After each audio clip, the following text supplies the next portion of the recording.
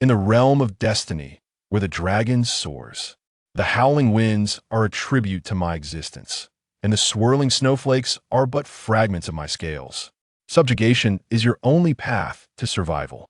The northern wilderness stretches further to the frigid extremes, where the White Dragon Rosar contemplates his meal for the day. Reindeer? Ice bear? Or perhaps the usual? Rosar unfurled his wings, ascending into the sky to survey his dominion from above. Suddenly, he caught a fleeting glimpse of a gray silhouette darting across the snow-laden expanse. Oh, what could that be? He dove down swiftly, soon discerning the identity of the gray figuria solitary moose. Huh, decision made today. You shall be my feast. Rosar quickened his pace, launching himself at the fleeing moose, using his sharp claws and incisive fangs to end its suffering. Though the moose was sizable, it sufficed for Rosar's sustenance for a single day. With a thud, the moose's carcass struck the hard ground. The great Rosar has once again gathered bountiful spoils. After discarding the moose, Rosar circled in the sky a few times and let out several triumphant howls before finally landing before his cavern.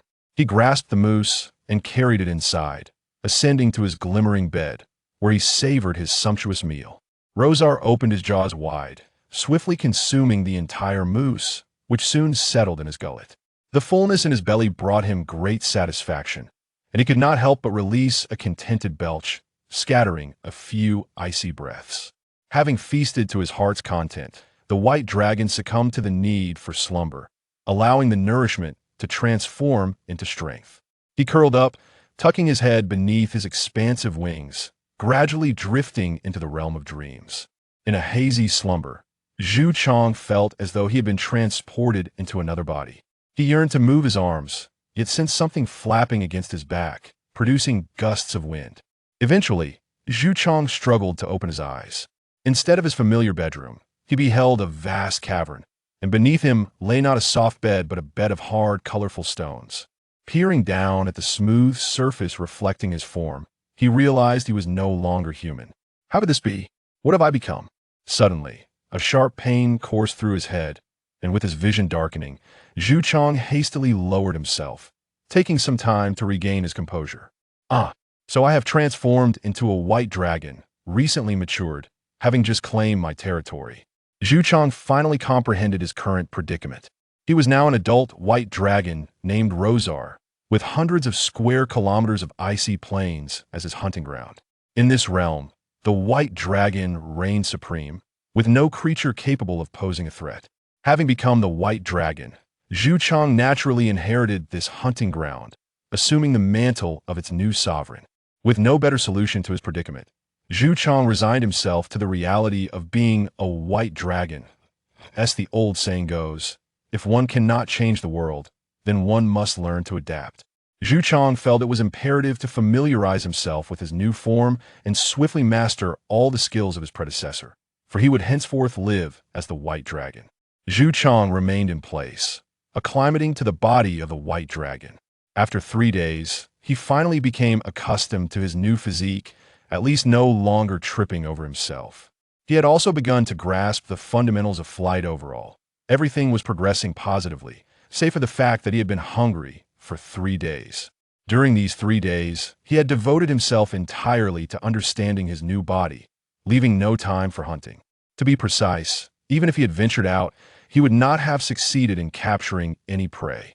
Fortunately, a few days of hunger would not spell doom for the white dragon, though the gnawing emptiness in his stomach incessantly assaulted Zhu Chang's senses, urging him to seek something to satiate his hunger. This very sensation of hunger had exponentially amplified Zhu Chang's ability to learn, transforming him from Zhu Chang into Rosar in just 3 days. Indeed, he resolved to cast aside his past and embrace his present self. From now on, he would be known as Rosar, the White Dragon, burying the former Zhu Chang deep within his heart, perhaps to be forgotten entirely one day. After 3 days of hunger, Rosar finally decided to venture out in search of sustenance. He emerged from his lair, briefly oriented himself, and spread his dragon wings, soaring into the distance. As Rosar gazed down upon the icy expanse, the entire landscape unfolded beneath him. With each powerful flap of his wings, the scenery rapidly receded from view. What an exhilarating sensation! Rosar could not help but exclaim, startling a herd of reindeer below. It was then that Rosar recalled his purpose, to fill his empty stomach. With a swift movement of his wings, he altered his course, heading towards the reindeer herd. The creatures on the ground could not hope to outrun one soaring through the skies, and soon, Rosar caught up with the group. The herd consisted of around 40 to 50 reindeer, with the lead reindeer boasting enormous antlers, nearly the length of its body. Seeing Rosar closing in, the lead reindeer bravely turned to face him, charging forward with its antlers poised. Rosar merely curled his lip in disdain, circled around, and unleashed a breath of frost that encased the creature in ice. In truth, Rosar could have intimidated it with his draconic presence. However, he recalled from his memories that the sheer terror induced by such a display would cause prey to lose control, complicating the hunt. Thus, he opted to freeze it in place and then methodically deal with his quarry. The other reindeer, lacking the courage to confront Rosar, merely lowered their heads and fled in disarray. The reindeer of the ice plains adhered to a survival code. When confronted by a predator, the key to survival was not to outrun the hunter, but to outrun their companions. Those who fell behind would be left for the hunter. It was improbable for a hunter to capture an entire herd. Typically, they would withdraw after securing a few laggards, allowing the rest to survive. These survivors would then propagate, gradually expanding their numbers as they roamed the vast, icy expanse. Rosar froze 2 more reindeer, ultimately deciding to abandon the pursuit of the remaining herd. He believed that these 3 colossal prey would undoubtedly satiate his hunger, and any excess would be a waste. Thus, it was preferable to allow them to continue living until his next hunt. Now that he had transformed into a white dragon, he ought to adhere to the feeding habits befitting such a creature. Rosal bit into the frozen reindeer with his sharp teeth, reminiscent of enjoying a popsicle, tearing away a substantial chunk of meat to devour. I must say, the taste of the frozen reindeer is quite delightful. Not only is there no trace of blood, but it also carries a hint of sweetness. After finishing one, Rosal licked the remnants of ice and blood from his lips and eagerly seized another reindeer, indulging in his feast. Ultimately, all 3 reindeer found their way into Rosal's belly. Satisfied, he exhaled a breath of frost, suddenly pondering whether this icy breath was akin to his own saliva. Had he just consumed 3 reindeer enveloped in his own spittle? This thought stirred a sense of discomfort within him. Yet, upon reflection, he reminded himself that he was now a white dragon. Why should he dwell on such trivialities? Surviving and filling his belly was of utmost importance. Gazing at the reflection of his massive form upon the smooth, mirror-like ground, Rosal smirked. Rosal, you shall become a magnificent white dragon, I assure you. Chapter 2. The misty doppelganger Rosal gradually acclimatized to his current existence. As a white dragon, life was indeed quite simple. Upon awakening, when hunger struck, he would soar from his lair, patrolling his territory in search of unwitting prey. It was quite audacious for creatures to wander outside. Fully aware that the great white dragon was hungry, did they not wish to find themselves within his belly? Thus, Rosal generously offered them a one-way ticket into his maw. Complimentary no less. Still in the bloom of youth, he was aware that most dragons of his age spent their time in slumber, their strength and magical prowess steadily augmenting. However, Rosal was not so fortunate. The desolate northern ice plains he inhabited were sparsely populated, with only vast herds of reindeer in sight, devoid of any sentient beings that could serve as vassals. Consequently, he was compelled to hunt for himself daily, a task that consumed much of his time and adversely affected the quality of his rest. Were he to possess a retinue? The matter of sustenance could be entrusted to them. Each time he awoke, a mere command would summon food to his jaws, allowing him to feast and then return to slumber. That, he mused, would be the epitome of a good life. Rosal found his current existence to be a disgrace to dragonkind. Nevertheless, he held firm in his belief that such days would soon transform. For he had finally discovered his unique ability, the power to summon himself. Indeed, it was that very white dragon devoid of Zhu Chang's memories. After relishing a sumptuous meal, Rosal had been quietly familiarizing himself with the legacies within his memories, becoming increasingly entranced. Unaware that wisps of white mist were coalescing from his form into a specific location within the cave. Suddenly, a resounding roar jolted him from his reverie. Though he was the sole dragon present, The source of that roar was a mystery. Soon enough, Rosal would uncover the truth. A rustling sound reached his ears, prompting him to evade just in time. Upon glancing behind, he was momentarily stunned. Rosal? Indeed, it was Rosal himself, yet it felt as though it was not. He discerned that this was the version of himself from before. In its eyes, he saw no emotion, resembling the most merciless of beasts, intent on tearing him apart. Having narrowly escaped the initial assault, it opened its maw, preparing to unleash a frost breath to immobilize him. As a fledgling dragon, he was still inexperienced, and a moment's negligence left him frozen in place by the icy breath. It lunged forward with ferocity, claws and fangs ready to slay the version of himself before it. Rosal, having lost the advantage, could only muster a desperate defense. Neither employed magic, as the young dragon's magical abilities were still in their infancy, at least for now. They relied on their physical prowess. Clawing, rolling, wing slaps, breath attacks, and tail strikes, every possible means was utilized. The cave bore witness to the fierce struggle between the two white dragons, nearly collapsing under the intensity of their conflict, regardless of who emerged victorious. It seemed certain that relocation would be in order thereafter. After an extended bout, the victor was finally determined. Rosal clenched its neck tightly, its limbs firmly locking around its body, while its tail and wings relentlessly struck against it. As the struggles gradually diminished, ultimately fading to nothing, Rosal finally exhaled in relief and began to relax. Suddenly, the lifeless form transformed into a wisp of smoke, merging into Rosal's being. Startled, Rosal sprang up, colliding with the debris left from the earlier battle, creating a cacophony of sound. Rosal felt the fatigue and pain from the previous struggle dissipate entirely, as if an inexhaustible strength had returned, causing its wings to flutter involuntarily, producing a howling wind within the cave. What is this? Rosal sensed that this smoky essence was not only harmless but beneficial, capable of enhancing its power. While the outcome was favorable, it was undeniably alarming. Although Rosal identified itself as Rosal, what then was the origin of it that had just appeared? The corpse that had transformed into smoke and merged with its body was perplexing. After some time, a semblance of clarity emerged. Rosal began to ponder the nature of this phenomenon. Was it all due to this entity? Did it accompany me during my traversal, or was it inherent to this realm? Rosal was momentarily engulfed in questions. However, one certainty lingered. Since this entity had not vanished, it might very well reappear. Indeed, after 3 days of anticipation, Rosal finally encountered it again.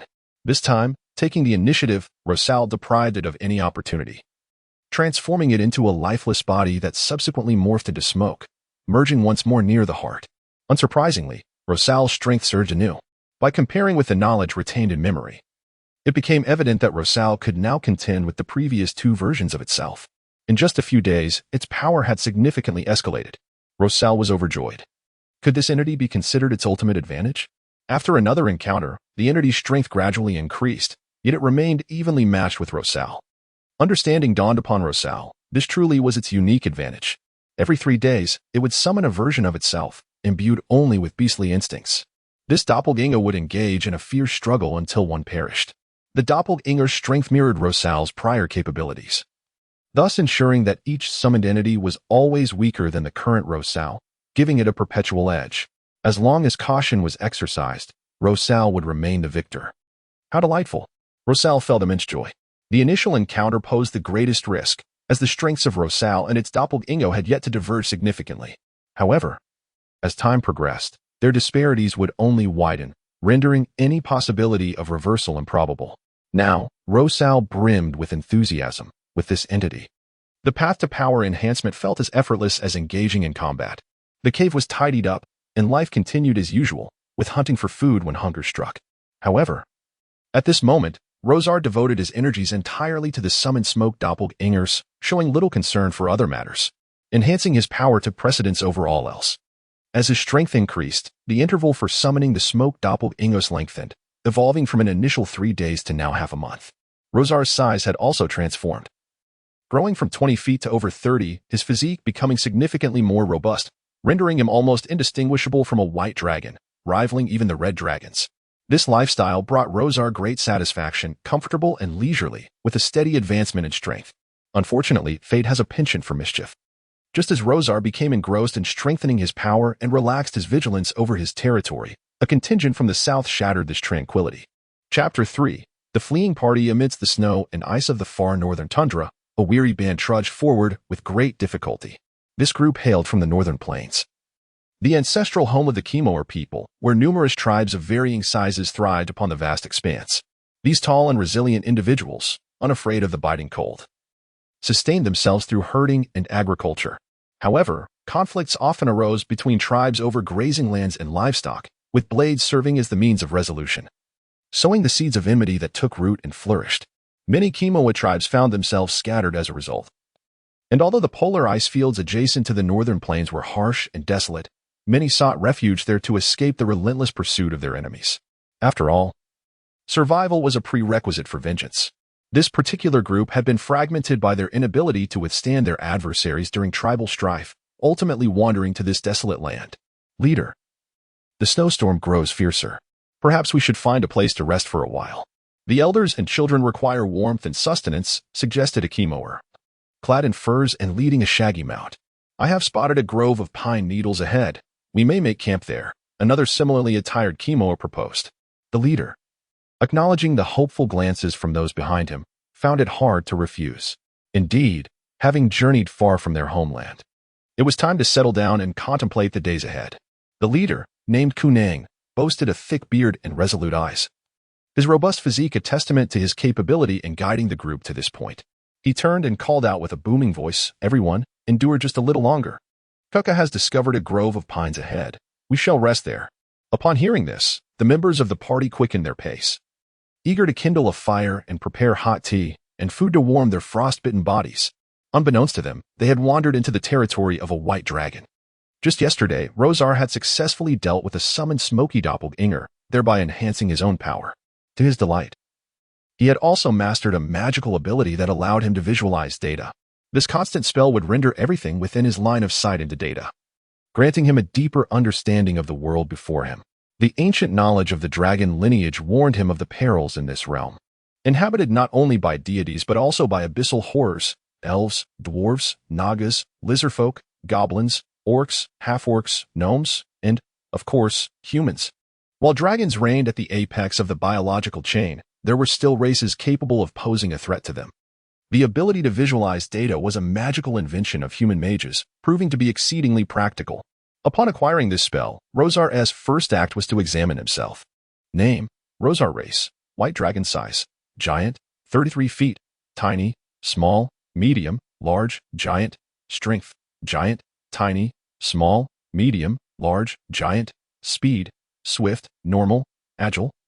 Swift, weapon, dragon breath, frost breath. From Rosar's perspective, this data appeared quite straightforward, incomparable to the panels from his previous life.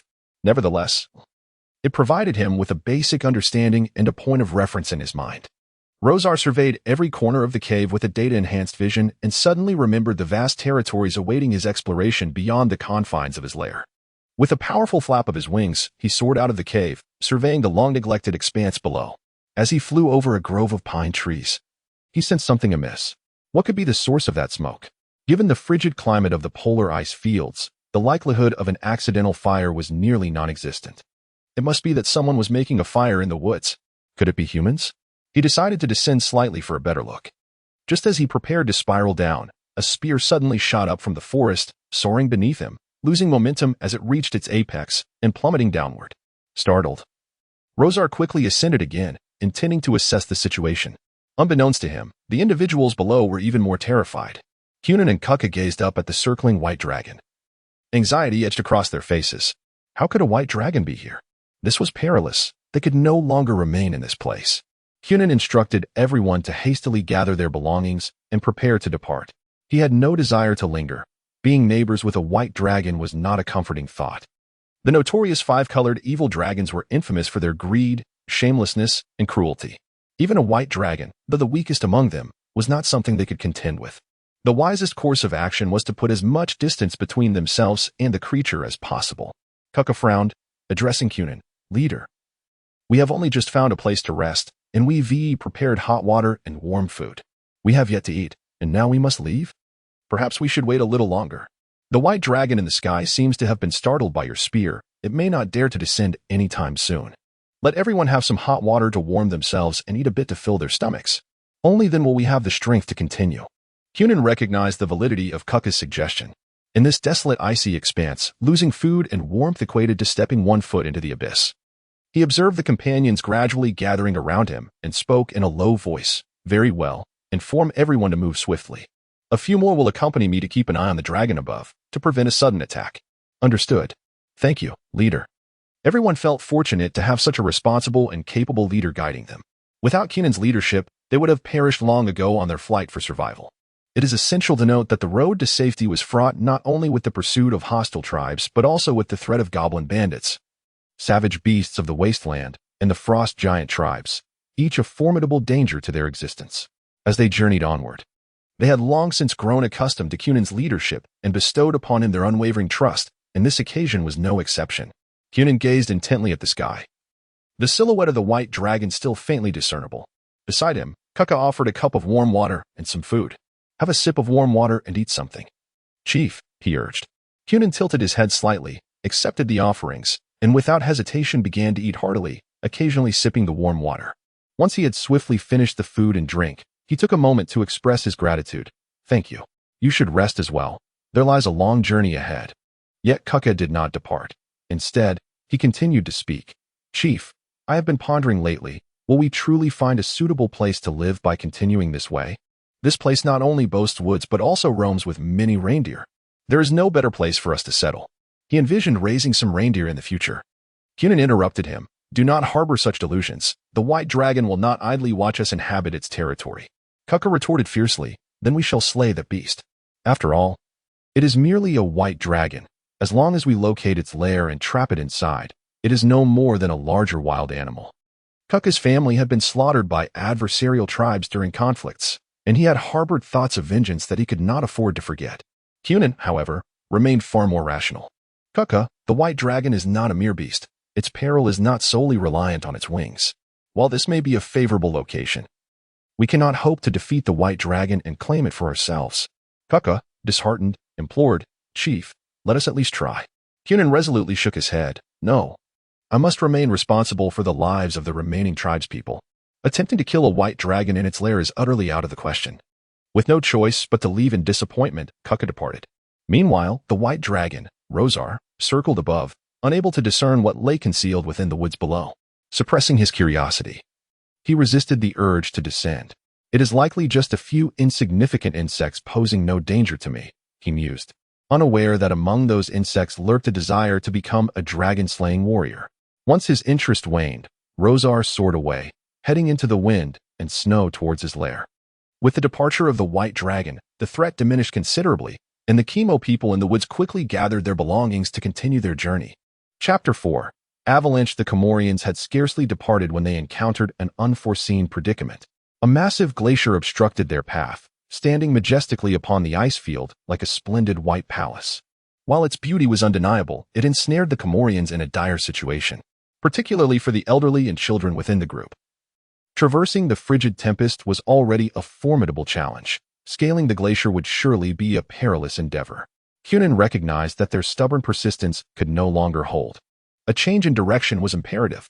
He summoned Kukka, resting a hand on his shoulder, and said, Kukka, I need you to scout ahead and discover a safe passage for us. Yes, Chief. I will do my utmost, Kukka replied. His gaze steady despite the blustering winds that rendered Cunin's words somewhat indistinct. You must succeed. Our fates rest in your hands. Finding a new route signifies our survival. Otherwise, we shall be buried beneath the snow and ice. Understanding that this was not the moment for debate, Kukka nodded resolutely and turned to brave the tempest. Meanwhile, as the Comorians languished amidst the snow, Rosar reveled in a feast of reindeer within his cavern. Since his method of strengthening had shifted from slumber to battling smoke manifestations, he no longer wasted time in prolonged sleep. Abundant hours were now available for hunting, uncovering the secrets of the smoke, and indulging in sleep. Hibernation was a means for dragons to augment their power, as opposed to a natural physiological activity, while sleep was different. He could sleep whenever he desired, savoring the experience to its fullest. Rosar, adhering to the principles of his former life, epitomized the archetype of a reclusive individual. Given a cozy nook, he could remain there for centuries without a second thought. In addition to satiating his hunger, Rosar would indulge in a nap as per his past habits. followed by the absorption of legacies and exploration of mysteries. The digitization of his visual perceptions not only bestowed novelty, but also fulfilled a long-held dream of clarity. In his past existence, he had yearned for the lucidity that allowed him to perceive everything with ease. Now, the realization of this dream brought him unparalleled satisfaction. Ah, this frozen reindeer is simply insatiable, Rosar mused as he gripped the reindeer's body with his claws, his head resting upon it, and with a gaping maw, consumed half of the creature in a single gulp. Occasionally, as he drooled, he kept a watchful eye on the number of reindeer, lest he deplete the herd entirely and find himself without sustenance in the future. Imagining the endless lineage of reindeer, offspring begetting offspring, ad infinitum, Rosar's jaws widened into a grin, producing a somewhat terrifying sound. Having devoured the reindeer in mere moments, his appetite remained unabated. Contemplating for a moment, he resolved to venture out and capture a couple more. Just two, he reasoned, should not have a significant impact. With this quiet muttering, his body was already in motion. The imposing figure of Rosar grew ever more awe-inspiring, his robust limbs and powerful wings exuding strength. With a swift flex of his hind legs, his dragon form soared into the air, his wings beating with a whoosh, propelling him several hundred feet away. In the sky, Rosar's playful spirit ignited as he engaged in acrobatics during his flight. Maintaining his speed, he performed a somersault, exposing his belly to the heavens, his back facing the earth, only returning to his original position after a brief moment. Rosar exclaimed, "Wow, exhilarating." The spirit of youthful exuberance surged within him, prompting him to declare, "I am the king of the world." Embarrassed by his own bravado, he quickly took flight to escape the moment. After his playful antics, he set about in earnest to locate the herd of reindeer within his territory. During this quest, he encountered a panicked ice bear, which he magnanimously spared primarily due to the bear's unappetizing flesh. At last, Rosar's keen dragon eyes spotted their quarry, a group of reindeer traversing the icy expanse. With his current strength, subduing a few reindeer was a trivial task. A mere 2 bursts of breath transformed them into frozen statues, standing still in place. Suddenly, a distant commotion caught his attention. A thunderous sound echoed across the ice field, accompanied by a subtle tremor in the earth. An earthquake? An avalanche? Disregarding his imminent prey, Rosar ascended to investigate. In the distance, a glacier appeared to awaken like a snow deity, as all the accumulated snow cascaded downward, obliterating everything in its path, be it protruding stones or hunting beasts, vanishing like snowflakes in the wind, leaving behind a vast expanse of white. What could have caused an avalanche on a stable snow peak? The commotion was significant enough to warrant Rosar's attention. This was his domain, the realm of the White Dragon Rosar. He was determined to uncover who dared to wreak havoc here. Resolute, he flapped his wings and headed towards the site of the avalanche. The culprit behind the chaos was none other than Kuka, the Pathfinder, burdened by the hopes of many. Kuka, in his quest to fulfill his duty, spared no effort, eager to discover a new route. Cautiously, he explored the base of the glacier, ensuring that the path beneath him was safe, marking his trail to avoid getting lost. Suddenly, with a crack, Kuka lifted his foot, but it was too late. His foot had landed upon a fissure, and the ice and snow above could not bear his weight, collapsing beneath him and threatening to plunge him into the abyss below. Had he fallen, death would have been imminent. Kuka let out a startled cry, and upon regaining his balance, he exhaled deeply in relief. Thank the ancestors. He kissed the tattoo on the back of his hand, silently praying for the ancestors' strength to protect him. I cannot perish. The tribe awaits my return. Unbeknownst to him, a pair of eyes in the shadows had already set their sights upon him. The snow creature, a unique beast of the ice fields, was lurking nearby. They typically inhabit the icy peaks of glaciers, with their bodies ranging from 5 to 7 feet in height. Their limbs are robust, allowing them to walk upright or run on all fours. Cloaked in long, snow-white fur, they can easily conceal themselves by lying flat in the snow, making them difficult to detect. This tactic enables them to ambush their prey with a high success rate. Often, the simplest methods prove to be the most effective. Should they encounter an adversary too formidable to confront directly, they possess a formidable tactic, producing a thunderous roar to trigger an avalanche. Although the snow monsters may also become buried under the snow, they frequently manage to emerge from the drifts once the avalanche subsides, ready to feast on their capture. Snow monsters typically hunt in family units, consisting of 3 to 5 members, a pair of adult parents accompanied by several young. During a hunt, the family encircles their prey, preventing any chance of escape. At this moment, Kuka unwittingly steps into the snow monster's trap. Danger lurks in the blink of an eye. Suddenly, as Kuka traverses a snowy expanse, A flurry erupts behind him, and the long-awaited snow monsters reveal their fangs, intent on claiming their chosen victim. The remaining creatures leap forth, bellowing loudly to display their strength and intimidate the prey. Though Kukka is young, he is already recognized as one of the finest hunters in his tribe. And he does not take this trivial display lightly. His prowess is formidable, otherwise he would not have proposed hunting the white dragon. He draws his short sword from his waist, discarding the long pole he used to probe the terrain, and cautiously hurls it towards the approaching snow monster. The creature swipes at the pole, clearing it aside, and charges forward. Noticing movement behind him, Kukka quickly glances back and races towards a snow-covered cliff to avoid being caught off guard. Monsters, meet your demise. Feel the power of the ancestors of the Kimura people. Kukka roars, unleashing a secret technique passed down within his tribe known as the Fury Soul technique. Undeniably potent.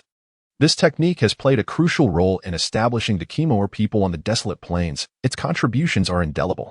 Kukka executes the Fury Soul technique, sending the first snow monster hurtling away, and rather than retreating, he presses forward, thrusting his short sword towards its neck. The snow monster lets out a mournful cry as it collapses, its blue blood stark against the white snow. 1 down, 3 remain. Kukka surveys the remaining snow monsters, aware that he cannot afford to relax. Witnessing their companion in distress, the remaining creatures howl fiercely, baring their sharp teeth in an attempt to intimidate him. The atmosphere becomes tense. However, Kukka remains unperturbed. The situation favors him, and it is the snow monsters who should feel the pressure. At last, unable to contain themselves, the monsters charge at Kukka, one from the front and another from the side.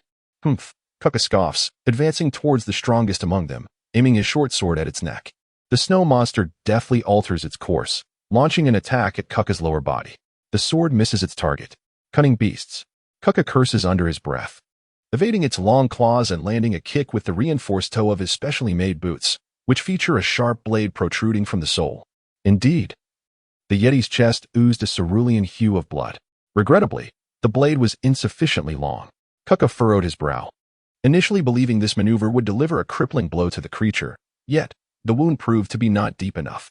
Meanwhile, the 2 smaller Yetis approached, lacking the cunning of their larger counterpart, instead charging straightforwardly, and were swiftly dispatched by Kukka. He severed the necks of the 2 diminutive beasts with ease. Upon witnessing the demise of its kin, the injured Yeti succumbed to a frenzy. Its roars echoed through the snow-laden landscape, its claws thrashing against the ground, sending flurries of snow that obscured Kukka's vision. This was perilous. Continued cries could trigger an avalanche. A piercing howl reverberated across the tranquil snow peaks, awakening the dormant might of nature. The avalanche commenced. Chapter 5. The dragon-slaying plan. Kukka hurriedly crawled his way to Kuinin. Before his breath had stabilized, he urgently exclaimed, "Chief, we must leave swiftly. An avalanche is coming." Without needing to elaborate, Kuinin sensed that something was amiss. The thunderous roar emanating from a distance was impossible to overlook for anyone with functioning ears. Given the urgency of the situation, Kuinin had no time to question the connection between the avalanche and Kukka. He promptly commanded, "Quickly, gather what supplies you can carry, abandon everything else. Move swiftly." The crowd hastily gathered their belongings, wrapping them in furs before loading them onto the backs of the mammoths or carrying them as best they could. Kuinin, leaning on the spear of leadership adorned with a lion's tooth, positioned himself at the rear. As he watched the approaching white line grow nearer, his anxiety escalated. Finally, he called out, "Enough. Abandon everything. We have no time left. We must leave now." The elderly and children mounted the mammoths, while the others followed suit. Kukka took a moment to catch his breath, though the after-effects of the angered spirit technique lingered. He gritted his teeth against the pain and nodded resolutely. He then charged ahead, leading a mammoth carrying a child. They managed to escape the danger zone just before the avalanche struck. Kuinin surveyed the now calm snow peaks, glancing at the disheveled group. "Let us head to the pine forest for shelter." With this path blocked, he contemplated Kukka's earlier proposal of slaying the dragon. At that moment, the much-discussed white dragon arrived above the avalanche. Rosal perched on the snow peak, scanning the area with his large head. But he could not identify the culprit behind the avalanche. Perhaps the instigator lay buried beneath the thousands of layers of white snow. Suddenly, he heard a series of roars. His keen dragon eyes spotted a white figure stirring in the snow. Were it not for his exceptional sight, it would have been easily overlooked. A snow monster? Rosal understood the cause of the avalanche. When faced with an unbeatable adversary, snow monsters would emit roars to trigger avalanches, aiming to kill or drive off their foes. This knowledge stemmed from the ancestral memories of his dragon lineage. Aware of the truth behind the avalanche, Rosal spread his wings and soared into the sky, unleashing a breath of frost that froze the noisy snow monster into an ice statue. He then set off in search of the reindeer they had abandoned earlier. Unbeknownst to Rosal, on the opposite side of the snow peak, a group of Kimor people was on the move. He noticed his food supply was dwindling and felt the cave growing narrower, making it increasingly difficult to maneuver within. It seemed time to find a new home. He muttered to himself. Ever since his first battle with the smoke doppelganger, the cave had suffered damage. Some parts were destroyed. Rosal had merely cast the debris outside and neglected it. However, as his strength grew, so too did his size, rendering the cave increasingly unsuitable for the now mighty White Dragon. Ultimately, he resolved to seek a new lair, one that was larger, higher, and brighter. After finishing his meal, he would embark on the search for his new home. Rosar took a bite of reindeer. Upon awakening, he would surely seek a new abode. The dragon closed its eyes. In truth, this cave was quite comfortable. There was no hurry regarding the new home. The dragon turned over again. It seems I've forgotten something. Oh well. It's of no consequence. Haha, delightful little reindeer, here I come. This was the awakened dragon. Rosar completely forgot about the quest for a new home. After a hearty meal and a nap, the white dragon felt hungry once more. Rosar had truly transformed into a slothful dragon, consumed solely by eating and sleeping, plagued by severe procrastination. As the white dragon set out once more to hunt, it first exhaled a frosty breath towards the sky, then made its way to its hunting grounds. Meanwhile, the Chemo people in the pine needle forest were assessing how long their supplies would last. Kanang, upon hearing his subordinate's report, noted that their provisions would only suffice for 5 days in this frigid wasteland, even with the possibility of hunting reindeer. Their sustenance would not last long, not to mention the ever-present threat of the white dragon. Kanang approached Kaka and several skilled members of the tribe, sharing the dire situation with them. The tribe had reached a critical juncture. Action was imperative. Let us share our thoughts, Kanang urged the elite members of the tribe, gesturing for them to express themselves freely. Yet, they all hung their heads, reluctant to be the first to speak. It was Kaka, youthful and impassioned, who first voiced his thoughts. Given the gravity of the situation, there was but one solution: dragon slaying. Only by vanquishing that white beast could its lair and territory become ours. We need not worry about finding another suitable place to dwell. The white dragon's nest would transform into our new home, and the reindeer and wildlife within its domain would provide our sustenance. Its treasures would belong to us. If only we could slay it. Kaka's voice grew increasingly fervent, culminating in near-hysterical shouts, his face flushed, veins prominent on his forehead, gesturing wildly towards the direction the white dragon had flown. The elite members of the tribe felt a stir of excitement, yet still hesitated, questioning whether they possessed the strength to rival a white dragon. Observing the silence that followed his declaration, Kaka felt a twinge of disappointment and turned his hopeful gaze towards their leader, Kanang. Though he had been rebuffed once before, Kaka still harbored hopes that Kanang would lend his support this time. Indeed, Kanang did not disappoint him. Kaka's proposition was perhaps the only viable course of action. Leaning on his spear, the lion's tooth, with one hand and stroking his thick beard with the other, Kanang asserted, to survive here, we must confront the threat of the white dragon and devise a means to eliminate it. Do any of you dissent? Kanang's authority was sufficient to quell any opposing voices, and none present dared to voice disagreement. Having resolved to slay the dragon, the next step is to commence preparations. Kaka, it was your suggestion to confront the dragon. Do you have any plans? Chief, esteemed elders, our foremost task is to locate the lair of the white dragon, and we must also procure some spears and sturdy ropes. Additionally, we should select a group of skilled warriors from the tribe to partake in this endeavor. A contingent of approximately 15 to 20 individuals would suffice. Once we ascertain the whereabouts of the white dragon's den, we can strategically position a few members to lie in wait, while the rest remain outside. Kaka laid bare the plan he had meticulously conceived, and Kunin and the others nodded in agreement. Does anyone harbor dissenting opinions? Kunin surveyed the assembly, noting no objections, and thus struck the ground with his lion's tooth spear. In that case, let us commence our preparations. Kaka, you shall personally select the warriors from the tribe, while I shall take charge of weaponry. The rest of you, rally the women of the tribe to weave additional ropes, for we shall find them invaluable in due course. Finally, he proclaimed loudly, for the tribe, for our ancestors. After a brief pause, he added, for survival. The crowd echoed in unison, for the tribe, for our ancestors, for survival.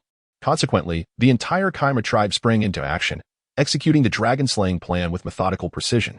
Meanwhile, the White Dragon Rosar remained blissfully unaware, oblivious to the encroaching peril.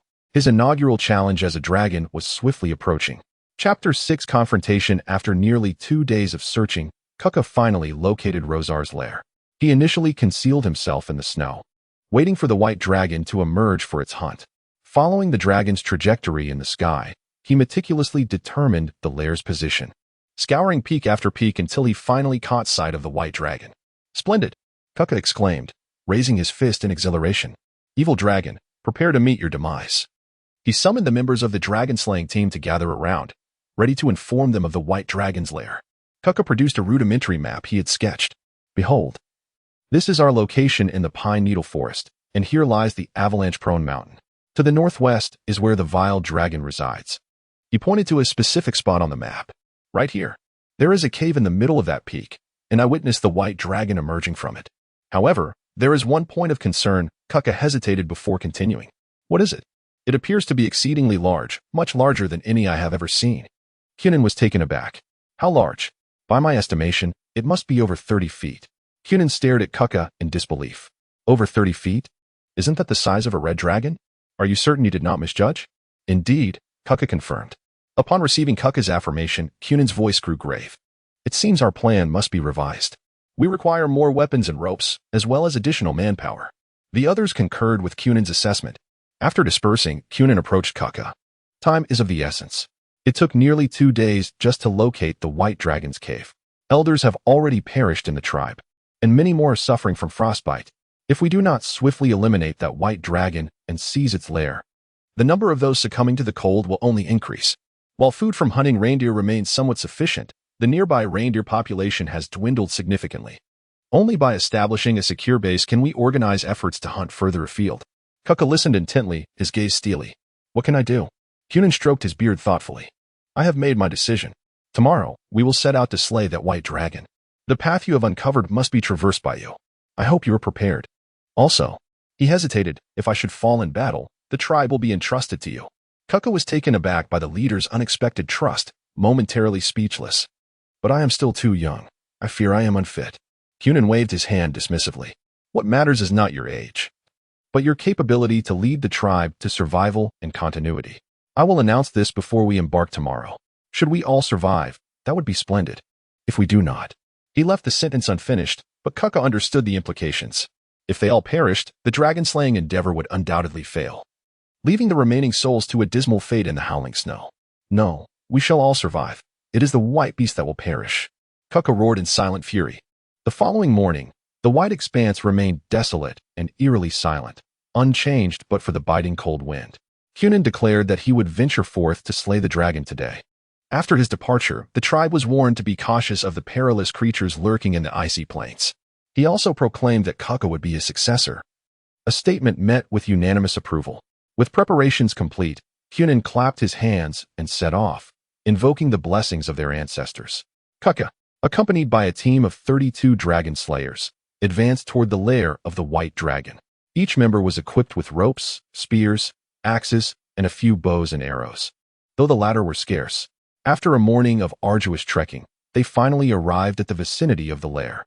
There it was, the entrance to the white dragon's den, awaiting its emergence for a hunt, allowing them to commence their plan. Kuka pointed towards the cave entrance on the mountain, where the situation was clearly visible.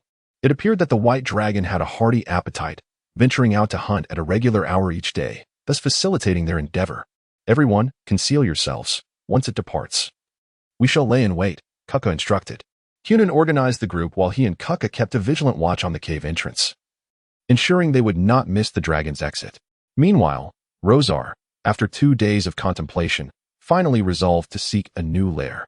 Folding his wings, he maneuvered within the cave, only to inadvertently collide with the stone wall. Although injury was impossible, it served as a reminder that it was time for a change of scenery. Each day during his hunts, he scrutinized the surroundings for a suitable new dwelling. If necessary, he could enlarge his current cave with his claws, though that would be a last resort. With a yawn, Rosar awoke, instinctively flicking his tail, which dislodged debris from the wall, cascading down upon him. Turning his head, he grumbled, "Blast it, I must hasten to find a new home." Exiting the cave, he embarked on his hunting journey for the day. Suddenly, his digitized vision alerted him to movement not far from the base of the mountain. Focusing intently, he observed. Race, human number, 32 size, medium danger level, weak relation, hostile. A shiver coursed through him at the last revelation. Hostile? An ambush?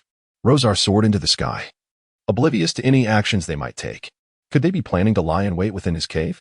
Feigning a distant flight, he veered off course to circle behind them, eager to discern their intentions. Should they truly wish to ambush him within his lair, they were gravely mistaken. With a breath of frost, he could send them to their demise. As anticipated, figures began to emerge from the snowy ground at the mountain's base, armed and stealthily approaching Rosar's lair. He cursed under his breath, damnable pests, rushing towards their doom. I am content to be a dragon. Why provoke me? Rosal, in his essence, aligns himself with the humanity of his past life, rather than the indigenous beings of this strange world. Thus, he bears no psychological burden in confronting them, let alone showing them mercy. Observing the individuals below, he noted they were divided into two factions. One remained stationary, while the other sought refuge within their cave. Having decided he could wait no longer, he resolved to act immediately, for after this encounter, he was determined to claim a larger and more formidable lair. With a primal roar, Rosal unleashed his draconic majesty, swiftly descending upon the platform before the cave's entrance, exhaling a frosty breath that sealed the cave's mouth. With this barrier in place, he surmised that once he dealt with the external threats, the occupants within would be at his mercy. Satisfied, he released another icy breath to reinforce this makeshift prison. He then flapped his mighty wings, ascending into the sky to confront the panicked creatures at the mountain's foot. As the silhouette of the white dragon reappeared, Cunin sensed impending doom. This is bad. The white dragon has spotted us. Act swiftly. He understood that fleeing was a futile endeavor. Only by fighting desperately could they hope to seize a sliver of survival. He observed the white dragon head towards the cave, evidently intent on dealing with those inside. Urging his companions, he shouted, "Let us hasten to our lair and regroup with our kin." However, as Cunin progressed halfway, Rosal soared into the sky once more. Quickly, maintain formation. Beware its breath. Faced with an adversary above, the humans had no recourse but to hold their ranks and unleash a concentrated barrage of arrows to inflict damage. Regrettably, they were devoid of such weaponry, consumed only by their seething rage. Rosal attempted to unleash a breath of dragon fire, freezing two unsuspecting Chimerans, then swooped low, grasping two more in his claws and ascending into the heights. At a certain altitude, he released his grip and they plummeted to the ground, becoming a gruesome splash of flesh and blood. Such was the inherent nature of the white dragon. Rosal, having long suppressed his instincts, now erupted in ferocity. Aha! Tremble. Insects, you stand before the magnificent Lord Rosal, who shall escort you to the abyss. He cackled maniacally. On the ground, Cunin could only grind his teeth in despair, watching the rampant white dragon. The situation had been unfavorable for the Chimerans from the outset, and if this continued, they would be worn down by the dragon's relentless assault. Soon, Cunin reached a resolution. Chapter 7 Sacrifice. The white dragon roared defiantly in the sky, instilling fear in the hearts of the Comorian people, who trembled below. Cunin understood that to confront the white dragon, one must not shy away from sacrifice. He was prepared for the inevitable. Suddenly, Rosar in the sky noticed a particularly unruly insect among the throng below.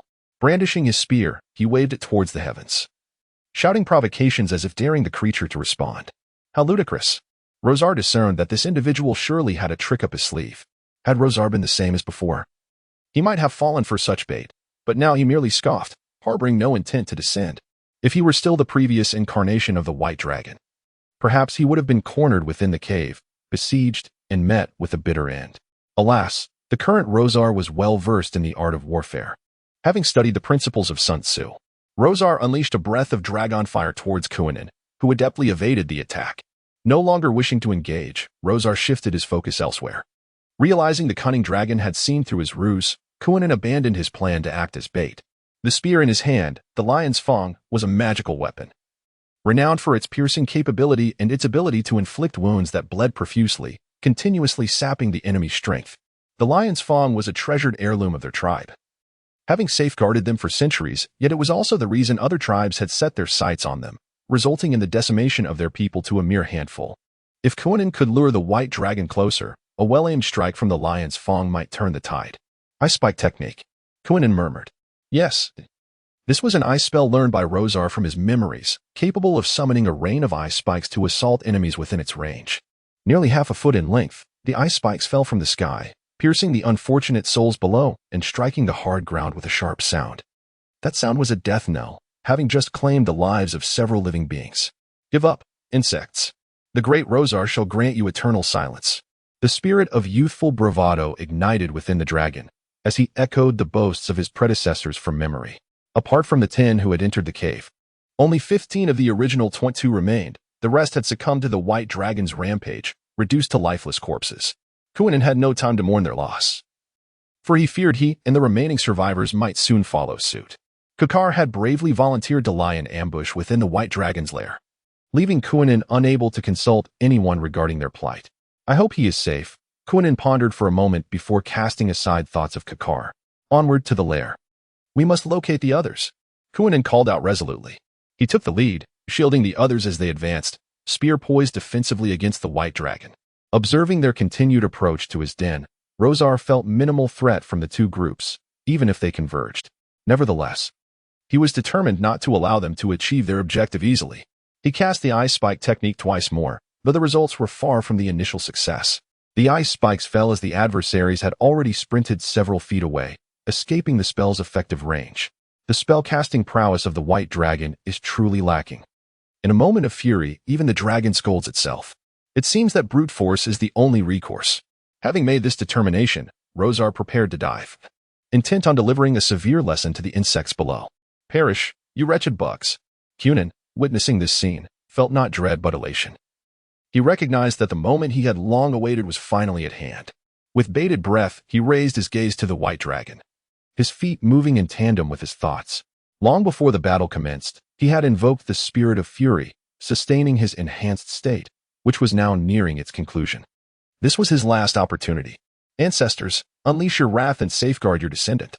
Kunin kissed the tribal tattoo on the back of his left hand and charged fearlessly toward the White Dragon. His speed was remarkable. Just as the dragon seized one of its victims, before it could ascend, he propelled himself forward, scattering the accumulated snow and shattering the frozen earth beneath. Kunin had strategically positioned himself at the dragon's flank, aiming to pierce its wing and pin it to the ground. The lion's tooth spear in his grasp imbued him with confidence. A wound to its wing would sap the creature's strength. As the White Dragon loomed close enough to touch, its fearsome visage could easily terrify the faint-hearted, yet Kunin was never one to falter. His courage equipped him to confront this colossal beast. It was almost there. He merely had to drive the spear home. No, Kunin cried out in anguish as he watched the dragon prepare to ascend. Without a moment's hesitation, he leaped forward, clutching the tips of the dragon's flapping wings, only to be hurled into the air by an overwhelming force. Rather than panic, Kunin seized the opportunity to cast the Featherfall spell, landing upon the back of the White Dragon.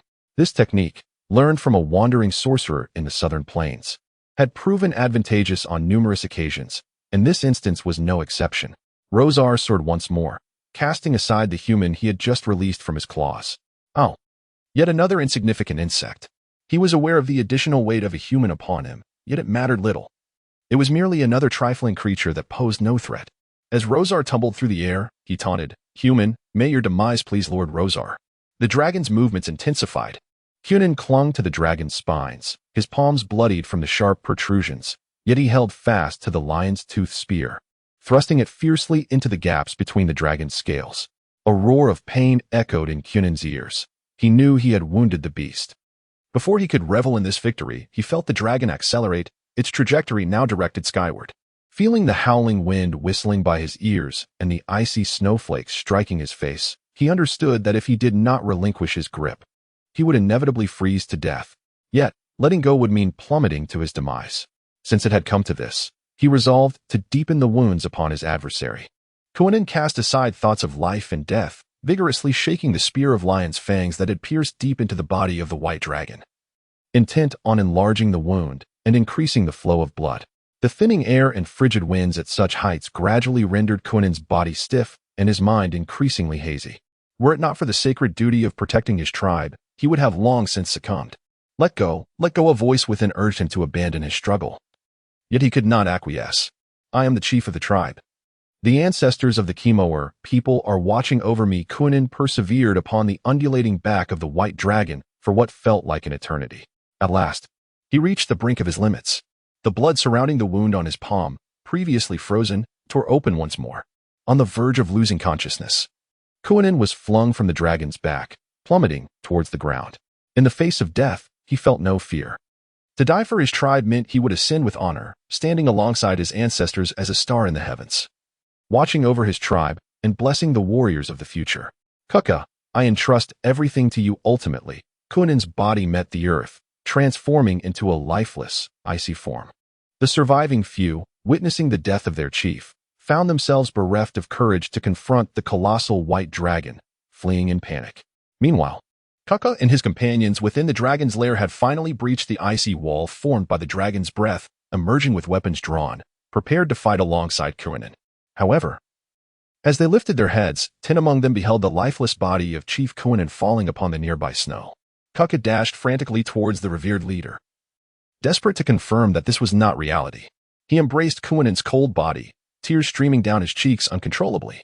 Just that morning, they had eagerly envisioned their lives after slaying the dragon, but now they were left as mere remnants of a once proud force, with even their chief slain by the white dragon.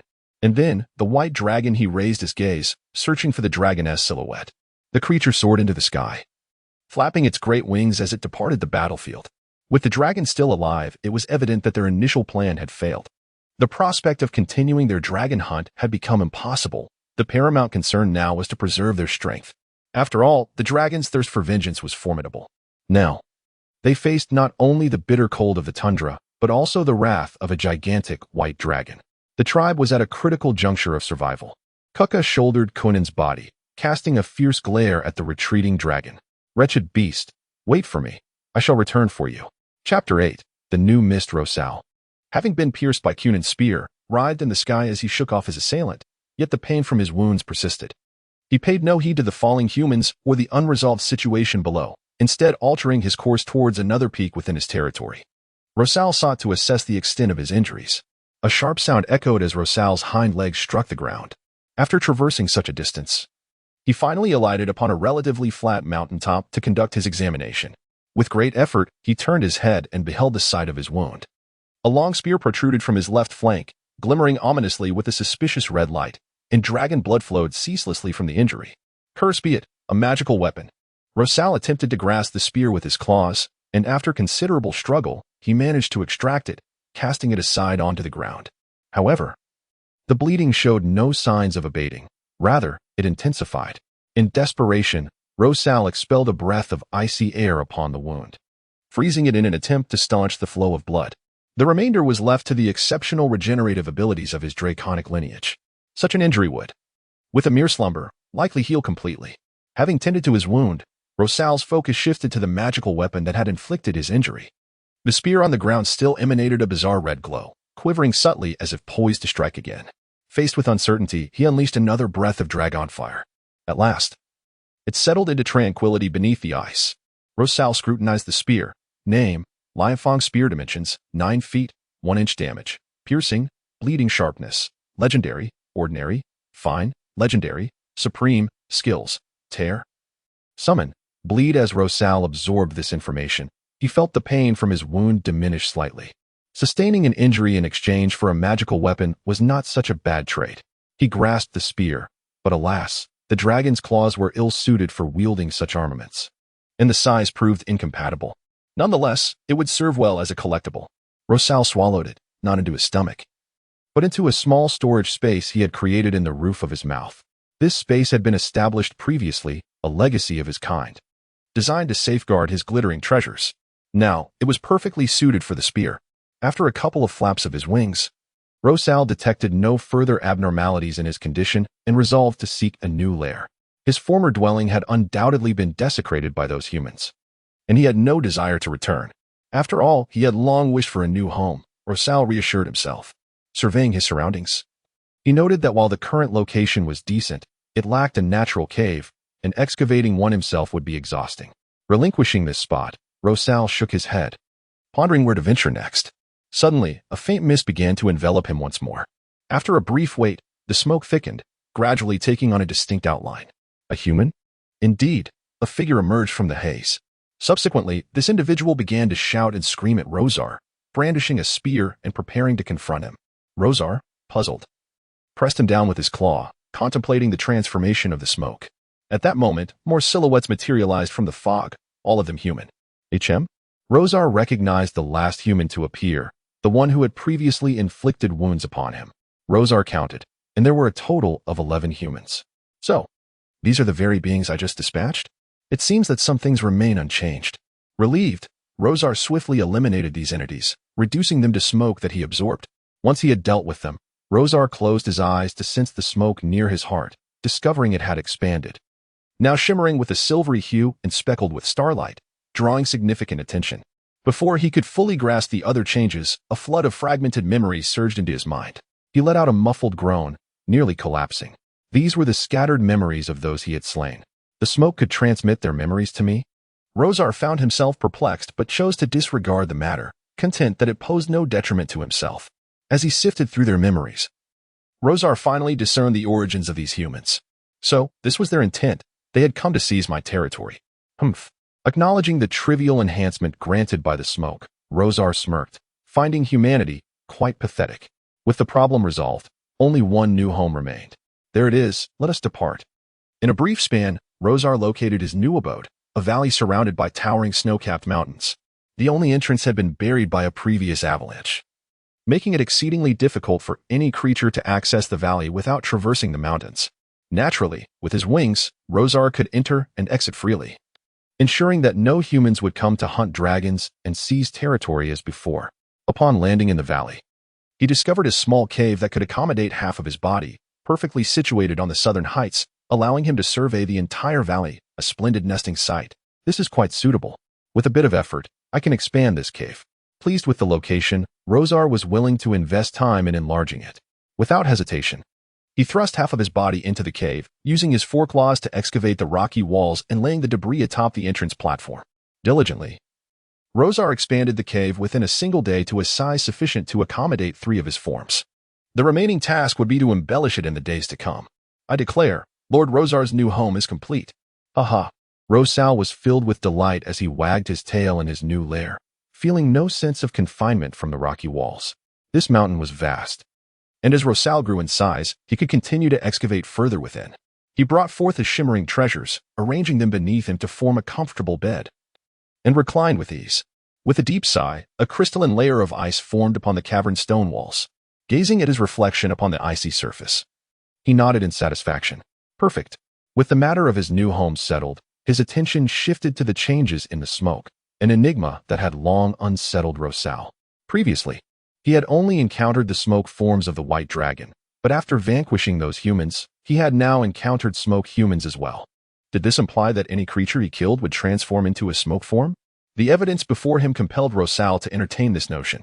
Yet, why had the reindeer he consumed not transformed into smoke? Perhaps their intellect was simply too low? The mystery of the smoke could wait for another time. Nothing captivated a dragon more than the allure of sleep. It was time to rest. Chapter 9. The attempt upon awakening the following day. Rosar embarked on an exploration of the enigmatic silver smoke within him. He endeavored to attune himself to this ethereal essence, recalling that each previous summoning of the White Dragon avatar had been accompanied by a peculiar sensation, a timely reminder, be vigilant, the moment has arrived. However, yesterday's summoning had yielded no such indication, if those wisps of smoke could be construed as a signal.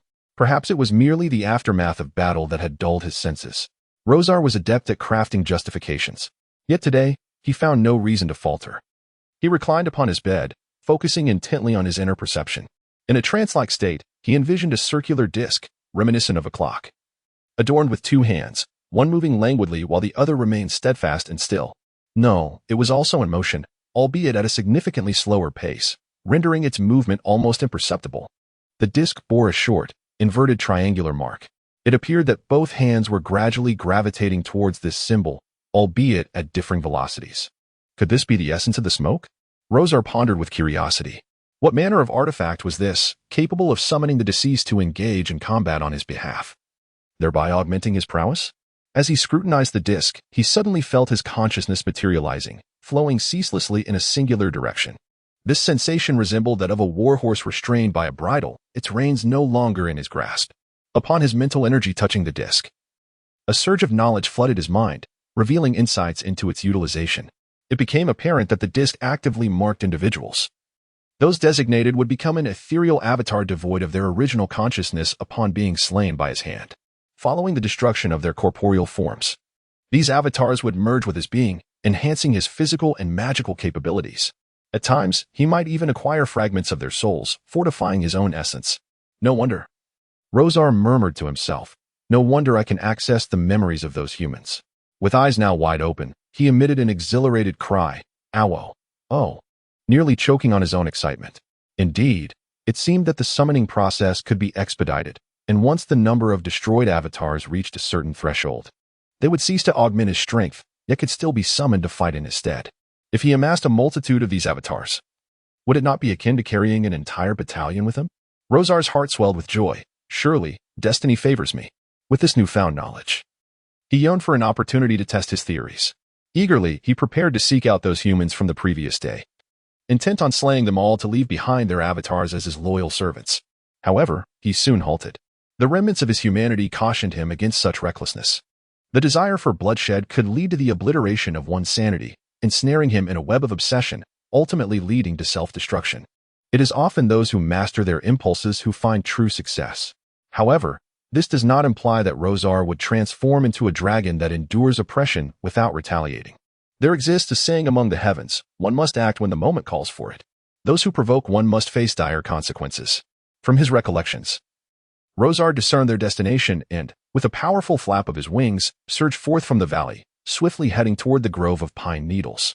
At this juncture, the Kaima tribe remained engulfed in sorrow and chaos, still unable to elect their leader. Initially, they had expressed skepticism regarding the intelligence they received, suspecting that the two hunters had misjudged their observations. More critically, Canaan had perished, leaving the tribe bereft of its chief at a pivotal moment, the man who had guided them to this point. After a simple funeral, the elder elites convened, preparing to deliberate on the path forward.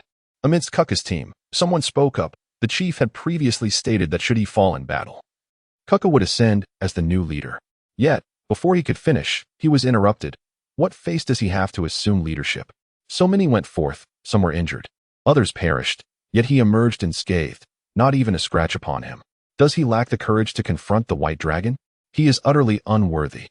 The speaker's face flushed as he retorted, I've already told you, Kukka and we were ensnared by the White Dragon's breath. By the time we emerged, the battle had concluded, and the White Dragon had taken flight. Who can ascertain the truth of your claims? The individual intended to counter again, but Kukka raised his hand to halt him. He glanced at the elder elites present and finally spoke. It is my solemn duty to lead the tribe to survival, a responsibility entrusted to me by our chief. You were all present at the time and concurred with his decision. How is it that now, with our chief freshly fallen, you wish to defy his will? Upon hearing Kukka mention Canaan, all heads bowed in sorrow. Canaan, as a leader, was undoubtedly exceptional. In times of hardship, he unified the hearts of the tribe with his methods, enabling them to reach this juncture. Otherwise, long ago, in the northern wastelands, the last remnants of the tribe would have scattered in fear. It was his personal charisma and remarkable leadership that instilled hope for the tribe's revival, drawing so many to accompany him to the icy plains. Now, with Canaan deceased, no one possessed the stature to command without reproach, not even the successor designated by Canaan himself.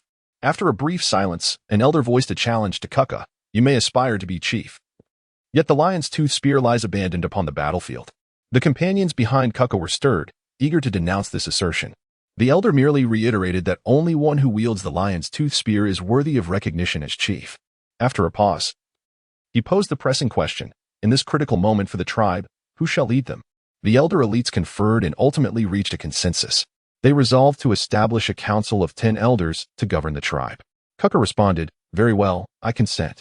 However, I require half of the positions within. This is impossible. Soon, there were voices of dissent. Kukka insisted that to disagree would mean acknowledging oneself as the chieftain of the tribe.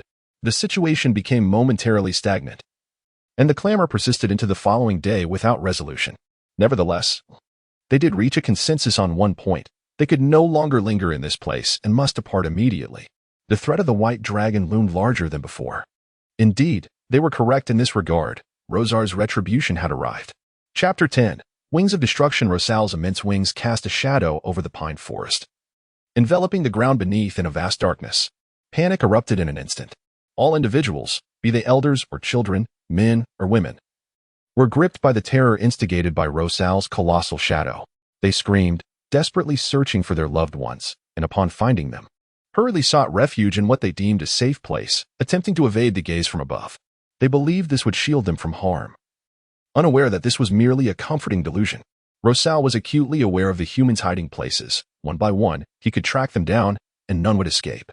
Kaka, armed with weapons and ropes, rushed to restore order among the people.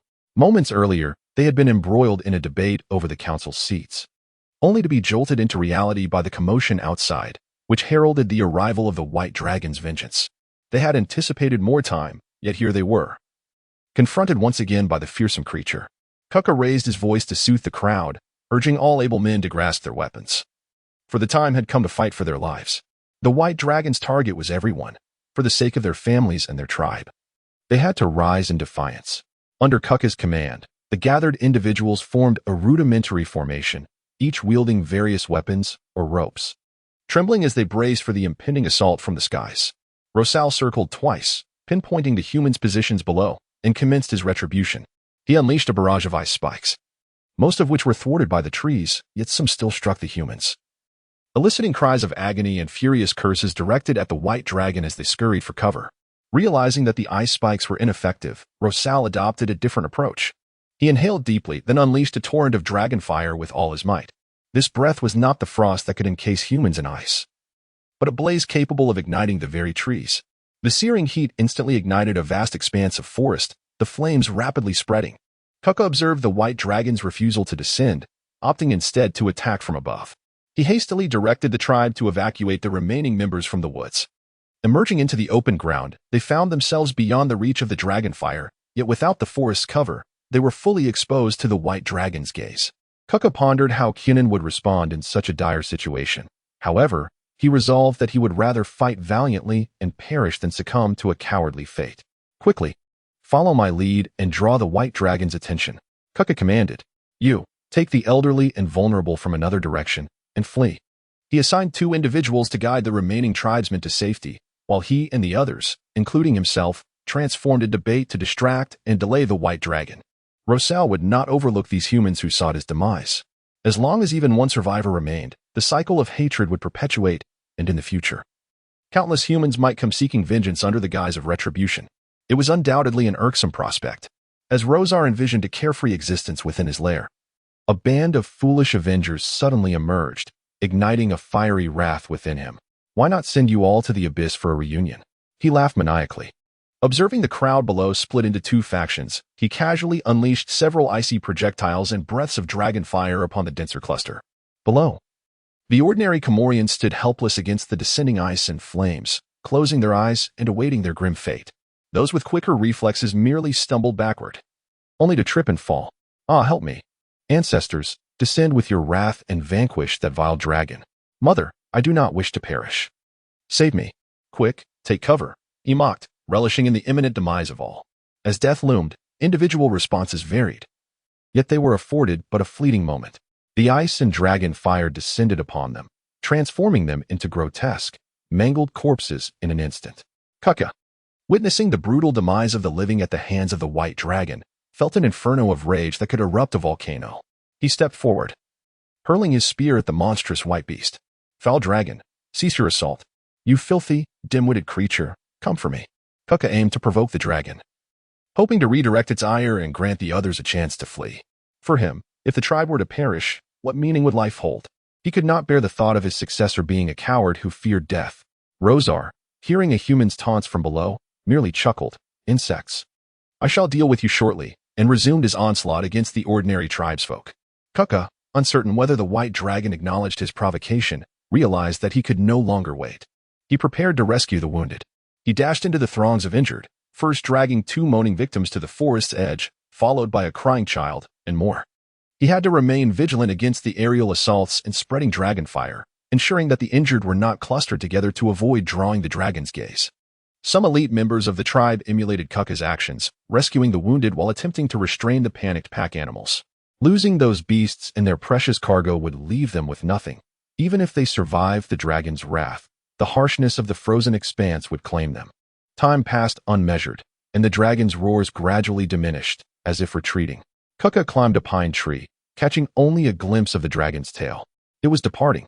With this revelation, the surviving tribespeople erupted into cheers, only to be swiftly replaced by wails of grief. So many had perished this day. The tribe originally comprised nearly 200 individuals. However, following the dragon-slaying expedition yesterday, 11 young men perished, and today, due to the rampage of that white dragon. Preliminary estimates suggest that around 80 to 90 lives were lost, predominantly among the elderly and infirm of the tribe.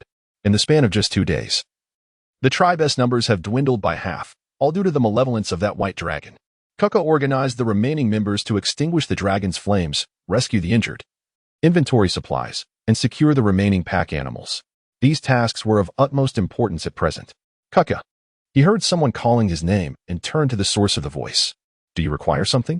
It was the remaining elders of the tribe, gathered to seek him out. Only one thing. We must hasten to leave this place, to escape the wings of destruction. Wings of destruction? Kuka retorted with anger laced with irony.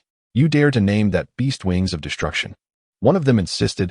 The people of the tribe have begun to refer to it in such a manner, claiming that the shadow cast by its wings resembles the abyss, heralding death and ruin. Enough. It is merely a white beast, unworthy of the title wings of destruction. Inform everyone to cease calling it thus. Indeed, I shall convey your directive. There was a hint of hesitation in his tone regarding the departure. Shall we head in that direction? Kuka declared firmly, south. No, it could hardly be termed a battle. It was merely a one-sided obliteration. Rosar held dominion over the skies, mercilessly grinding the humans beneath him, while they, in their impotent fury, could not touch a single scale of Rosar. This is the price you pay for incurring my wrath. Rosar thought it insufficiently satisfying, resolving to return the next day. Consider yourselves fortunate to have fled swiftly. Little did he realize that it was these very humans who were gradually spreading the notoriety of his wings of destruction. Chapter 11. The discovery at the lake bottom days were spent either sleeping or hunting to satiate his hunger, with occasional battles against the summoned white dragon to enhance his abilities. After several months, Rosar had finally destroyed the white dragon's smoke clone enough times. The next time he summoned the dragon, it would heed his commands. Though it possessed only rudimentary intelligence, comprehending Rosar's orders, its power would forever be anchored at that moment. And once destroyed, it could never be summoned again. In essence, Rosar had acquired a white dragon subordinate, albeit with a single life. This was of little concern. Although the white dragon was not particularly formidable among the 5-colored dragons, it was certainly not something easily vanquished. Eager to test his new toy, Rosar was disappointed to find that summoning the white dragon required a 10-day interval, and its presence would last but a day. In the days that followed, Rosar adorned his new lair while calculating the summoning times. Suddenly invigorated, Rosar felt as though he had connected with something profound. Before him, silver mist began to swirl and coalesce, rapidly outlining the form of the white dragon. Its fierce visage, robust body, and outstretched wings unmistakably indicated that it was an adult dragon. Upon being fully summoned, the white dragon did not lunge at Rosar as it had before. Instead, it sat quietly, its gaze fixed upon him. Rosar tentatively commanded, "Raise your forepaw." To his delight, the white dragon complied. He continued to issue various commands, all executed with precision. However, there was a notable drawback. It seemed incapable of independent movement. Absent Rosar's directives, it remained still, resembling a white crystal statue. This posed a dilemma for Rosar, as he could not consistently provide commands. Consequently, summoning the white dragon during battle would lose its significance. Determined to find a solution, he turned his focus to the disc. Eureka! Rosar excitedly clapped the ground beneath him. He had indeed discovered a method to grant the white dragon autonomy. By phrasing commands more ambiguously, transforming "raise your forepaw" into "move like the white dragon," the creature would act accordingly, resembling a living dragon rather than a silent statue. Chuckling, Rosar watched the white dragon move within his lair, exhilarated as if he had crafted a masterpiece with his own hands. He could summon it whenever he needed companionship, having longed for a companion after spending so much time with the dragon. Unfortunately, the 10-day wait for another summoning persisted. However, he felt no anger as he observed the dragon clamber atop a pile of sparkling treasures that formed its bed. Yet, when he saw it leave a mess upon the pile, he hastily ended the summoning, flustered. Alas, is it a dragon or a dog? How could such a thing occur? Ultimately, it was merely a false alarm for Rosar, as the summoned white dragon lacked any internal organs, possessing only an external semblance. What it expelled was merely a small cluster of separated mist. Once the summoning concluded, the white dragon could not be called forth again for another 10 days. Bored, Rosar decided to venture out, surveying his territory while relishing the beauty of the snowy landscape. He journeyed to the far western edge of his domain, where a grand lake awaited. Viewed from above, the lake appeared as an irregular oval, with the northern snow-capped peaks serving as its source. Numerous creatures inhabited the lake's shores, including reindeer, ice bears, mammoths, and wild bison. Moreover, hunters, often magical beings with unique abilities, frequented the area, such as the fierce ice-field wolves. These formidable creatures stood 6 feet tall and measured 9 feet in length, adorned in white or gray, and capable of wielding frost-based spells. Typically, they operated in packs, consisting of 10 to 15 ordinary snow wolves alongside 3 to 5 icefield wolves. Their diet encompassed all beings of the tundra, including the white dragon. Indeed, the number of young dragons slain by icefield wolves, aside from frost giants, was substantial. Rosar visited the lakeside today with the intention of swimming. The white dragon, too, could thrive beneath the water's surface, and Rosar was eager to experience the sensation of submersion. Hovering directly above the lake, the white dragon angled its head downward, folded its wings, and, propelled by the force of gravity, descended rapidly towards the water's surface. With a resounding splash, the tranquility of the lake was shattered as Rosar plunged in, sending water soaring over 10 feet high and creating shockwaves that fractured the ice along the shore. Only a small central area of the lake remained unfrozen, while the rest lay encased in ice due to the frigid temperatures. Immersed in the water, Rosar paid little mind to anything else. In his domain, comfort was paramount.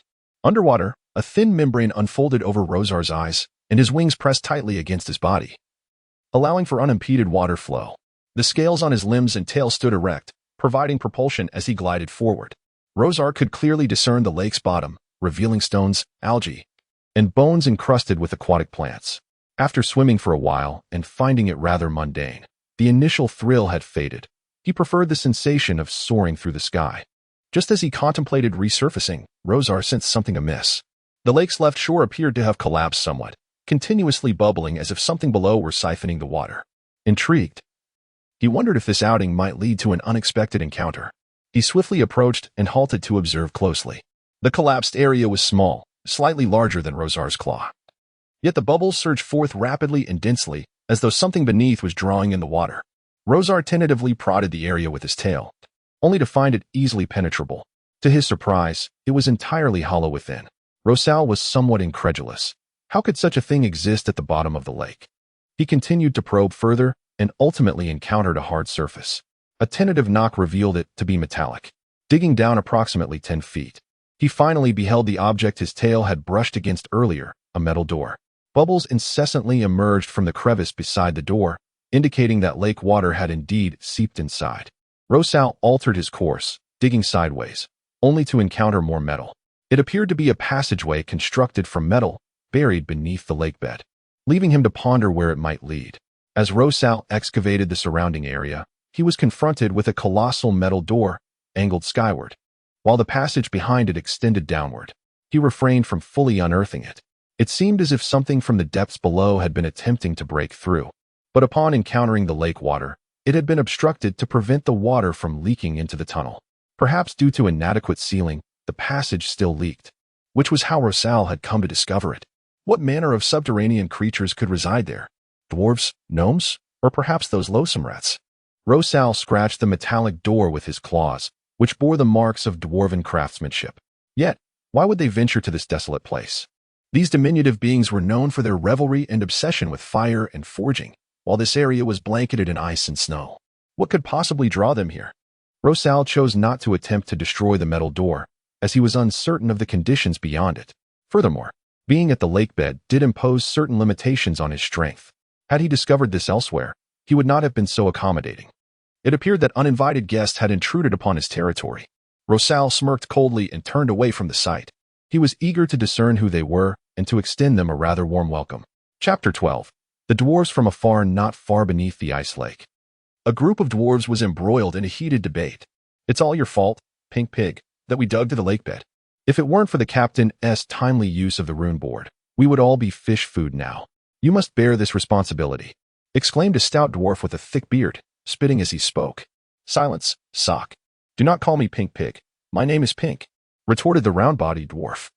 Adorned with a horned helmet and wielding a dwarven pickaxe, with a hammer and shield strapped to his back, his face flushed with indignation, he continued, "I admit I misread the map, leading us astray. However, when I sought your counsel with the map in hand, you were too engrossed in your dwindling ale, dismissing me with a wave of your hand. If you had only paid closer attention, we might not have squandered so much time." Upon hearing this, Sock became furious. "Nonsense!" he shouted, raising his axe to strike. Unfazed, Pink stepped closer, his chubby face nearly touching Sock's. A few other dwarves, clad similarly, rushed forward to prevent the escalation of the confrontation. "Enough! Both of you, be silent!" bellowed the dwarf captain, finally unable to contain himself. He was Raltu, the youngest son of the dwarven king of the Long Nail clan, and the leader of this expedition. "Do you remember why we are here? Tell me." "To search for the eternal furnace," they shouted in unison. "Louder," Raltu commanded. "To search for the eternal furnace." With that, Raltu allowed them a moment of respite before continuing, "Indeed, we have come to seek the artifact lost to our kind for centuries, the eternal furnace. Until we recover it, no hardship or torment shall defeat us. A minor misstep is inconsequential. We are close to our destination. Let us change our course and continue our excavation." As the prince of the dwarfs, Raltu had vowed from the moment he came of age to find the dwarven artifact, the eternal furnace. He had inscribed a sacred oath upon the anvil. "Only death shall deter my quest." Departing from his clan, he led 17 young dwarves eager to follow him, seeking information far and wide. The loss of the eternal furnace could be traced back several centuries, during a time when the dragonkin and dwarves were engulfed in war.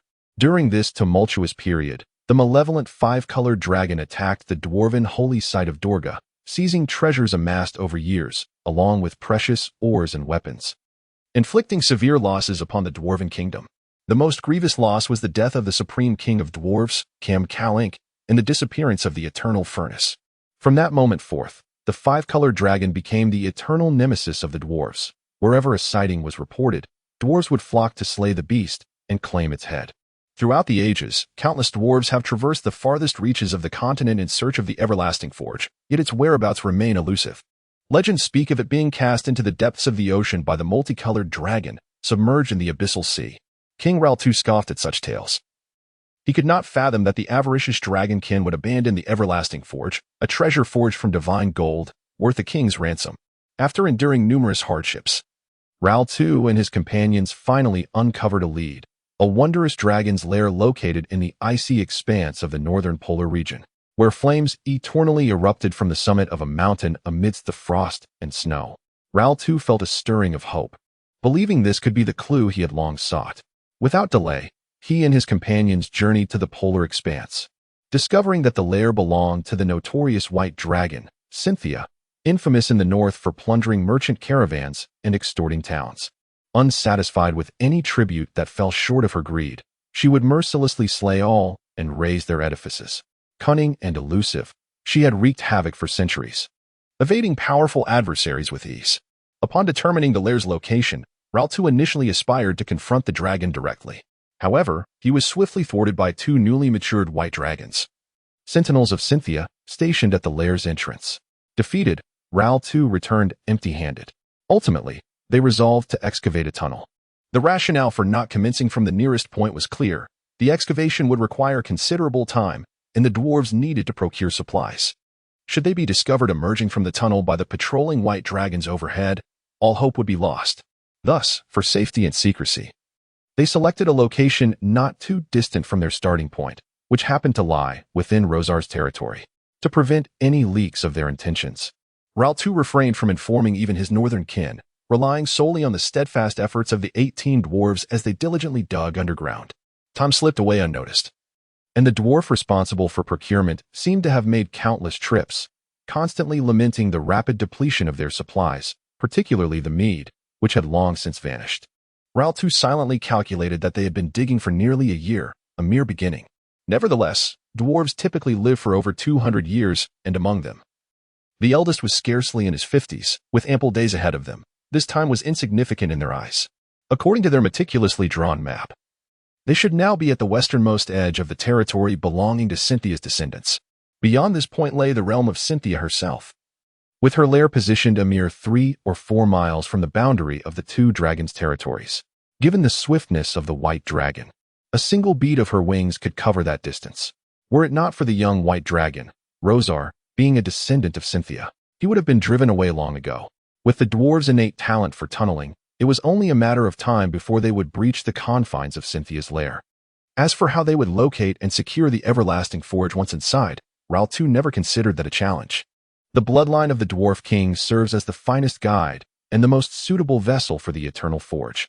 In ancient times, the Supreme Dwarf King integrated the Eternal Forge within his very being, only to be summoned in moments of necessity. Thus, when he perished in battle, the Eternal Forge that emerged was seized by the Dragonkin. Having organized the map, King Raltu addressed his followers. Let us proceed. He then turned to Pink with a pointed reminder. Ensure you do not misread the map this time. Pink, tugging at his beard, vowed earnestly, I shall not, I promise. Sock muttered something indistinguishable, likely a grumble directed at Pink. By the way, what became of the erroneous tunnel? Raltu suddenly recalled. Upon hearing this, he felt a sense of relief. Very well. Also, procure some supplies when you have the chance. Sock, you shall lead the expedition. Yes.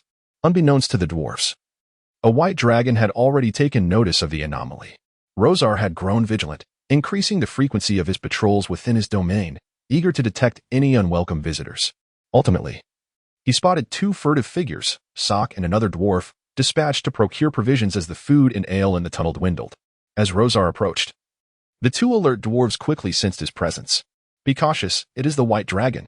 Their disbelief was palpable upon recognizing the creature before them. Had this been the same white dragon they had observed when choosing this site for excavation? It appeared to have nearly doubled in size, now a formidable 40 feet. This cannot be. It was merely 20 feet before. Sock exclaimed in disbelief, yet his actions betrayed him as he readied his shield and axe. Rosar, unperturbed by the diminutive foes, unleashed 2 blasts of frost breath to impede their movements before seizing them with his claws and pinning them to the ground. He sought to interrogate these dwarves about their origins and intentions in his territory. The dwarves' axes merely sparked against Rosar's scales, failing to breach his defenses. Sensing the dwarf struggling within his grip, Rosar ascended into the sky and ruthlessly crushed one of them, deeming one dwarf sufficient for his inquiries. The fortunate Sock watched in horror as his companion's lifeless body was discarded from the sky, and in a fit of rage, he swung his axe at the dragon's talon. Before long, he found himself cast into the dragon's lair. The interrogation was about to commence. Chapter 13.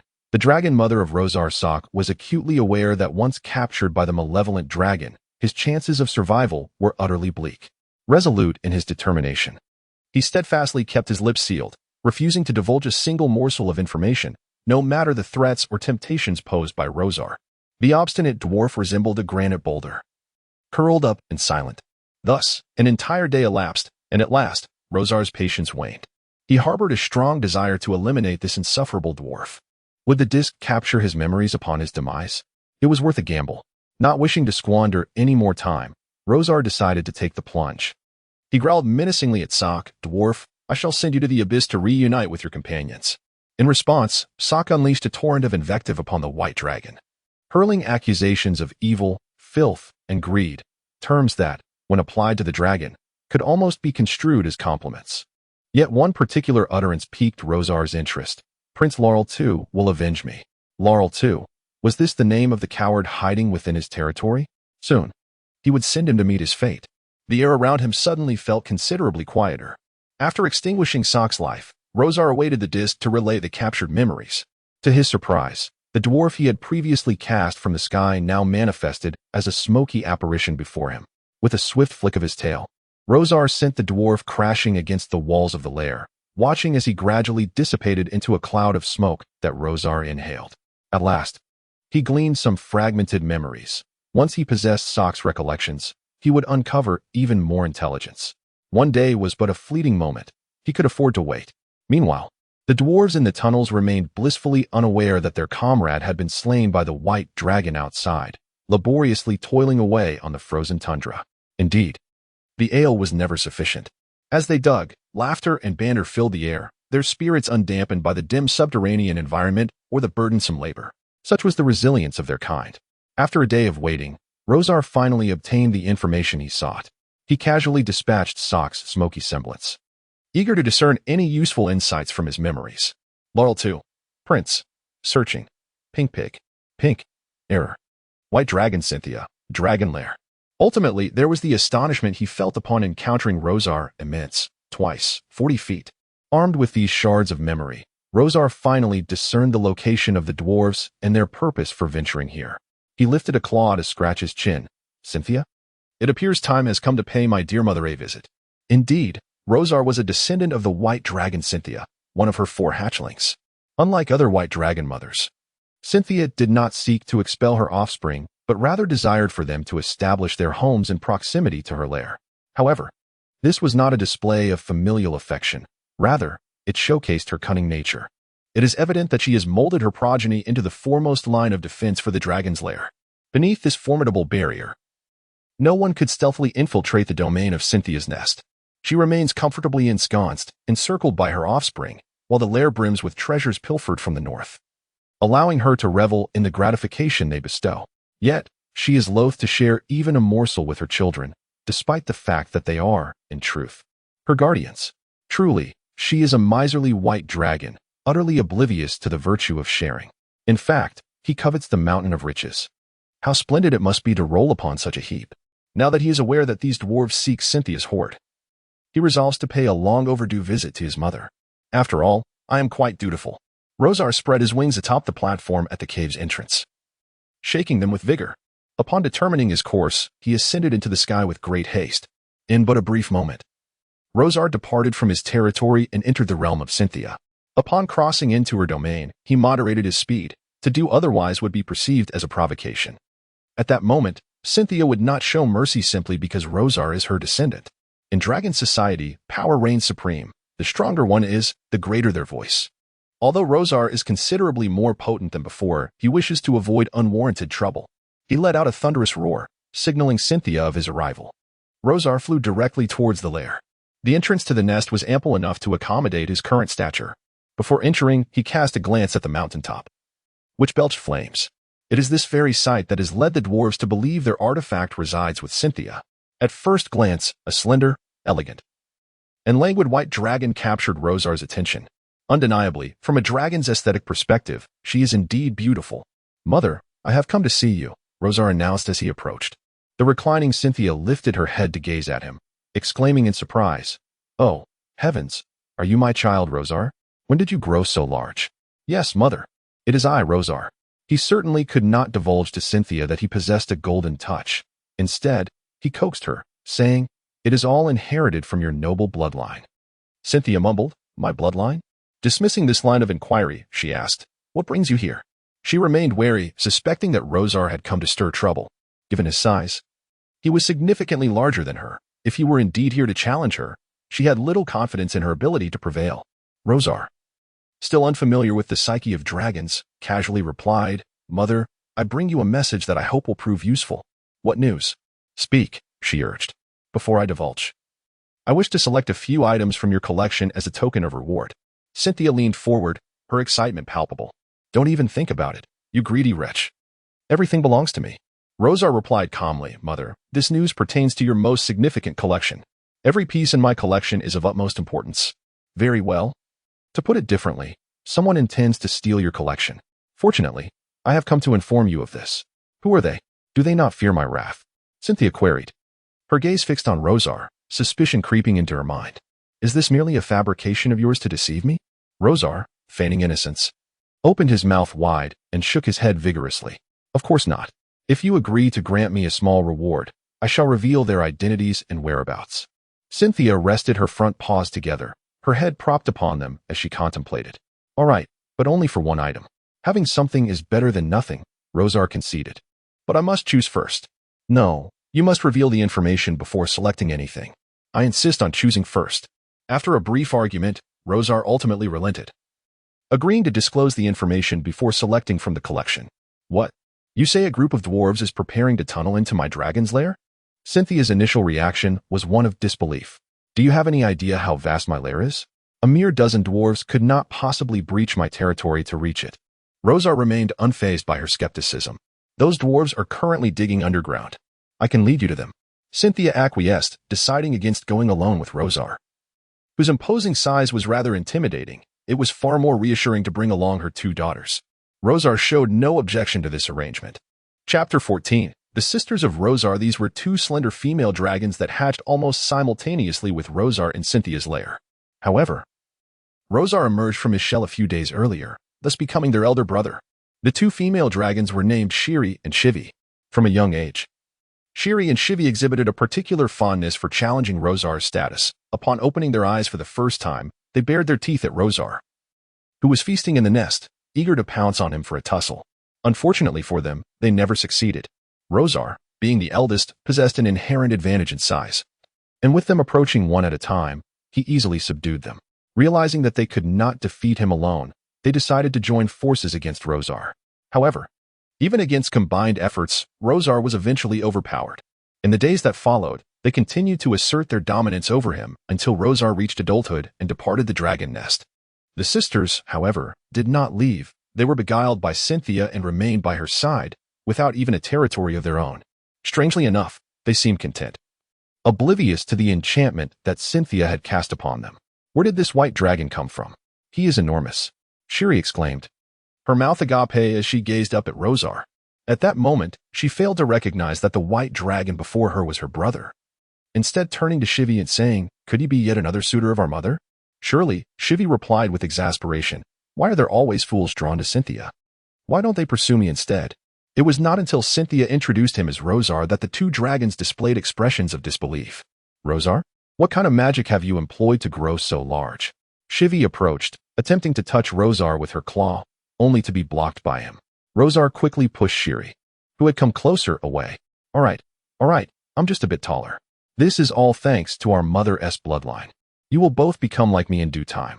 Not wishing to dwell further on the matter, Rosar sought to placate his 2 sisters. Upon hearing his words, Shiri and Shivi glanced at Cynthia, then exchanged knowing looks before silently closing their mouths. The implications of this interaction merited contemplation. Cynthia, growing impatient, declared, "Do not defy me. Follow my instructions." The White Dragon sisters, lacking the courage to challenge the authority of their dragon mother, relinquished their prey and approached Cynthia, awaiting her commands. Only then did Cynthia address Rosar, "Lead the way. If your information proves to be true, I shall honor my promise. Should you deceive me, however, the consequences will be severe, and you shall pay the price." "For naught, dear mother. I would never mislead you," Rosar assured her confidently. He was unafraid, knowing that if he brought Cynthia to the dwarves, she would see that he spoke the truth. "Follow me," he instructed, and with that, Rosar soared out of the dragon nest, heading toward his eastern territory, with the 3 dragons trailing behind. With a slight smirk, Rosar led the way, his demeanor revealing his elevated status. The entrance to the tunnel appeared diminutive from above, cleverly concealed and requiring keen observation to locate. Fortunately, Rosar had gleaned its whereabouts from the memories of dwarfs. After traversing through Rosar's territory for what felt like an eternity, Cynthia expressed her dissatisfaction with raised voices. Yet Rosar remained undeterred. "There it is. We found it," Rosar exclaimed softly, indicating they had arrived. He reduced his speed, gracefully descending to the ground. Following suit, Cynthia and her sister dragons landed beside him. "Is this truly the place?" "It seems rather unremarkable," Cynthia remarked, surveying the surroundings for any sign of an entrance. Her gaze turned towards Rosar in confusion.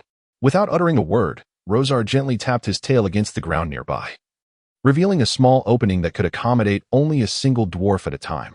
This design was intentional, crafted by the dwarves to minimize exposure. Despite the modest size of the entrance, the passageway beyond was expansive enough to allow several dwarves to move within without feeling cramped, a testament to their ancestral mining prowess. Cynthia prodded the opening with her tail, but found nothing of interest. This solitary entrance did not suffice as proof for her collection. She fixed her gaze upon Rosar, demanding, "Is there more?" In response, Rosar suggested, "Why not change forms and venture inside to investigate for yourself?" Cynthia bristled at the thought of transforming, resolutely declining his proposal. "Without tangible dwarves, my collection remains off-limits to you," she reiterated firmly. Rosar found himself at an impasse. The tunnel was long, and the colossal bodies of dragons could not penetrate its depths, while Cynthia, the only one capable of transformation, obstinately refused to enter. "We shall keep watch over this entrance. Eventually, we will capture those dwarves," he proposed. "Very well," Cynthia conceded, her gaze shifting to Hivi. "I will leave Hivi here. Once we discover the dwarves, she will assist you in capturing them and delivering them to me." Her words were directed clearly at Hivi. Hilly, eager to remain, interjected, "Dear sister, let us switch places. Allow me to stay." Hivi initially countered, "But I am the elder sister," before firmly rejecting Hilly's request. "No, that's out of the question."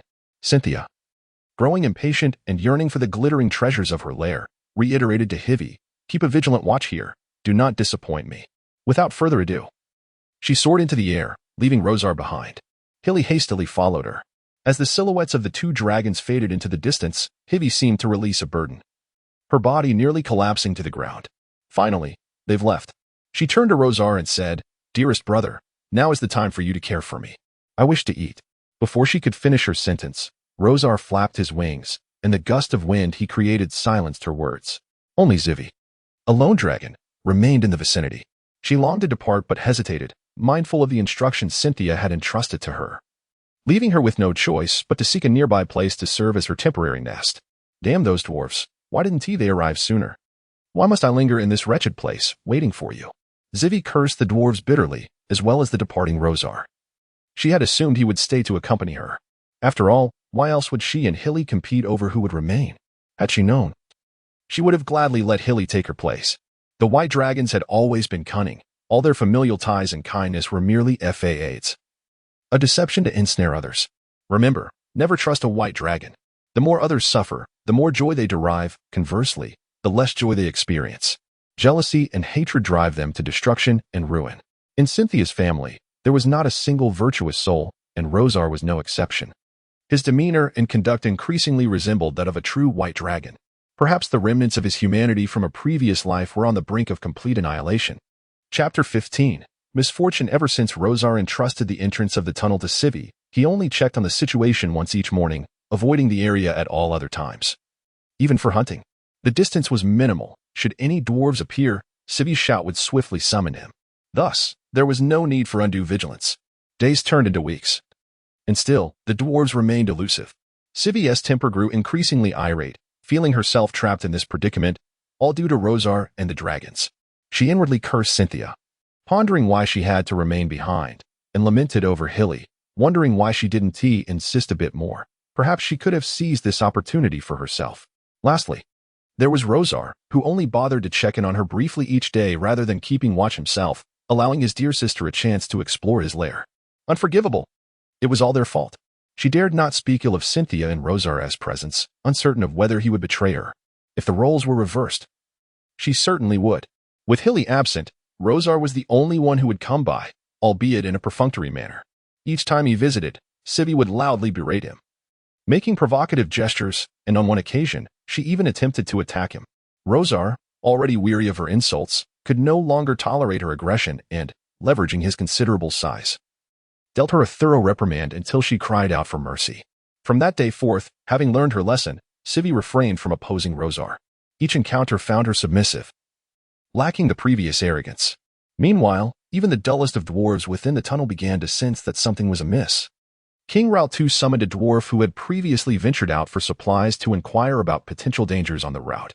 The dwarf adjusted his helmet and pondered. No, there haven't been any dangers. We've traversed this supply route many times and cleared it thoroughly. As long as we remain cautious of the white dragon overhead, we should be safe. Upon hearing this, Raltu felt a chill of foreboding. They must have fallen into the clutches of the white dragon. He recalled how Sock had mockingly referred to him as Pink Pig, despite his name being Pinky Pig, which bore no relation to the moniker. Since that incident, other dwarves had taken to calling him by that name as well, stoking his silent ire toward Sock. Seizing the opportunity, he resolved to cause Sock some trouble. Raltu shook his head, asserting that that's unlikely. Sock understands the significance of supplies and would never let alcohol impede his duties. He turned to Pinky and directed him. Continue with your tasks. Once Pinky was dismissed, he addressed the dwarf before him. Gum, take 2 others who have previously gone out for supplies.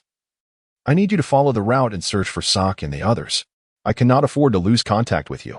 Gum was a composed and taciturn dwarf who nodded solemnly, leaning on his warhammer. Understood. Excellent. Then let us depart. Exercise caution on the way.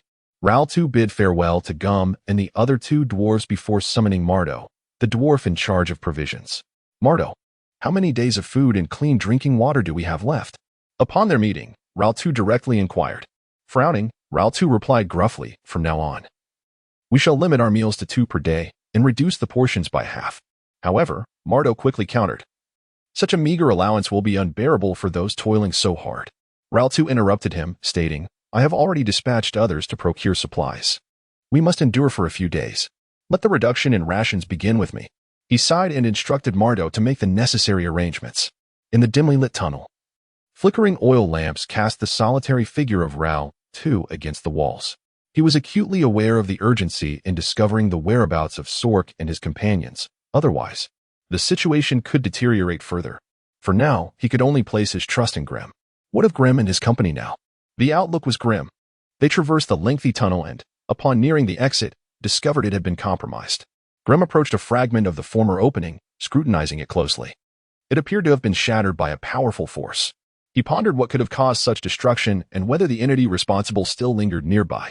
Exercising caution, he instructed one dwarf to remain behind. Once we have exited, wait at the entrance for a moment. If it is safe, I shall signal for you to join us. Understood, Grim. After making the necessary arrangements, Grim and another dwarf cautiously emerged from the opening. They had barely taken a few steps, still assessing their surroundings, when a fierce gust of wind swept over them. Aha, little ones, you have finally shown yourselves. Just wait until I capture you. Grim swiftly evaded. Looking up to see the white dragon, he watched helplessly as his companion was caught beneath the descending claws of the beast. With that, the dragon retreated into the depths of the tunnel, vanishing from sight. Seaway was exhilarated. The past several days had left her restless, and she was finally face to face with her quarry. With a wicked smile, she declared, Dwarves, come forth and face my wrath. With a forceful stomp, she crushed the dwarf she had captured, eliciting a cry of pain. Cunning Seaway understood that witnessing the suffering of kin typically provoked one of 2 reactions, fear-induced flight or rage-driven attack. Grim undoubtedly chose the latter, charging towards Seaway with unwavering resolve upon hearing his companion's pained groans. Grim was a master weaponsmith among dwarfs, skilled in the forging and wielding of various arms, with his greatest expertise lying in the warhammer.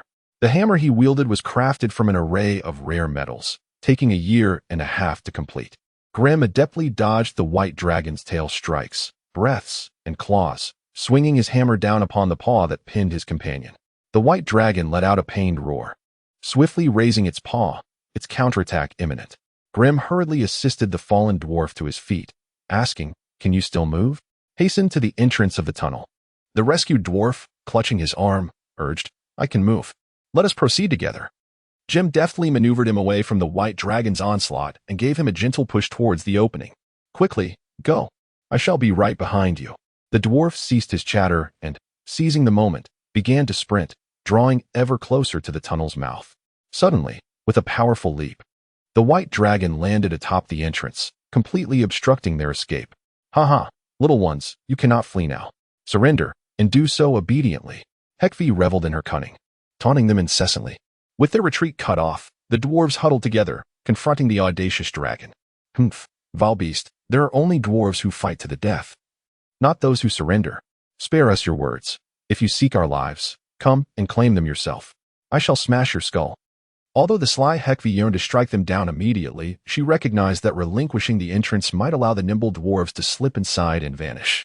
Thus, she maintained her vigil at the threshold, awaiting Rosar's arrival to deal with the 2 dwarfs together. She was certain that Rosar had heard her roar and would soon appear. Indeed, a colossal and fearsome silhouette emerged in the sky, its wings casting a shadow large enough to envelop a mountain. The 2 dwarves gaped in astonishment. What on earth is that? In that moment, even the typically bold dwarves were rendered speechless by Rosar's imposing size. Had Hekvi chosen to strike then, they would have had no time to resist. Alas, it was but a fleeting moment before they regained their composure. The centuries-old, indelible enmity between dwarves and dragons fortified Jim and his companions. Come forth, foul dragon. Chapter 16. The dwarves defeat. The conclusion is self-evident. The dwarves were utterly powerless. There was no need for Hivi's assistance, as Rosar effortlessly subdued the 2 dwarves, leaving them gravely injured. The reason they were not completely defeated was that they needed to be delivered to Cynthia for interrogation. Otherwise, it would have taken merely a swipe of Rosar's claw to finish them off. After Rosar's arrival, Hivi quietly observed his display of prowess while she steadfastly guarded the entrance to the underground passage. Once everything had settled, she weakly greeted him. A stark contrast to her previously boisterous demeanor during the battle with the dwarves. It seemed she still remembered the lesson Rosar had imparted. Rosar simply acknowledged her before saying, "Continue to stand guard here. I will take these 2 dwarves to Cynthia." Hivi dared not protest and reluctantly acquiesced. Very well. Only after Rosar had flown off with the 2 dwarves did she find the courage to vent her frustration at her surroundings. Cursed Rosar, always bullying me. At that moment, memories of her childhood resurfaced. Back then, she had been unable to stand against Rosar, but later, with Hilly's alliance, she had managed to rise above him. It appeared that she would need to partner with Hilly once more. Imagining Rosar subservient to both her and Hilly, obediently responding to their every command, Hivi could not help but feel a surge of joy. She hoped to swiftly deal with the remaining dwarves so that she could regain her freedom and consult Hilly on how to handle Rosar. Meanwhile, in the dragon's lair, Hilly was unaware of her sister's thoughts. Upon seeing Rosar, she eagerly approached him. Hilly's perspective was rather straightforward. She felt a profound sense of security from Rosar's imposing figure. Although threats from adult white dragons were scarce in the icy plains, she found herself irresistibly drawn to him. Wow, could this be what Cynthia referred to? Rosar, lacking the ability to read minds, could not fathom the white dragon's fanciful musings. He landed and directly stated, "Take me to see Cynthia. I bring her evidence." As he spoke, he shook the 2 dwarves he held in his claws, causing them to regain some consciousness. Hilly led him before Cynthia. Upon seeing her, Rosar unceremoniously dropped the 2 dwarves to the ground, declaring, "Mother, these are the dwarves I mentioned. I have brought them to you." Cynthia scrutinized the dazed dwarves for a moment before hesitantly asking, "Are these the ones who dared to steal from me?" After Rosar affirmed with a nod, she erupted in fury, rising abruptly and scattering a multitude of precious metals, much to Rosar's envy. "Speak, you little wretches. What audacity possessed you to attempt to steal my treasures?" Gradually regaining his composure, Gim met the fierce gaze of the white dragon without flinching, as if he were merely observing a barking wild dog. Cynthia, seething with rage, opened her massive jaws, revealing sharp, formidable teeth, ready to unleash her dragon breath upon the offending dwarfs. Rosar quickly interjected, "Mother, do not be hasty in your judgment. We must first inquire about how many more dwarves remain and where they have excavated their tunnel." Indeed, all that Rosar had learned from Sock's memories was now brought forth merely in Cynthia's presence, with no expectation of obtaining further information. Cynthia, upon reflection, turned her attention to interrogating the 2 dwarfs. Unfortunately, much like the previous encounter with Rosar, she found herself exasperated by the dwarves' obstinate demeanor. Ultimately, it was Rosar who took the initiative to handle the matter, escorting the dwarves outside the dragon's lair for questioning. He intended to feign an interrogation and subsequently relay the information he had already acquired, presenting it as if it had been extracted from them. As for the 2 dwarfs, Rosar swiftly encased them in frost with his breath, then with a flick of his tail, shattered them into countless fragments, rendering them irretrievable. He understood that the dwarves were notoriously stubborn. Keeping them alive would serve no purpose, and it was better to dispose of them. Upon his return, Rosar reported his findings to Cynthia, who harbored no suspicions. The dragon mother, upon receiving the news, was eager to depart and deal with the dwarves who sought to plunder her treasure. Cynthia, accompanied by Rosar and Hiri, proceeded to rendezvous with Sif, who was stationed at the entrance of the tunnel, arriving above the dwarves' excavation site. They were situated just below. How could they be compelled to surface? Upon reaching the location, Cynthia found herself troubled by the dwarves below. If they were on the surface, it would be manageable. The children would be nearby, and they could handle the situation without her intervention. However, being underground left the dragons at a loss. For a moment, Cynthia was uncertain how to proceed. Meanwhile, after learning of the white dragon's presence outside, King Lartu hastily gathered his forces to rescue Gim. They numbered only 18 dwarves, and with Sock and another missing, they could not afford to lose Gim as well. When the fully armed dwarves reached the tunnel's exit, the battle had already concluded, leaving behind a scene of utter devastation, forcing the dwarves to recount the events once more. After listening intently, Lartu instructed them to step aside while he personally peered out from the tunnel's mouth, clutching a gem in his hand. At last, he confirmed that no white dragon was in sight, at least within a 300-foot radius. This assurance was thanks to the enchanted gem he possessed. Since declaring the dragon race as eternal foes, the dwarves had devoted themselves to devising methods to combat them. This particular rune gem had been developed during that time, It would emit a glow and scorch the owner's skin if a dragon was within its vicinity. With this knowledge, Lar-2 confidently signaled for the dwarves to emerge and scour the battlefield for useful intelligence, at the very least to ascertain Gim's fate. Fortunately, no corpses were found nearby, indicating they might still be alive. Lar-2 also discovered Gim's warhammer, which bore traces of blood and a scale. Upon inspection, he recognized it as a scale from a white dragon, seemingly the sole trophy of Gim. Both groups sent to procure supplies had fallen victim to the white dragon's assault, and the remaining provisions were scant, barely sufficient for 3 days. A decision must be made swiftly, lest we find ourselves ensnared in this place. I have resolved to abandon the excavation of the tunnel. His pronouncement left the assembled dwarves in stunned silence. Why? I cannot concur. Silence, let the captain continue.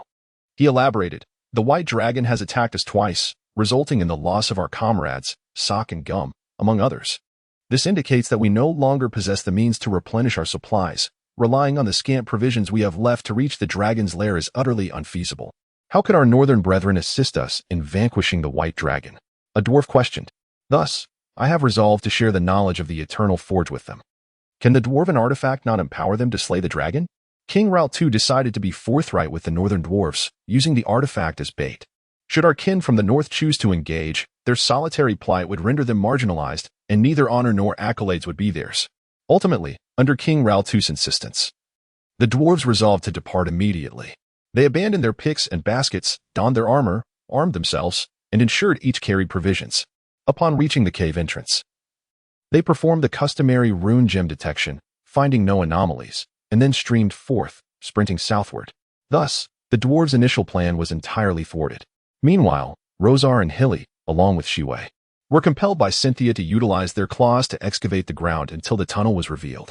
Rosar was tempted to deride this foolish method. Regrettably, the Dragon Mother insisted on this course of action, even leveraging his yet unattained collection to coerce his agreement. After a time, Rosar resolutely ceased his efforts. This method is simply, as Cynthia's gaze threatened to pierce him, he hastily fell silent. I shall scout the surroundings, leaving Hilly and Shiwei, the 2 young she-dragons, laboring under Cynthia's watchful eye as they toiled to unearth the soil. Chapter 17. Skirmish while wandering in his own territory. Rosar was the first to spot the group of dwarves led by King Ral-2. Soaring high in the sky, he suddenly noticed a small contingent making its way southward. Upon catching sight of him, the dwarves immediately fell into a state of disarray, with muffled shouts echoing through the air, before swiftly adopting a defensive stance. In response to their hostile demeanor, Rosar descended slightly to discern that it was indeed a mere dozen dwarves. Had he not been preoccupied elsewhere, foolishly digging in the ground, the dwarves might have successfully evaded him. A sinister grin spread across Rosar's face. It was merely their misfortune that he had encountered them. The appearance of the white dragon instigated a brief chaos among the dwarven ranks. However, the tumult soon subsided. The dwarves, having prepared for such encounters, were not overly concerned. Previously, during their assault on the dragon's lair, they had emerged unscathed from the attacks of 2 white dragons, suffering only minor injuries and minimal loss of supplies. With only 1 dragon to contend with this time, they felt confident in their ability to manage the situation. Had Rosar known that the dwarves were comparing him to Shiri and Shivi, he would have laughed uproariously, given his current size of over 40 feet. He could easily dispatch both mother dragons with only minor wounds, even if Shiri and Shivi joined forces against him. The only aspect he truly feared was Cynthia's draconic magic. As dragons age, their physical strength ceases to grow, diminishing in significance. Cynthia had lived for centuries, her form long since fixed, yet her magical prowess continued to expand. No one could guarantee that she did not possess a few devastating spells hidden up her sleeve. Thus, Rosar endeavored to avoid conflict with her. Time was ultimately on his side. As he grew stronger, Cynthia would remain stagnant, and then, the dwarves' confidence quietly crumbled as they beheld Rosar's imposing figure. How could he be so enormous? They gaped, their eyes wide with disbelief. The white dragon before them was nearly twice the length of an ordinary white dragon. With a robust body and powerful limbs, undoubtedly formidable in strength. Compared to the 2 dragons they had previously encountered, the difference was akin to that between dwarves and giants. Typically, dwarves stood only 4 to 5 feet tall, while the shortest giant would not measure less than 12 feet. Ral-2 raised his voice to calm the dwarves, finally restoring order to the ranks. Maintain formation. However, nestled in his embrace, the rune gemstone capable of detecting dragon presence burned fiercely against his skin. signaling that the white dragon before them was the most powerful he had ever encountered. Perhaps they were truly in peril this time. He endeavored to keep his face composed, suppressing any signs of panic, urging his companions to hold their formation as they gradually moved towards the nearby peak. Prior to their departure, he had devised a contingency plan for emergencies. They had been traversing the edge of the snow-capped mountains, and should they encounter a white dragon along the way, they could seek refuge within the snowy peaks, finding solace in a cavern until the dragon had passed, before continuing their journey southward. Indeed, such an arrangement has come into play. At this moment, Rosar's assault has commenced. His most adept spell remains the Ice Spike. As usual, he casts several ice spikes to attempt to disrupt the formation of the dwarfs.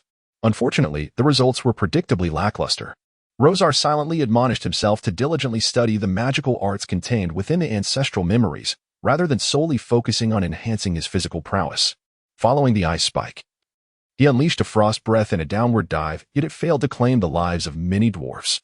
It appeared that the dwarfs, when assembled, were indeed far superior to humans. He ascended once more, this time resolved to employ a technique he had never utilized before, the dive strike. Soaring to a great height, Rosar began his descent, accelerating rapidly. The air around him condensed into vapor due to the swift friction, coalescing to form a long tail behind him. As he neared the ground, Rosar readied himself. Just before colliding with the dwarves, he spread his wings and forcefully kicked forward with his hind legs, striking the dwarves' shields and toppling them all. After 2 or 3 such strikes, half of the dwarves lay sprawled on the ground, either directly slain or bleeding profusely, on the brink of death. With a hearty laugh, Rosar reveled in his victory, observing that the dwarves had lost their capacity to retaliate. He deliberately eased his assault, intending to wait for Cynthia and her companions to arrive before utterly vanquishing the dwarves. For now, he could engage them in conversation. Dwarfs, surrender to me and pledge your loyalty, and I shall spare your lives. Bah, spat Raoul too, who hovered in midair, blood frothing at his mouth. He too had sustained significant injuries. Such delusions, foul dragon. The dwarves shall never yield to you. Should you slay us, others will seek vengeance for our deaths, and they will take your head as recompense. In due time, your grotesque and filthy visage will be displayed at the gates of our town, for all who pass by to witness your disgrace and death. Rosar descended to an open space before the dwarfs, narrowing his eyes to sharpen his gaze as he fixed it upon Raoul too. Dwarf, you have piqued my interest. Pray tell, what is your name? The one who ultimately slays you shall undoubtedly be a warrior who follows in my footsteps. Rosar was unperturbed by the exchange. Banter is a skill possessed by many. After all, Raoul, this will not alter your fate today. What say you? Rosar retorted, provoking Raoul too into a furious rage, compelling him to charge forward in a fit of wrath. Were it not for the dwarves behind him restraining him, he might have indeed launched himself at Rosar. At that moment, Rosar spotted Cynthia arriving with her sister dragons, and he lost interest in toying with the dwarves, choosing instead to ascend and join them. The dwarves below grew increasingly despondent. The presence of one dragon had already caused them considerable losses, and now there were 3. Cynthia, upon arrival, inquired, "How did the dwarves come to be here?" Rosar shook his head. "Unclear." Then she remarked, "I entrust them to you. Can your promise be fulfilled now?" Cynthia hastily steered away from the topic, gazing down at the battered remnants of the team, pondering why they still lingered. Rosal flew to her side, nudging aside Zivy with a smile, and said, "Of course, it is to await your personal handling, my beloved mother." Cynthia smiled, evidently pleased by Rosal's words. "Hilly, Zivy, you two shall deal with them." Cynthia left her 2 daughters to conclude the matter while she intended to depart with Rosal. At that moment, Cynthia discerned that her son harbored no intent to challenge her, allowing her to feel at ease in his company. However, Cynthia now found herself reluctant to fulfill her promise. Unwilling to part with her cherished treasures, she reclined on her comfortable large bed, watching Rosal, who awaited his reward, feeling a twinge of discomfort within her. She simply could not accept the thought of her hard-earned possessions slipping away from her grasp. "Have you resolved the matter with those dwarfs so quickly?" She sought to divert Rosal's attention, directly inquiring her 2 daughters. Hilly exchanged a glance with Zivy before affirming, indeed. Rosal, disinterested in the matter, failed to notice the peculiar expressions of the 2 dragons. Cynthia never concerned herself with her daughters' secrets. As long as they executed her commands, they were her obedient daughters. Upon emerging, Hilly remarked, "We only discovered 11 dwarf corpses. We are still 3 short compared to what Rosal mentioned. No matter, 3 less is insignificant. After this, it is evident those dwarfs will not dare to return." Zivi tugged at Hilly, drawing her closer. I need to discuss something with you. It's about Rosal. Chapter 18. A narrow escape and arrival at Mihan not long ago. After Cynthia and Rosal had departed, Hiri and Civi were intent on annihilating the dwarves. They pursued them deep into the snowy mountains. In a fit of rage, Civi let out a furious roar, which triggered a minor avalanche. Although the avalanche was relatively small, it buried all the dwarves beneath the snow. With their fate seemingly sealed, little did they know that once Hiri and Civi had left, 3 dwarven heads suddenly emerged from the snow. After ensuring their safety, they revealed themselves fully. It was none other than Ral II and the remaining 2 dwarves. Astonishingly, they had survived the avalanche, thanks to Ral II's magical armor. This remarkable armor, renowned among dwarves as the armor of guardianship, could manifest a spherical shield with a radius of 6 feet at the will of its wearer. The duration of the shield depended on the number of rune gems embedded in the armor, and its strength was sufficient to withstand the dwarves' dragon-hunting crossbows. Originally, this armor belonged to Ral II's father, King Ral I of the Longspike clan, who had gifted it to his son for his safety during ventures abroad. Indeed, today it preserved the lives of Ral II and the 2 dwarves. The 2 dwarves, being closest to Ral II during the avalanche, were equally shielded by the armor of guardianship. Unfortunately, the other dwarves were not as fortunate and perished beneath the snow. As Ral II beheld the lifeless bodies of his kin unearthed by the sister dragons, tears streamed down his face. These young dwarves had followed him to this desolate ice field, only to lose their precious lives. Wiping away his tears, he drew his dagger and severed the cherished beards of the fallen dwarves. Kneeling, he vowed, brothers of the dwarven kin, as the heir of the Longspike clan, I promise you that I shall soon return with an army to avenge your deaths upon the wicked dragon. The remaining 2 dwarves also cut their beards and knelt beside Ral II, pledging their solidarity in this cause. Subsequently, they buried their fallen comrades and gathered some provisions before hastening towards their kin's gathering place. The northern dwarven stronghold was established in a narrow mountain range known as Miha, which translates to the place where silver gathers in the dwarven tongue. True to its name, it was here that the dwarves initially discovered a colossal silver mine. Following extensive extraction, they found the reserves far exceeded their previous estimations. Dwarves from various clans flocked to this site, and through years of development, a thriving settlement emerged. In this stronghold, no single clan held dominion. Rather, it was governed collectively by a unique council known as the Longbeard Assembly, comprising 14 of the most venerable dwarves. Together, they managed the entire settlement, overseeing military organization, tax collection, town planning, and population statistics, among other responsibilities. Today, approximately 100,000 dwarves inhabit this place, tirelessly mining and forging, having constructed numerous arrow towers and tunnels to withstand external assaults, particularly from the northern dragons. The avaricious dragons perpetually seek to seize gold, silver, and precious gems from the dwarfs. Their insatiable desires compel them to repeatedly test the dwarves' defenses. Whenever an opportunity arises, they breach the barricade formed by the dragon-hunting crossbows, ravaging the gathering places before departing with their plunder, laden with treasures.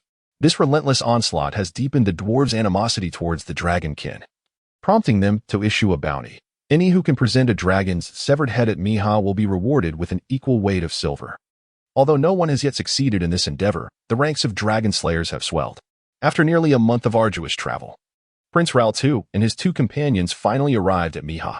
They had consumed their provisions along the way, relying on hunting to sustain themselves, and endured 3 consecutive days without a catch, subsisting on moss instead. They had encountered Orcish brigands accompanied by goblins, yet fortune favored them, for they managed to retain their weapons while fighting and fleeing. Perhaps sensing the lack of bounty, the robbers eventually relinquished their pursuit, having narrowly escaped danger. The dwarves pressed on with renewed caution, drawing upon their innate resilience. As they journeyed southward, prey became more abundant, and the presence of brigands diminished. Guided by merchant caravans they encountered, they finally passed through the outer defenses of Miha and entered the territory of their kin, spotting familiar dwarven figures. Despite not knowing one another, the 3 dwarves felt a surge of excitement and joy, waving their arms and shouting in celebrations, much to the disdain of the dwarves passing by, who regarded them as madmen. After a month of travel, Ral II appeared disheveled, hardly resembling a prince of dwarfs. Let us find an inn to rest, he proposed. They were in one of the small towns on the outskirts of Miha, primarily serving as resting spots for visiting merchant caravans, thus plentiful in inns and warehouses. They chose an establishment named the Fiery Redbeard, intending to rest for a day, indulge in a bath, savor delightful food, and enjoy the dwarves' beloved ale. Upon entering the inn, they bypassed the tables and approached the counter. Greetings, proprietor.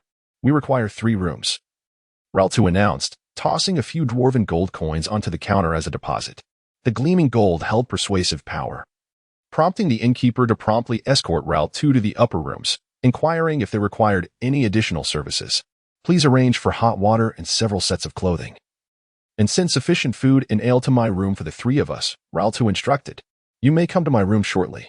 I have matters to discuss with you, he added, addressing his companions. Very well, they replied. After a brief wash, the food and ale arrived, and the trio devoured their meal ravenously before indulging in hearty draughts of ale. After indulging in a hearty meal, Raltu was the first to speak. We have arrived at Miha. What shall we do next? Have any of you contemplated this? The 2 surviving dwarfs, Motto, who managed the provisions, and the pink pig named Pink, had remained close to Raltu and thus were fortunate to survive. This is our ultimate goal, Raltu continued. I am inquiring how we might achieve it. We are now but 3, and we cannot rely on the Long Nail clan for support. We lack both funds and manpower. It is impossible for us to muster a force with merely the 3 of us, Raltu explained. Pink, perplexed, asked, was it not said that we should inform our brethren in Miha about the Eternal Forge? Surely, for the sake of the artifact, they would lend us their support? All the merits and honors would belong to them. Why should they share them with us? Pink exclaimed passionately. How dare they? Pink's temper flared, and it seemed a quarrel was imminent until Raltu raised his hand to intervene. Enough. Since you cannot devise a plan, allow me to share my perspective. What? Motto was taken aback. At this moment? Indeed, you must relay everything we have experienced to my father. Inform him that we have discovered the Eternal Forge and urge him to send aid. Upon grasping his intent, Motto nodded solemnly. I shall do so. I will depart immediately. No need to rush, Raltu advised. Rest for the night. You can set out tomorrow. And what of me? Pink inquired impatiently. Raltu turned to him. You shall venture outside to gather intelligence. Seek out capable adventurers and engage with them. Once the support arrives, I may consider hiring them. Certainly. I relish interacting with adventurers. They share my passion for revelry, Pink responded, delighted by the task assigned to him. Once he settled into a tavern, a wealth of information would surely come his way, though discerning the truth would be up to him alone. Raltu cautioned, after imbibing, be cautious with your words, especially refrain from revealing any details about the Eternal Forge. Pink patted his chest confidently. Rest assured, I am not like that fool Sock. At this, Pink's voice faltered as he remembered. Sock was gone, like the others, forever lost on the icy plains with not even a body to be found. Raltu and Motto shared in the somber reflection, their heads bowed in sorrow. Now, we must focus on the tasks at hand. Once you have made your arrangements, I too must fulfill my obligations. What do you intend to do? Both Pink and Motto asked in unison.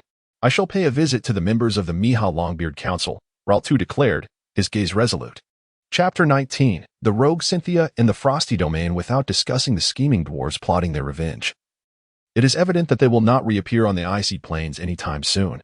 Thus, certain matters must be addressed. For instance, Cynthia's promise. Rosal was recently vexed. Having failed to receive the promised treasure from Cynthia, she was playing tricks on him.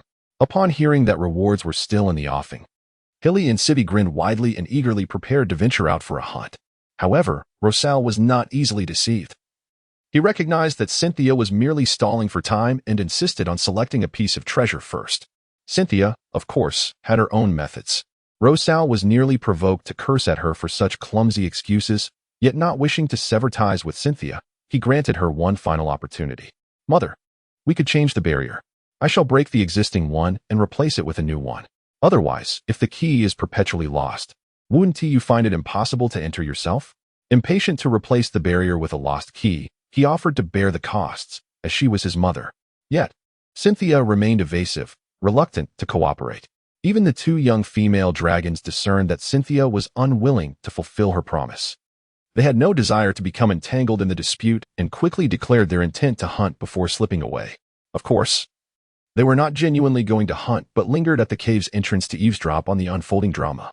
They overheard a few more heated exchanges between Cynthia and Rosal, culminating in Rosal's furious outburst as he stormed out of the cave, disregarding the 2 dragons who had been watching. He was evidently astonished by Cynthia's audacity and parsimony, her willingness to disregard her promises as mere trifles. Had his thoughts reached her ears, she would have scoffed, for every true white dragon would behave in a similar manner. Still seething upon returning to his lair, Rosal felt a strong urge to destroy something to vent his frustrations. At that moment, he could summon the manifestations of those humans and dwarves, leading him to release them all. One by one, he dispersed them, absorbing the silver mist that scattered in their wake. Indeed, this would bolster his strength, albeit slightly. Satisfied with this increase in power, he found a degree of contentment. Currently, the growth of his physical form was gradually slowing. Ultimately, the white dragon manifestations had entered another state, and the humans and dwarves could only provide a minimal boost to his strength. Moreover, as time passed, they transformed into puppets akin to the white dragon manifestations. Under Rosal's control, summoned to fight on his behalf. Rosal took a deep breath, exhaling slowly, and his mood somewhat stabilized. He had not yet lost hope and resolved to continue claiming what was rightfully his. Over the next few days, he persistently approached Cynthia, who remained steadfast in her old tactics, first finding excuses to delay, then pretending to be asleep, and ultimately sending Hilly and Civvy to handle matters while she hid deep within the dragon's lair. Rosar was infuriated by Cynthia's brazen behavior. It was evident that Cynthia felt no fear of him. She remained hidden within her lair, accompanied by her 2 daughters, rendering Rosar powerless against her. This stalemate persisted for half a month. Ultimately, Rosar conceded, choosing no longer to seek out Cynthia, thereby indicating his disinterest in the coveted artifact. Yet, his dissatisfaction with her only intensified. Simultaneously, he silently vowed never to trust any words that escaped Cynthia's lips. Despite the lack of tangible results, life had to go on. Thus, he reverted to the solitary existence he had led prior to encountering the dwarfs. He hunted, slept, and occasionally engaged in combat with his remaining clones, summoning a white dragon clone every 10 days to unleash his frustrations upon it as if it were Cynthia. Of course, he did not neglect his studies in magic. Having already mastered simple spells such as Ice Storm, Ice Spear, Water Creation, Acceleration, and Rainfall, he was now grappling with a far more complex spell known as Frost Domain. This particular domain magic, once mastered, would allow him to create an area centered around himself, approximately 100 feet in radius. Within this domain, an unrelenting chill would emanate, akin to the frost breath of a white dragon. Any enemies caught within would endure an ice-based magical assault every 10 minutes, the nature of which remained uncertain, ranging from basic Ice Spike to the more advanced Ice Storm, continuing until all foes lay vanquished. Remarkably, once established, the domain required minimal energy from him, primarily drawing upon the natural energies of the surroundings. Upon discovering the description of this spell, Rosar became enamored with it. He envisioned how, once mastered, he could unleash the domain and let it do the work against ordinary foes, freezing them in their tracks without lifting a claw. In battles against formidable adversaries, it could create a terrain advantageous to him, enhancing his odds. The Frost Domain was truly the spell of his dreams. He was determined to master it. Given its immense power, the requirements for learning it were substantial, and its complexity was daunting. Firstly, he needed to master an exceedingly intricate rune, which he would then inscribe upon the surface of his scales. The more runes he carved, the greater the potency of the resulting domain. Furthermore, the ink used for the inscriptions had to be his own dragon blood, devoid of any impurities. Successfully inscribed runes would allow the dragon blood to seep into the scales, forming a unique texture on the surface. However, Rosar found himself hindered at the stage of inscribing the runes. While he had managed to memorize the rune designs, his claws proved ill-suited for etching them onto his own body. After several futile attempts, he despaired and recalled the smoke clones of the humans and dwarfs. Perhaps he could control them to assist in inscribing the runes for him? Embracing a sense of experimentation, he summoned forth a human and a dwarf, subsequently transmitting the precise method of inscribing runes into their behavioral patterns via disc. He then directed them to etch the runes upon the open ground. Initially, their attempts were chaotic, failing to resemble the original runes in any discernible way. Rosar, undeterred, encouraged them to persist until the summoning limit was reached, at which point they transformed back into smoke. After 2 or 3 cycles, they finally began to depict the general contours of the runes. Upon inspection, Rosar felt an overwhelming joy. It appeared that practice indeed enhanced their proficiency. Thus, he urged them to continue their efforts. With repeated attempts, they ultimately succeeded in rendering a complete rune that conformed perfectly to the requirements. Ecstatic, Rosar released some fresh dragon's blood, instructing them to inscribe the rune upon his scales. Success. He marveled as the dragon's blood seeped into the scales, forming a unique texture. Eagerly, he summoned more smoky avatars to train them in rune engraving. With these assistants, he was resolute in his ambition to cover his entire body in such runes. Rosar was determined to achieve something no dragon had ever done before: adorn every scale with runes. The exact number of scales on a white dragon had never been quantified by any dragon, but one could surmise, given the immense size, that there were likely several tens of thousands. Previous white dragons had typically only inscribed the scales on their limbs before ceasing. If Rosar succeeded, he would become the first dragon to accomplish such a feat, and the power of his domain would be unprecedented. With the issue of rune engraving resolved, it was time to contemplate the next step. The subsequent phase involved infusing his own magical energy into the completed runes, thereby connecting the patterns on his scales into a rune array. This could be executed in one go or divided into multiple instances, with no specific requirements.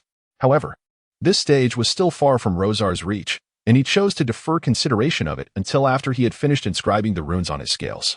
Gradually, the number of avatars capable of engraving runes on dragon scales increased, and their speed improved.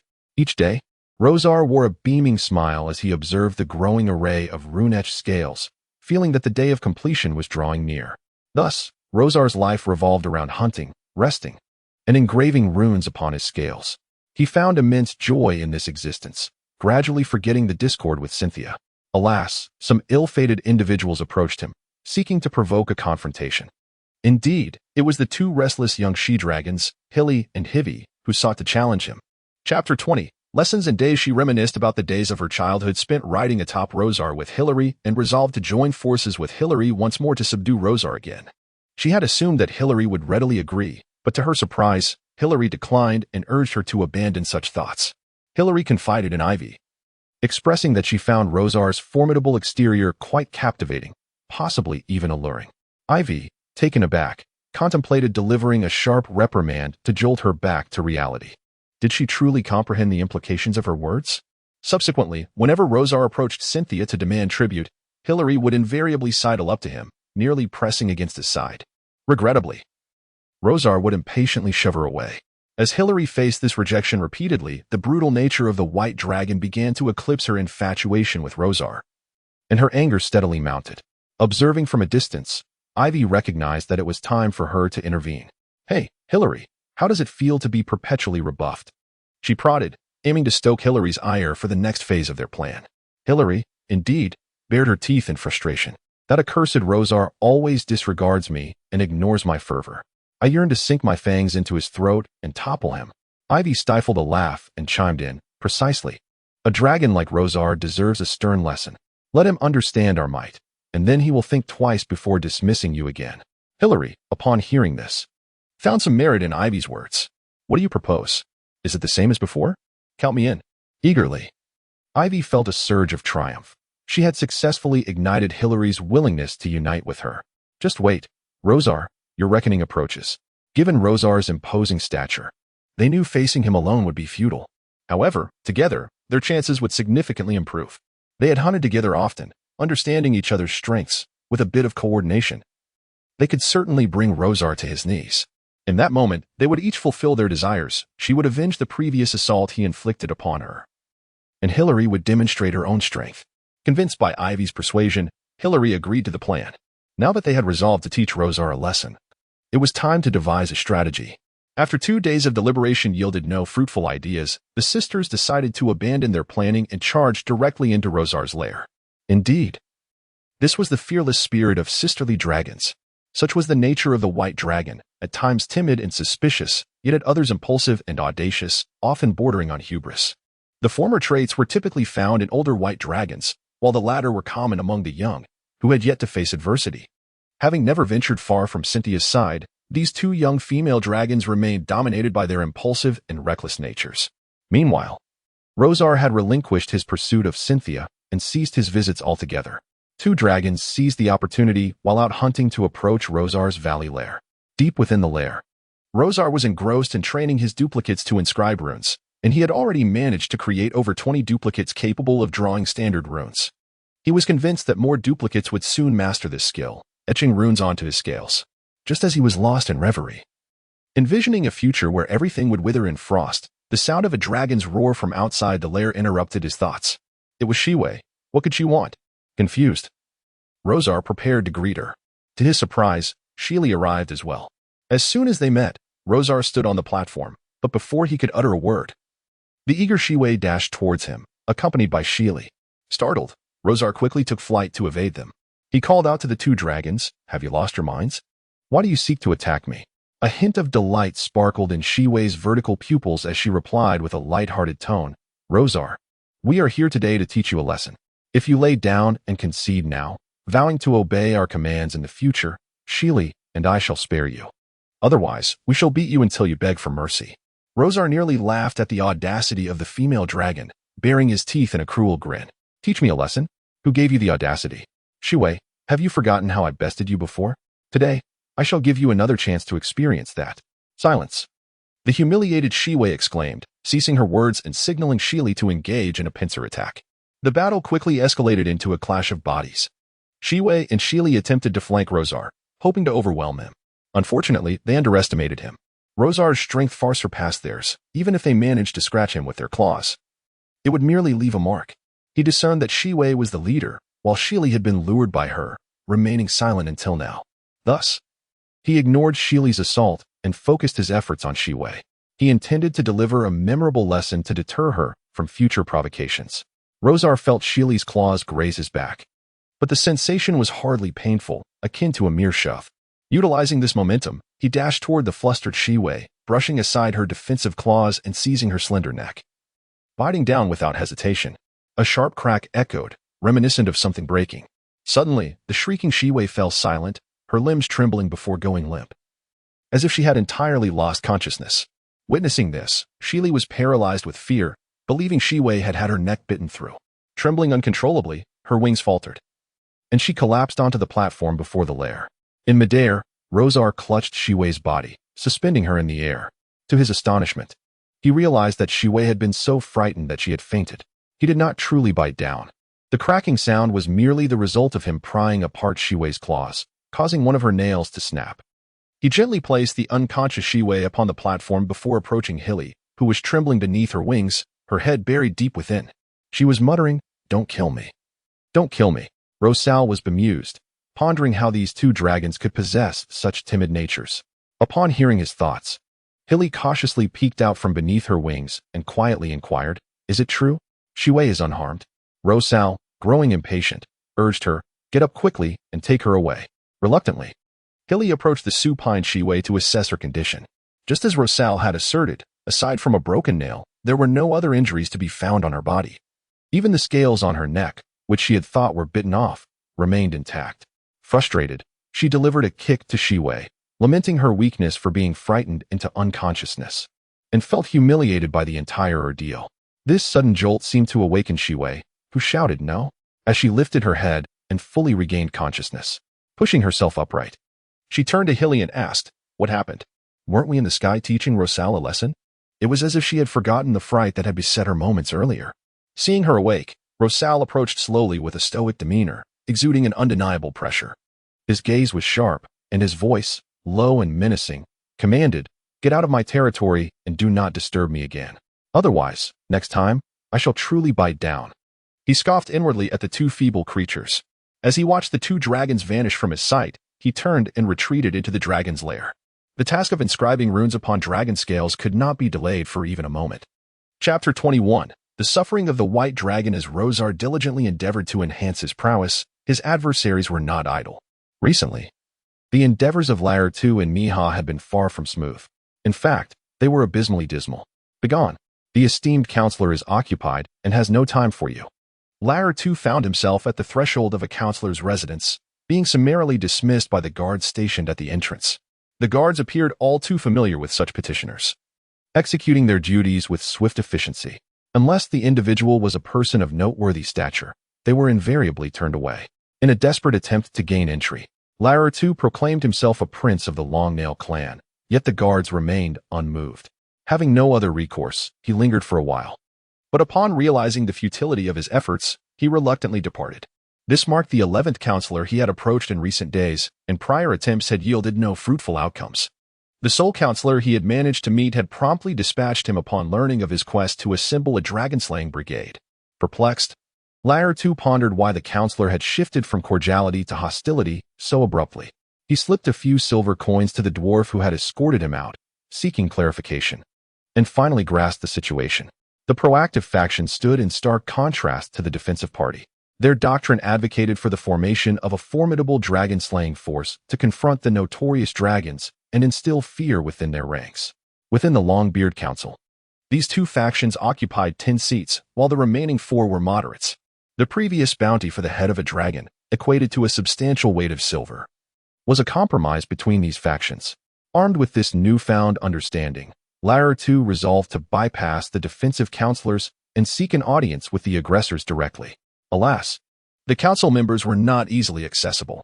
The individual he was visiting was the last of the aggressive faction, with the remaining 3 being moderates, and it was uncertain whether he would even be granted entry. This locale was the very heart of Miha, the inner city, where the Longbeard Council and the residences of its members were situated. It was also the original settlement of the dwarfs. Encircled by a stone wall erected to ward off external threats, still in use to this day, the inner city allowed free passage during daylight hours, yet once night fell, anyone not a resident was required to vacate. A dedicated night patrol roamed the inner city, apprehending any suspicious wanderers. The stringent defenses of the inner city were not merely a result of the council's presence. The grand treasury of Miha was housed within its confines. Such regulations were instituted for the sake of security.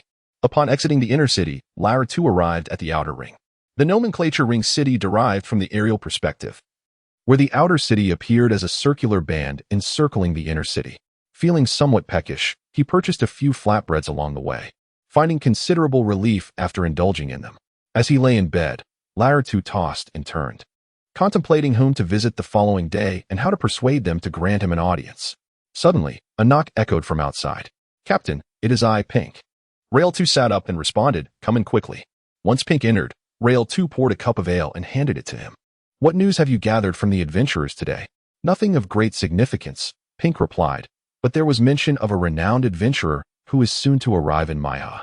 Additionally, I encountered a human who shares a similar plight. He too escaped from the territory of the colossal White Dragon." "Oh?" Rail 2's interest was piqued. "First, tell me about this famed adventurer, and then we shall discuss the human." Pink nodded. "The adventurer is a dwarf named Titan Ironhammer, who has journeyed here from the southern deserts, slaying bandits, monsters, and man-eating beasts along the way, all falling victim to his mighty hammer. His reputation has spread swiftly due to these exploits. I have heard that his greatest desire is to shatter the skull of a vile dragon with his hammer. Given Miho's frequent assaults by dragons, he has traveled a great distance to reach us. I believe we should extend an invitation for him to join our dragon-slaying party. He is likely to accept." Rail 2 agreed. "Very well, once he arrives in Miha, I will personally visit him to extend the invitation. Now, let us discuss the matter of the human." "Ah, of course," Pink continued. The human introduced himself as Kukka, a chemower from the northern wastelands. His tribe suffered significant losses at the hands of the White Dragon on the icy plains, leading them to flee here. In a bid for survival, he and several young tribesmen became adventurers to earn some coin for their people. That is the extent of what he shared. "Is that all?" Rail 2 inquired, puzzled. "Indeed. Did he not mention why the White Dragon attacked his tribe, or how they managed to escape its domain?" He did not elaborate on why they were targeted. However, it seems they escaped with the aid of a wizard. Rail 2 pressed further, "A wizard? What rank was this wizard, and is he still with their tribe?" Pink admitted he did not know. Rail 2 instructed him, "Tomorrow, seek out this Kukka once more and endeavor to uncover the details regarding that wizard. We have a wizard in our ranks, which would greatly enhance our dragon-slaying efforts." Pink agreed and then asked, "Captain, did you encounter any of those long-bearded councilmen today?" Rail 2 sighed. "No, not a single one. How can they behave this way?" Pink exclaimed in indignation. "Are we not kin?" Rail 2 replied, "You are thinking too simplistically. They will not choose to assist us merely because we share blood. Their considerations revolve around whether they can derive greater benefits from us. What shall we do now?" Pink believed that if these legislators were of no assistance, the prospect of forming a team to slay the dragon would be indefinitely postponed. There are still 3 representatives. "I plan to visit them tomorrow," he mused with curiosity. "Very well," Pink nodded. "I shall take my leave now, Captain. Go forth. But remember to inquire about that human tomorrow," the captain reminded. "Understood." The 2 parted ways to rest. The encounter between Kukka and Pink was serendipitous, occurring within the lively confines of a tavern. Adventurers regaled the patrons with tales of the recent dragon attack on Miha, prompting Kuka to reflect upon his own experiences, and, emboldened by drink, he interjected a few remarks. Pink, too, found himself drawn into conversation, and as their dialogue unfolded, they discovered a shared history of encountering the same colossal white dragon. Their conversation flowed effortlessly as they recounted their respective encounters with the beast, passionately denouncing the brutality of the creature. Now, the tribe numbered only a scant 90 souls. Many of the elderly and frail had succumbed during their flight, perishing along the way. The tribe was predominantly comprised of youthful men and women. Kuka had officially assumed the mantle of the tribe's leader, tasked with guiding his people. Yet, he felt he lacked the commanding presence of Kunin and thus chose to venture forth as an adventurer himself, primarily accepting tasks in the surrounding villages, often involving the retrieval of lost items or the extermination of wild beasts. Their escape from the lair of the White Dragon was largely attributed to a mage friend of Kunin's. Upon learning of the attack on Kunin's tribe, the mage hastened to offer assistance, seeking to find a new haven for the remnants of the tribe. Armed with a locating artifact previously gifted to Kunin, he arrived only to discover that Kunin had perished and the tribe had been ravaged by the dragon. The remaining tribespeople, led by Kuka, trudged southward, their pace slow and their formation disorganized. When the mage appeared, many in the tribe recognized him and beseeched his aid. He cast a spell of acceleration, enabling the tribe to swiftly escape the dragon's domain. Subsequently, he guided them to Maiha, leaving behind a silver mirror for Kuka, which would allow them to contact him before departing. Thus, the tribe found temporary safety in a new refuge. Kuka had finally fulfilled Kunin's dying wish, leading the tribe toward a new beginning. He hoped that Kunin's spirit, alongside their ancestors, would watch over them. Chapter 22. A Clash Among Dwarves. Today, King Ral II sought an audience with the venerable elder Leiche, a member of the Longbeard Council. At over 150 years of age, Leiche possessed vast holdings throughout Maiha, with 1 out of every 10 buildings in the region linked to him, and 1 in every 20 individuals working directly or indirectly for his benefit. His wealth was among the most prominent in Maiha, and naturally, such affluence brought considerable power. Having served as a member of the Longbeard Council for over 50 years, Leiche had established himself as a centrist, a faction known for its frequently shifting positions. Although often derided as fence-sitters, others found themselves unable to contest their influence, resorting only to mild mockery. Indifferent to the jibes of his rivals, Leiche was acutely aware of his standing among the populace and consistently sought ways to enhance his reputation. Locally, he was regarded as relatively amicable and approachable. The guards at his doorstep were not inclined to dismiss visitors outright, but would relay requests for audiences to him. The decision to grant entry rested solely with Leiche. Typically, his entrance was crowded with petitioners, and today was no exception. King Ral II was met with a throng at the door. He approached the guards to express his desire to meet the councilman. The guards, while courteous, informed him that he would need to wait outside, as there were already over 20 individuals ahead of him. Only after their request had been addressed could it be determined whether his own would be granted. Ral II was taken aback by the sheer number of people. He had arrived early, only to find himself at the back of the line. With no alternative, he resigned himself to waiting. Fortunately, after noting his name, he was assured that someone would soon inform him whether he could enter. Those ahead of him either emerged shortly after a brief discussion or were outright denied entry without even crossing the threshold. Before long, it was Ral II's turn. Your request for an audience has been approved. However, you have only 3 minutes, as the councilman is quite busy. Once the time is up, you must exit. Do you understand? Yes, I understand. Ral II nodded in acknowledgement. The attendant then opened the door, granting him access to Leish's parlor. At last, he stood before Leiche, the second councilman willing to meet with him in recent days. Learning from his previous encounter, Ral II decided to be forthright. Esteemed Elder Longbeard, I am Ral II, heir of the Longpin clan. I have come to seek your support in assembling a force to combat the polar catastrophe brought forth by the White Dragon, Cynthia.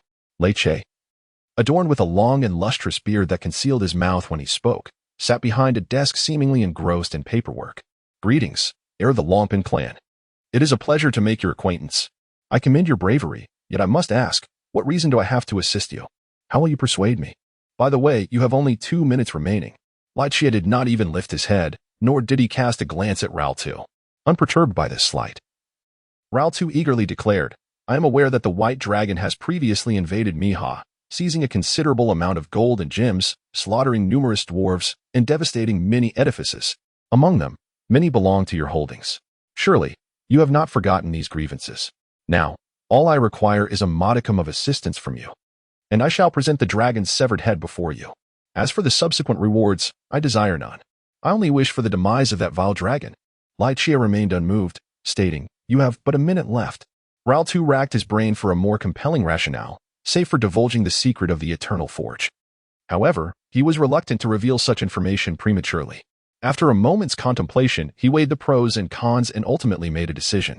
He glanced around and said, "Esteemed councilman, I must share a secret with you. Please ensure that only you and I are present." Upon hearing this, Lai Chia became intrigued, finally raising his head, leaning forward, and clasping his hands on the desk before him. "Oh, what secret?" he inquired. Rao Tu reiterated, "Only you and I can know this. I ask that others be excused." Observing Rao Tu's earnest demeanor, Lai Chia pondered for a moment before signaling for his attendants and 2 guards to leave. Once the door was closed, only the 2 of them remained in the chamber. "Now, you may speak," Lai Chia urged. Rao Tu, no longer hesitant, divulged the information. "The reason we ventured into the territory of the White Dragon is that we received news. The Eternal Forge may reside within the dragon's treasury." "Eternal Forge?" Lai Chia exclaimed, genuinely astonished. He stood and approached Rao Tu, locking eyes with him. "Are you certain it is the Eternal Forge?" "Indeed," Rao Tu affirmed. Lai Chia, consumed by excitement, spun around several times, his hands gesticulating wildly. After a moment, he finally calmed himself. "Very well, I agree. I shall provide you with assistance. However, you must acquiesce to one request. May I inquire what this request entails?" "Upon the successful slaying of the dragon, the Eternal Forge must be entrusted to me." Rao Tu, upon hearing this, categorically refused. "How could I possibly grant you that?" Only then did Rao Tu soften his stance, curiosity piqued. "What if I refuse?" he asked, adding, "I will also assemble an army to hunt the dragon on the icy plains. You will merely watch as I alone secure the Eternal Forge. Thus, it would be wise for you to acquiesce. It would benefit us both." Lai Chia's threats did not intimidate Rao Tu. He recognized them as mere attempts to apply pressure. Had Rao Tu's resolve been weaker, he might have faltered.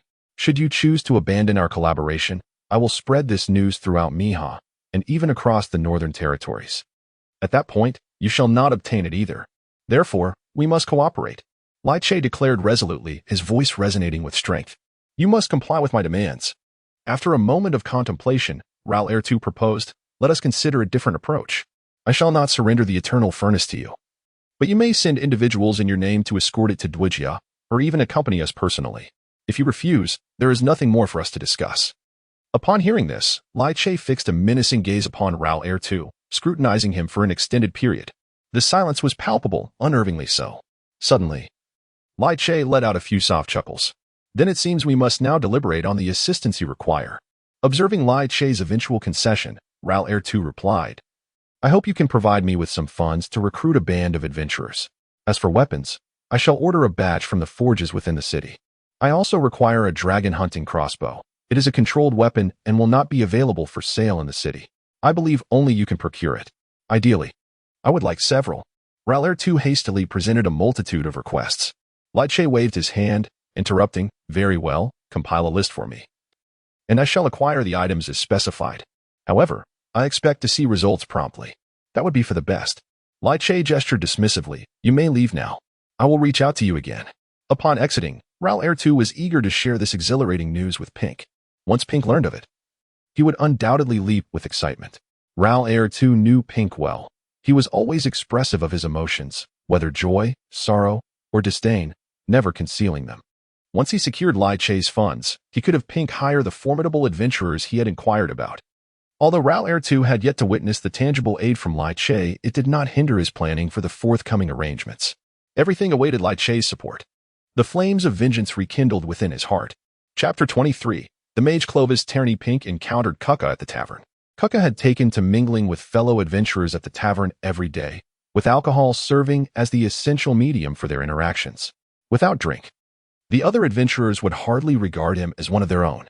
To integrate himself into their company, Kuka was compelled to spend money on liquor, though he settled for the cheapest potato brew. Upon finding Kuka, Pink ordered a drink for him, declaring, "This one's on me." Kuka turned to him and inquired, "What do you want?" Pink gulped down the drink placed before him, wiped his beard, and chuckled, "Ah, I merely wish to treat you to a drink, due to our shared plight. Rest assured, there are no ulterior motives." Only then did Kuka raise his glass and take a small sip. Not bad, he remarked. Seeing him drink, Pink continued. I would like to hear more about how you escaped the realm of that white dragon. The conditions on the ice plains were so harsh. And you had so many to contend with, not to mention the dragon's relentless pursuit. Kuka understood. Was this your intention all along? Pink readily admitted, indeed. However, prior to that, I wish to know more about the creature. Very well, I shall share, Kuka replied, but I require some compensation. I have a tribe to support. Seizing the opportunity, he presented his terms. Pink found this request reasonable and even regarded Kuka's sense of responsibility towards his tribe favorably. No problem, he said, handing Kuka several silver coins. Is this sufficient? Kuka nodded, pocketing the coins before recounting the tale of their escape. So, you were aided by a mage to secure your freedom, correct? At last, Pink had steered the conversation toward the mage. What was the mage's name? And can you still reach him? Kuka furrowed his brow and retorted, Why do you ask? Pink candidly replied, I wish to invite him to join the dragon-slaying endeavor. Hey, I won't say a word. Don't bother seeking me again, Kuka declared as he abruptly pushed back his chair and rose to leave the tavern. Pink pursued him, calling out, Wait, Kuka, if we can contact this mage, I am willing to offer more gold. That vile dragon has harmed you. Do you not yearn for vengeance? After exchanging farewells with the young tribesmen guarding the settlement, Kuka stepped into his wooden dwelling. He recalled the dwarf's words, revenge? Of course, he desired it. Yet, his tribe could not withstand another failure. After a moment of contemplation, he resolved to inform the mage. He retrieved the trinket left by the mage, a silver mirror. Upon pressing the gem on its back, a visage slowly emerged within the mirror's surface. It was the mage who had aided them, Clovis Tierney. Do you seek something, Kuka? He inquired. He was a middle-aged male mage, sporting a pair of distinctive mustaches, a prominent nose, striking blue eyes, and a head of short golden hair, which rendered him surprisingly handsome. Esteemed master, today I encountered a dwarf who inquired about you. Kuka revealed Pink's actions today, indicating that he wishes to establish contact with you. Oh, what do you suppose his intentions are in reaching out to me? Clover asked Kuka. He mentioned an invitation for you to join in slaying dragons. They have also encountered that white dragon and suffered considerable losses. Is that so? Clover, gazing into the mirror, stroked his curled mustache thoughtfully. If he asks again, do convey my regards. I harbor a keen interest in dragon slaying as well. Kuka's eyes widened in surprise. Tell him? Clover affirmed once more. Indeed, I shall. Kuka agreed eagerly. Very well, then. I have an experiment to conduct. Farewell. Before Kuka could respond, the visage in the mirror vanished.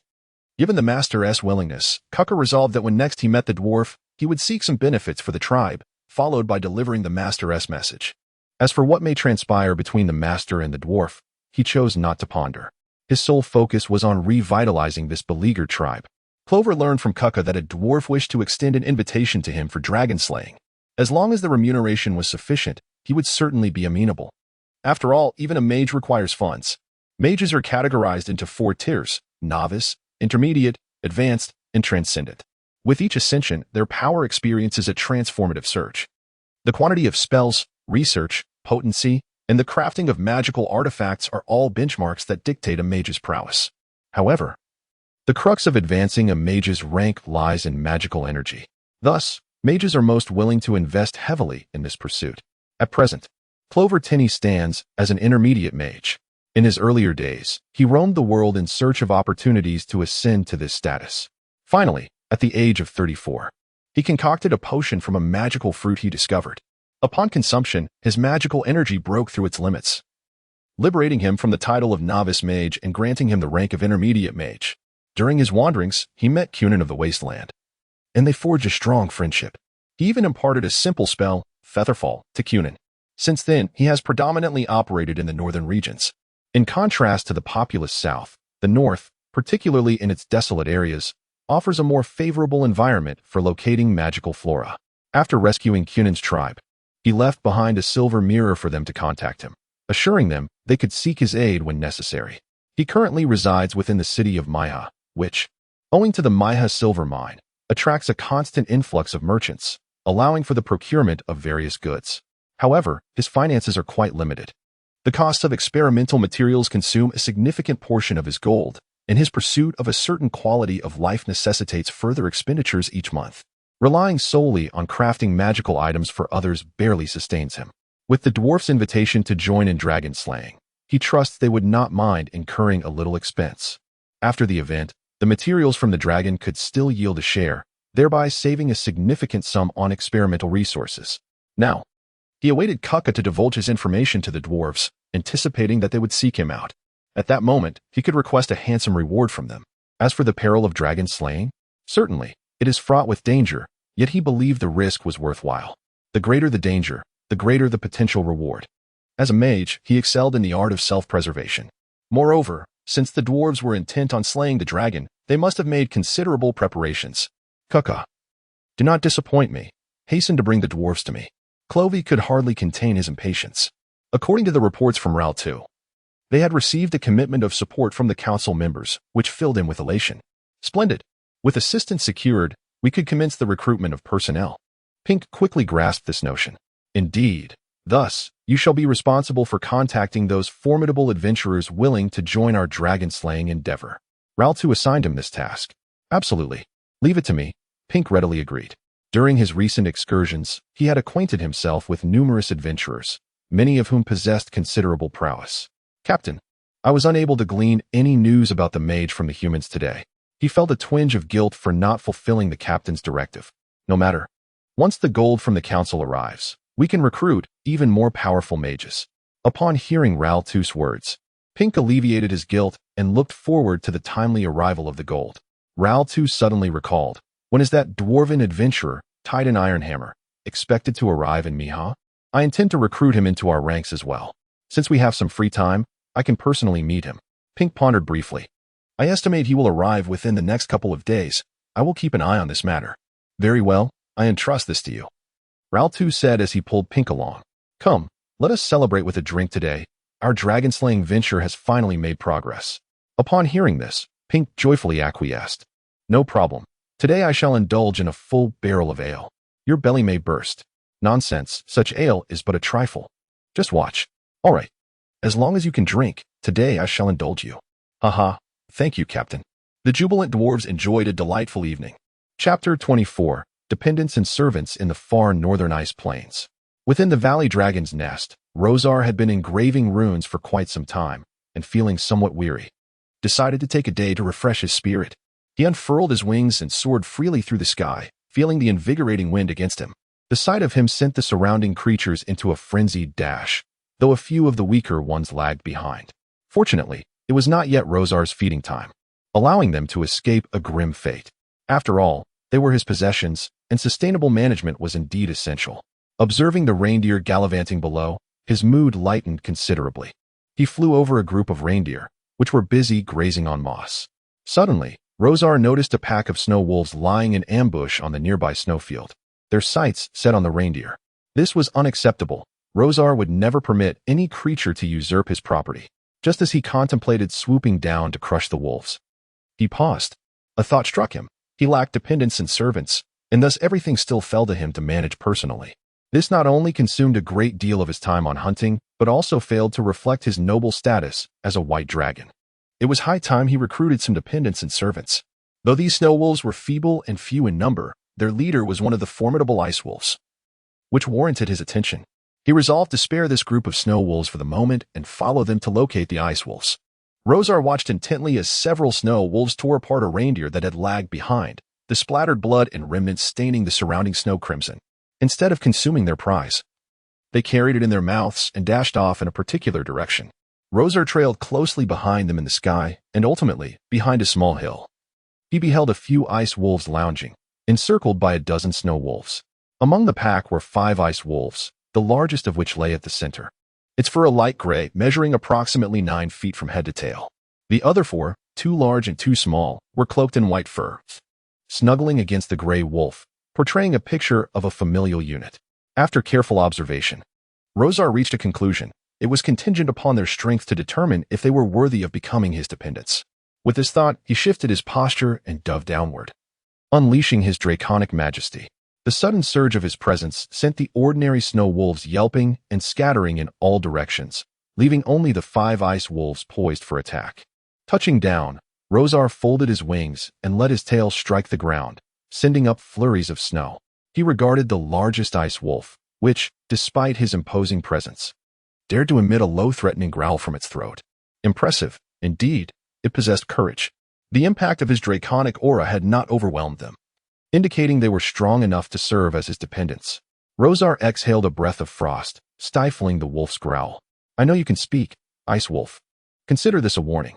The leading Arctic wolf moved its mouth and spoke. White Dragon, why do you seek to trouble us? Upon hearing this, the Arctic wolf crouched low, issuing a threat, then come and try. Rosar waved his paw dismissively, retorting with disdain, you are inadequate, not even worthy of a single swipe from me. However, I am in a generous mood and willing to grant you an opportunity. Swear allegiance to me, and I shall spare your lives. The head wolf bared its teeth defiantly. White Dragon, you shall not enslave us. Rosar's expression darkened. Then you have chosen death. He lunged at several Arctic wolves, allowing their attacks to strike harmlessly against his scales. Seizing this moment, he knocked the head wolf aside and sent 2 female wolves flying, while pinning 2 pups beneath his forepaws. Now, tell me, are these 2 pups your sons or daughters? Do you wish for them to perish alongside you? Rosar cruelly exerted pressure, causing the pups to yelp in pain. Upon hearing this, the 2 female wolves howled in distress, attempting to rush forward, only to be held back by the head wolf.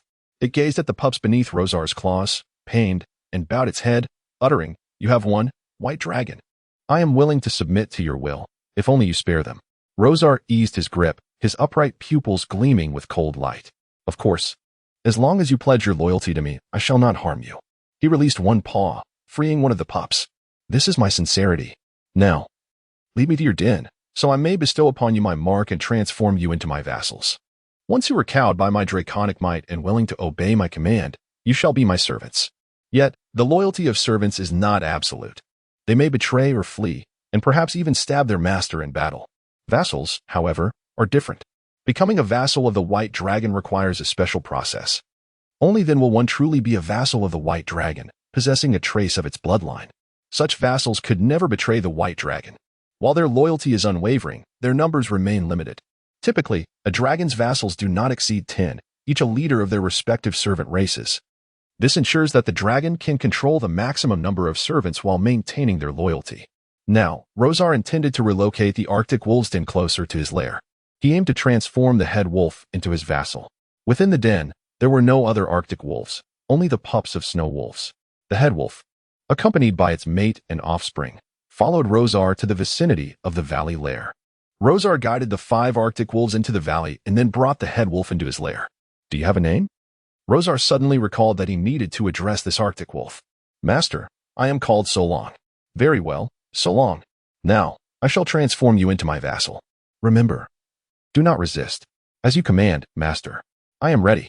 Rosal tore off a piece of unmarked dragon scale and pressed it against Solong's chest, instructing him to open his mouth. Obediently, Solong parted his lips wide. Rosal flicked a drop of dragon blood, which had clung to the scale when it was removed, into his mouth. With a soft gulp, the dragon blood was swallowed by Solong.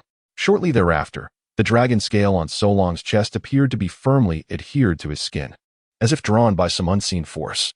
Do not stray far from my lair for the next few days. Should you experience any changes in your body, inform me promptly. Rosal advised, as it was his first endeavor in binding a follower, thus he emphasized the importance of keeping a close watch on Solong. Understood, Master, Solong replied. Then exited the dragon's den, familiarizing himself with the new home alongside his wife and children in the valley. Rosal, observing that Solong had not attempted to flee, felt a sense of relief and ceased to monitor him closely. At this point, all the human and dwarf smoke avatars had transformed into mere puppets with a single life. Rosal had been training them to inscribe runes for him, with satisfactory results. He contemplated that he would not allow these avatars to engage in violence any longer, but rather to serve his purposes in this capacity. Thus, to avoid being left alone in command, he needed to seek additional servants to fight on his behalf. The number of snow wolves was still limited, their strength akin to that of formidable beasts. Although the ice wolves were magical creatures of considerable power, they numbered only 5 and lacked a humanoid form, rendering them incapable of performing many tasks. Ideally, he sought races such as gnolls, lizard folk, and goblins, humanoid species that possessed certain skills and came in sufficient numbers. Gnolls, being numerous, were adept at mining. Lizard folk, in moderate numbers, exhibited commendable martial prowess, while goblins, though populous, were timid, yet occasionally produced remarkable technological innovations. Among these three races, Rosal favored the gnolls first, followed by the lizardfolk, with goblins being his last choice. However, the first two races were rare in the icy plains, making them difficult for Rosal to locate. Conversely, goblins were ubiquitous. Therefore, Rosal set his sights on goblins, intending to recruit some as his servant army for the time being. This time, however, he need not venture out himself. Once the binding ritual with Solong was fully realized, Rosal could send him and the wolf pack to perform tasks on his behalf. Ah, having subordinates is such a comfort, he exclaimed, rolling over on his bed. It felt a bit cramped, and he realized he needed to acquire more treasures to adorn his sleeping quarters. The dragon increasingly developed a fondness for shiny objects. Chapter 25. The Goblin Taming the Mammoth. After several days of ritual, Solong finally acquired a trace of the White Dragon's bloodline, becoming a favored servant of Rosar. The dragon scales of Rosar adhered closely to his chest, resembling a protective heart shield, surpassing the defensive capabilities of his original hide. With Solong having successfully endured the ritual, Rosar would not allow him to remain idle. He was immediately dispatched by Rosar to scour the territory with his pack of snow wolves, in search of suitable races to become the White Dragon's followers and servants. Except for a few adult female snow wolves left to care for the young pups, Solong sent out all others specifically to seek out humanoid races in the vicinity.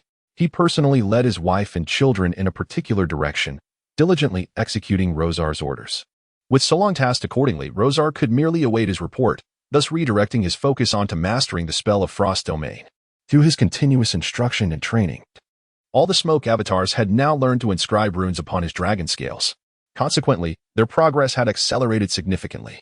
Unlike the White Dragon's avatar, which proved unhelpful in this regard and had a lengthy summoning interval of 10 days, these humanoid avatars could be summoned every other day. Upon reviewing his work, Rosar noted that he was nearing completion of rune inscriptions on half of his dragon scales. With just one more month, he should finish the remainder. At that point, he would proceed to the next step. Considering the timeline, he realized that patience was necessary, as the endeavor of mastering the Frost Domain could not be rushed. He decided to display his collection for admiration.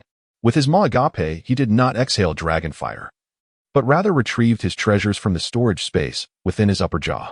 Among his collection were shimmering gemstones and a spear seized from a human. Although his wounds had long since healed, the sight of the spear caused Rosar to stir his wings and shift his body. To his dismay, upon examining his collection, he realized how meager his possessions truly were. Even his ambition to furnish a suitable bed for his growing frame was thwarted by a lack of gemstones. He longed to peruse Cynthia's collection, recalling that it contained an item that belonged to him. The memory of Cynthia's unscrupulous actions ignited a simmering resentment within him. Once I master the Frost Domain, I shall be the first to confront Cynthia. Though his collection was scant, he resolved to cherish it dearly, aware that even the slightest loss would cause him distress. Determined to amass more treasures in the future, Rosar decided to commence preparations immediately, which entailed expanding the storage space within his upper jaw. This would necessitate infusing it with additional magical energy, fortuitously with the rune-etched dragon scales not yet fully realized. The subsequent infusion of energy remained a distant prospect. Why not seize this opportunity to expand the storage space? Rosar, ever diligent in his tasks, found himself immersed in his work, and before he realized it, time had slipped away. Master, it was the voice of Solong that roused him. What is it? Solong, have you discovered something? Rosar stood up to stretch his limbs. Indeed, Master. My subordinates have reported that a group of goblins has recently arrived at the edge of your territory. Solong humbly inclined himself before Rosar. Then bring them to me. Rosar glared at Solong, reprimanding him. Do you expect me to seek them out personally? Solong lowered his head, hesitatingly responding, Master, I fear that you may indeed have to go yourself. Rosar, astonished and furious, exclaimed, You can't even handle a mere band of goblins? Useless. Solong hastily clarified, Master. Goblins are easy to deal with. However, the creatures they have raised pose a significant challenge. Our ice wolves are helpless against them. What creatures? You dare admit to being unable to confront them? Rosar inquired, intrigued. The goblins have somehow acquired 3 mammoths and have raised them.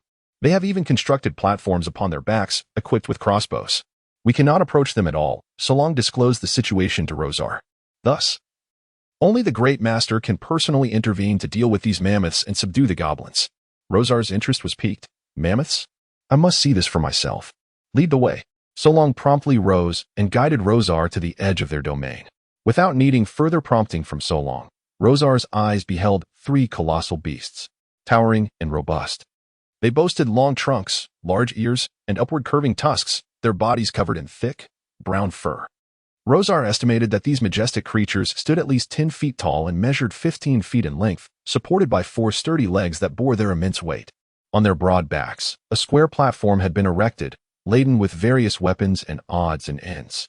The mammoths stood placidly as the goblins scurried about on them, showing no sign of agitation, merely using their long trunks to feed themselves. Observing the grotesque goblins, with their diminutive, hunched forms, unsightly noses, and pointed ears, their green skin marred by spots and stains, Rosar felt a sudden pang of regret for considering these creatures as potential subordinates and servants. Clearly, his judgment had faltered. Yet, with the situation at hand, retreat was not an option. As Rosar approached the goblin encampment, casting his imposing shadow from above, he unleashed an icy tempest as a greeting, sending dozens of shrieking goblins flying. The goblin camp, caught off guard by Rosar's sudden assault, descended into chaos. The diminutive green beings, clutching wooden clubs and broken swords, scattered in all directions, their terrified cries echoing. Those are the earth goblins? No wonder, Rosar realized, recognizing them as the mutated variants among the goblins. Unlike the goblins, they possess commendable discipline and formidable combat prowess, often serving as the leaders or guards of the goblins. These towering goblins appear less bothersome, and it might be worth attempting to subdue one of them to serve as a vassal, thereby managing the goblin horde. Having made this decision, Rosal intends to demonstrate his true strength and shatter the goblin's spirit of resistance.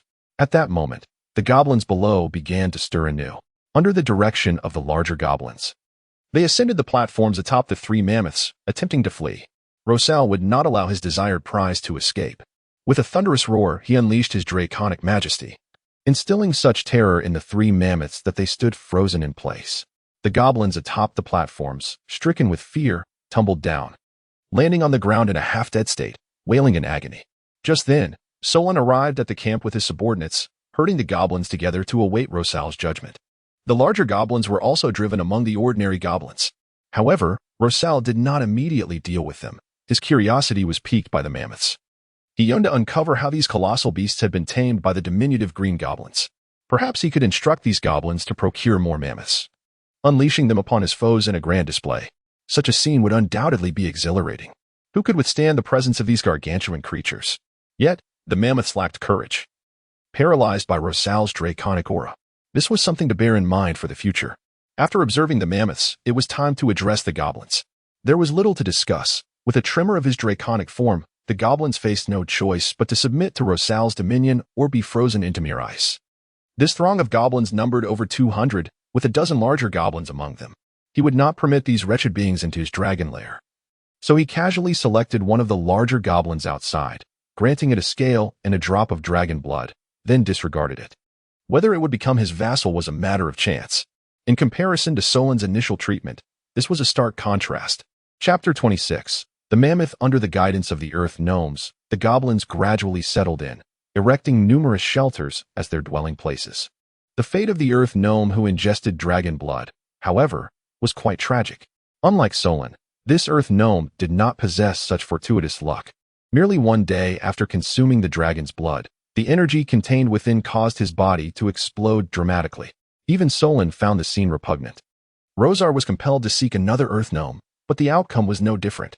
This time, there was no explosion. Instead, the gnome was frozen solid, now residing in the goblin encampment. Unperturbed, Rosar endeavored to find a third earth gnome, personally overseeing the process to ascertain what would transpire. His presence was meant to ensure success. Alas, fate proved capricious. His supervision bore no fruit, and the third earth gnome met a similar demise. The explosion was akin to the first, scattering debris everywhere, leaving Rosar unwittingly smeared with unsightly remnants, much to his disgust. Initially, Rosar merely intended to utilize the gnomes as temporary substitutes until he could procure better ones. Had he not later discovered their ability to control three-headed mammoths, they would have merely been fit for servitude. Having conducted 3 trials and lost 3 earth gnomes, it became apparent that continuing down this path would lead to the demise of the remaining gnomes. However, without any gnomes to manage the ordinary goblins, that would be untenable. Thus, Rosar chose to relinquish the endeavor, sparing the gnomes from further casualties. With the transformation into loyal servants unsuccessful, the issue of their fidelity became paramount. Henceforth, he would instruct Solon to keep a vigilant eye on these green-skinned diminutive beings, wary of their potential to flee. Suddenly, an intriguing thought struck Rosar. If the earth gnomes could not be transformed into his subordinates, could the mammoths instead be directly converted into loyal servants? This notion warranted experimentation. Without delay, he commanded the goblins to bring forth all 3 mammoths and selected the largest among them as the experiment subject. This mammoth was considerably larger than the others, likely capable of enduring his power. Rosar plucked a scale from his dragon form, placing it upon the mammoth's forehead, and instructed it to consume his dragon blood. Then remained poised to observe its reaction. He resolved to monitor this mammoth closely over the ensuing days until its transformation was complete. On the first day, the mammoth behaved as usual, engaging in eating, drinking, and resting. However, from the second day onward, it grew increasingly irritable, even trampling a goblin who had come to feed it. By the 4th day, it lay on the ground, emanating an aura of cold. Ultimately, the transformation concluded on the 4th day. It successfully became Rosar's loyal servant, evolving from an ordinary beast into a magical creature capable of wielding ice-based spells. Though it acquired only the rudimentary ice armor and freeze ray, this enhancement significantly augmented its strength.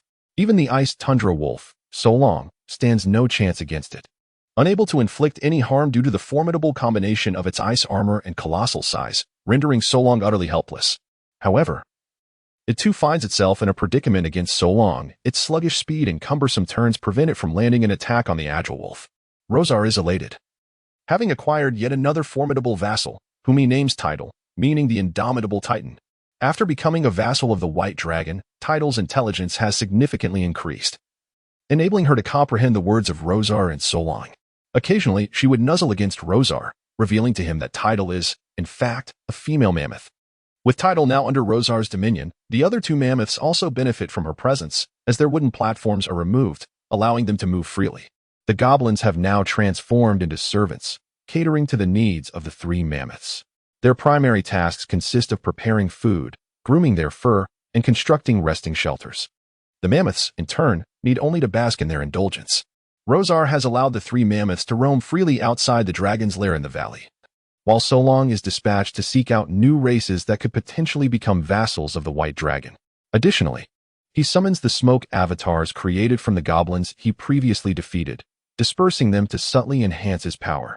He also contemplates training them as assistants for rune carving.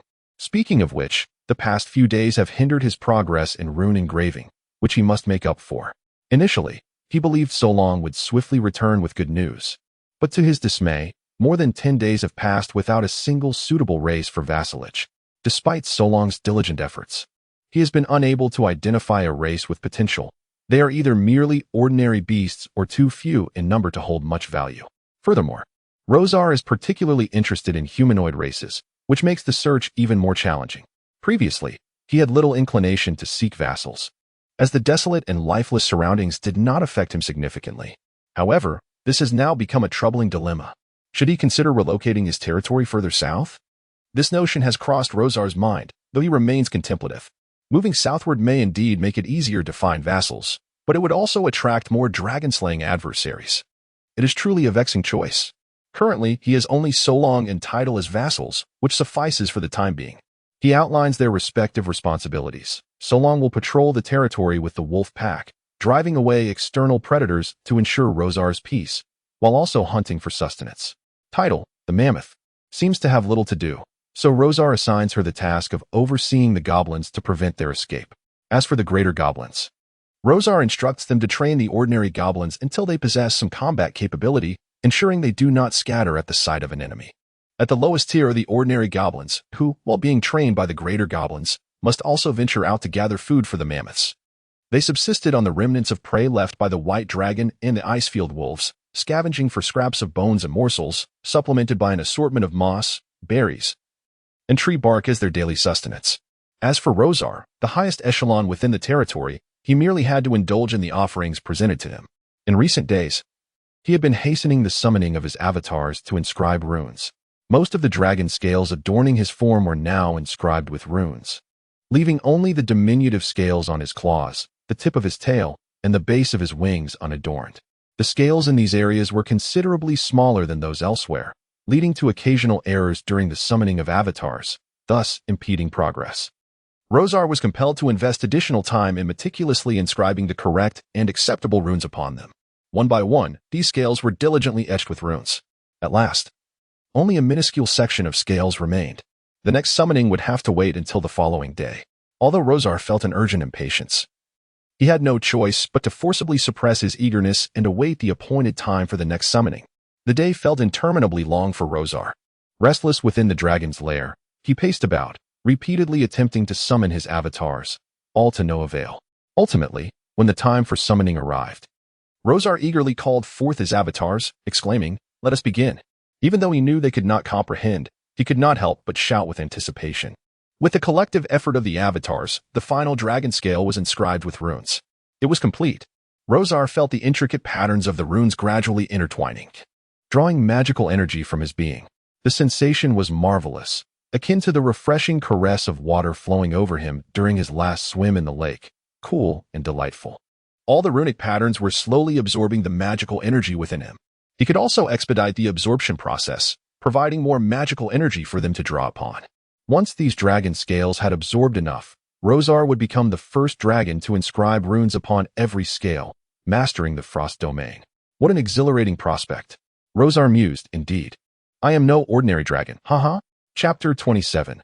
The domain finally becomes within the lair. Rosar ceased all activities.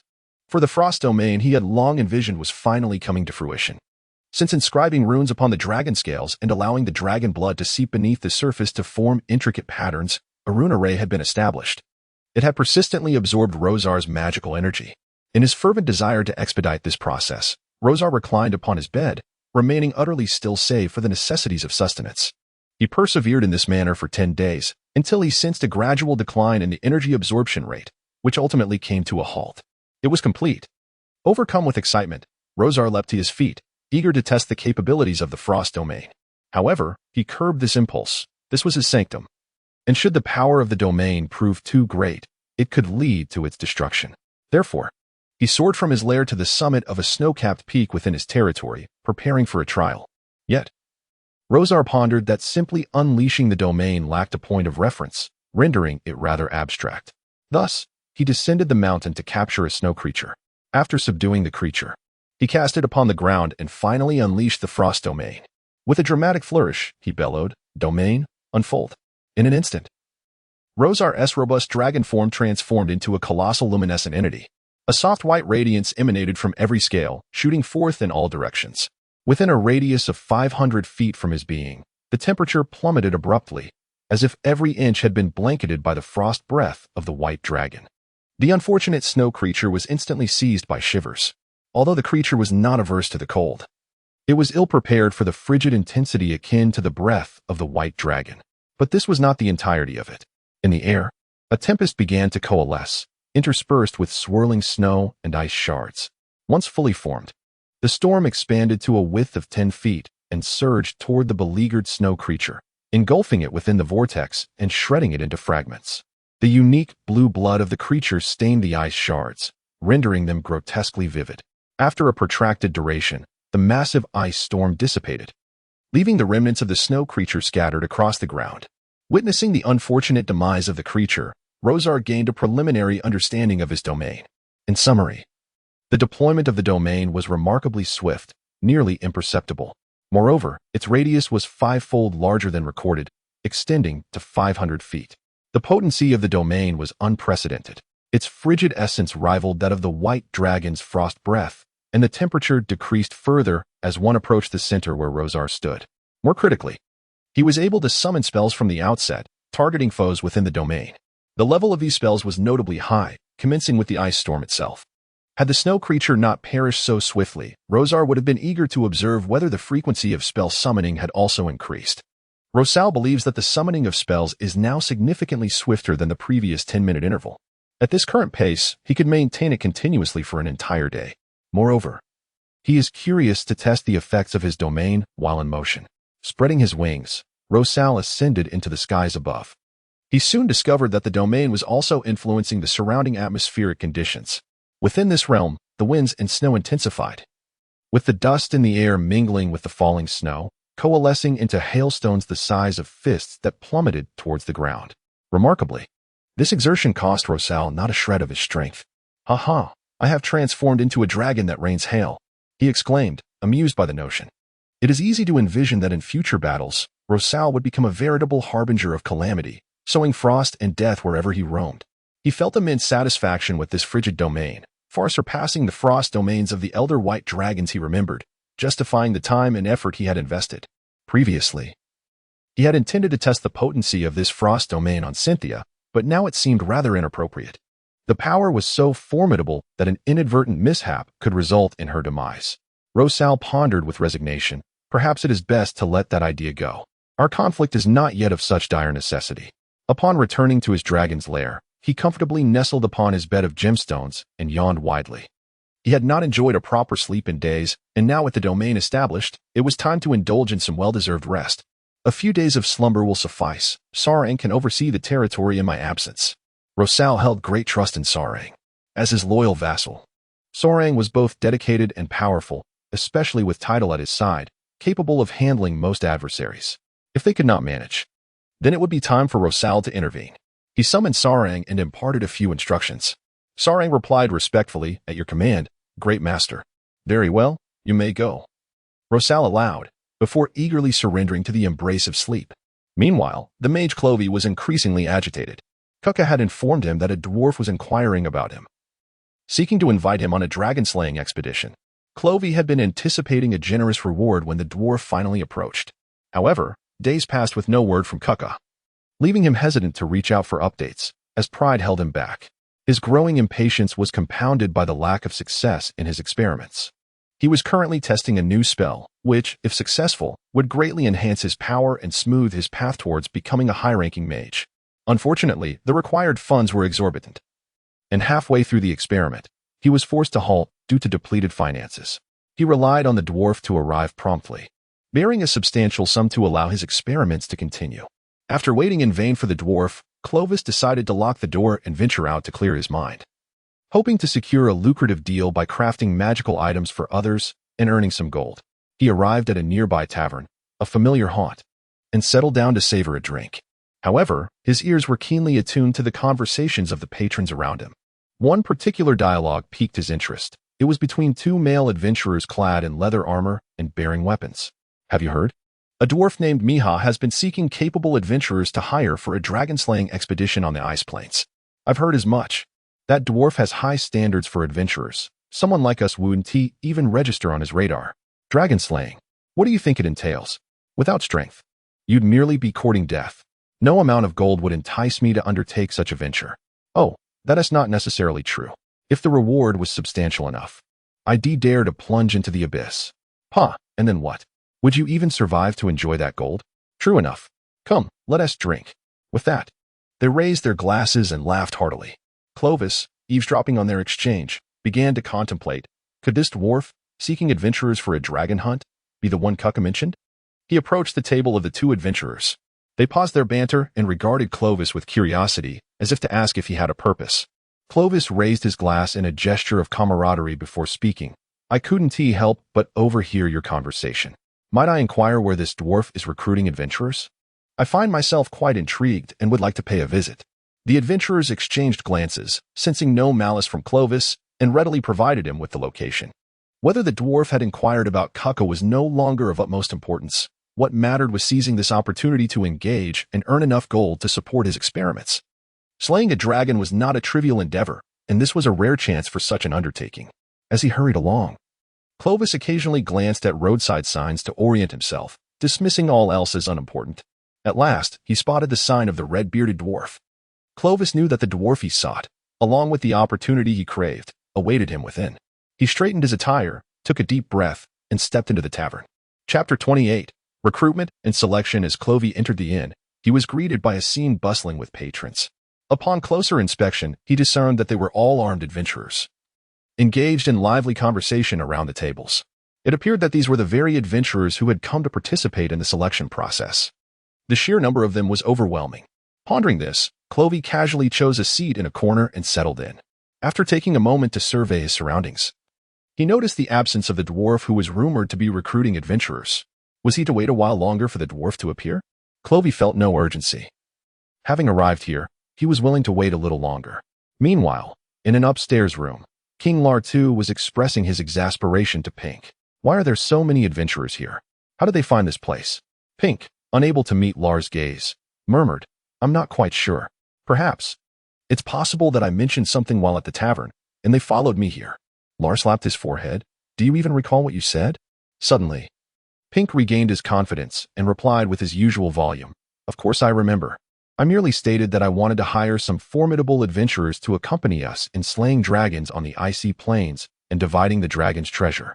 Did you specify that we were seeking exceptional adventurers, not those below who can barely gather decent equipment? Lar retorted. Every day, more of these individuals arrive. And in just a few days, I have already turned away hundreds. Pink looked down, but didn't we find a few capable ones? Lar conceded, that may be true. However, my point is that you should not have led them here. Now that we have revealed ourselves, we are swarmed and cannot even leave, let alone proceed with our preparations. Pink had no further retort, allowing Lar to chastise him. Despite his dissatisfaction, since the adventurers had managed to find their way here, Lar felt compelled to select a few to accompany them in their dragon-slaying endeavor. Come, let us descend and take a look, Lar instructed, leading Pink to the inn's main hall, where they were immediately surrounded by adventurers. They chattered excitedly, waving their arms in an attempt to attract the dwarf's attention. Unfortunately, the dwarf's line of sight was obstructed by the throng of adventurers, rendering him oblivious to their presence. This situation was untenable. Lar decided to ascend onto a table, shouting to silence the cacophony. Ladies and gentlemen, please quiet down. We require many adventurers, and you all have an opportunity. Please follow me one at a time, if you will. After several attempts, coupled with the innkeeper's assistance, the crowd finally quieted. Lar then secured a room downstairs, inviting the adventurers to enter one by one. Very well, sir. Please introduce yourself briefly. Then, speak of your motives for participating in this endeavor. Are you mentally prepared for the inherent dangers of this undertaking? What do you perceive your role within the team to be? What skills do you possess that could aid the group? These inquiries had been posed by Ral II for several days, to the point of being memorized. When encountering less formidable adventurers, Ral II would counsel them to withdraw. However, for those who demonstrated exceptional prowess and earned his respect, he would request their contact information, promising to reach out later. Thus, one confident adventurer after another entered, departing with varied emotions. At last, it was Chloe's turn. Ral II immediately recognized him as a mage and promptly invited him to take a seat. After both parties introduced themselves, Ral II spoke first. If I am not mistaken, you are a mage, correct? Chloe nodded affirmatively. Indeed, I am a mid-level mage. May I partake in your venture? Ral II quickly responded, of course, it would be my pleasure to have you join us. He was eager to retain such a mage, as having one in the group would provide invaluable and versatile magical support. Please leave your address, and we shall contact you shortly. Chloe nodded and provided his address. Then, with some hesitation, he inquired, may I first know the reward for this undertaking? Ah, I see. Chloe stood. I understand now. I hope to hear from you soon. I am eager to embark on the dragon-slaying expedition in the icy plains. Farewell. Ral II also rose, bidding farewell, goodbye, Master Mage. After Chloe departed, Ral II continued his search for suitable adventurers. Once outside, Chloe recalled that Kukka's tribe was nearby. Thus, he purchased a few supplies and prepared to visit. Just as he was about to exit the small town, he finally located Kukka's tribe. As he approached, the tribe's people recognized him immediately and welcomed him warmly. Upon learning he was there to see Kukka, the elder promptly dispatched someone to find him. Master Mage, your visit is unexpected. Kukka, aware that a mage would not arrive without reason, since there was a purpose, Chloe waved his hand dismissively. I merely thought of you while concluding my business nearby and decided to see how you were faring. Is there anything you require assistance with? And please, just call me Chloe. Kukka expressed his gratitude, saying, thank you, Master Chloe. As a friend of Cunin, Chloe sincerely wished to help them. He genuinely cherished the time spent with Cunin, who always listened earnestly and offered valuable insights, enriching the conversation immensely. Chloe expressed his regret over the demise. By the way, I seem to recall you referring to the white dragon that attacked you as wings of destruction. What manner of creature is this white dragon? Upon hearing this, Kukka shot a glare at the person beside him and said, have I not forbidden the tribe from discussing that white dragon? Especially from calling it wings of destruction. The individual lowered his head and quietly explained, Most have adhered to your directive, yet there are still some who continue to spread tales of the White Dragon. Particularly regarding Wings of Destruction, Kuka, visibly irritated, retorted, "Do they not realize that the destruction wrought by this dragon is upon our very tribe?" Helplessly, he noted that some members of the tribe, paralyzed by fear of the dragon, had begun to secretly revere it. It was utterly incomprehensible. They must have lost their minds. He then informed Chloe, "This white dragon is extraordinarily massive, potentially twice the size of an ordinary one. Moreover, it is exceedingly cunning. We once attempted to ambush it, only to be outsmarted. This folly resulted in the deaths of the chief and many tribesmen on the icy plains. As he prepared to venture onto the icy expanse to slay the dragon, this was essential knowledge. Primarily, it soars through the skies, launching fiery breath attacks upon us. It also descends, using its claws to seize our people, only to release them for a fatal fall. Additionally, it possesses some magic. It once summoned ice shards that inflicted harm upon us. These are the thoughts that come to mind for now." Kuka relayed all he had contemplated to Chloe, who began to piece things together. "Mr. Chloe, you two are joining the dwarves in their quest to slay the dragon on the icy plains, are you not?" Kuka inquired. Chloe did not conceal the truth. "Indeed, I have come here today specifically for this purpose." "Certainly," Chloe affirmed. After exchanging a few more words, Chloe departed from Kuka's tribe.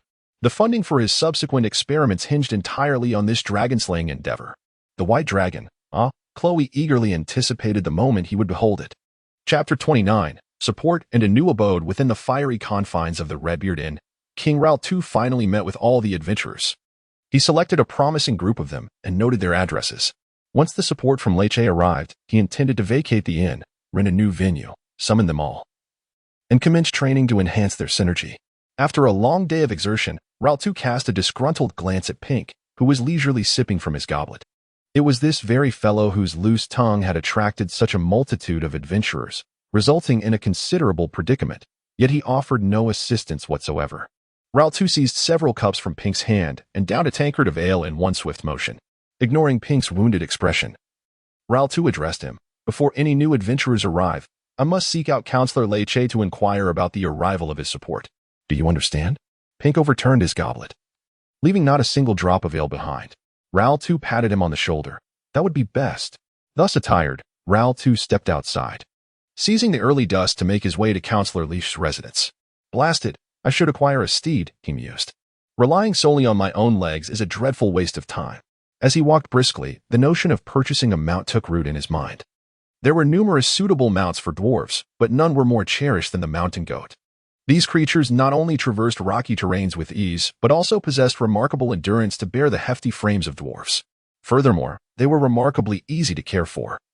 A bundle of hay and a jug of clean water would suffice to sustain them for an entire day. Such mountain goats, renowned for their force and resilience, were the coveted steeds of every dwarf. Maya certainly had its share of such mounts. Rao-Tu planned to procure one of these steeds once he secured Leiche's financial backing. Future journeys would become significantly more convenient. Lost in thought, he found the prospect of walking no longer tedious. He traversed the streets of Maiha and entered the inner city. Soon arriving at Leiche's doorstep, Leiche had long since briefed his subordinates and introduced Rao-Tu to them, instructing them to usher him in whenever he sought an audience. Clearly, Leiche held Rao-Tu in high regard. As long as Rao-Tu could share the glory of discovering the Eternal Forge, Leiche would be at his beck and call. Today, Leiche happened to be at home, resting while attending to some business matters. Upon learning of Rao-Tu's arrival, he had him brought in. Once they met, Leiche inquired, "Rao, what brings you to see me this time?" Rao-Tu understood that their relationship was purely transactional, devoid of any personal sentiments. Thus, he omitted the customary pleasantries and replied directly, "Counselor, I have come to inform you that the support you promised has yet to reach me.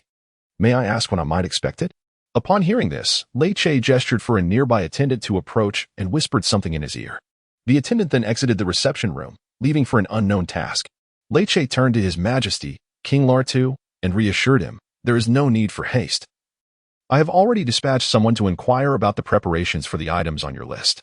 Rao-Tu exhaled in relief. "That is most satisfactory. Thank you, esteemed Senator." Suddenly, he recalled that the man before him was the one with the most extensive property holdings in Mihai. Considering that he needed to rent a training facility, why not request one directly from him?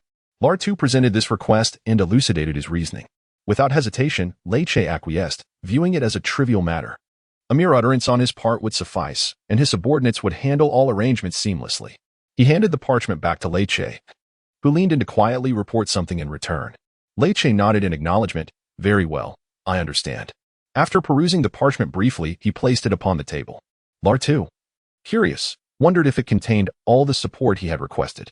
Leiche interrupted his thoughts, stating, the items you requested are nearly prepared. You may collect them at your convenience. Alternatively, we can place them at the training facility I have arranged for you, and you can move there directly. Lartu was taken aback. You have already secured the location I required so swiftly? Leiche, with a demeanor reflecting nonchalance, replied with a smile, there is no need for a thorough search. I possess numerous such locations. If you wish to proceed, you may move in today. Lartu contemplated the matter. The inn was inundated with visitors daily, making it cumbersome to manage. It would be prudent to relocate and evade the throngs of adventurers. Very well, let us proceed according to your arrangements. Excellent. Leiche responded with a smile. I shall have someone escort you to your new abode. Also, here is this for you. He handed the recently delivered parchment to Lartu. Do remember to verify the inventory. Upon inspecting the parchment, Lartu found it indeed detailed all the requested items, 30,000 gold coins, 5 chests, each containing 6,000. For dragon hunting crossbows, each accompanied by 12 bolts, 50 shields, 50 polearms, long swords, war hammers, and 30 suits of armor. As he absorbed the contents of the document, joy illuminated Lartu's countenance.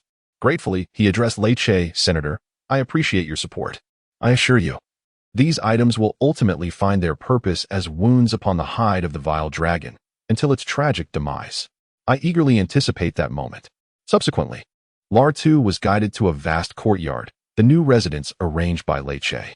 He had received the keys to this expansive dwelling, situated on the outskirts of the city.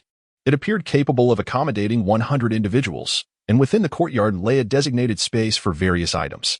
It is indeed quite suitable.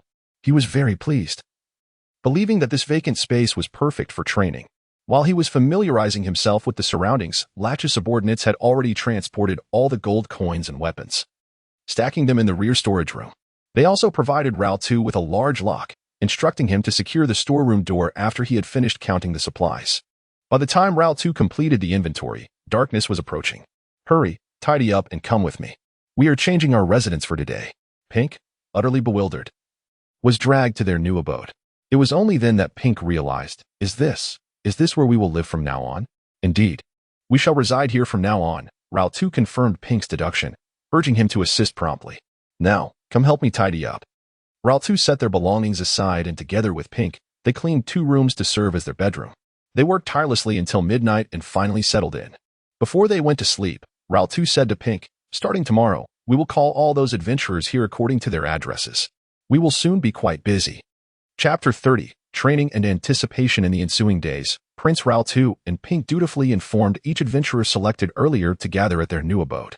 The purpose? To share insights on their adventures and exchange intelligence regarding the White Dragon. Additionally, it served to foster camaraderie among teammates, enabling them to assist one another in battle. Most adventurers consented to the invitation. However, a handful preferred solitude and declined the proposal to relocate.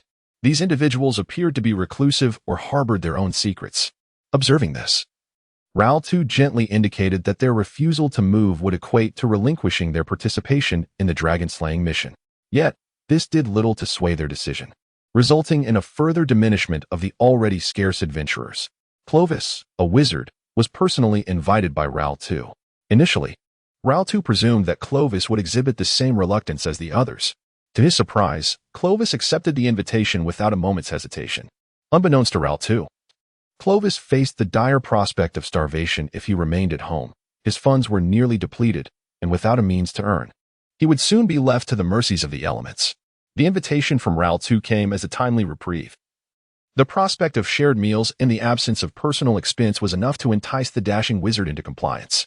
Once all adventurers had been notified, they gradually began to arrive with their belongings. The once vacant house steadily filled with the presence of these adventurers, growing increasingly lively. Ultimately, all adventurers had assembled. Lartu meticulously recorded their information. In total, aside from Lartu and Pink, 26 adventurers graced the residence. Each possessed remarkable prowess or unique abilities that Lartu believed could contribute to the dragon-slaying endeavor. For instance, Clovis, a mid-tier wizard, was poised to offer magical support. An archer named Eno, of elven lineage, boasted the uncanny ability to strike any target within 600 feet, even the tiniest of insects. Ral too resolved to assign the dragon-hunting crossbow to him for calibration and launching, confident that it would fell the white dragon. Additionally, there was a halfling named Ace, a rogue skilled in reconnaissance and trap setting. His footfalls were so light that one could hardly perceive his presence even when he trailed closely behind.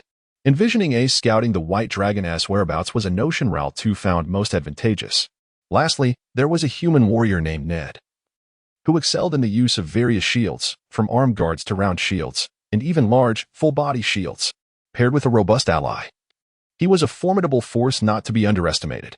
Such adventurers were numerous, and it was precisely their exceptional qualities that caught Ral too's discerning eye. On the first day, he summoned everyone together and commenced his address. From this moment forth, we shall be comrades. While all present are aware of our objective, I feel compelled to reiterate it.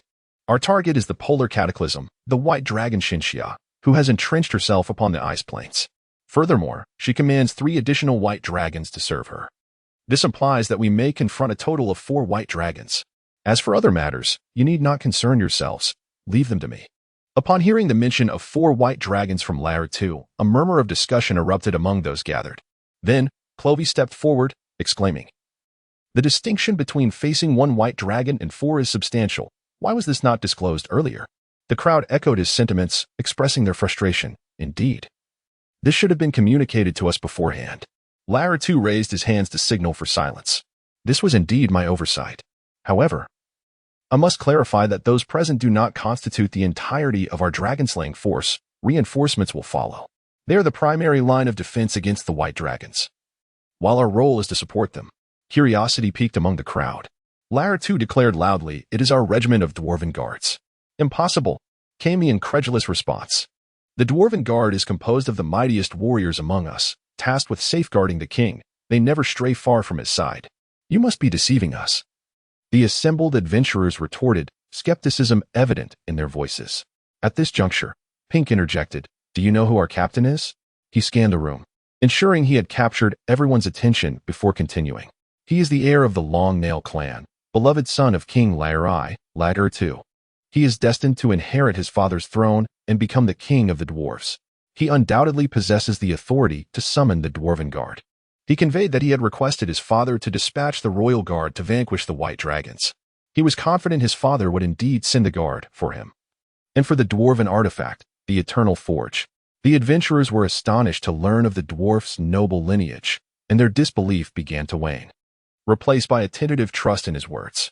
Perhaps the dwarven guard would indeed arrive and join us in our dragon-slaying endeavor. At that moment, another voice arose, asking, "If we have the guard, why do we still need to hire us?" This was a straightforward question to address. Moreover, the guards are predominantly warriors. I have enlisted you to complement their capabilities.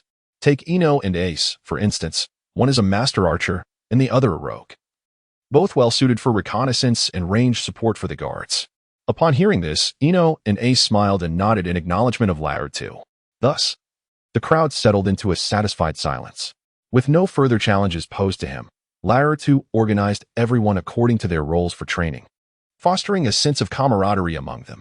Having arranged everything meticulously, King Ral 2 could not help but reflect on the matter at hand. Initially, the dwarven monarch was taken aback by the emaciated visage of Mardo, fearing that their party had encountered peril, leaving only Mardo to recount their tale. However, once Mardo regained his composure, he recounted their harrowing experiences and conveyed the request of King Ral 2. Upon learning that the 18 clans of dwarves had been decimated by the White Dragon, leaving but 3 survivors, the king was consumed with fury. Furthermore, upon hearing that his son was ensconced within the dragon's lair, having discovered the long-lost artifact of the dwarves, his agitation only intensified. Eager to take action, the king was restrained by his advisor and wife, Queen Cinna. Ultimately, the king was persuaded by his beloved spouse to summon a few trusted allies for counsel. Mardo was subsequently taken aside for medical treatment and recuperation, while the king dispatched messengers to inform the families of the lost children of their grim fate. Thus, after 3 days of deliberation, the king and his confidants reached a decision. During this time, Mardo's health gradually improved. Ecstatic, he inquired, "How many will accompany me?" 300. Led by my captain of the guard, Ham, came the reply. It is noteworthy that the king's guard comprised a total of 900 warriors, and this time, a third had been dispatched. Mardo exclaimed with delight, "Splendid! When do we depart?" The king refrained from specifying a date, instead asking, "Is your health restored?" Mardo patted his chest confidently. "I am fully recovered and ready to embark at any moment." The king then summoned his captain of the guard. "Did you hear that, Ham? He is fit for travel. Let him lead the way. You shall depart today. We shall remember this." They both responded in unison. Subsequently, the two joined the assembled guard outside, preparing for their journey. Each dwarf in the guard donned a mask and armor, wielding a shield in their left hand and a war hammer in their right, with throwing axes secured at their waists, fully equipped for battle. They were the finest warriors among the dwarves, their combat skills honed through rigorous training, vowing to not relent until their objectives were achieved. To expedite their journey, the king arranged for 50 ox-drawn carts, which would carry their armor and supplies, as well as provide a means for rest. Thus, bidding farewell to the king and queen. Buoyed by the hopes of their clans, Ham and Mardo led the 300 stout dwarven warriors toward the northern realm of Maya. Mardo, guiding an ox cart at the forefront of the procession, lifted his gaze northward as they departed. "Wait for us, foul dragon. Your doom is nigh." Chapter 31. Daenerys' invitation. Rosal felt utterly refreshed from his slumber until, "Get away, you wretched insect. I am the beloved sister of your master, and I am on my way to see him. Do not obstruct my path, lest you wish to face my wrath." The haughty voice could only belong to Sivi. In his dream, Rosal furrowed his brow, as if the owner of that voice was about to rouse him from his slumber. 2 gusts of air erupted from his nostrils, sending the scattered jewels around him rolling far away. Ultimately, Rosal awakened, infuriated that someone dared to disturb his rest. It was nothing short of a death wish.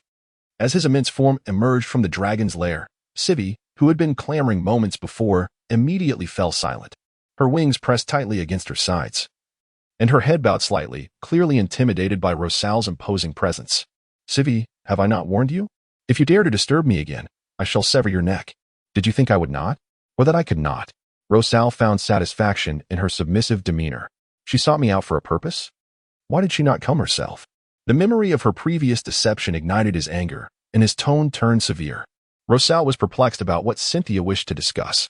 Since their last unpleasant encounter, he had deliberately reduced contact with her. It seemed she was equally aware of their deteriorating relationship, for she had not reached out to him either. Yet now, she had sent Sivi to seek him. How peculiar. What could she possibly want? Initially, Rosal was reluctant to go. However, upon reflection, he realized that he had mastered the frostbite domain, and his strength had notably increased. He no longer needed to fear Cynthia. It was, in fact, an opportune moment to ascertain her intentions and perhaps create some mischief in return for her earlier deceit. "Indeed, I hold a grudge." Resolved, Rosal approached Sivi and gave her a kick. "Rise, my sister. The next time you visit me, be more courteous to my kin. Do not be so arrogant. Do you understand?" His tone sharpened as he spoke the last words. Sivi stood up, her gaze still averted. "I understand, brother. I shall remember that. Yes, I will inform her. Farewell, brother." With that, she hastily took flight, as lingering any longer would be a torment for her. Once she had departed, Rosal turned to Solon, who had blocked Sivi's path at the cave entrance. "Well done." Solon bowed respectfully. "It was my duty, my master." "Excellent." Rosal nodded in satisfaction. "Come inside and tell me what transpired in my territory during my slumber." He intended to address matters within his domain today and seek out Cynthia tomorrow. Following Rosal into the lair, Solon began to report the events that had transpired in recent days. "You say I have been asleep for almost a month? Some of the goblins in the territory have fled, led by the larger goblins. Additionally, it appears that a band of frost giants has recently been roaming outside the territory, seemingly in pursuit of something." Listening to these reports, Rosar gradually comprehended the events that transpired during his slumber. "Ensure that the remaining goblins are kept in check. Do not let them escape again." Having arranged these matters, Rosar's stomach began to signal its hunger. After all, he had not eaten for half a month. "As you command, my lord. I shall attend to it at once." Sarang replied, promptly departing with his subordinates to prepare a meal for their master. The following day, invigorated, Rosar took to the skies, responding to Cynthia's invitation to visit her lair. The proximity was so close that, after a long absence from soaring through the skies, Rosar merely unfurled his wings and flapped twice before arriving at Cynthia's abode, scarcely relishing the experience. Grumbling to himself, Rosar landed on the platform and roared to announce his arrival. This time, he was welcomed by Shiri. after being frightened by Rosar during their last encounter. Any fondness she once harbored had vanished entirely. Now, like Hivi, she regarded Rosar with trepidation. She walked hesitantly ahead, as though pursued by a beast capable of devouring dragons. Rosar paid her little mind, eager to see Cynthia and discern her true intentions. Entering the spacious interior of the dragon lair, he found Cynthia as usual, lounging upon her expansive bed of jewels, quietly awaiting his arrival. However, this time, there was an additional presence, a mature male white dragon. Rosar regarded him with curiosity, hesitating before finally speaking. "You are Nasir." The white dragon stood approximately 25 to 26 feet long, larger than Cynthia and her 3 offspring, yet in Rosar's presence, he still seemed like a juvenile dragon beside an adult. "Indeed, it is I. My dear brother, are you not going to greet me?" The white dragon bared his teeth, revealing a cruel smile. "I never imagined you would grow so large. Nearly 50 feet, I presume." This white dragon was Nasir, Cynthia's eldest offspring among the 4 dragons. He had long reached adulthood, having been significantly older than Rosar and the others. His territory lay to the south of Cynthia's, where he defended her domain against southern threats. Nasir's relationship with the other 3 dragons was far from amicable. He was greedy, malicious, arrogant, and cunning, often using his superior strength to bully them and seize their food. Indeed, he bore a deep-seated grudge. Recalling past events, Rosar displayed a knowing smile. "Of course, my brother, I shall give you a proper welcome," he mused within, contemplating whether to beat him half to death or to beat him half to death. Cynthia observed as all 4 of her children had finally gathered. Cynthia proclaimed, "Well, my children, I am delighted to see you gathered together once more. However, I have summoned you for a matter of great importance." Her voice suddenly rose in intensity. "The time of harvest has arrived. Are you still lamenting the scarcity of your treasures, fretting over the few gemstones for your bedding? Then follow me to pillage, to slay, to wreak havoc, to annihilate. Those terrified little creatures shall undoubtedly offer us their gleaming jewels and gold. They will be laid beneath us for our admiration." Rosal, bewildered, pondered the implications of her words. Was she truly leading them into a foray of plunder? The other 3 dragons, however, were overtaken with excitement, immediately roaring in unison, "Pillage, slay, wreak havoc, annihilate. Jewels and gold, offerings to us." In that moment, the dragon's lair echoed with cries of frenzy, and dragon blood surged with fervor. Amidst this fervent uproar, the composed Rosal felt conspicuously out of place. Cynthia, noticing Rosal's expression, inquired, "Ah, my dear Rosal, what thoughts trouble you?" Rosal shivered at her syrupy tone and replied, "Is this why you called me? To engage in robbery? No, it is to collect the offerings from the insects. To intimidate them with carnage and destruction?" Cynthia narrowed her slit pupils, casting a perilous glare. "Do you have objections?" Rosal, unwilling to be so reckless as to voice dissent outright, countered, "I merely wish to inquire how these so-called offerings shall be divided. How much will reach our hands?" "Naturally, all of it. We shall divide it among ourselves," Cynthia declared. "No, I mean, how much will you allocate to us?" Rosal pressed. "Certainly. Those who contribute more shall receive the greater share." Noticing Rosal's continued inquiries, Cynthia hastily sidestepped the question. "Rosal, will you partake in this venture?" "Why not?" Rosal replied with a faint smile, turning the question back to her. Chapter 32, Conspiracy and Survival Within the Lair of Cynthia. The atmosphere shifted from a chill to a fervent warmth when Rosar expressed his intention to join. Cynthia smiled and remarked, "Excellent, we can deliberate on where to collect our offerings." Nasir was the first to voice his opinion, evidently eager to impress Cynthia. He pushed past 2 smaller female dragons and stepped forward. "Mother, we could target those human towns. While numerous, they are exceedingly fragile and timid. Furthermore, humans are adept at accumulating wealth. Their warehouses are brimming with gold and silver. If we soar above their towns, unleash a few roars, demolish some structures, and crush a few insignificant humans, a mere show of intimidation will surely prompt them to hastily empty their stores in exchange for our mercy." Cynthia listened, smiling in approval, yet her interest appeared tepid. She turned her gaze away from Nasir, seeking the opinions of the other 3 dragons. Observing this, Nasir's expression contorted slightly, but Cynthia remained indifferent. She then inquired of the remaining dragons, "What are your thoughts?" Hilly and Hivi concurred with Nasir, believing that pillaging human towns would be a wise choice. Rosar, however, remained silent, sensing an oddity about this proposed raid. He felt it prudent to observe further. Besides, he believed any destination would suffice, with their formidable assembly. The vast north was their hunting ground, especially with his own prowess in the mix. His confidence in his strength was unwavering. Seeing that the three dragons held no dissenting opinions, Cynthia still refrained from endorsing Nasir's suggestion, for she had already formulated a plan in her mind. Listen closely, children. Are you familiar with Miha? Once she had captivated the attention of the white dragons, she continued, indeed, it is the stronghold of the northern dwarfs. There lies the world's largest silver mine, producing enough silver daily to bury us all in wealth. Within Miha, there exists a grand treasury, a repository for the dwarves' treasures. It is arguably the richest location in the north in terms of gold and silver. This time, our target is there. We shall plunder the dwarves' grand treasury. Cynthia bellowed the final proclamation. The four dragons, upon hearing her audacious declaration, were momentarily incredulous. Miha was not unfamiliar to the northern dragonkin. It was indeed a prosperous region, frequented by many dragons who had raided gold, silver, and gemstones. However, they typically plundered only the outskirts of Miha, targeting merchant convoys or the caravans transporting silver ore. Never had a dragon contemplated breaching the inner city of Miha to raid the dwarves' treasury. It was not due to a lack of desire, but rather the formidable defenses of Miha that rendered such attempts nearly impossible. The dwarves had constructed tall arrow towers and stationed dragon-hunting crossbows atop them, forming an impenetrable line of defense.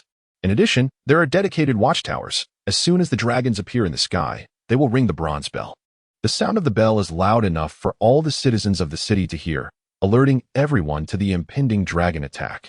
They will retreat to their underground basements, bringing with them all their valuables, until the dwarves manage to repel the dragon.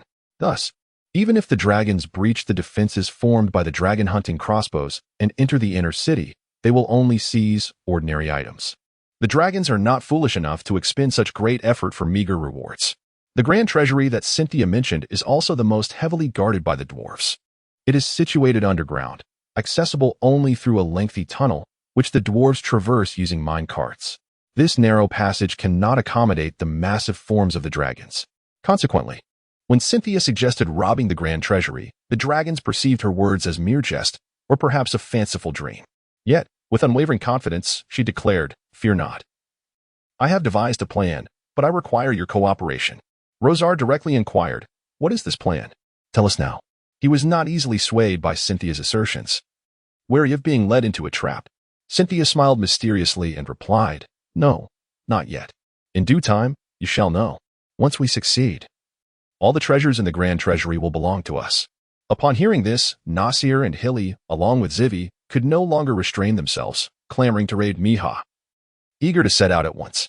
The Rosar also coveted the shimmering gold and silver, as well as the sparkling gems to adorn himself. He sensed something amiss. Was Cynthia attempting to deceive them, using them as pawns to draw fire while she harbored her own ulterior motives? He scrutinized her with a skeptical gaze, eager to see how she would respond. Cynthia looked at the three white dragons, stirred by her words, and felt a sense of satisfaction. "Wonderful, wonderful. We shall surely succeed, as long as you follow my instructions." She continued to instill in them visions of the glorious success that awaited them. Nasir was the first to succumb. His mind was now filled with thoughts of delightful gold and gems. "We will, mother. Whatever you command, we shall obey." Rosar gazed at Nasir in astonishment. "How foolish you are to agree so readily." He internally scoffed.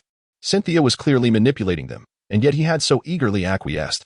However, Nasir, being a cunning white dragon, was merely momentarily captivated by Cynthia's alluring vision.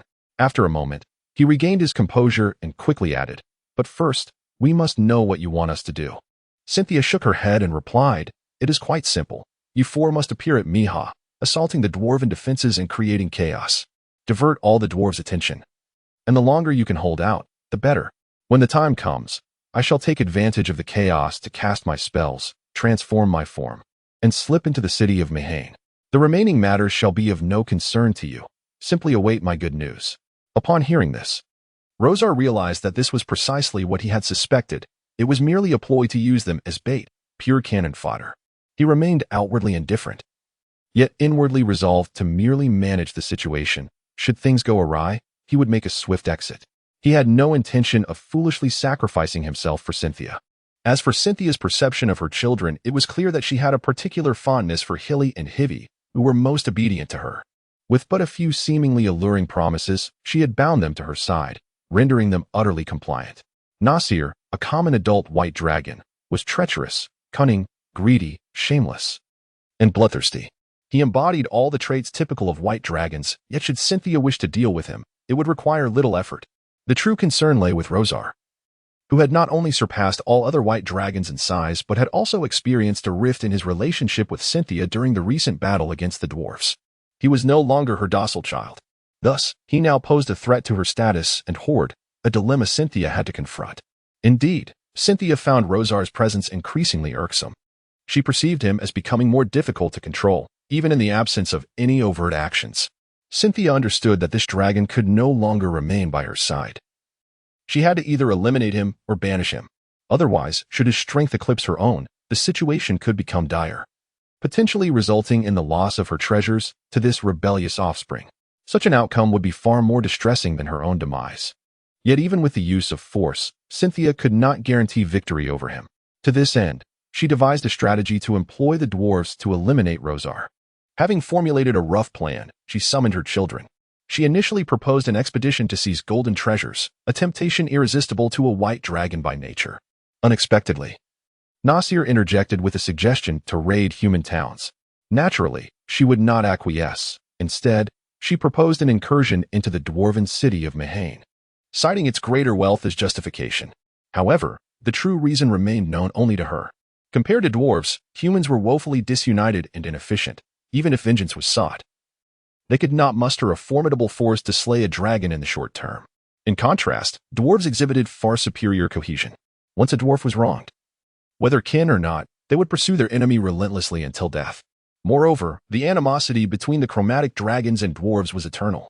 Countless chromatic dragons had met their demise at the hands of dwarves, just as many dwarves had fallen victim to the jaws of chromatic dragons. Such numbers were staggering.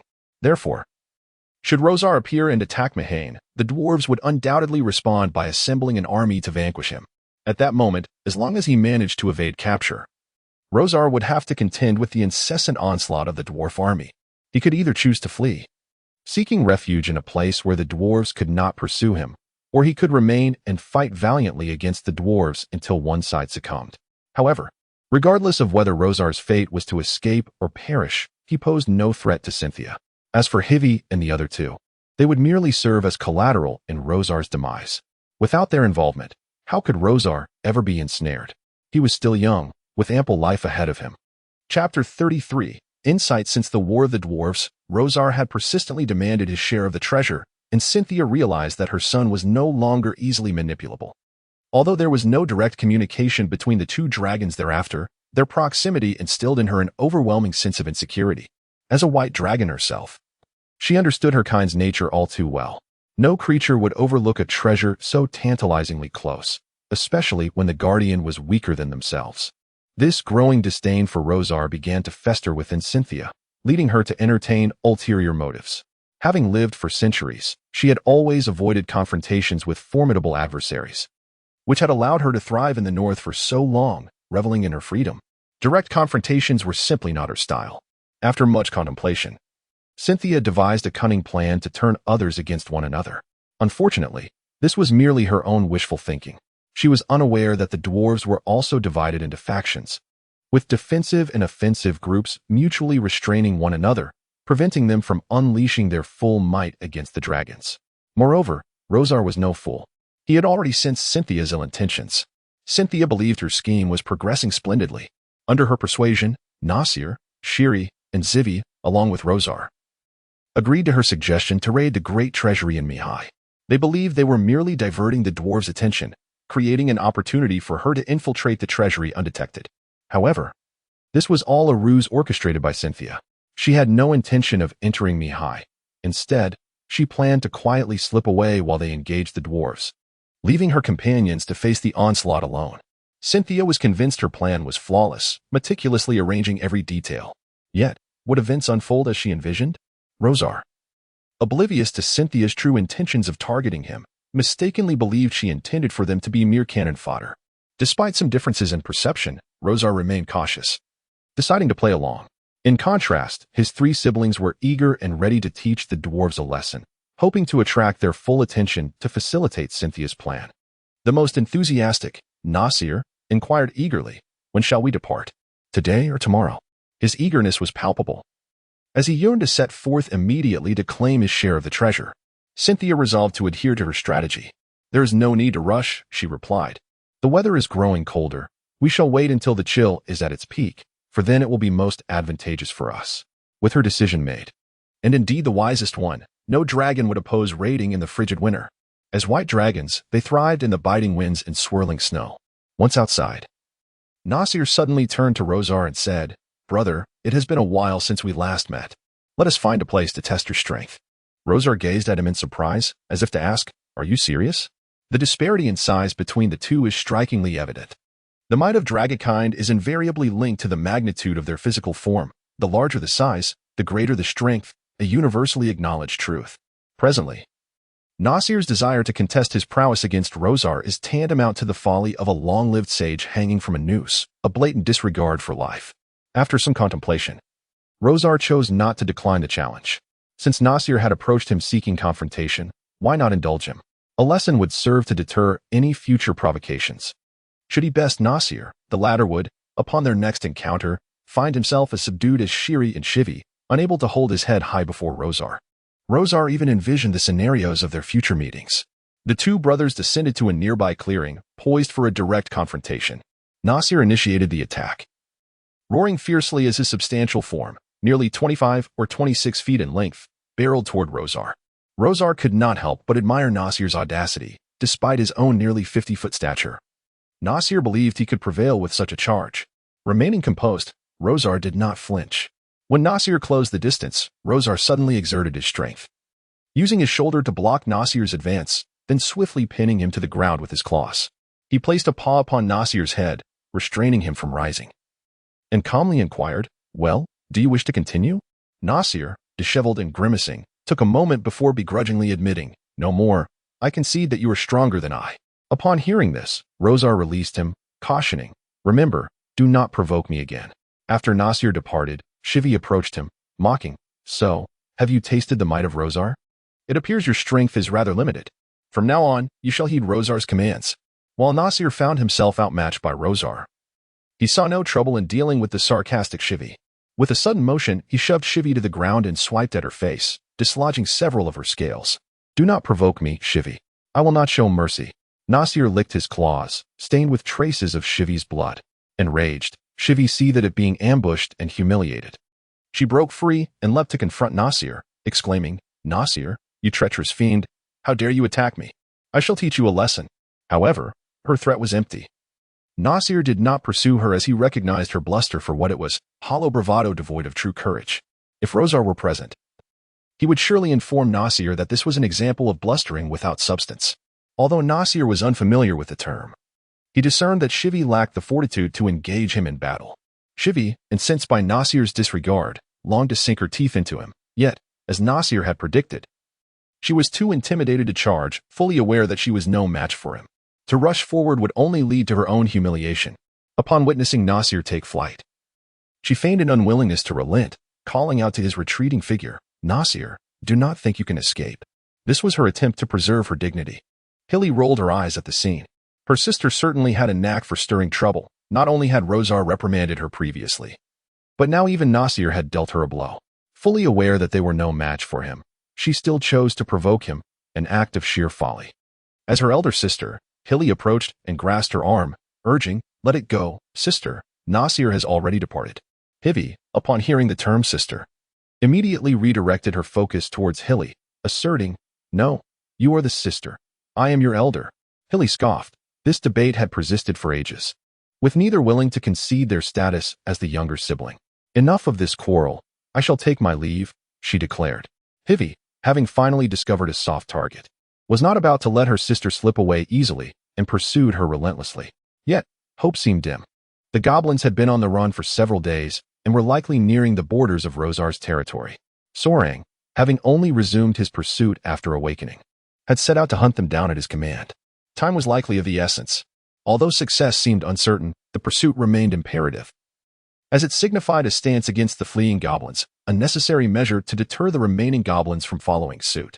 Setting aside the matter of the escaping goblins, he recalled Sarang mentioning the arrival of a party of 10 frost giants, seemingly in pursuit of something. with time now on his side. It was the opportune moment to address the frost giants. Chapter 34. Frost giants above the territory, the icy winds howled. Rosar on patrol soon discerned a band of frost giants wandering within his realm. They followed a distinct path, seemingly tracking something. At a glance, Rosar noted that these frost giants possessed a striking blue-hued skin and donned rudimentary leather armor, some even draped in entire pelts. Led by a towering frost giant at the forefront, they spread out to meticulously scour the area. Rosar was acquainted with frost giants through the legacy of memories.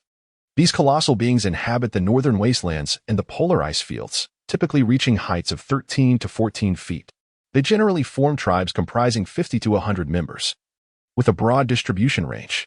Their knowledge of iron smelting is rudimentary, enabling them to forge simple iron blocks and rods for self-armament. However, their imposing stature, coupled with immense strength, suffices to crush any adversary before them. Among the frost giants exists a peculiar phenomenon when a tribe's number exceeds 100. There is a possibility of a mutated frost giant emerging from within. This aberration not only towers even taller, potentially reaching heights of 16 to 18 feet, but also possesses a far more ruthless temperament than its ordinary kin. Driven by ambition, it yearns for greater power and more slaves, even aspiring to unify all frost giant tribes in the north. To satiate its desires, it embarks on a path of conquest, absorbing other frost giant tribes and enslaving their members. As the tribe's size burgeons, the mutated frost giant's ambitions swell correspondingly. It will no longer be content with ruling merely over frost giants, but will seek dominion over all beings inhabiting the north. It will enslave all creatures it encounters, including but not limited to humans, dwarves, goblins, orcs, elves, and even dragons. This campaign of conquest will persist until the mutated frost giant meets its demise. Only upon its death will the northern kingdom it established crumble and collapse. As the influence of this mutated frost giant evolves, so too does its strength, ascending from the ranks of frost giant centurions, lords, to ultimately that of a king. Ordinary frost giants possess mid-tier strength, while centurions and lords exhibit high-tier and super-tier prowess, respectively. The frost giant king, however, wields legendary power. Each emergence of a frost giant king heralds a terrifying calamity, equally so for the white dragons dwelling in the north. The frost giants' attitude towards the white dragons fluctuates with their numbers. When few in number and lacking an advantageous position, they will fear and revere these dragons. However, as their numbers swell, emboldened by a sense of superiority, they will launch frenzied assaults against the white dragons, yearning to chain them and enslave them as their masters. Over time, should the white dragons encounter frost giants, they will inevitably drive them from their territories or slay them. Thus, upon hearing Sorang's report about a group of frost giants encroaching upon his territory, Rosar resolved to assess the situation himself. Should they seek to provoke trouble, he would ensure their swift demise. With a thunderous roar, Rosar announced his presence to the frost giants, soaring through the air. Frost giants, tell me, what brings you to my domain? Depart this instant, or prepare to remain here forever. After delivering this ultimatum, he unleashed a plume of dragon fire as a demonstration of his might. Undeterred by the giants' defiance, Rosar bellowed, "Leave, frost giants, or I shall take action." The frost giants, emboldened, raised their weapons and shouted back at the white dragon. The leader among them boasted, "White dragon, we fear you not. Should you obstruct us, you will soon face Lord Yulia, the frost giant lord, who shall bind you with an iron chain and reduce you to our watchdog." Following his taunt, he erupted into raucous laughter, making crude gestures to humiliate Rosar, joined by the jeering of his comrades. A glint of cold fury flashed in Rosar's eyes, his icy slit pupils captivating. So, Yulia was their source of courage, it seemed. They were truly unaware of their impending doom. Rosar resolved to cast these blue-skinned brutes into the abyss. Domain, unfold. With a mere thought, he activated his frost realm. Frost giants? Ha! I shall witness how you perish within my domain. In an instant, the area within 500 feet of Rosar transformed dramatically. The temperature plummeted sharply, encasing everything within that radius in a thick layer of frost. The previously taunting frost giants suddenly sensed the shift, their expressions turning to panic as they glanced around. "Oh no, my body is frozen stiff." One exclaimed, "I can't move my hands from the weapon's grip." Another cried, "It's the white dragon's magic. We must attack him, kill him, and we shall revert to normal." Trembling with fear, the frost giants summoned what little courage they could and launched assaults against the gliding Rosar. While he could have ascended higher, and let his frost realm do the work. Rosar was consumed with rage and needed to unleash his wrath. He watched as the frost giants charged, darting past them to seize one in his claws, lifting him high into the sky before casting him down among his comrades, resulting in a cacophony of shattered bones and anguished cries. Yet Rosar was far from finished. He conjured a massive ice sphere, directing it towards the frost giants. Falling ice. The colossal orb, measuring over 10 feet in diameter, descended rapidly, crashing into the recently risen frost giants with devastating force, leaving devastation in its wake far greater than before. Beneath him stood the frost giant, utterly obliterated, its body reduced to a grotesque amalgamation of flesh and blood, mingling with the earth and snow, lifeless beyond salvation. The others, too, were sent fleeing, clutching their heads in terror, utterly defenseless against the onslaught. "O great white dragon, spare me, I beseech you. I pledge my eternal servitude, willing to be your slave." Only the leader of the frost giants remained defiant. "Shameless white dragon, Lord Julius shall not let you escape. He will strip your skin to forge armor. Use your teeth as daggers, and trample upon your head, reveling in your dragon's blood. Ultimately, you shall meet your demise." Rosar, indifferent to the lamentations of the vanquished, continued to wield his frosty domain against them. Within this sphere, an ice spear spell spontaneously manifested. Dozens of elongated, crystalline ice spears filled the expanse, swiftly piercing towards the remaining frost giants. Although frost giants possess a remarkable tolerance for the cold and a strong resistance to ice magic, these attributes are not without limit. Under Rosar's assault, their inherent traits did not aid them. Rather, they intensified their suffering. The ice spears enveloped the last of the frost giants, penetrating their forms and shattering upon impact. Fragments of ice littered the ground, reflecting a brilliant light, juxtaposed against the gruesome sight of fallen frost giant corpses, creating a scene both bloody and eerie. At last, the leader of the frost giants ceased his bravado. His eyes widened in horror. Pierced by 2 ice spears through the neck, he fell backward, clutching tightly to an iron rod, presumably his weapon. Rosar surveyed the battlefield, ensuring no frost giant feigned death to deceive him. Pleased with his conquest, he intended to summon Solon to bring the goblins to tidy the field. While he had no use for the spoils, they could serve his vassal goblins well. They were adept at scavenging valuable items from the detritus and repurposing them. This time, he would let them have their chance. Having vanquished all the frost giants, Rosar paid little heed to their claims of pursuing a thief. Meanwhile, this very thief stealthily followed Rosar, trailing him to the vicinity of the dragon's lair. Chapter 35. Damina in the frigid expanse of the far north. Near the lair of the valley dragons, a figure trailed behind Rosar. This was none other than Damina, the thief sought by the frost giants. Damina, a diminutive female halfling, was a formidable rogue. Halflings, typically standing between 3 to 4 feet tall and weighing between 35 to 40 pounds, possess rosy cheeks, chestnut hair, and either brown or black eyes, resembling human children in appearance. They reach adulthood by the age of 20 and may live up to around 150 years, theoretically outliving humans by about 50 years. Halflings are characterized by their insatiable curiosity and exceptional ability to evade danger. They are daring souls, perpetually in pursuit of the unfamiliar.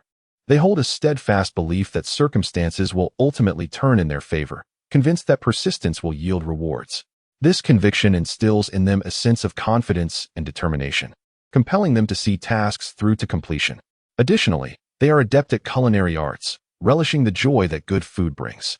Lacking a unified homeland, they are often seen as wanderers, which contributes to their reputation as thieves and rogues. Damina epitomizes the quintessential halfling, slender-limbed, with delicate features and a petite, agile frame. Her long chestnut hair is tied back in a ponytail, and she dons a specially crafted leather armor. Now 21, she has recently attained adulthood. Subsequently, she established a family and bore a son. She once aspired to impart her skills to him, but he showed little interest, opting instead to pursue a career as a chef. Thus, all her hopes were placed upon Damina, who, unlike her father, craved adventure.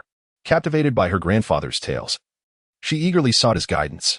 From a young age, Damina trained under her grandfather's tutelage to become an exceptional thief.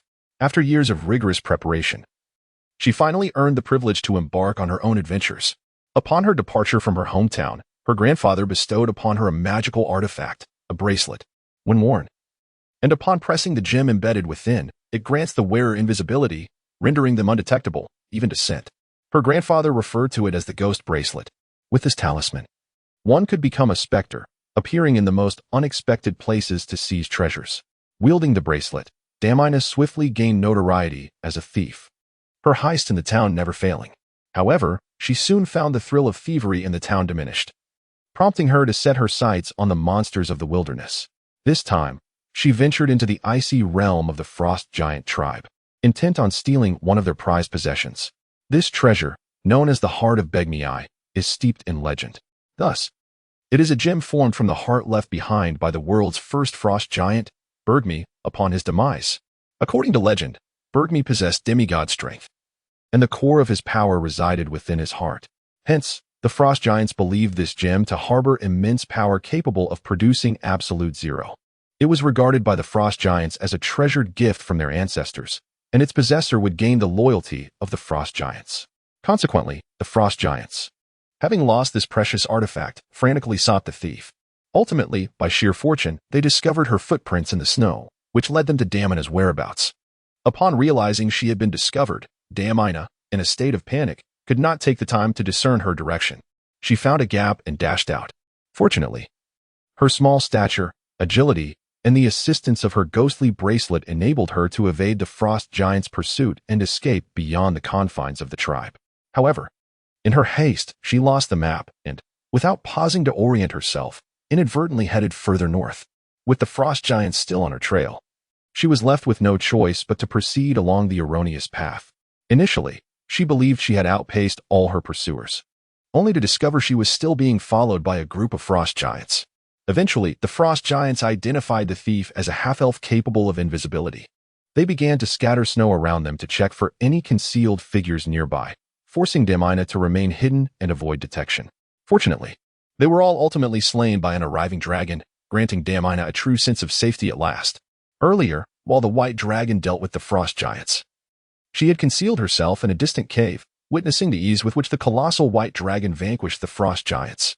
Her provisions were dwindling, and if this continued, she would perish from the cold.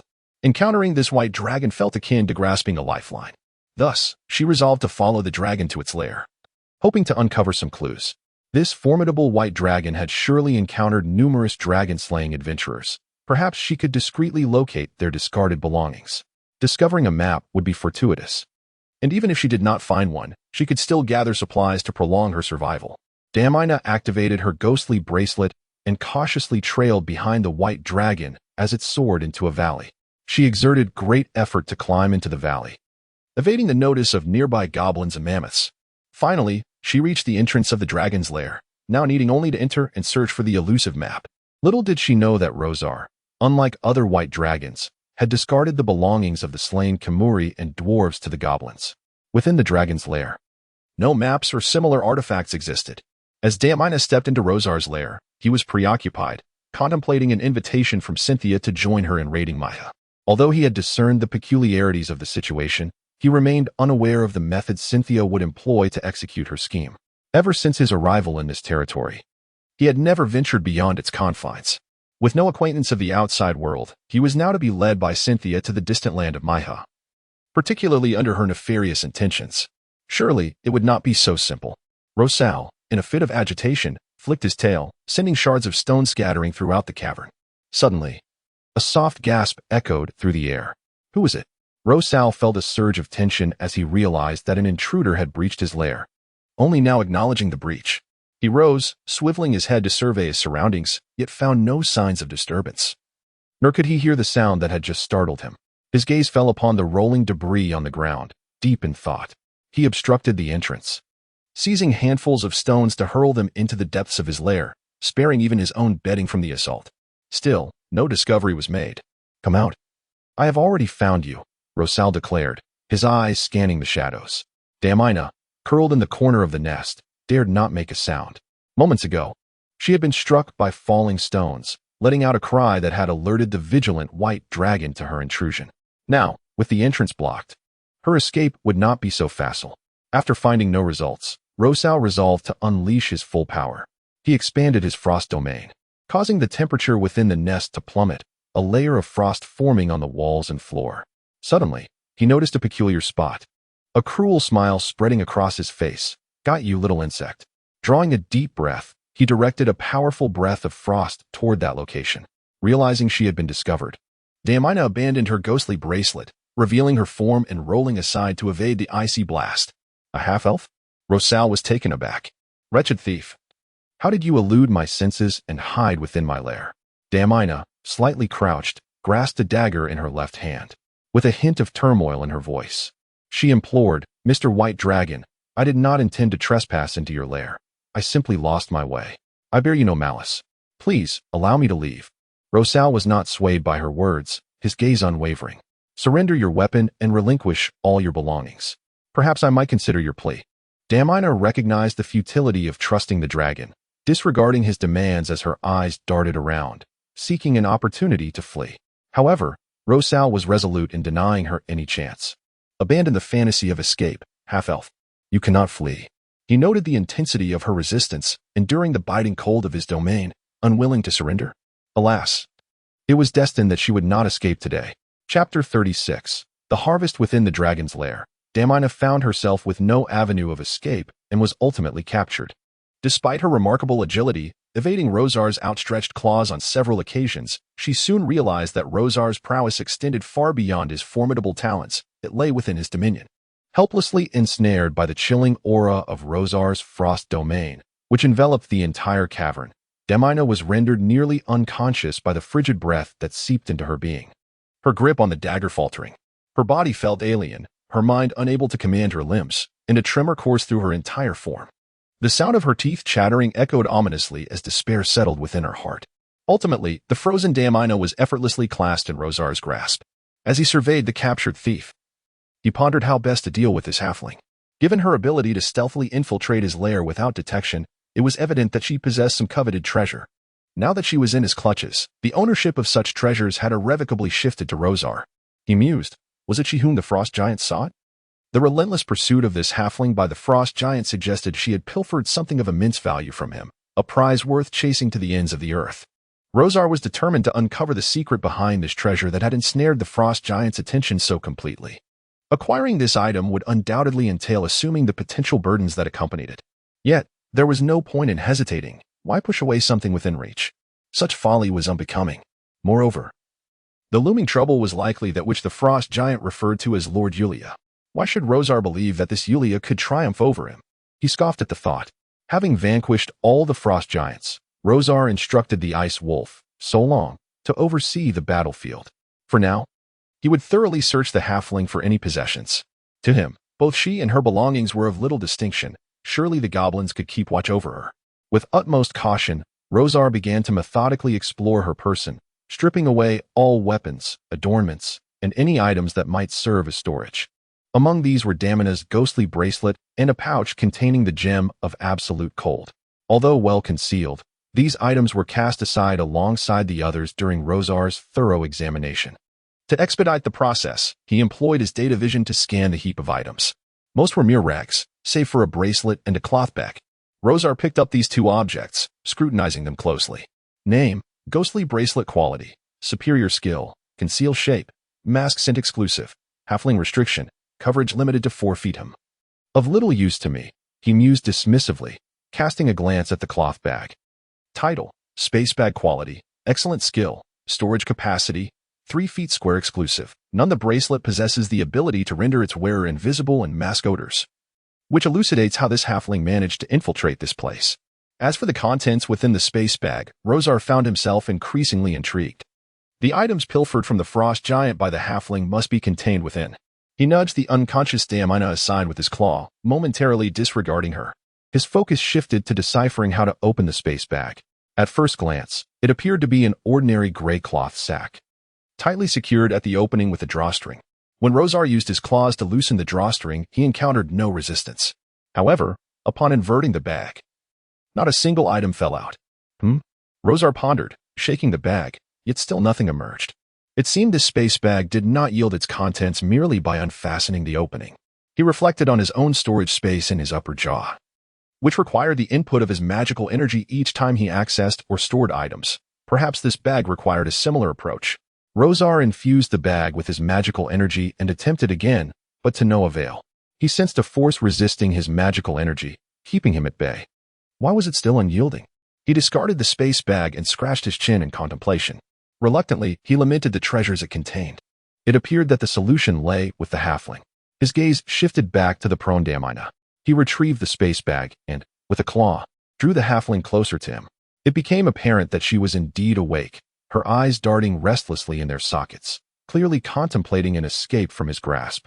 Rosar, lacking the patience to let her continue her charade, called her out. Halfling, I am aware you are awake. Stand up. Upon hearing the white dragon's words, Damina realized her ruse had been unveiled. Trembling, she scrambled to her feet, stammering, Mighty dragon, I am not afraid of you. Please, don't come any closer. Rosar leaned closer as she stood, surprised by her exaggerated reaction. The halfling, who had just claimed to be unafraid, let out a piercing scream and frantically waved her arms. Irritated, Rosar bellowed, Silence. Scream again, and I shall devour you. Damina, frightened, immediately clamped her mouth shut, wrapping her arms tightly around her chest, presenting a pitiful visage. Although she was an adept thief, this was her first encounter with a white dragon, especially one so menacing and colossal. Quickly, open it, Rosar commanded, tossing the space bag before her. This is mine, Damina muttered softly in protest, pouting slightly in dissatisfaction where the white dragon could not see. It belongs to me now. Rosal raised his voice and urged, pointing at the halfling. Now you belong to me as well. If you do not comply with my commands, I shall not be gentle. For her own safety, Damina acquiesced. She bent down to pick up the spatial bag, brushed it with her hand twice, and prepared to return it to the white dragon. Is this sufficient? Rosal inquired. Indeed. Very well, hold the bag upside down and empty its contents. Remember, everything. Reluctantly, Damina complied with the white dragon's directive, inverting the bag. Instantly, a deluge of items cascaded to the ground. As she gazed at her belongings, tears threatened to spill. These treasures were her hard-earned possessions, collected painstakingly from various places. And now they were slipping away from her grasp. Rosal inspected the heap on the ground, sifting through it with his claws, until he finally uncovered a remarkable gem that caught his eye. How exquisite! He exclaimed, lifting a gemstone the size of a human fist, radiating a deep blue glow. He held it up to his eyes, admiring the flawless beauty of the jewel. This is the treasure you pilfered from the frost giant, is it not? Rosal inquired without looking at Damina. Indeed, Mr. Dragon. I obtained it from a large frost giant tribe. She emphasized the word obtained to convey her stance. Rosal paid her no mind, his focus entirely on the gem. Name, Heart of Absolute Cold, Birdme Quality, Peerless Skills, Absolute Zero, with a certain probability, Submission, high probability to compel frost giants to loyalty. Resilience, nearly indestructible, Core, provides magical energy, exclusive, none restrictions. None. It was more beautiful and precious than anything in his collection, captivating him utterly. After admiring it for a moment longer, Rosal swallowed it into his storage space in one swift motion. Damina watched the dragon's actions, a sense of longing overwhelming her. That was rightfully mine. Regret washed over her. If she had simply departed at that moment, those treasures, especially the gem, would still belong to her. After scolding herself inwardly, Damina heard the white dragon inquire again, Halfling, what is your name? Upon hearing the question, she silently sighed with relief. She recalled her grandfather's words that when encountering a dragon, if it asks your name, you may temporarily relax, as it signifies that you are not in immediate danger of being devoured. Otherwise, one must remain cautious. Surely, my grandfather would not deceive me. Damina mused anxiously. It was only after Rosal repeated the question that she finally spoke. My name is Damina, Mr. Dragon. Excellent, Damina. From this moment until the end of your days, I shall be your supreme master. Damina responded. Huh? Indeed, Rosal affirmed, redirecting his attention once more. He desired to transform this halfling into his own retainer. As for the motivation behind this notion, it stemmed from his admiration for Damina's racial talents. Firstly, she belonged to a humanoid race, capable of adeptly wielding tools and similar implements. Let us not even mention the goblins. Rosar would never consider permitting those creatures into his dragon's lair. Secondly, it was said that halflings possessed exceptional culinary skills. Having been a dragon for so long, he had grown weary of gnawing on raw meat. Occasionally, he yearned for a change in palate, to indulge in the exquisite delicacies of the halfling. Lastly, and perhaps most importantly, he was captivated by her thieving abilities. She could pilfer treasures from the frost giant tribes and stealthily bring them into his lair. Had it not been for an unforeseen circumstance, he would have remained oblivious to her presence. One could not deny the potency of such a skill. Rosar intended to utilize it. He had not forgotten that Cynthia still owed him a prize collection. Since she was unwilling to part with it, he would take matters into his own hands. Chapter 37. The transformed Damina felt an immense relief at having survived. As for the White Dragon claiming he would be her master, not a chance. Damina held a different perspective. The world outside was vast, and the taste of freedom was exquisite. How could she possibly remain confined to this place? As long as she could escape his territory, with the aid of the ghostly bracelet, she was certain she would remain undetected. She possessed this confidence. The incident of being trapped by the White Dragon in his lair was merely an unfortunate accident. Now, Damina's foremost objective was to earn a modicum of trust from the White Dragon, to lower his guard and commence her subsequent plans. Thus, for the past few days, regardless of what the White Dragon commanded her to do, she complied without displaying any resistance. For instance, he made her drink a drop of dragon blood. Though she was loath to do so, in order to placate him, Damina swallowed it down. He also insisted she wear a piece of dragon scale, forbidding her to remove it. She complied once more. She believed that by doing so, the White Dragon would eventually trust her and allow her to venture outside the lair. However, the White Dragon continued to watch her with unwavering vigilance, granting her no opportunity to escape his sight. Even the food was delivered by one of his ice wolves, which she then prepared, only for the White Dragon to consume the majority, leaving her with but a fraction. As 2 days passed, Damina began to sense something was amiss with her body. She scratched at the itchy skin around the dragon scale at her waist, bewildered by her condition. Am I dying? Panic gripped her, and her mind wandered to dark thoughts, wondering if she had contracted some illness, with her demise imminent. At times, she even experienced double vision and hallucinations, witnessing the resurrection of the dead. Just yesterday, she beheld the frost giant slain by the White Dragon reappearing within the lair, fully armed and surrounding him in an assault, only to be vanquished once more. However, they transformed into wisps of smoke that entered the White Dragon's body thereafter. This only solidified Damina's conviction that these were mere illusions born from her impending death. Poor Damina, unaware of Rosar's true nature, mistook the scene of the frost giants being shattered as a figment of her imagination, compounding her distress while preparing food for the White Dragon today. Her nose suddenly began to bleed. Scarlet blood streamed from her nostrils, staining her clothing and frightening her to her core. She barely had time to savor the meal's aroma before serving it to the White Dragon. In her dazed state, Damina appeared listless and devoid of energy, her brow furrowed, and her eyes glazed. All of this did not escape Rosar's notice. Since deciding to keep Damina, he had initiated the ritual to transform her into his thrall. First came the offering of dragon blood and scales, followed by keeping her close, allowing his essence to permeate her. When it came time to extract the dragon scales, Rosar felt a twinge of concern. Since the dragon scales had all been inscribed with runes, forming a rune array, Rosar cherished them dearly. He cautiously attempted to remove a small dragon scale, discovering that it had no impact on the established rune array, which brought him relief. Otherwise, he would have been hesitant to extract scales from his own body to create subordinates in the future. After consuming dragon blood, Damina did not undergo immediate transformation. Rather, she gradually began to evolve into a White Dragon subordinate over the following days. The most noticeable change was the presence of ice magic energy within her, akin to that of the White Dragon, which intermittently escaped her control and radiated a chilling breath. The dragon scales had fused with her flesh, becoming an integral part of her being. Furthermore, she had grown accustomed to obeying Rosar's commands. From initial resistance, she slowly ceased to oppose his directives. These transformations served as undeniable evidence of her metamorphosis into a White Dragon subordinate. Subtly and imperceptibly, Damina was unaware that her thoughts had shifted. She no longer feared being devoured by the White Dragon, nor did she contemplate escape. Instead, she found herself frightened by her bodily changes, lost in the delusion of impending demise.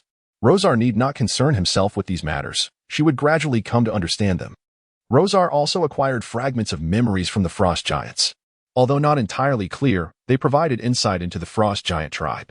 The leader, Yulia, was a mutated frost giant lord, presumably possessing extraordinary strength.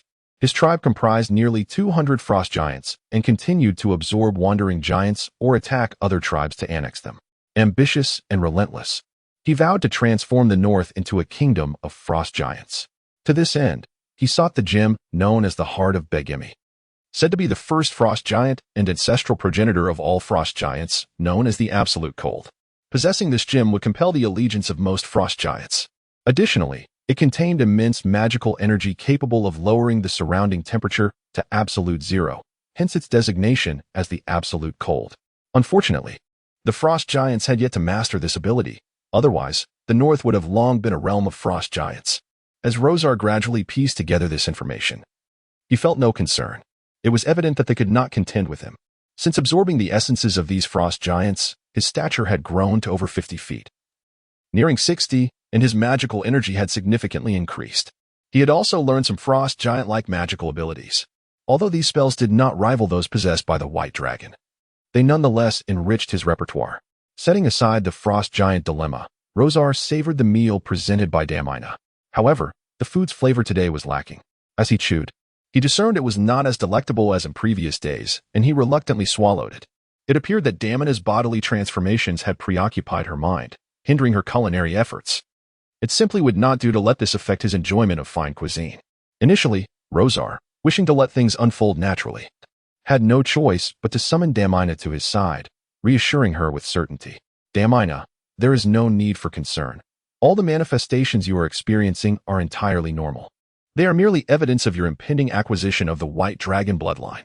Upon hearing this, Damina, who had been lost in thought, immediately lifted her gaze, momentarily disregarding her fear, and fixed her eyes intently upon the White Dragon. Is that truly the case? Am I safe? I will not perish? Damina scarcely registered the latter part regarding the White Dragon bloodline. Her focus was solely on the affirmation that her changes were indeed normal. She nearly leapt in joy before Rosar. It seemed that after today, the halfling would complete the ritual and officially become his vassal. After careful observation, Rosar arrived at this conclusion. The ritual had proceeded without incident, unlike the previous unfortunate outcome with the Earth Elemental. Clearly, the prior issues had stemmed from the Earth Elemental itself. Otherwise, how could the halfling endure and successfully attain the White Dragon bloodline, thus becoming a vassal? While they had faltered, "Go now, prepare another meal for me. The previous one did not suit my palate." Rosar had grown increasingly discerning. Having tasted the culinary delights of halflings, he could no longer bring himself to consume raw meat. Once Damina realized her safety, she reverted to her usual demeanor. "Very well. My Lord Dragon, I shall attend to it at once." Rosar was quite pleased with her transformation. Damina was gradually being molded by the ritual into a devoted vassal. As long as today passed without a hitch, he would soon possess another halfling vassal, thereby reaping further rewards. Rosar was eager to witness Cynthia's reaction upon discovering the theft of her collection. It promised to be quite entertaining. Chapter 38. Waiting in the Dwarven City, Mihal. In the training grounds of the new residents, Raltu is engaging in rigorous practice with the adventurers, perspiration glistening on their brows as they occasionally exchange encouraging words, fostering a synergy amongst themselves. This endeavor aims to cultivate their rapport, which may prove invaluable during actual combat. In this new abode, Raltu has been at the helm of training these adventurers for nearly a month, and he finds himself quite content with the progress they have made. Through these days of collaboration, a semblance of harmony has finally blossomed among the adventurers, allowing them to coordinate effectively during simulated battles. At times, even Raltu is moved to applaud their seamless cooperation, showering them with praise. However, Raltu's efforts extend beyond mere practice. He has identified those among the adventurers endowed with exceptional talents, and has rearranged their roles to maximize their potential. For instance, the 4 dragon hunting crossbows have been entirely entrusted to Eno, who possesses a trace of elven lineage. This heritage endows him with striking features that captivate the admiration of women, as well as an unparalleled accuracy with the bow. While he may not rival a true elf, his prowess far exceeds that of the average archer. Thus, as the marksman, he is naturally appointed by Raltu to lead the dragon hunting crossbow team. Yet, he is also tasked with selecting his own team members from among the adventurers. Moreover, Raltu has advised him that if he knows of other exceptional archers, he is welcome to recruit them, without limitation to the current group. Nevertheless, Eno refrains from seeking external talent, primarily due to his lack of acquaintance with any formidable archers outside. Furthermore, he harbors confidence in his ability to lead, believing that those he selects from within the ranks of adventurers will be sufficient to master the operation of the dragon hunting crossbows. Thus, he chooses several skilled archers from this training base, instructing them on how to utilize the crossbows, including target acquisition and arrow release. Mastery of these techniques would enable them to effectively wield the 4 dragon hunting crossbows. Regrettably, the dragon hunting crossbows require specialized iron arrows, as ordinary arrows lack the necessary dimensions and strength to withstand the formidable force of the crossbows, rendering them unsuitable for training. Initially, Leiche provided a mere 12 bolts for each crossbow, intended solely for use against the White Dragon. Employing these for training could result in damage, so it is prudent to preserve them for critical encounters. To facilitate training, Ral 2 has resorted to hiring craftsmen to replicate the design of the iron arrows using wooden shafts, creating disposable arrows. These wooden projectiles tend to break after a single use, becoming mere refuse. Fortunately, these arrows are ample for Eno and his team to practice with. With the issue of the dragon hunting crossbows addressed, the next step involves procuring additional spell scrolls, which are essential for their forthcoming endeavors. For this task, Ral 2 intends to consult with Clovey Turney. As the sole mid-level mage in the team, Clovis was well-versed in the crafting of spell scrolls and magical items. In the past, it was this very skill that allowed him to sustain the expenses of his experiments and daily life. Therefore, when King Ral 2 requested him to prepare additional scrolls, he readily agreed and promptly requested a plethora of materials. Upon receiving the parchment filled with Clovis's meticulous writing, Ral 2 did not hesitate to approve the list and immediately set off to procure the items. He then turned to Leiche, handing over the parchment to him. The affluent dwarf councilman wasted no time and arranged for all the supplies to be delivered to the training base that very day. Clovis was overjoyed, nearly dislocating his jaw in exuberance. He wasted no time and soon immersed himself in his work, preparing for the dragon hunt in the icy plains. He crafted an array of protective scrolls that could be activated with a simple tear, designed to withstand the frigid climate and offer some resistance against the breath of the White Dragon. While the effectiveness could only be described as marginal, having them was certainly better than not. Additionally, he planned to create some magical items for the adventurer's use. Inspired creations that he had long envisioned but could not materialize due to a lack of materials.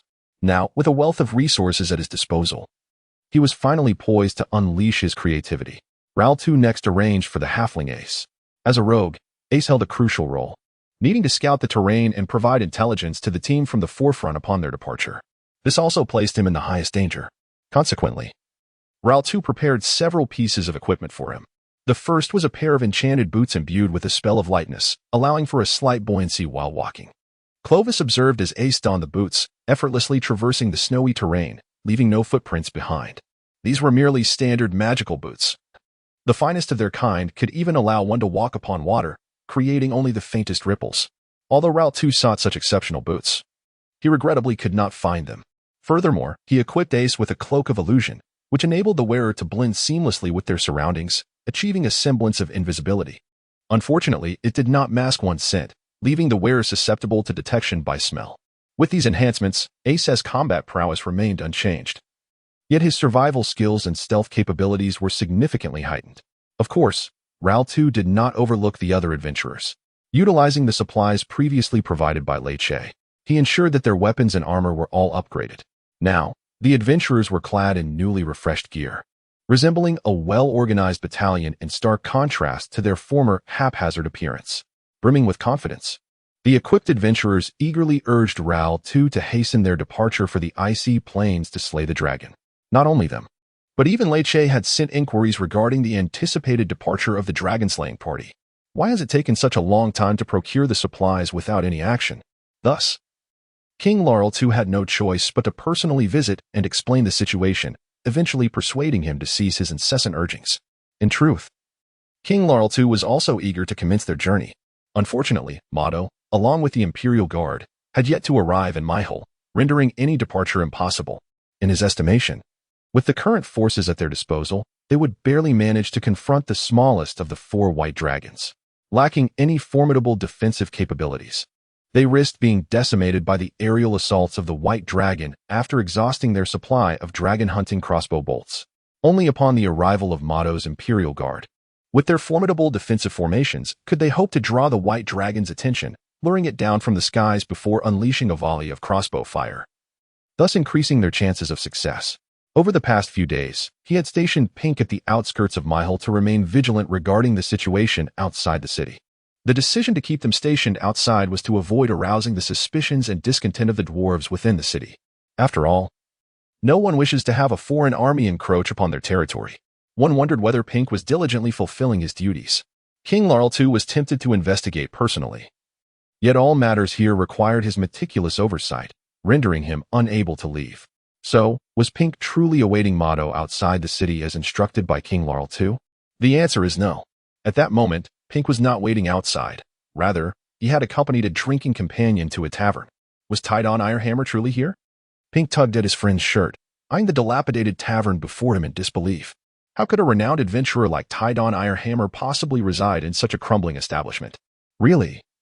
I'm not deceiving you. I saw him enter with my own eyes. Weren't you always inquiring about his whereabouts?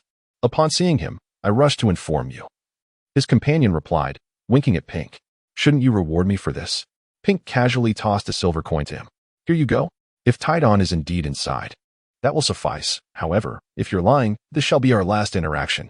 His companion cheerfully accepted the coin. Rest assured, I would not mislead you. Now, go find him yourself. I am off to enjoy a drink. Farewell. With a wave, his companion staggered away, left to his own devices. Pink entered the tavern in search of Tidon. He approached the counter and inquired of the proprietor, Sir, has a certain adventurer carrying a large hammer checked in today? Initially thinking Pink sought lodging, the innkeeper's smile faded upon realizing he was merely fishing for information. Want to know? First, show me the coin. The innkeeper extended his hand, signaling Pink to pay. Reluctantly, Pink surrendered a silver coin, begrudgingly accepting the necessity of the exchange for information. Indeed, today a guest arrived with an impressively large hammer. It left quite an impression. Where is he staying? On the second floor, take a left in the room at the end of the hall. Upon receiving the news, Pink hurriedly ascended the stairs, his anticipation palpable as he rapped on the door of the room designated by his employer. The sound of his knocks echoed for a while, until a deep voice resonated from within, inquiring, Who is it? Following this, a series of heavy footsteps approached the door. Suddenly, the door swung open, revealing a rather unique dwarf before Pink. His eyes widened as he beheld what could very well be Tidon Ironhammer. Might I inquire, are you Tidon Ironhammer, the renowned adventurer known as the Skull Crusher? Chapter 39, Arrival and Finality at the Inn's second floor. Before Pink stood a dwarf of peculiar appearance, impossible to ignore. The most striking feature was his completely bald head, adorned with a vibrant red tattoo that enveloped his smooth scalp. From the visible parts, Pink surmised that the tattoo depicted a weapon. Beyond his head, the dwarf's beard was also unusual. Dwarves hold their beards in high esteem, dedicating considerable time to grooming them, ensuring they appear lustrous and thick. However, this particular dwarf sported a short, unkempt beard, resembling a patch of overgrown weeds, as if hastily regrown after being shaved without care.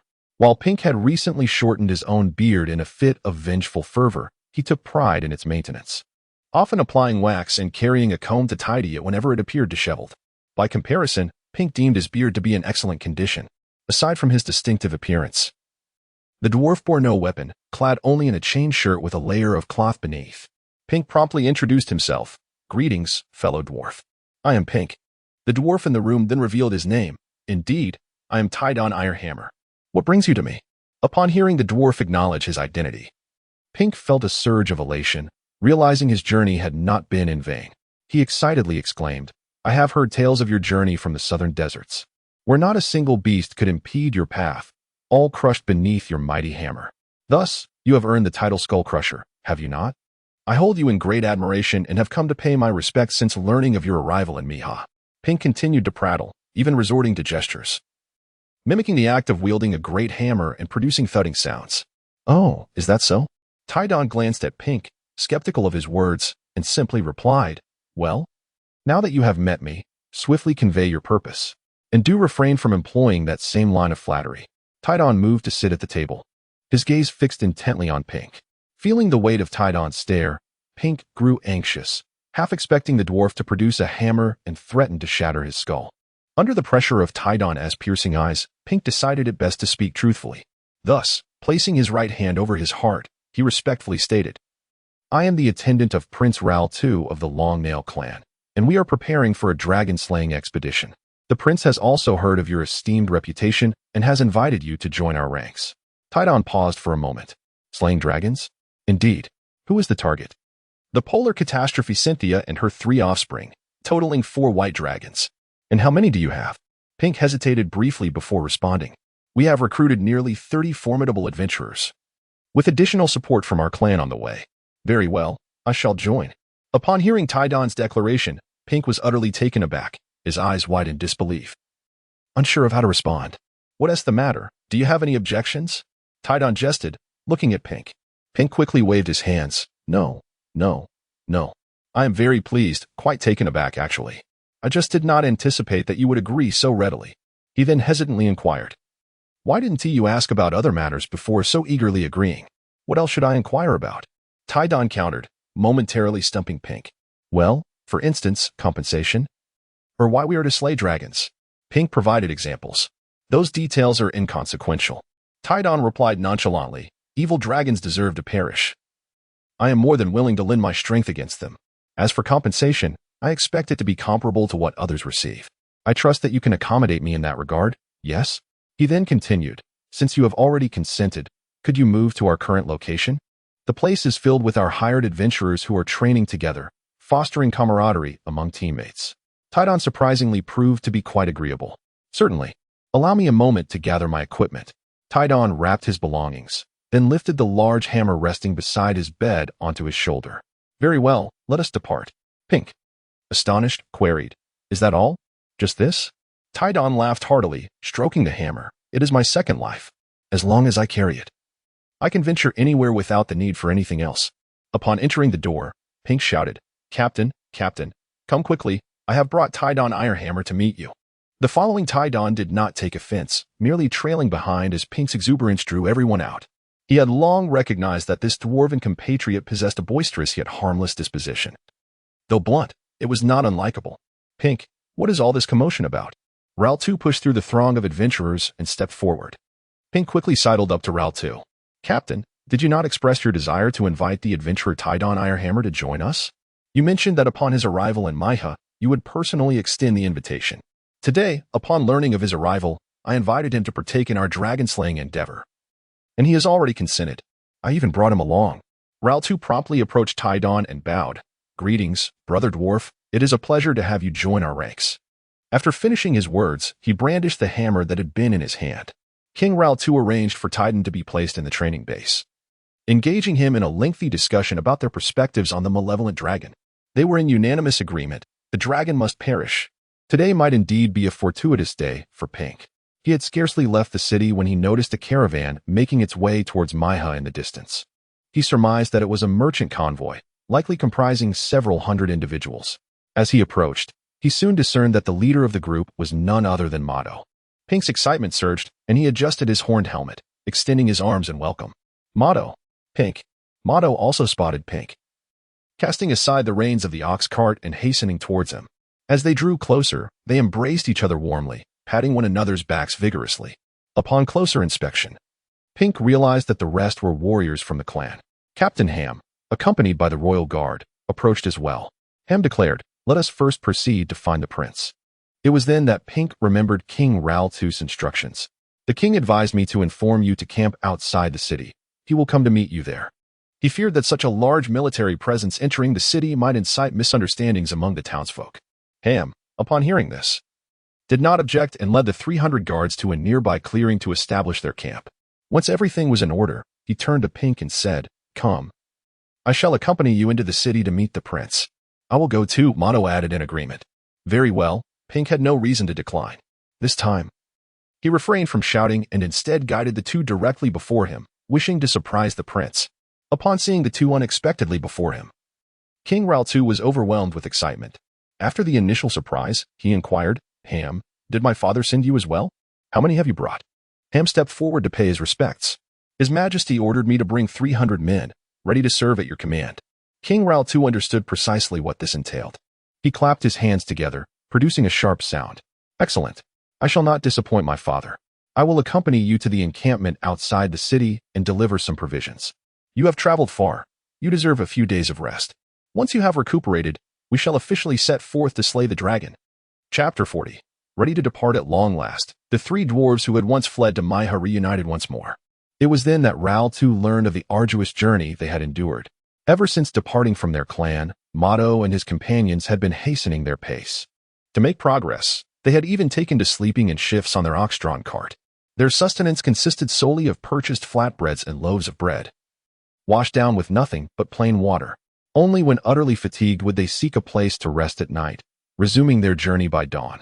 Thus, they traveled relentlessly, and even half of the oxen pulling their cart succumbed to exhaustion. However, their grueling trek had finally reached its conclusion.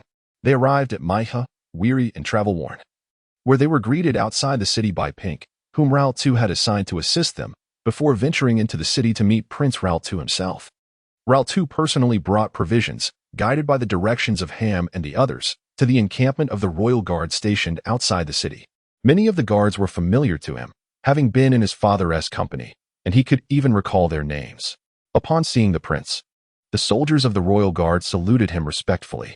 The journey from Maiha to the territory of the White Dragon on the ice plains would take another month. Rao-Tu needed to ensure that Lei Che had ample supplies prepared. Fortunately, the days of rest for the royal guard coincided perfectly with Lei Che's preparations. Additionally, the adventurers in training needed to be informed. They had long anticipated the call to action against the dragons and should be ready to move at a moment's notice. Ham remained within the camp, attending to matters alongside the soldiers of the royal guard. Rao-Tu rode forth alone to meet Lei Che. Upon learning that Rao-Tu had come to request supplies for the departing party, Counselor Lei Che exhaled in relief. In truth, he had grown somewhat impatient in anticipation. Although Rao-Tu had previously explained the situation and assured him that he would not press further, a lingering unease had taken root in Lei Che's heart. He had entrusted Rao-Tu with a significant amount of support, including a substantial sum of gold and numerous weapons and equipment, yet he had seen little tangible action. How could he not be anxious? Now, having grasped Rao-Tu's purpose, Lei Che finally set aside his impatience. He placed the parchment he had been holding down and inquired of Rao-Tu, "How many individuals are there in total, and what supplies do you require from me?" Lei Che was taken aback. "What? So many?" He could hardly believe the quantity needed. Rao-Tu emphasized, "These are all essential. Only with adequate preparation can we effectively confront the white dragons." Reflecting on all that he had already contributed, Lei Che realized that he could indeed spare these additional supplies. Gritting his teeth, he nodded in agreement. "Very well, but I will need more time." Rao-Tu had no objections. "I can wait until the day all the supplies are ready." Lei Che waved his hand, signaling that he could leave. "Goodbye, counselor." King Rao-Tu performed a courteous bow before departing from the residence of the councilman Lei Che. As soon as Lei Che delivered the supplies, I, accompanied by my companions, would transport them beyond the city limits, embarking alongside the royal guard. Additionally, it was essential to distribute the warm cloaks among the dwarves of the royal guard. For the bitter cold was intensifying, and we could not afford to suffer casualties due to an unaccustomed climate. At that juncture, Ace could scout the path ahead. The dragon hunting crossbows overseen by Eno required a large cart for their conveyance. The base was abuzz with excitement. Pink had disseminated the news of our impending departure in a few days, and all the adventurers were informed. "Captain, we are finally about to set forth. When exactly shall we depart?" I can scarcely contain my anticipation. Indeed, neither can I. My weapons yearn to imbibe the blood of vile dragons. Haha, I shall sever the head of the foul beast. I desire its scales to forge a suit of armor, and its teeth shall be crafted into a dagger, undoubtedly sharp and a fine weapon. Gradually, the adventurers began to compare their aspirations. The conversation shifted to which part of the White Dragon would be fashioned into a piece of equipment. In mere moments, every part of the White Dragon had been claimed. King Rao-Tu struggled to restore order, stating, "Please remain calm. The day of our departure is imminent, within just a few days. Prepare yourselves diligently to avoid being caught off guard. Once you are notified, be ready to act at a moment's notice." In unison, the adventurers affirmed, expressing that they were ready to depart at any time. Rao-Tu dismissed most of the adventurers, retaining only the mage Clovis. He inquired about the preparedness of the spell scrolls. Were there enough for the current contingent of over 300? Rest assured, Clovis replied confidently, patting his chest. "I have prepared an ample supply of scrolls, a diverse assortment for our endeavors on the icy plains." Excellent. Hearing Clovis' assurance brought Rao-Tu considerable relief. The scrolls would prove indispensable in the forthcoming operations. Indeed, recruiting Clovis had been a prudent decision. Rao-Tu mused as he observed the mage's confidence. Other matters remained, such as acquiring several large carts for transporting the dragon-hunting crossbows and procuring medicines and tools as a precaution. Once these preparations were complete, we would await the day when Councilman Lei Che would notify us that the supplies were ready. That day would mark our departure for dragon slaying. Lei Che worked swiftly, completing the preparations of supplies sufficient for 500 individuals for 2 months in just 3 short days. Moreover, He had loaded them onto carts and delivered them to King Raltu's current residence, following the prearranged plan. Raltu gathered the adventurers from the base and drove the carts to the Royal Guard's camp outside the city. Within the camp, for the first time, the adventurers encountered the Royal Guard. King Raltu briefly introduced both parties before addressing them. Now that the supplies are in place, I am prepared to depart today. He glanced around and noticed that no one voiced any objections. Instead, their faces were alight with eager anticipation. With a satisfied smile, King Raltu instructed his men to swiftly load all the belongings from the camp onto the carts. Ham directed the Royal Guard as they commenced dismantling the camp, loading their provisions onto the oxen that had been prepared nearby. Motto and Pink followed closely beside King Raltu, serving as his protectors. Meanwhile, Tidon Ironhammer was appointed as the captain of the adventurers, tasked with leading them during the dragon-slaying operation. Although the adventurers were somewhat unruly, they held great respect for Tidon's strength and bravery, and thus had no objections. As for King Raltu, he was the commander for all. Whenever he wished to issue commands, he only needed to consult Tidon and Ham, who would ensure that his directives were executed effectively. Once everything was completed, King Raltu ascended to the top of a cart and addressed the assembly with a booming voice. Warriors, all that we do is for this day. Let us march towards the domain of the vile dragon, bringing forth a blood-soaked revenge and a chilling death. In return, we shall claim their countless treasures, along with their precious flesh and scales. Let us set forth, dragon-slaying heroes. The crowd erupted in cheers, raising their weapons high towards the sky, their faces brimming with fervor. Dragon-slaying, dragon-slaying. Thus, a war commenced upon the northern lands. Chapter 41. Luring the dragon from its nest within the valley's dragon lair. Rosar had never ceased to entertain the notion of escorting Damina, his newly transformed thrall, to Cynthia's collection room. Yet, he was acutely aware that, despite Damina's formidable skills as a thief and the aid of her ghostly bracelet to conceal her form and scent, the mere presence of Cynthia in her lair posed a considerable risk of exposure for Damina's endeavors. After much contemplation, he could devise no foolproof plan. Thus, he summoned Damina. Damina, if I were to task you with stealthily infiltrating a white dragon's collection room, would you be able to do so without detection? Damina, petite in stature, appeared almost diminutive before Rosar's colossal frame, as if a mere sneeze from the great beast could send her flying. She hesitated for a fleeting moment before responding. Just as I previously infiltrated this place, had I not been struck by falling debris, I would not have made a sound and would not have drawn your attention. My master. However, even the most assured plans can falter in the face of unforeseen events. Moreover, a dragon's collection room is often safeguarded with magical barriers and other defenses. I am but a thief. I possess no knowledge of magic. If I were to attempt it, discovery would be inevitable. Her little mouth continued to ramble, her words flowing forth unbidden. It seemed that under Rosar's protection, she had escaped peril and gradually reverted to her former loquacious self, her chatter seemingly endless. Enough, enough. I understand, Rosar interjected, raising a paw to silence her. Is your meaning clear? You are saying it is impossible. Damina nodded eagerly, clapping her hands with a smile. Indeed. My master. She then reached forward to caress Rosar's paw. Ever since becoming his thrall, she called him master with abandon, devoid of any sense of reverence. In truth, she exhibited no fear of Rosar whatsoever, a stark contrast to the ice wolves and mammoths, who remained mute in the face of his formidable presence. Rosar recognized this as the nature of halflings. They often displayed boldness and enthusiasm toward beings they deemed non-threatening. He had to constantly remind himself that she was his chosen thrall, and he must refrain from inadvertently crushing her with a single swipe. At that moment, the temptation to do so was strong. He pushed outward with his claw, sending her tumbling to the ground. With a furrowed brow, Rosar commented, truly useless.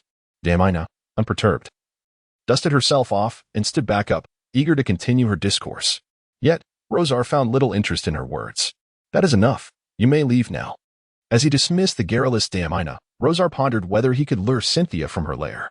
In the absence of dragons, perhaps Damina could sneak in and procure something of value. Even if she were discovered, that would be a matter for later consideration. Rosal has formulated a preliminary plan, and now seeks a way to draw Cynthia out. Fortuitously, as slumber beckons, an opportunity presents itself. Cynthia has sent Hilly to visit him.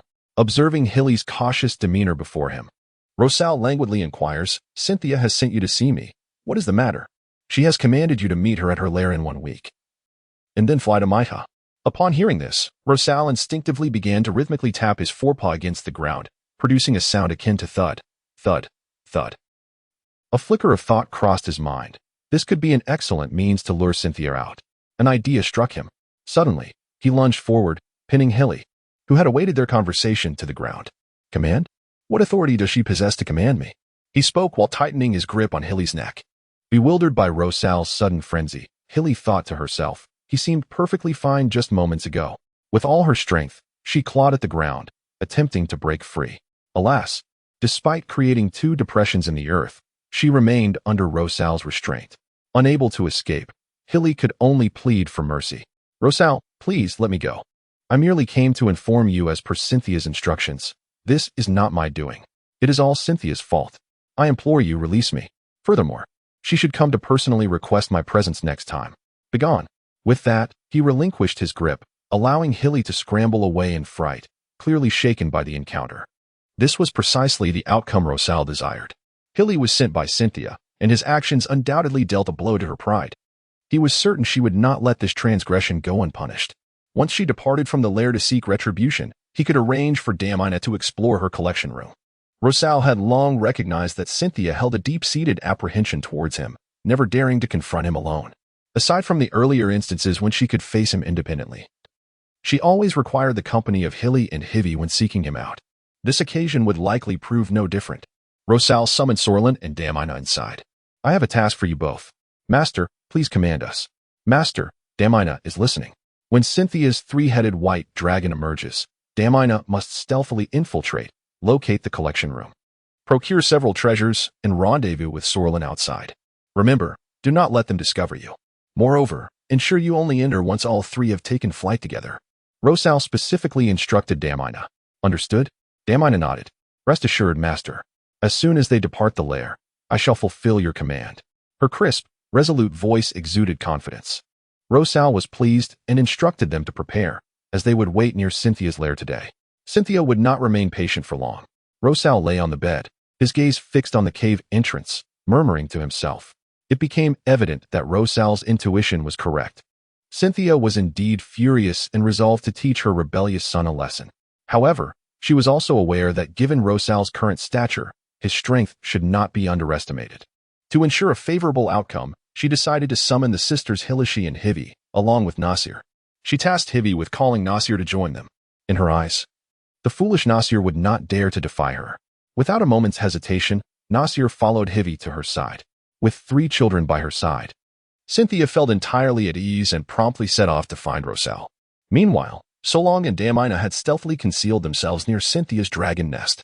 Damina nestled against Solong's furry form, occasionally burying her small face in his fur for a moment of warmth. Solong regarded Damina's actions with a resigned expression. Do not do that, Damina. 2 dragons just flew inside. It seems they will soon take action. You must be prepared. He gently pushed Damina's face away with his paw. Damina pouted in discontent. No. You're so fluffy and warm, she protested, trying to snuggle closer to Solong once more. As fellow kin, Solong found himself powerless to resist her charm and allowed her to remain close. Nevertheless, he understood that his master's commands took precedence above all, and he needed to keep a vigilant watch over the dragon nest. Indeed, shortly after the 2 dragons entered, more soon followed. Oh, for dragons? Never mind. It appears one more than what my master mentioned has departed. Solong shook his wolfish body, rousing the nearly slumbering Damina. It is your turn now, Damina. Upon waking, Damina beamed with a delightful smile, tiptoeing to reach up and pat Solong's head. Don't worry, leave it to me. The petite half-elf then vanished from Solong's sight. Chapter 42. Confrontation and Success. Cynthia was blissfully unaware that a thief had already infiltrated her lair. She was currently soaring towards Rosar's den, accompanied by 3 dragons. With a fierce determination, the territories of the 2 were in close proximity, allowing them to reach Rosar's doorstep in no time. Cynthia gestured for Ivy to step forward and call for Rosar to come out. Having been reprimanded by Rosar on 2 occasions, Ivy regarded him as an untouchable dragon, particularly after the second encounter, where she had fainted in fright and lost face before Hilary. Consequently, she was too intimidated to look Rosar in the eye. Now, with Cynthia instructing her to summon him, Ivy found herself paralyzed by fear, torn between her reluctance and the need to obey Cynthia's command. Fortunately, as Cynthia noticed Ivy's hesitation, her impatience grew, prompting her to send Nasir to call out instead. Ivy breathed a sigh of relief, feeling she had narrowly escaped a perilous situation. Although Nasir had been bested by Rosar once, he clearly bore no fear of him, buoyed by the thought that with Cynthia leading the charge, they could finally confront Rosar decisively. "Come out, Rosar. Quickly greet your mother," Nasir bellowed, filled with bravado, convinced that the trembling Rosar would immediately submit upon his emergence. Would events unfold as he anticipated? The answer, of course, was a resounding no. Prepared for an encounter, Rosar suddenly burst forth from his cave, swiftly incapacitating the boastful Nasir, who found himself rolling in the snow, thoroughly disheveled. Turning to the astonished trio of female dragons, Rosar inquired, "Dear mother and sister, have you come to trouble me?" Faced with Rosar's imposing presence, the three dragons fell silent. How had this rebellious offspring become so formidable? Was there something amiss during my labor that led to his mutation? Curse it, I cannot recall. Cynthia pondered. With the situation unfolding unfavorably, the cunning Cynthia immediately resolved to alter her strategy. Ignoring Nasir, still struggling to regain his footing, she adorned her face with an exaggerated, insincere smile and addressed the scrutinizing Rosar. "Of course not, it was merely that foolish Nasir who misconstrued my intentions. All of this is his doing." After shifting the blame entirely onto Nasir, she proceeded to clarify their purpose. "Rosar, my beloved son, did we not agree previously to seize the dwarves' great treasury in the city of Maya during the winter?" As she spoke, her tone was soft and measured, fearful that Rosar might fly into a rage once more. At last, she acknowledged that she was no match for this rebellious son, and neither were the three inept companions at her side. These three were utterly useless. They would likely falter even against a full-force strike from Rosar. Hadn't Nasir just been taken down by Rosar's charge and was now groaning on the ground? Hilary and Ivy could hardly measure up to Nasir, and facing Rosar would yield no better outcome for them. And what of herself? In the realm of draconic magic, she undoubtedly surpasses Rosar. However, in close combat, she would certainly not stand a chance against him. Judging by his demeanor, ordinary spells would yield little effect upon him. Only the legendary and forbidden magics passed down through generations might possess the potential to inflict harm. Yet, casting such spells demands not only time but also an exorbitant cost. Cynthia, sensing the gravity of the situation, feigned weakness, and coincidentally, Rosar sought to prolong the encounter to facilitate Damina's plans, thus softening his tone. "Mother, you know I have always held you in high regard." He offered Cynthia a smile as he spoke. Rosar continued, "I had resolved to heed your summons, but alas, Hilly had the audacity to address me with orders. Is this truly your command? Is it not meant to be a collaboration?" His gaze fixated on Cynthia, the slit pupils reflecting a hint of aggression. Cynthia inwardly cursed. She typically spoke to the two young female dragons in an authoritative tone that brooked no dissent. To her astonishment, Hilly had adopted such a tone with Rosar. "Rosar, this is certainly not a command from me to you. Merely a mother calling her son," Cynthia explained, straining to clarify. "We share an equitable partnership. Neither can command the other." She placed particular emphasis on the word command. "This is all Hilly's fault. I shall reprimand her."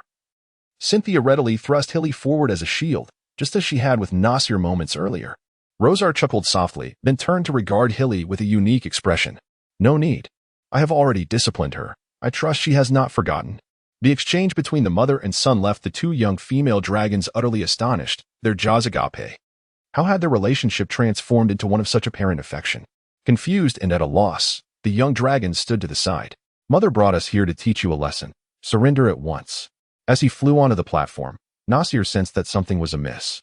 Why had they not engaged in combat, appearing instead so amicable? Nasir exclaimed in shock, "Mother?"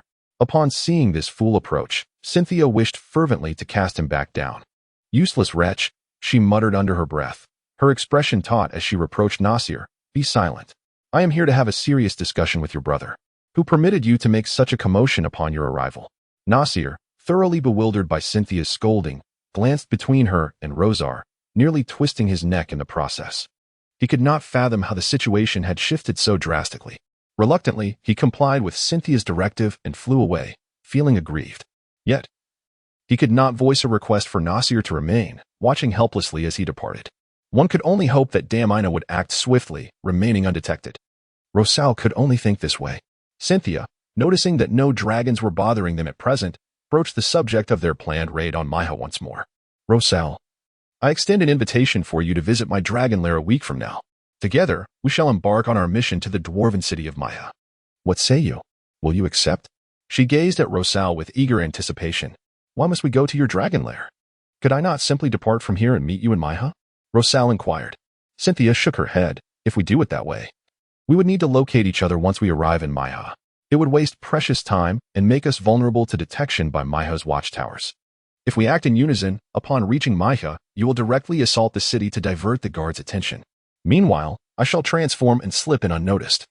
Rosal posed several more trivial questions, and as time wore on, he ultimately acquiesced to Cynthia's invitation. Very well, I shall arrive at your dragon lair punctually in a week. After bidding farewell to the 3 female dragons, Rosal then spotted the ice wolf, Solong, emerging from the shadows. What of Diamina? Did she succeed? Rosal asked anxiously. Master. With Diamina's intervention, success was assured. Solong replied, as Diamina revealed herself atop Solong's back, proudly holding her own spatial pouch aloft. Rosal understood that Diamina had not returned empty-handed.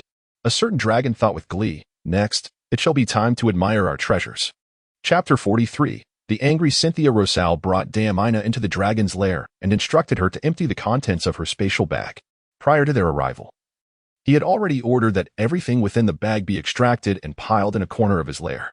He cautioned Diamina that should they truly discover Cynthia's treasure, she ought to avoid fixating on the large and conspicuous items, as these would be easily recognizable. If Rosal were to display them later and Cynthia were to see them, she would undoubtedly think, how could this item, which belongs in my collection, end up in your possession? Ah, so my treasure was stolen by you. That would spell trouble. Although he harbored no fear of Cynthia, he was wary of complications. As for the smaller items, such as gemstones and gold, particularly the gems, which occupy little space, yet hold immense value and utility for crafting magical artifacts, Rosal permitted Diamina to select some of her favorites. You may choose a few things you fancy, he told her, recognizing her effort in this endeavor. Rosal had always been generous to those who could create value for him. Now was the moment to assess their spoils. Rosal lay upon his bed, craning his neck, his gaze fixed intently on Diamina as she turned the bag upside down, spilling forth a cascade of colors.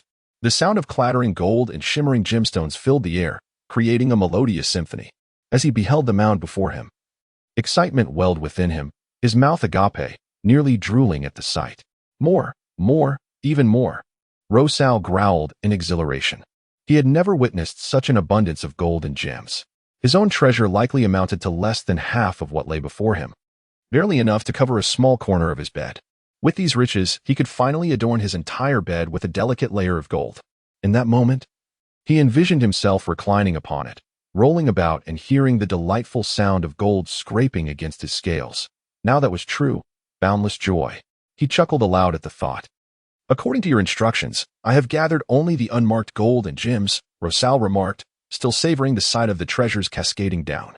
Excellent work, Diamina. You have done splendidly. He did not hold back his praise, speaking generously.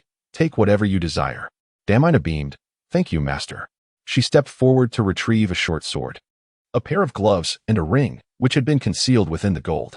Rosal had previously overlooked them until Diamina unearthed them now, suggesting she had chosen them long ago. Rosal paid it no mind. As a dragon, his own body served as the finest weapon, and any equipment was too diminutive for him to wear. Moreover, there are certain pieces of equipment that, one could argue, are not as potent as the enhancements provided by my smoke clone. Diamina, with a gleeful expression, cradled her new gear, testing it out, observing her enthusiasm. Rosar felt compelled to offer a gentle reminder. I understand, master, Diamina replied promptly, fully aware of his intent. Tell me about your experiences in the lair of Cynthia. How did you discover her treasure trove, and how did you gain entry? Master, it was quite simple.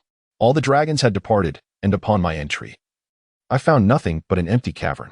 I remained invisible for quite some time before I located a hidden entrance concealed by a magical barrier on the wall. The barrier, however, was not particularly robust. Once I slipped through, I stumbled upon a cave brimming with gold, gems, and numerous magical artifacts. I was utterly astonished. You cannot fathom the awe those treasures instilled in me. It was a cavern larger than this one, filled with an array of riches. Can you imagine the value of such a hoard? Rosar was rendered speechless by her account. A cavern larger than this? By the heavens! Could it truly be the accumulated treasure of Cynthia over the centuries? He felt a pang of dissatisfaction with the modest collection before him. Curse it! Why can't your spatial pouch hold a bit more? He muttered, yet he gathered the treasures close, toying with them before stowing them away in his upper jaw's storage space. After securing the treasures, he exhaled contentedly, resolving, I shall possess even more wealth than she. I shall seize hers as well. Upon returning to her lair, Cynthia sensed an intrusion in her barrier. Instantly alert, she instructed 2 young female dragons to guard the entrance, then activated the wall's barrier to enter her treasure chamber. The moment she stepped inside, she recognized something was amiss. Her treasures had been disturbed, some had been stolen. Fury ignited within her, and she raged. Who dares to pilfer from my vault? She swept her wings across the scattered gold, sending it tumbling throughout the cavern. Enraged, she stormed out, intent on capturing the audacious thief. Once apprehended, Cynthia vowed to encase them in ice for eternity, placing them at the entrance of her lair. After a few steps, her suspicion took hold. Why would the thief choose this exact moment to strike, just as I departed? Were they lying in wait, seizing the opportunity of my absence to commit their theft? Yet, she quickly dismissed the thought. It is impossible. There could not be anyone lurking nearby. If there were, I would have detected their presence long ago. Therefore, it must have been one of my offspring. Could it be Rosar? The notion flitted through her mind, for he had long coveted her treasures. Yet, she promptly rejected the idea. No, I was with him just moments ago. He had no opportunity to steal my riches. Cynthia and Civi can also be ruled out as suspects. Only Nasir remains. That wretched little scoundrel. Why can't he spare me some trouble? Cynthia has firmly concluded that Nasir is the thief who has stolen her treasure, and with gritted teeth, she is determined to find him and teach him a lesson he will never forget. She exited her treasury and fortified the entrance with an additional barrier. Next, it was time to seek retribution against Nasir. However, before proceeding, she felt the need for one final confirmation. She decided to have Civi summon Nasir once more. If he came, it would indicate that Cynthia might have misjudged him and that her treasure was not in his possession. Conversely, if he did not appear, it would suggest he was guilty and too fearful to confront her. Civi was perplexed by Cynthia's sudden insistence on calling Nasir again. Reluctant to defy her, she made her way back to Nasir's lair. To her surprise, Nasir believed that Cynthia and her companions were merely toying with him. After all, it was they who had invited him to confront Rosar, leaving him to suffer the consequences alone. Enraged, he vented his frustration on Civi and flatly refused to visit Cynthia's lair, subsequently sending her away. At this point, Cynthia was utterly convinced that it was indeed Nasir who had pilfered her treasure. He must have seized the opportunity while they were preoccupied with Rosar, taking advantage of the absence of dragons in the lair. Fueled by indignation, she resolved to act swiftly, taking 2 young female dragons with her to confront Nasir. Before departing, she encased the entrance to her lair in ice using her dragon breath and established magical barriers both inside and out. This time, no one would be able to breach her sanctuary. Upon locating Nasir, Cynthia wasted no time and delivered a powerful blow that left him dazed. I merely failed to follow your instructions to come find you. Is it a crime to bring my dragons along to seek trouble? Nasir attempted to protest, but Cynthia silenced him, overpowering him with her young dragons, rendering him immobile. With a fierce expression, she demanded, hand over the treasure you stole from me.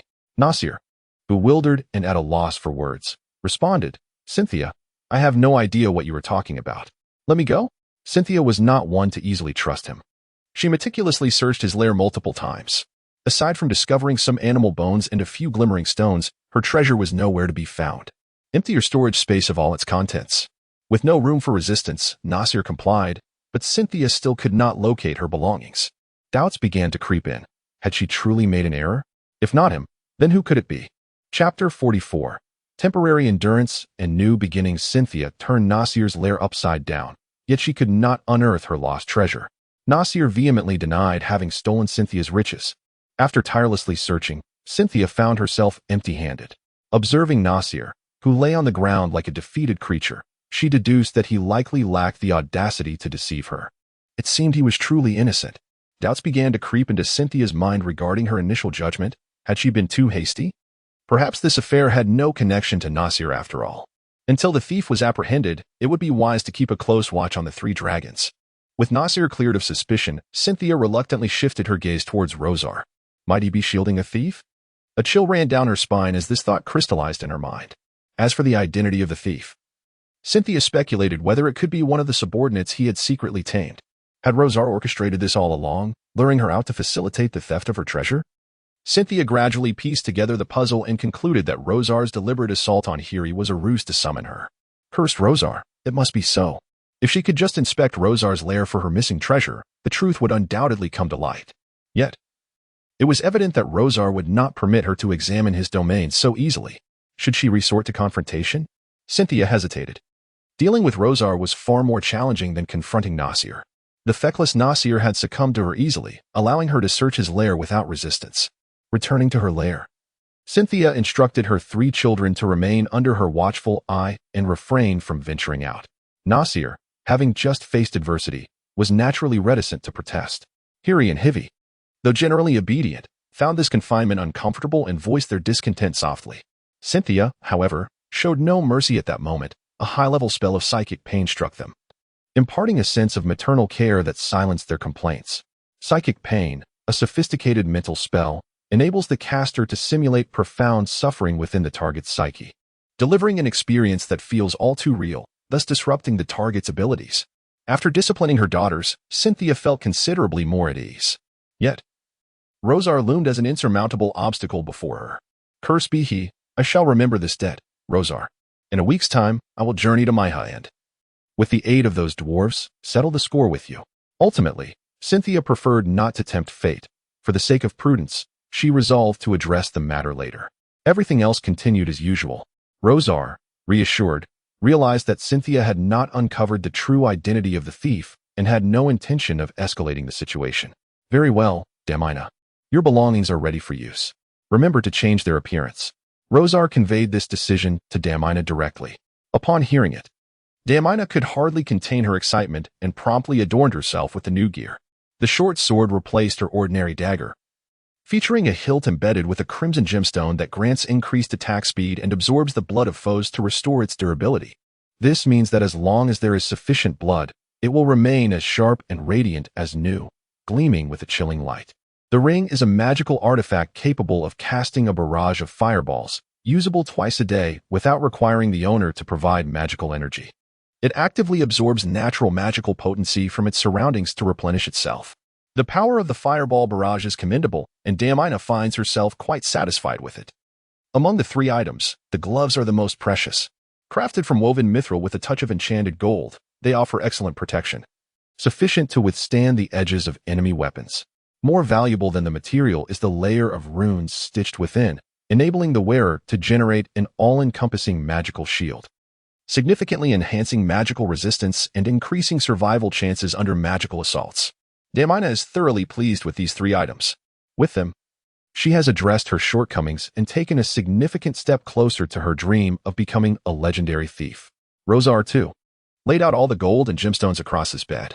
Though it formed only a shallow layer, the silky texture and delightful clinking sound brought him immense joy, filling him with a sense of fulfillment akin to a dragon-esque bliss. After rubbing his head against the treasures for a while, Rosar could finally relish the greatest joy of being a dragon. How wonderful! He could not help but exclaim, reflecting on how the past days had been anything but dragon-like. After indulging in the treasures for 3 days, he finally turned his thoughts to future matters. He had promised to accompany Cynthia to Maya, and that time was only 4 days away. It was time for him to begin his preparations. Rosar believed that after his departure, his followers must be well organized. The Ice Wolf Sarang required no supervision. He would naturally lead his pack to hunt and guard the territory. Tidal and his companions still relied on the goblins' care, and the goblins spent considerable effort merely to keep them fed. As for the remaining goblins, Rosar held no expectations for them to accomplish anything notable. As long as they did not flee en masse and manage to sustain themselves, he would consider that sufficient, with plans to gradually expand their numbers to provide him with ample fodder. After Rosar's departure, the territory would be entrusted to Sorang, with Damina assisting him. For this journey to Maya, Rosar had already prepared for the possibility of unforeseen events. At that time, he would not need to concern himself with the agreement made with Cynthia, ensuring his own safety would take precedence. Cynthia was likely to conjure some mischief, and he had no intention of becoming her shield or sacrificial pawn. Rosar could never have imagined that all of Cynthia's actions were meticulously orchestrated for his benefit. In the blink of an eye, the fateful day had arrived. Rosar, as agreed, arrived at Cynthia's lair. Upon his arrival, he noticed Nasir and Hilly, along with Zivi, languidly sprawled on the ground, devoid of any vitality. What could have befallen them? Curiously, Rosar inquired, but Cynthia merely lifted her head to gaze at him, her expression utterly inscrutable. They are merely exhausted from their overzealous plundering, she remarked. Rosar was far from convinced by her feeble excuse. As long as it did not concern him, he chose to remain indifferent. Cynthia rose to her feet, and the 3 dragons beside her promptly straightened their postures. Since you have arrived, Rosar, let us prepare for departure. The journey to Miha, at our speed, will take but half a day. When we arrive, I shall conceal myself and land on the ground. You will engage Miha, drawing the guards towards you, creating as much chaos as possible. Afterward, it will be my turn to act. After reiterating her instructions, Cynthia took flight, followed by Rosar, and lastly, Nasir and the 2 younger female dragons.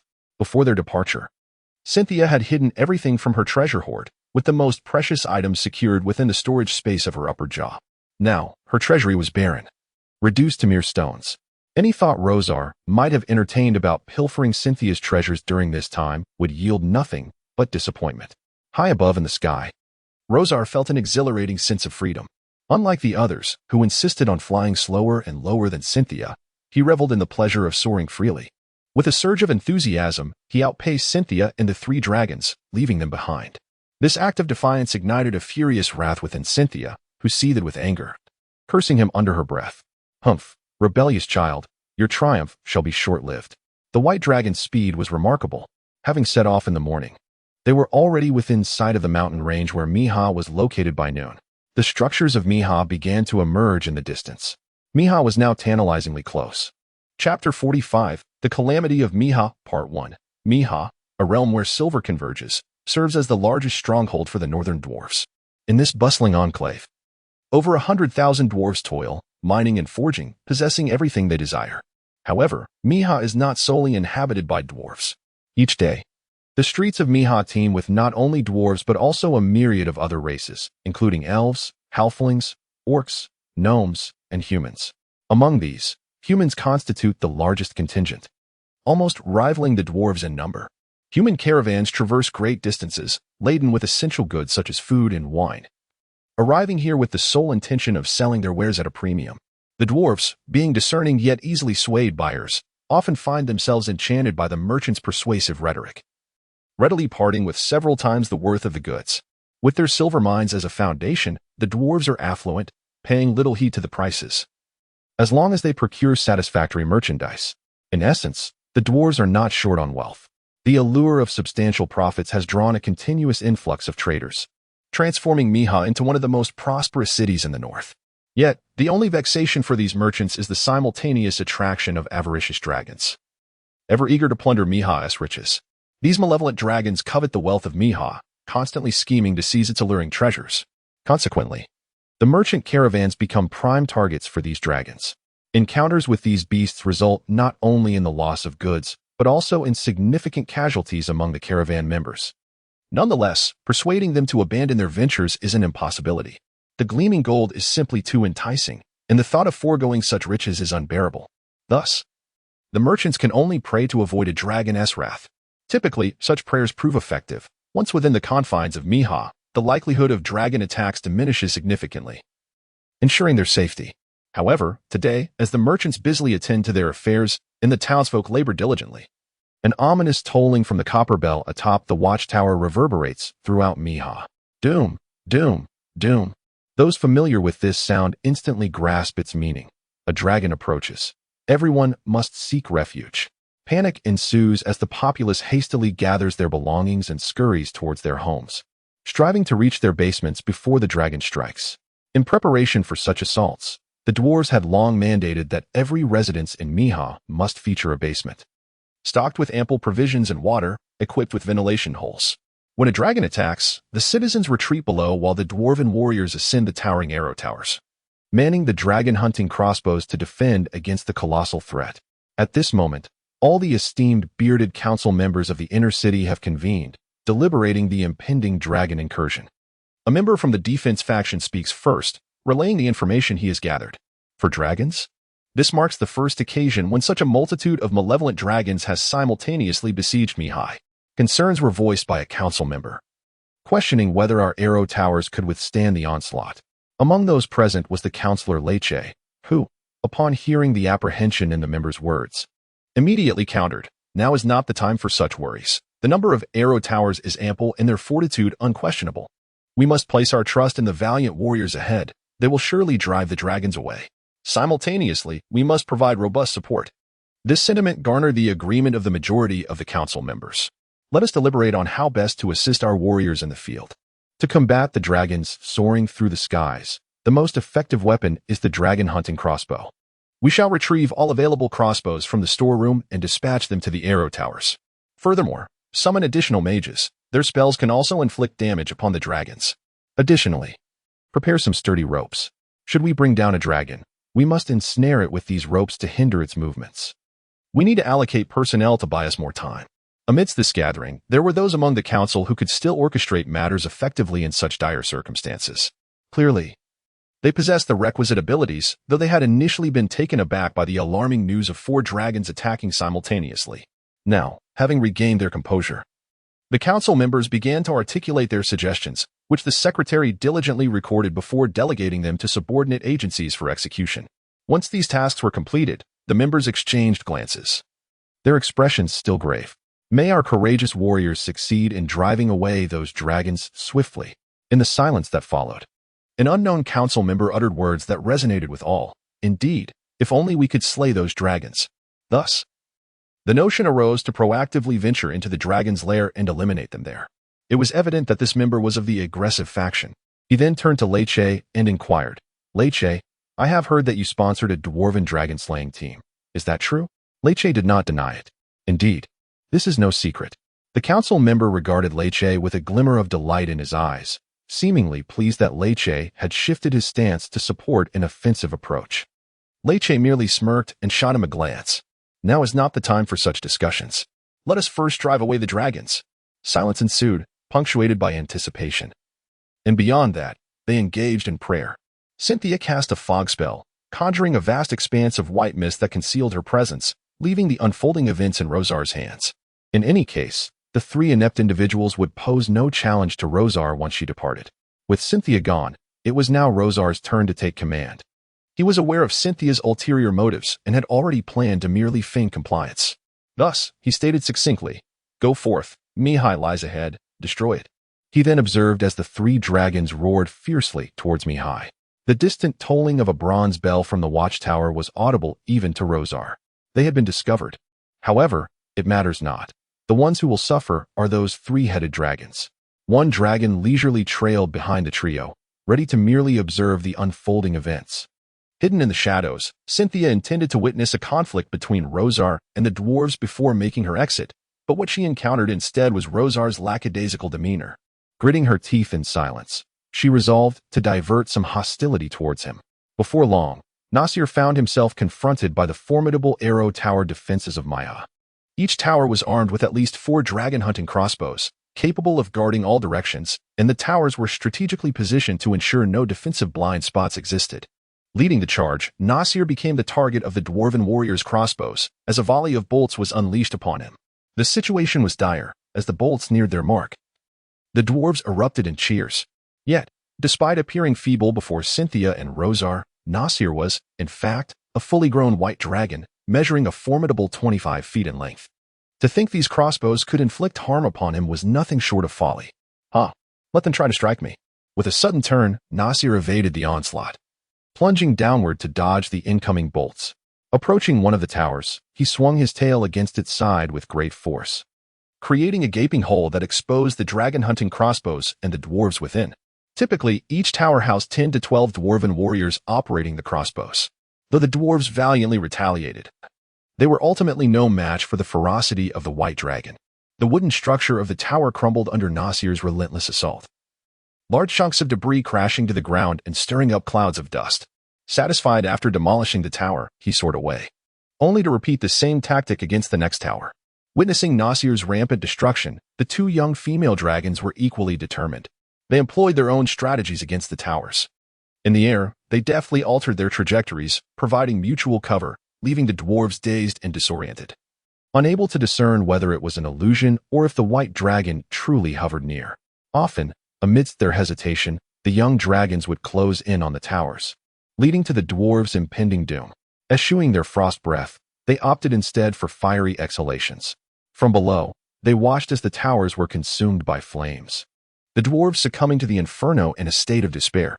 This spectacle invigorated the two young dragons, their expressions growing increasingly menacing. The three white dragons wreaked havoc among the towers, which resembled sluggish giants, responding with delays and distorted movements, helplessly witnessing their own demise.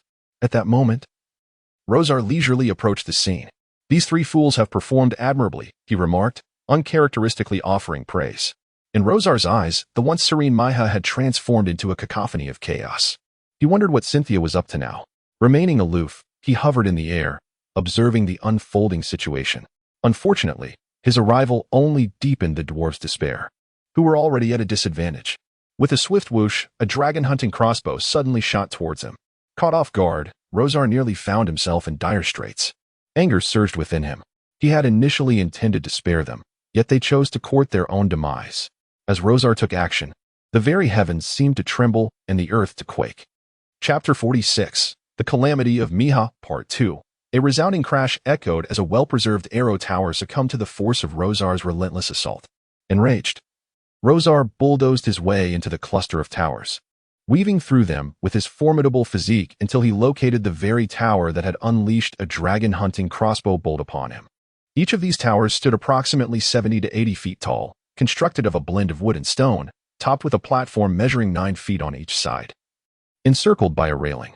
With swift determination, Rosar darted beneath the tower's supportive beams, shattering the wooden supports with a powerful impact. Fragments of stone and timber cascaded down the sides of the tower, while the platform above began to tilt precariously, sending the dwarves atop into a frenzy of shouts. "Grab the railing!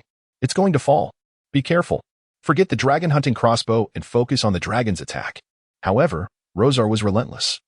Swinging his tail with ferocious might against the tower, the platform could no longer withstand the assault, quaking violently before it succumbed with a series of resounding crashes, plummeting to the ground below, taking the crossbow and the dwarves with it, leaving them shattered and broken.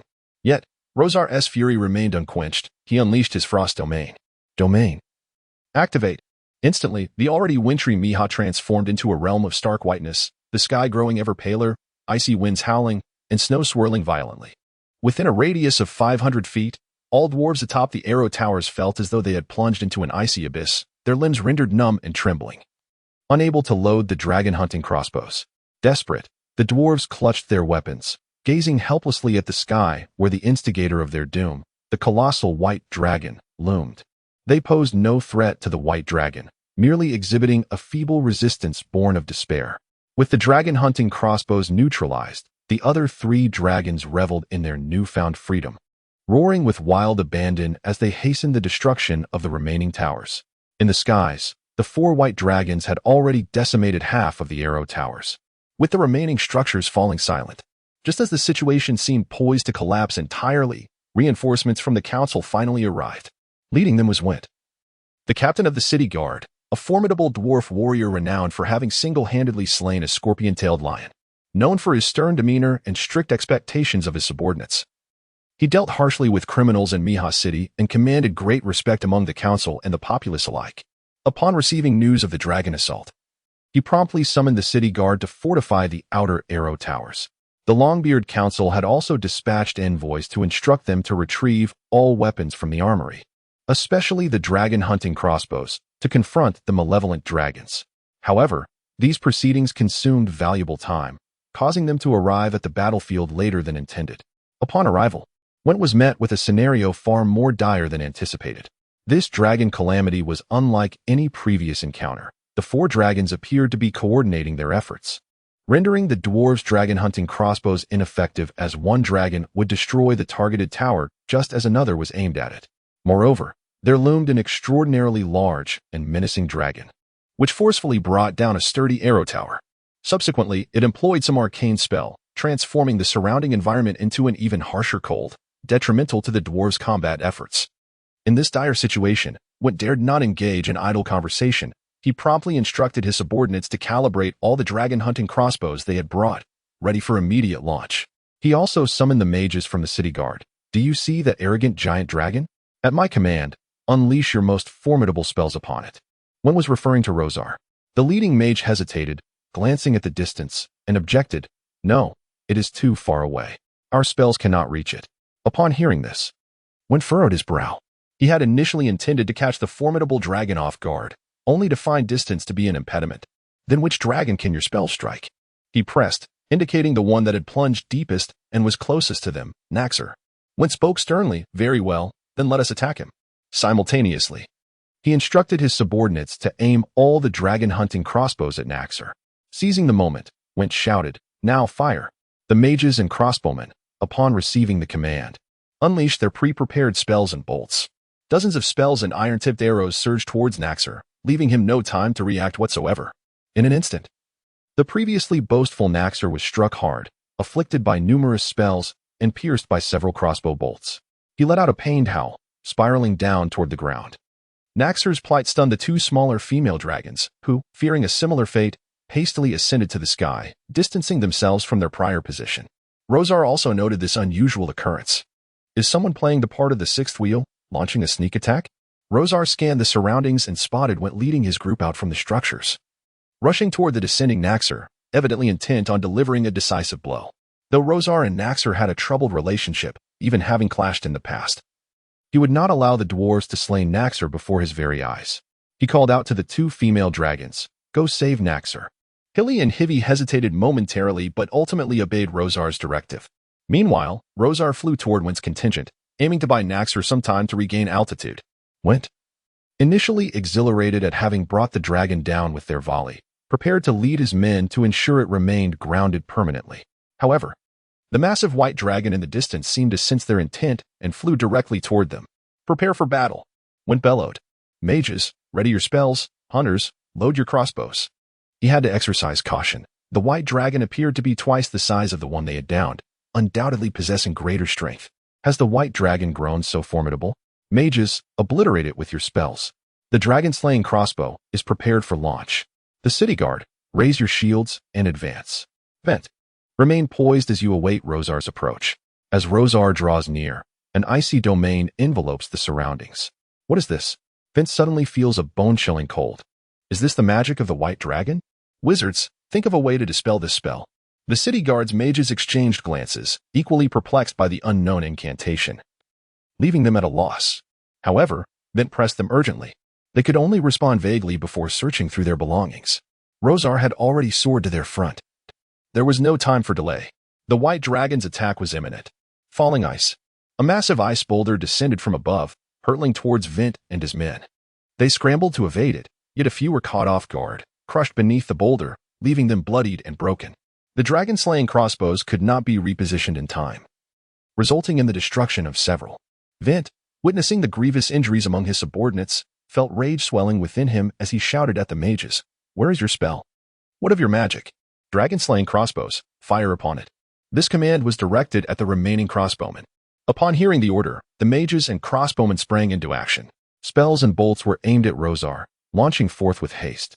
Alas, these were effective only against Naxxar. Rosar deftly evaded most spells and bolts, and the few that remained were rendered harmless against his impenetrable scales.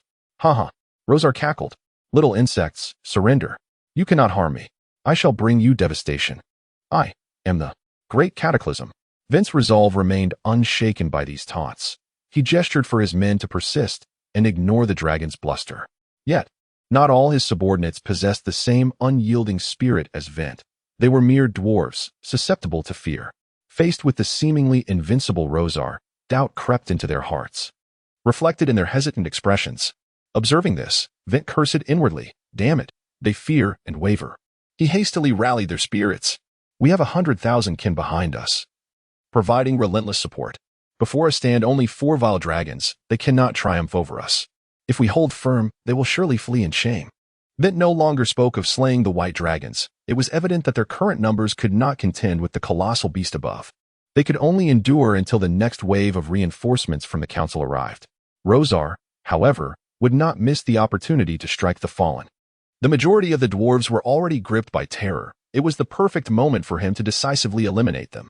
He set his sights on the leader, the very dwarf who had been issuing commands and bolstering morale, Vent. Once the cornerstone of leadership is lost, the remaining dwarves will scatter like frightened birds, becoming nothing more than a disorganized mass. Seizing the opportunity, Rosar dove toward Vinter with deadly intent. Beneath the domain's influence, the dwarves were already sluggish from the chilling breath of winter, and Vinter, preoccupied with rallying his subordinates, remained oblivious to Rosar's true target. By the time he realized the imminent danger, it was far too late. Rosar's lethal claws were mere moments away. Vinter instinctively raised his weapon to defend himself. But it proved futile. He was swiftly lifted into the sky by Rosar.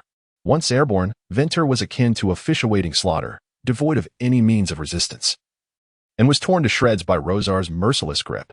In his final moments, Vinter cried out, "Dwarves, hold on. Victory will surely be ours." Upon witnessing their leader's demise at the hands of the White Dragon, the dwarves, just as Rosar had anticipated, could no longer maintain even the basic semblance of order. They turned to flee, abandoning their weapons in a panic. As Rosar circled triumphantly in the sky, he let out a deafening roar at the retreating dwarves, taunting them. "Ha! Who else dares to challenge me?" Chapter 47. The Cataclysm of Mihas, Part 3. Above the sky of Mihas, a colossal white dragon was demonstrating its formidable might. It was fierce, brutal, and arrogant, yet undeniably unmatched. The dwarven arrow towers lay in ruins, their remaining structures silenced, with no dwarf daring to operate the dragon-hunting crossbows atop them. Each tower that launched crossbow bolts became a target for Rosar's assault. At that moment, Nasir, who had fallen to the ground, finally took to the skies again, aided by Hilly and Zivi as they extracted the bolts from his wounds, subsequently encasing the injuries in frost with a breath of icy mist. He could barely maintain his flight, teetering precariously as if he might plummet again at any moment. Having dispatched the dwarves on the ground, Rosar approached the injured Nasir, rebuking him. "Incompetent fool, you allow such insignificant insects to wound you." Today, Nasir finally beheld the full extent of Rosar's ferocity, realizing that during their previous encounters, he had been spared the dragon's full wrath. In a direct confrontation, "I fear them not," he muttered, leaning closer and whispering. "Rosar, our mission to draw Mia's guards should have succeeded. Cynthia must have infiltrated by now. Should we not withdraw? As you can see, I am injured, so—" He trailed off, yet Rosar understood his implication. He concurred with Nasir's suggestion to retreat. Initially, he had intended merely to cause a distraction. Had the dwarves not provoked his ire, he would have refrained from engaging. Now that Nasir had broached the subject, he readily agreed. "Indeed, I too believe Cynthia has entered. Let us depart. Now we await her success." Together, they fantasized about the treasures they would share once Cynthia secured her prize from the grand vaults. Rosar cast a final glance at the crumbling remnants behind him, a testament to the destruction wrought by his kin, and a lasting memory for the dwarves of Mihas. Cynthia, witnessing Rosar's furious charge into the dwarven arrow towers, began to wreak havoc herself. Satisfied that her objective had been met, she chuckled softly to herself. Subsequently, she quietly cast a spell to alter her form, transforming into a dwarf, and seizing the chaos triggered by the white dragon's assault, she slipped into Mihas amidst the throng. This transformation was a unique spell of the dragonkin, allowing them to assume the shape of any creature the caster had previously encountered, sustained until their magical energy was depleted. However, the maximum duration was merely 1 day. Originally, this spell served to assist dragons in navigating confined spaces to retrieve treasures. Over time, it had also been employed by dragons to masquerade as humanoid races and integrate into urban environments. Yet, in such a guise, being discovered posed significant peril, as the dragon's inherent power would be severely restricted. After casting the spell, the dragonkin would lose their immense physical prowess, instead sharing the characteristics of the creature they transformed into. In essence, if a dragon chose to become a human, their strength would be that of an ordinary human. This limitation dissuades many dragons from readily employing such magic. Moreover, the spell is not particularly easy to master. Consequently, dragons capable of shape-shifting are a rare sight. Cynthia invested considerable time to learn this spell. At the time, she had just reached adulthood and developed an interest in the myriad dragonic spells from her memories. She devoted all her energy to studying these incantations, including the art of transformation. Upon mastering it, she soon realized its constraints. The spell did not provide her with the security she sought, leading her to set it aside. However, today presented an opportunity to utilize it. Cynthia made a spontaneous decision to enter Miha, intending to seize some treasures amidst the chaos. Initially, her plan was to observe the conflict between that wretched Rosar and the dwarves from a distance, not to storm into Miha and raid their treasury as previously asserted. Nevertheless, Rosar had pilfered her trove, stealing a collection of her cherished possessions. Although she had refrained from confronting Rosar immediately for the sake of her plan, the pain still lingered. Curse him, gold is my second life. This time, she thought to herself, since Rosar and his cohorts had drawn the attention away so effectively, why squander their efforts? Thus, she ventured forth.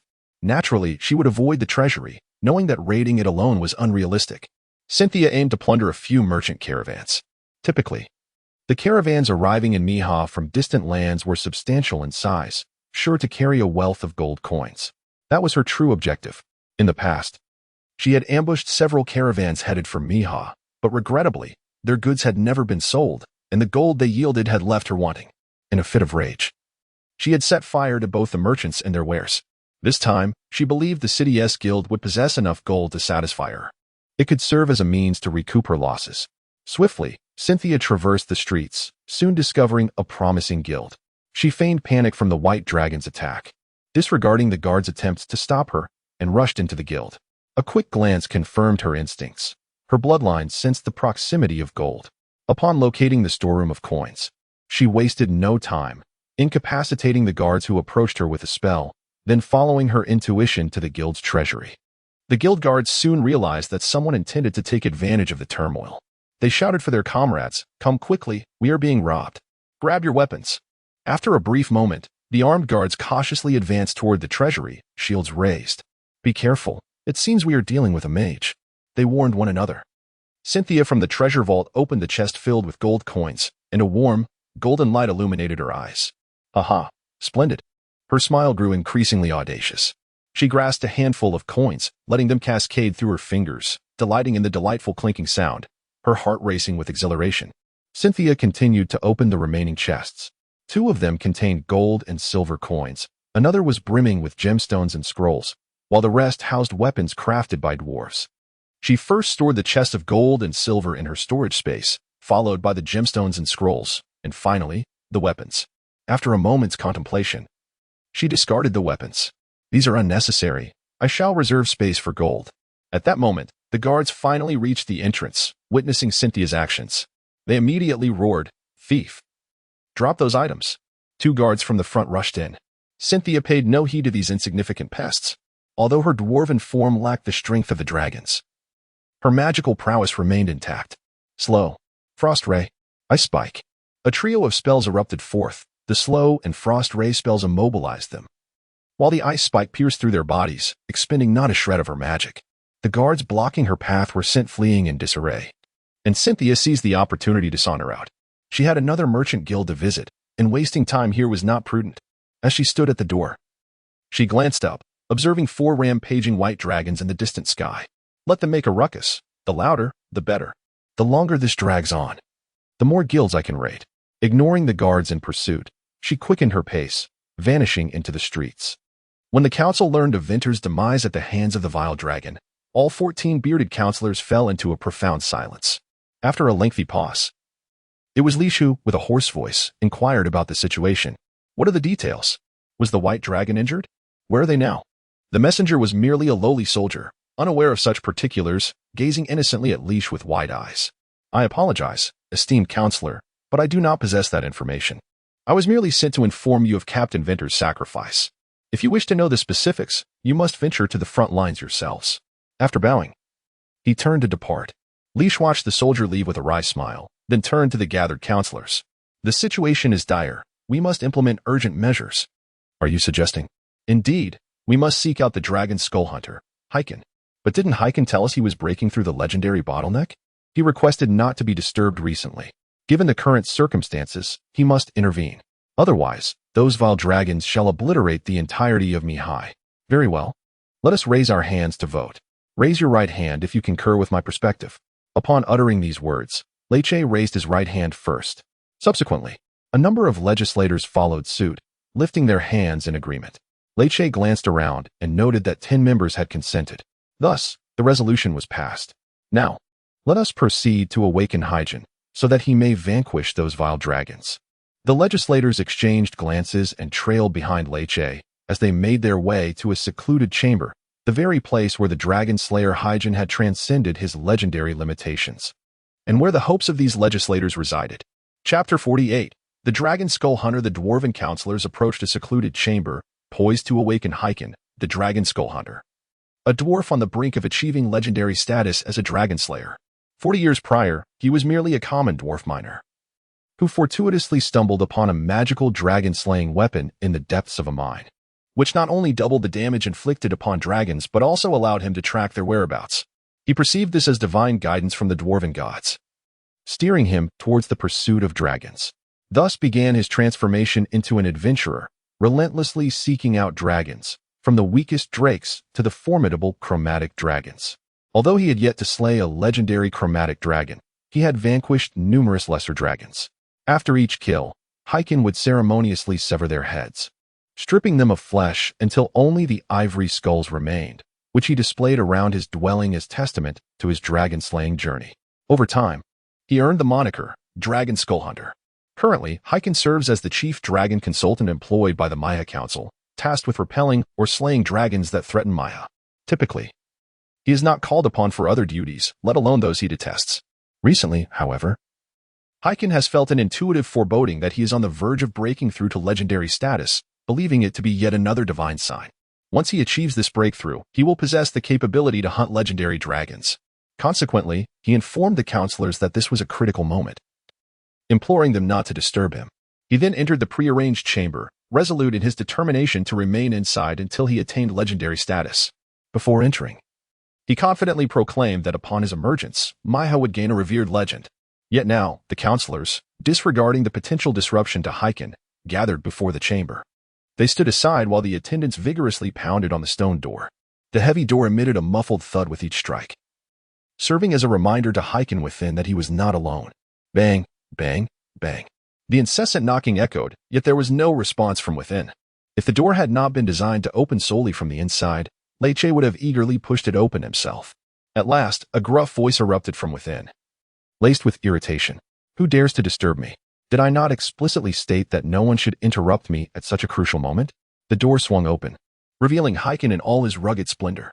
He was a middle-aged dwarf with a coarse visage, slightly balding, and his beard, not particularly lush, was entwined with a long cord, forming a single braid. Clad in standard dwarven garb, he bore a long, serrated weapon on his back, adorned with streaks of crimson, his dragon-slaying weapon.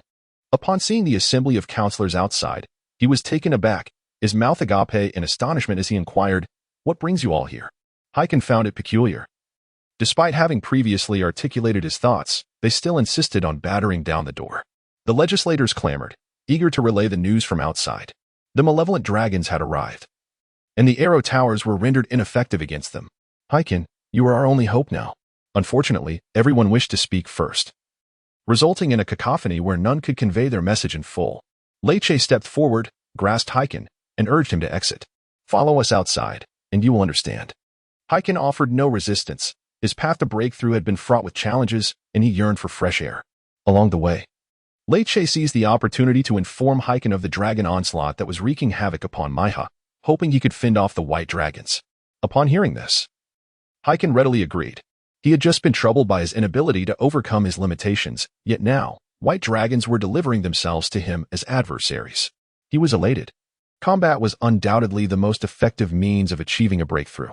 "No worries, I shall handle it," he declared, thumping his chest, before presenting his request. "I have heard that the council has tamed a number of griffins. Grant me one. I shall ride it, and ascend to confront the dragons personally." The legislators did not hesitate. Had they not been unable to find a suitable rider, the griffins would have been dispatched to attack the white dragons long ago.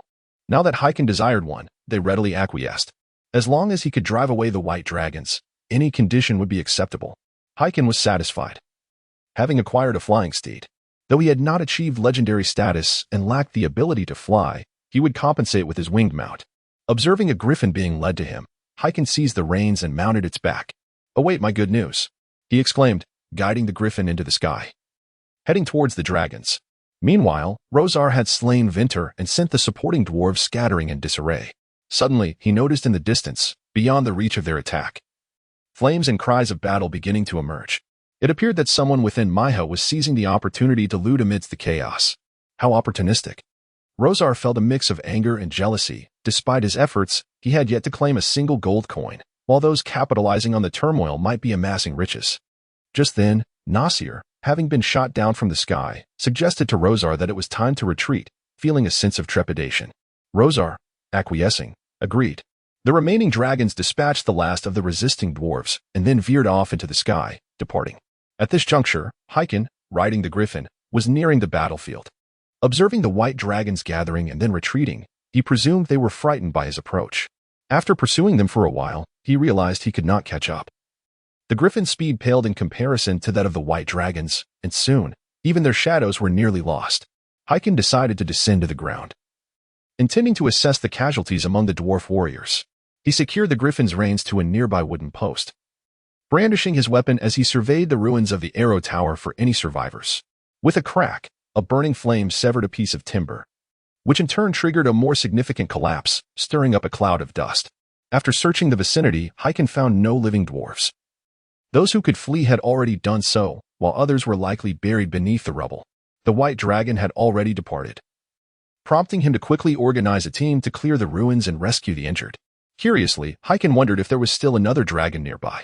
Hadn't the white dragon flown away entirely? Yet, his dragon-slaying weapon had never failed him. It was this very instrument that had enabled him to vanquish so many dragons over the years. He circled the area, issuing warnings, and eventually noticed some commotion below, leading him to descend and assess the situation. There, he discovered Cynthia raiding the 5th Trading Company. As Cynthia moved through the area, she specifically targeted those opulent trading companies, first dispatching the guards before making her way to the vaults or secret chambers to locate the treasure chests filled with gold coins. The remainder of her task involved transferring the riches into her own storage space. She did not concern herself with pursuing the fleeing guards. The treasure was her ultimate objective. However, at that moment, Cynthia was filled with fury as she unleashed her wrath upon the unfortunate guards. How dare they flee so brazenly? It had only been a mere half-day. This must have been Rosar's idea. Those 3 worthless fools. Why couldn't they hold their ground a little longer? Cynthia had intended to exploit the ensuing chaos to continue plundering more trading companies. To her surprise, she realized just how affluent these companies truly were. The gold she had amassed from her recent raids far exceeded the losses she had incurred, multiplying them by several times over. Having tasted the sweetness of success, Cynthia was insatiable, eager to press on. Yet now, with Rosar and his companions having fled, Mihao would soon dispatch individuals to restore order, and the tumult would soon subside. Cynthia understood that her looting could not persist, Mihao would not linger, and she needed to depart swiftly.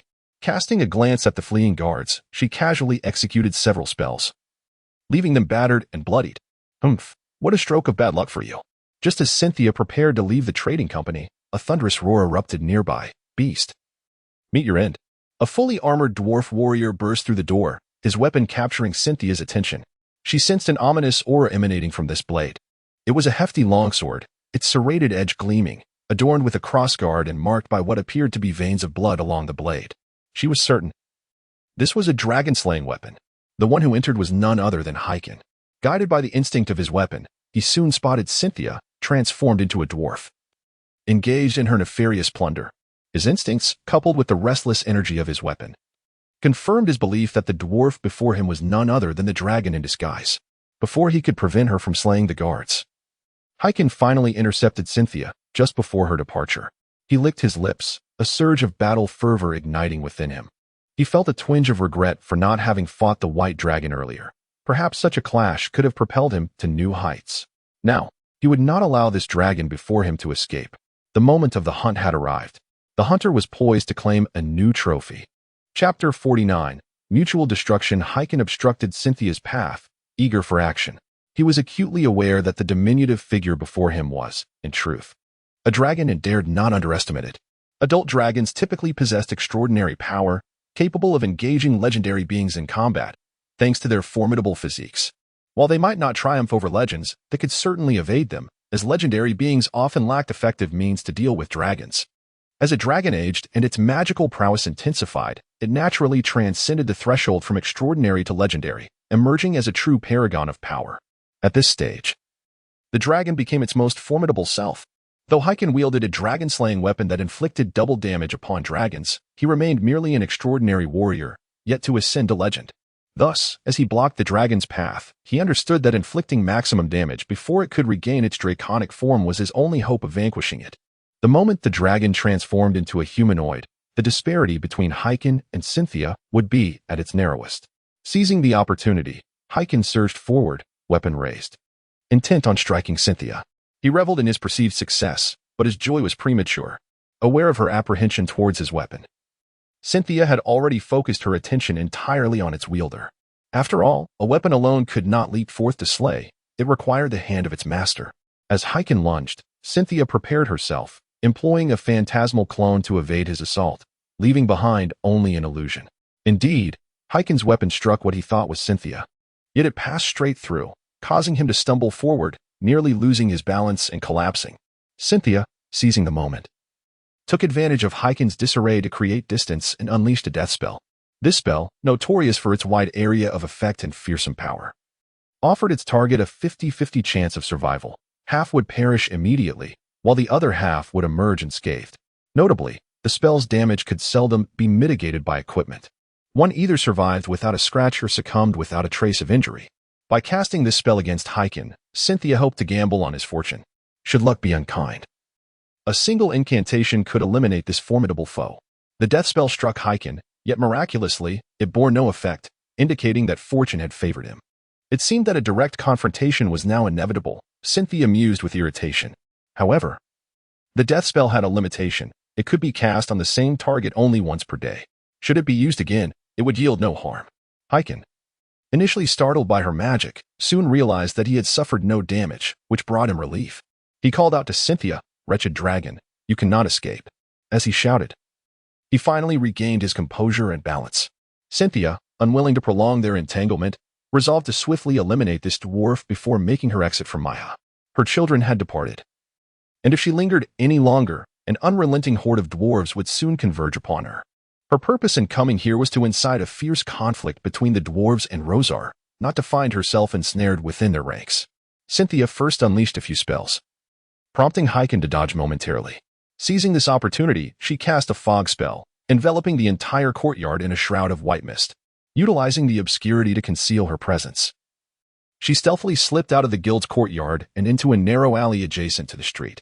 She wished to transform back into her dragon form and soar out of Maya, but her current location was perilously central, surrounded by intact arrow towers and defensive structures, untouched by Rosar's forces. If she were to revert to her dragon form here, the well-preserved defenses would immediately target her, resulting in an onslaught from the dwarves within Maya. It was far more prudent to maintain her guise as a dwarf, attracting less attention and facilitating her escape from the city. In any case, her priority was to exit the city before shedding her disguise and reclaiming her majestic dragon form. As she traversed the alley, Cynthia hurried towards the city's outskirts, ever vigilant of the movements behind her. She was acutely aware that the dwarf would not relent easily. As expected, Hyken, guided by the senses of his dragon-slaying weapon, soon resumed his pursuit. Observing the relentless Hyken, Cynthia realized that if she did not neutralize him, he would persistently trail her. With determination, she halted and, with a fierce glare directed at the charging Hyken, declared, "Dwarf, if you seek death so fervently, I shall oblige you."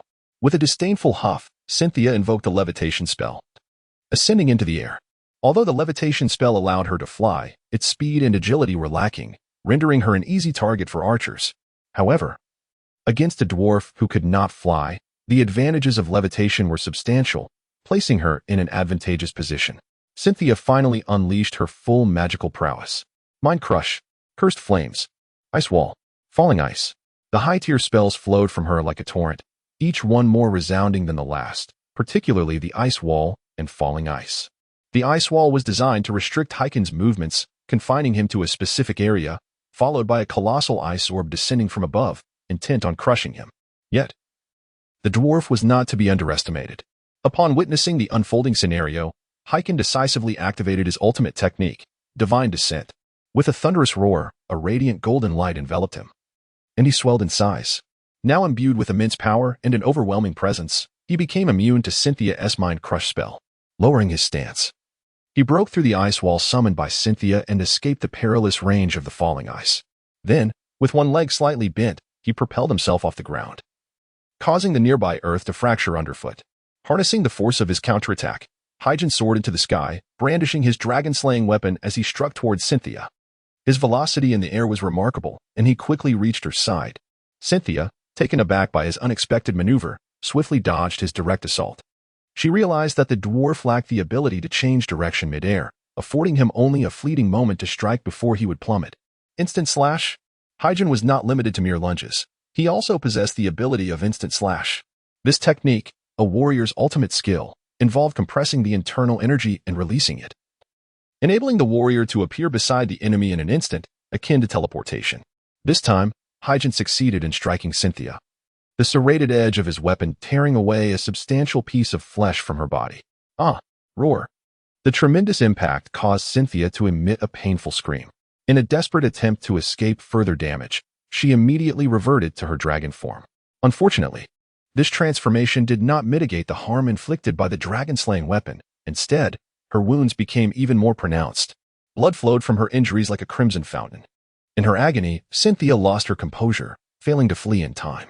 Before Hyjin could revel in his success of wounding the dragon, he was confronted with her wrath. Amidst the onslaught of attacks, Hyjin found himself at a disadvantage, flailing helplessly in the air. Recognizing the perilous situation, he resolved to act decisively. As the dragon's tail swept dangerously close, he seized it and climbed onto her back, gripping the spines along Cynthia's back to steady himself. Hyjin reversed his hold on the weapon and thrust the blade into the gaps between her scales. Roar. Cynthia let out another anguished cry, twisting violently in the sky, rolling several times before ultimately shaking Hyjin off. She struck him down with her tail, sending him crashing onto the ground, where he created a considerable crater upon impact. Without a moment's hesitation, she chose not to investigate Hyjin's fate or unleash her breath weapon and magic. Instead, she evaded the well-preserved crossbow bolts from the surrounding towers and accelerated her escape. Fear gripped Cynthia. After centuries, she had never sustained such severe injuries. She finally comprehended that the wounds inflicted while in her transformed state would manifest on her dragon form. The two massive lacerations on her back and side continued to bleed profusely. Cynthia knew she must swiftly find a secure location to tend to her injuries. In her haste, she collided with a tower in the city, causing it to collapse, and was struck by another bolt from a dragon-hunting crossbow before she finally managed to flee. She dared not linger nearby, fervently flapping her wings towards the distant snow-capped mountains.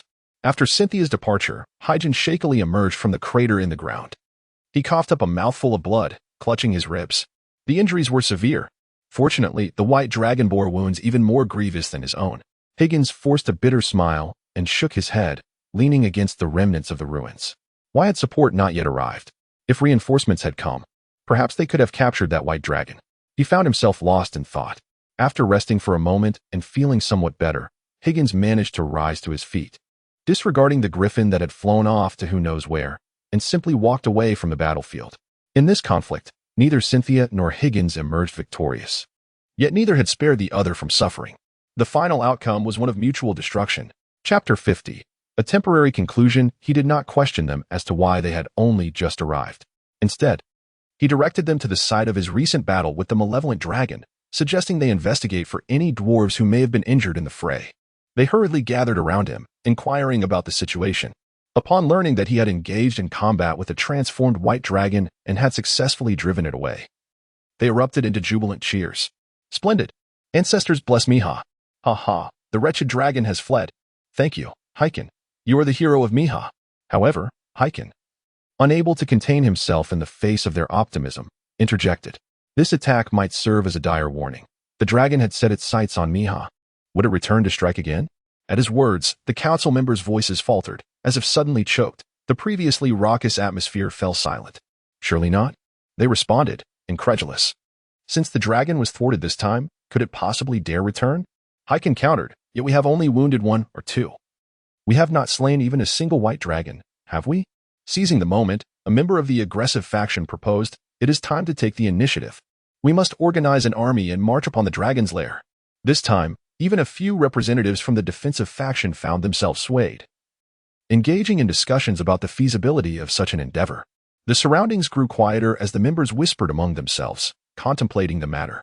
Leash stepped forward and proclaimed, "Let us defer this discussion for later. With the dragon having retreated, we must hasten to organize personnel to clear the debris within the city and quell the ensuing chaos. Some have taken advantage of the dragon's assault on Miha to commit vile crimes. This is intolerable and must be punished." They instructed the secretary nearby to promptly relay the orders. Organize a team to clear the ruins and tend to the injured. Additionally, send word to the townsfolk that they may emerge from the basements. The secretary diligently recorded these commands before hastily departing with the parchment in hand. The dragon had retreated. Now was the time to restore order to the remnants of Miha.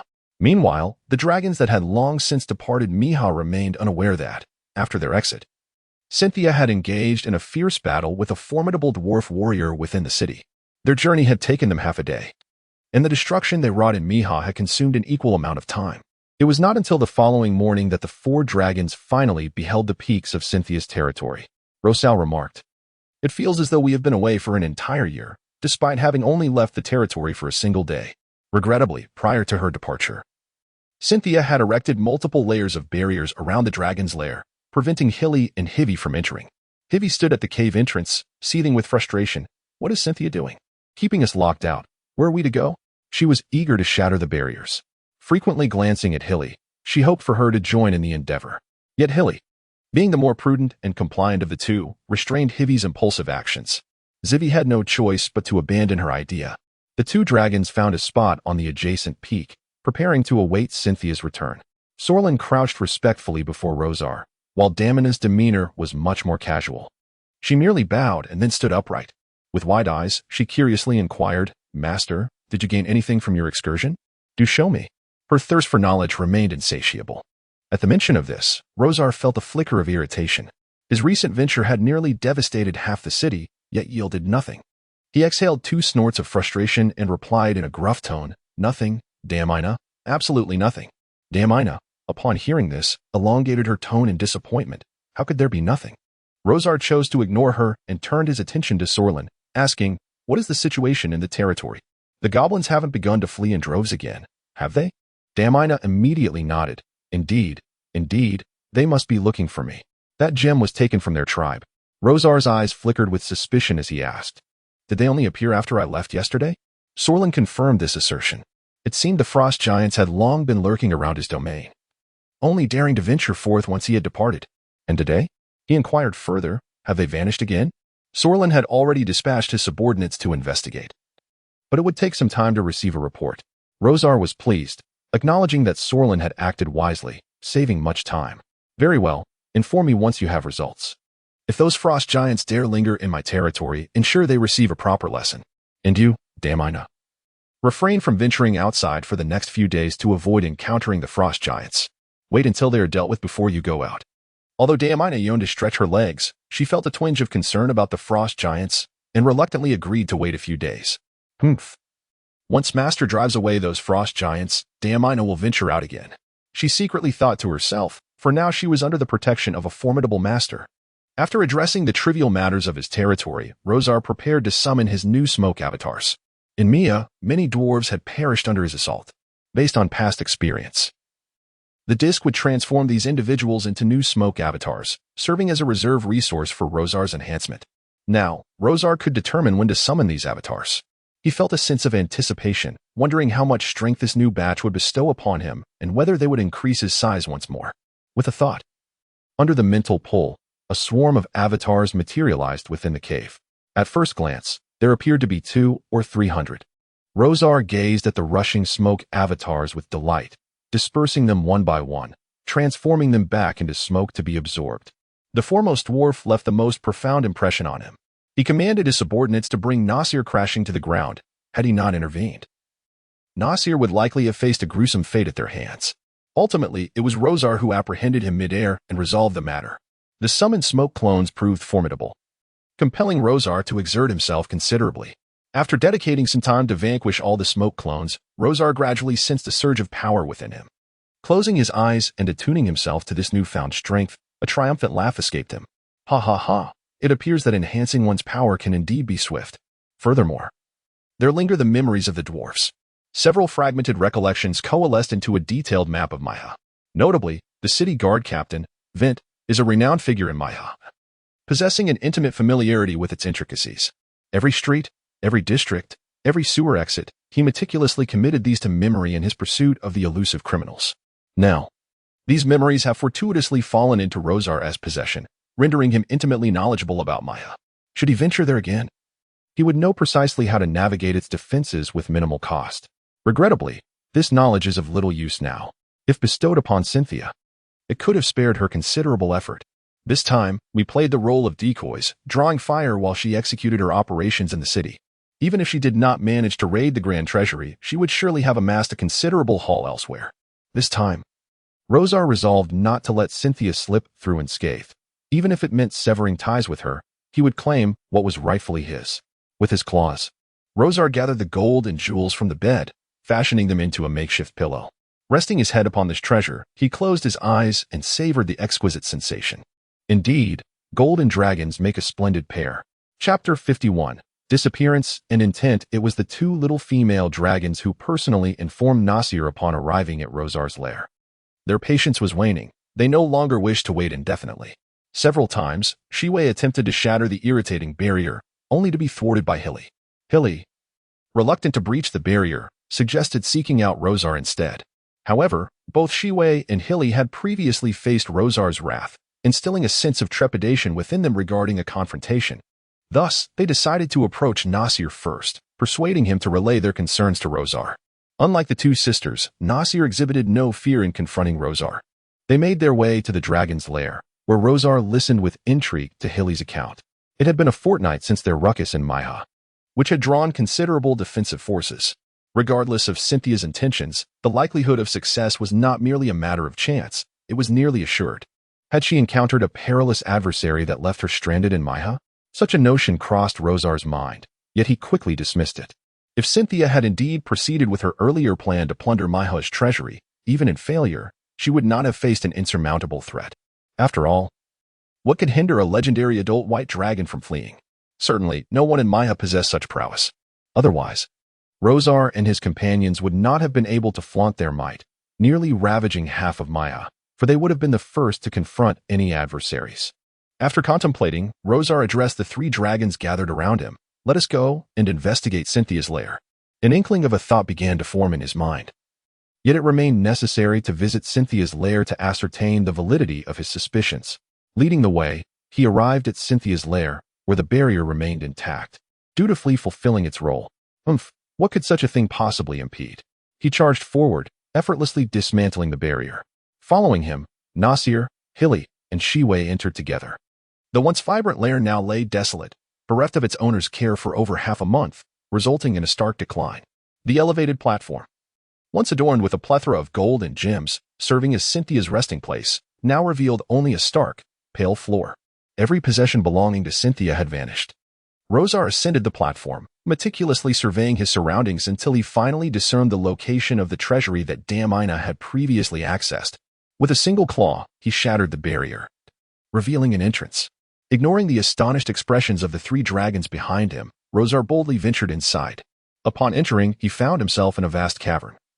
Devoid of the mountains of gold and gems that Damina had described, not a trace of wealth remained. Alas, what a pity. Though he had harbored such suspicions, witnessing the empty cavern firsthand filled Rosar with a sense of regret for not encountering the treasures Damina had so vividly depicted. It appears that everything within has been concealed by Cynthia, either relocated elsewhere or taken with her. One cannot help but ponder the vastness of Cynthia's storage space. Could it truly accommodate all her treasures? Rosal glanced at the immense treasure cave, envisioning the staggering quantity of riches that once filled this space. Upon meticulous inspection, he found no other concealed chambers, further solidifying his belief. This dragon's lair was astonishingly pristine, as if everything had been deliberately removed. He was now convinced that Cynthia had fled, abandoning her domain and progeny, taking all her wealth with her. What could have been her rationale? Rosal was baffled, utterly unable to comprehend her motives. However, her departure rendered such inquiries momentarily insignificant. He could not divulge this matter to the other three dragons just yet.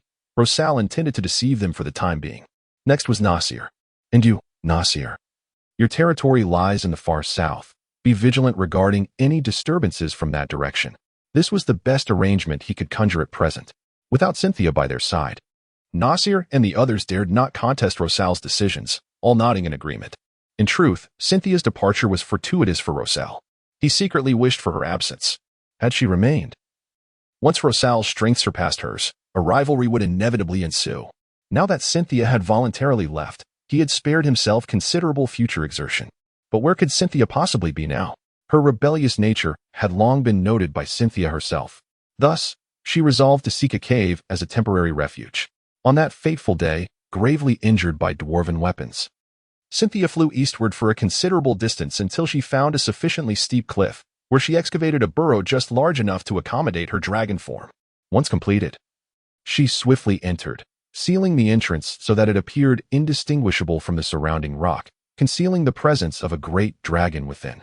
Inside the cave, Cynthia soon curled up and fell into a deep slumber, intending to heal her wounds through this restorative state. The reason dragon-slaying weapons are so lethal lies in their ability to inflict double, or even greater, damage upon dragons.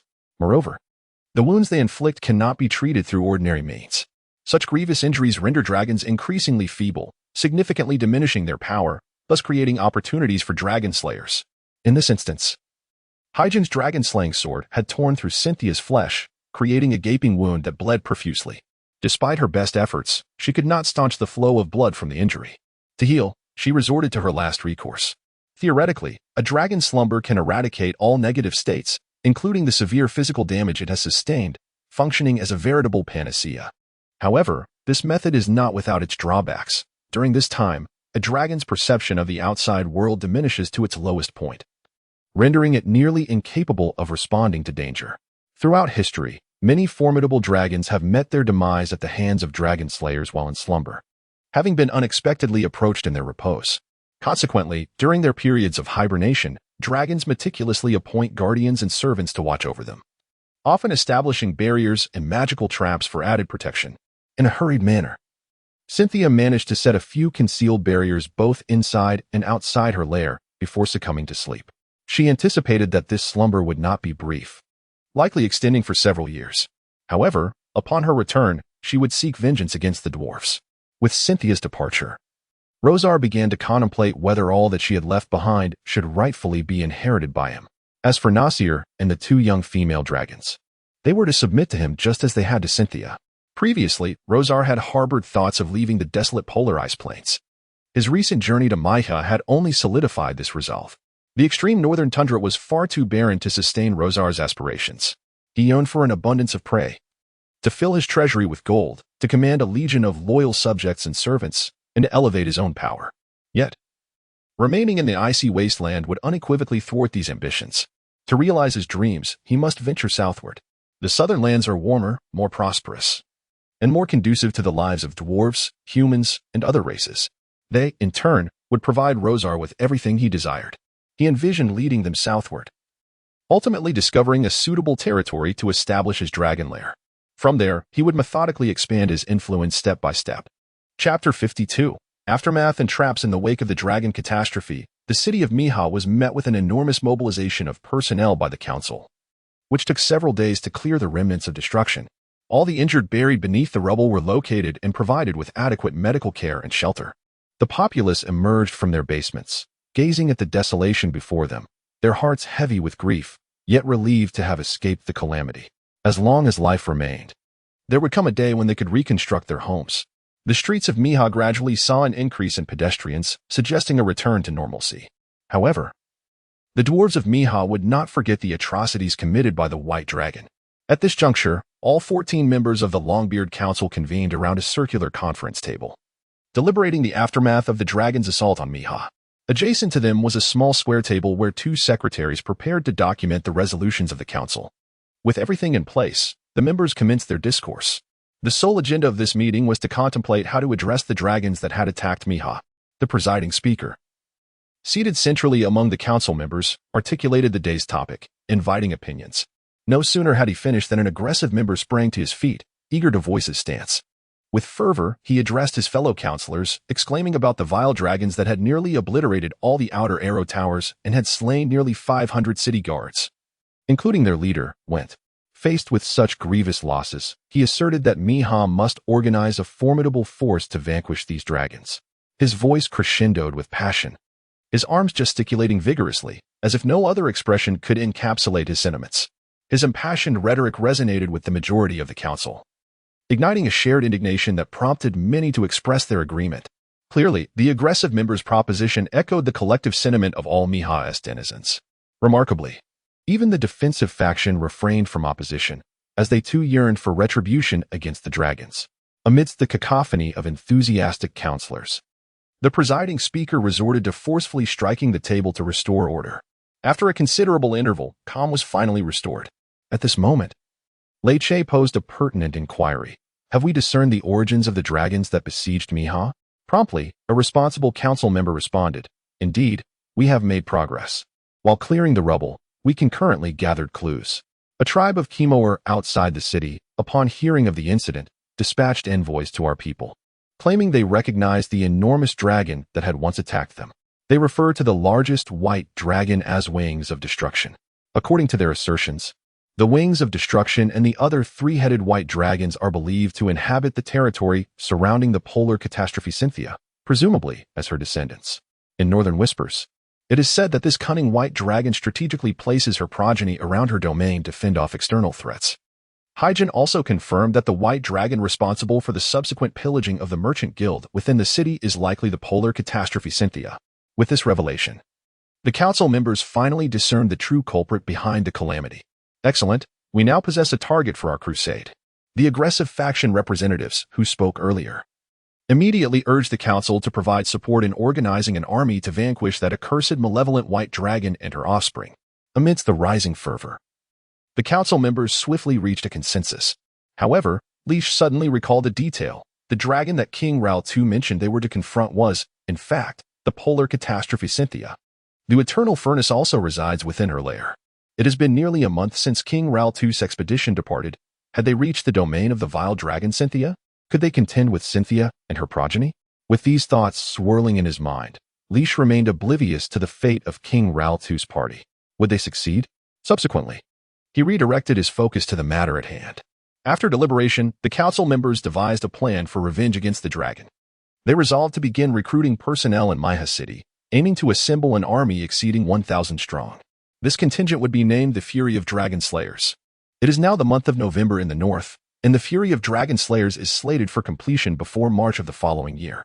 Following 2 months of training, they would embark in May, arriving in the dragon's domain during the warmest summer months to commence their dragon-slaying campaign. This arrangement ensures ample preparation, avoiding a hasty endeavor, while also mitigating the adverse effects of frigid winds and snow on their march and logistics.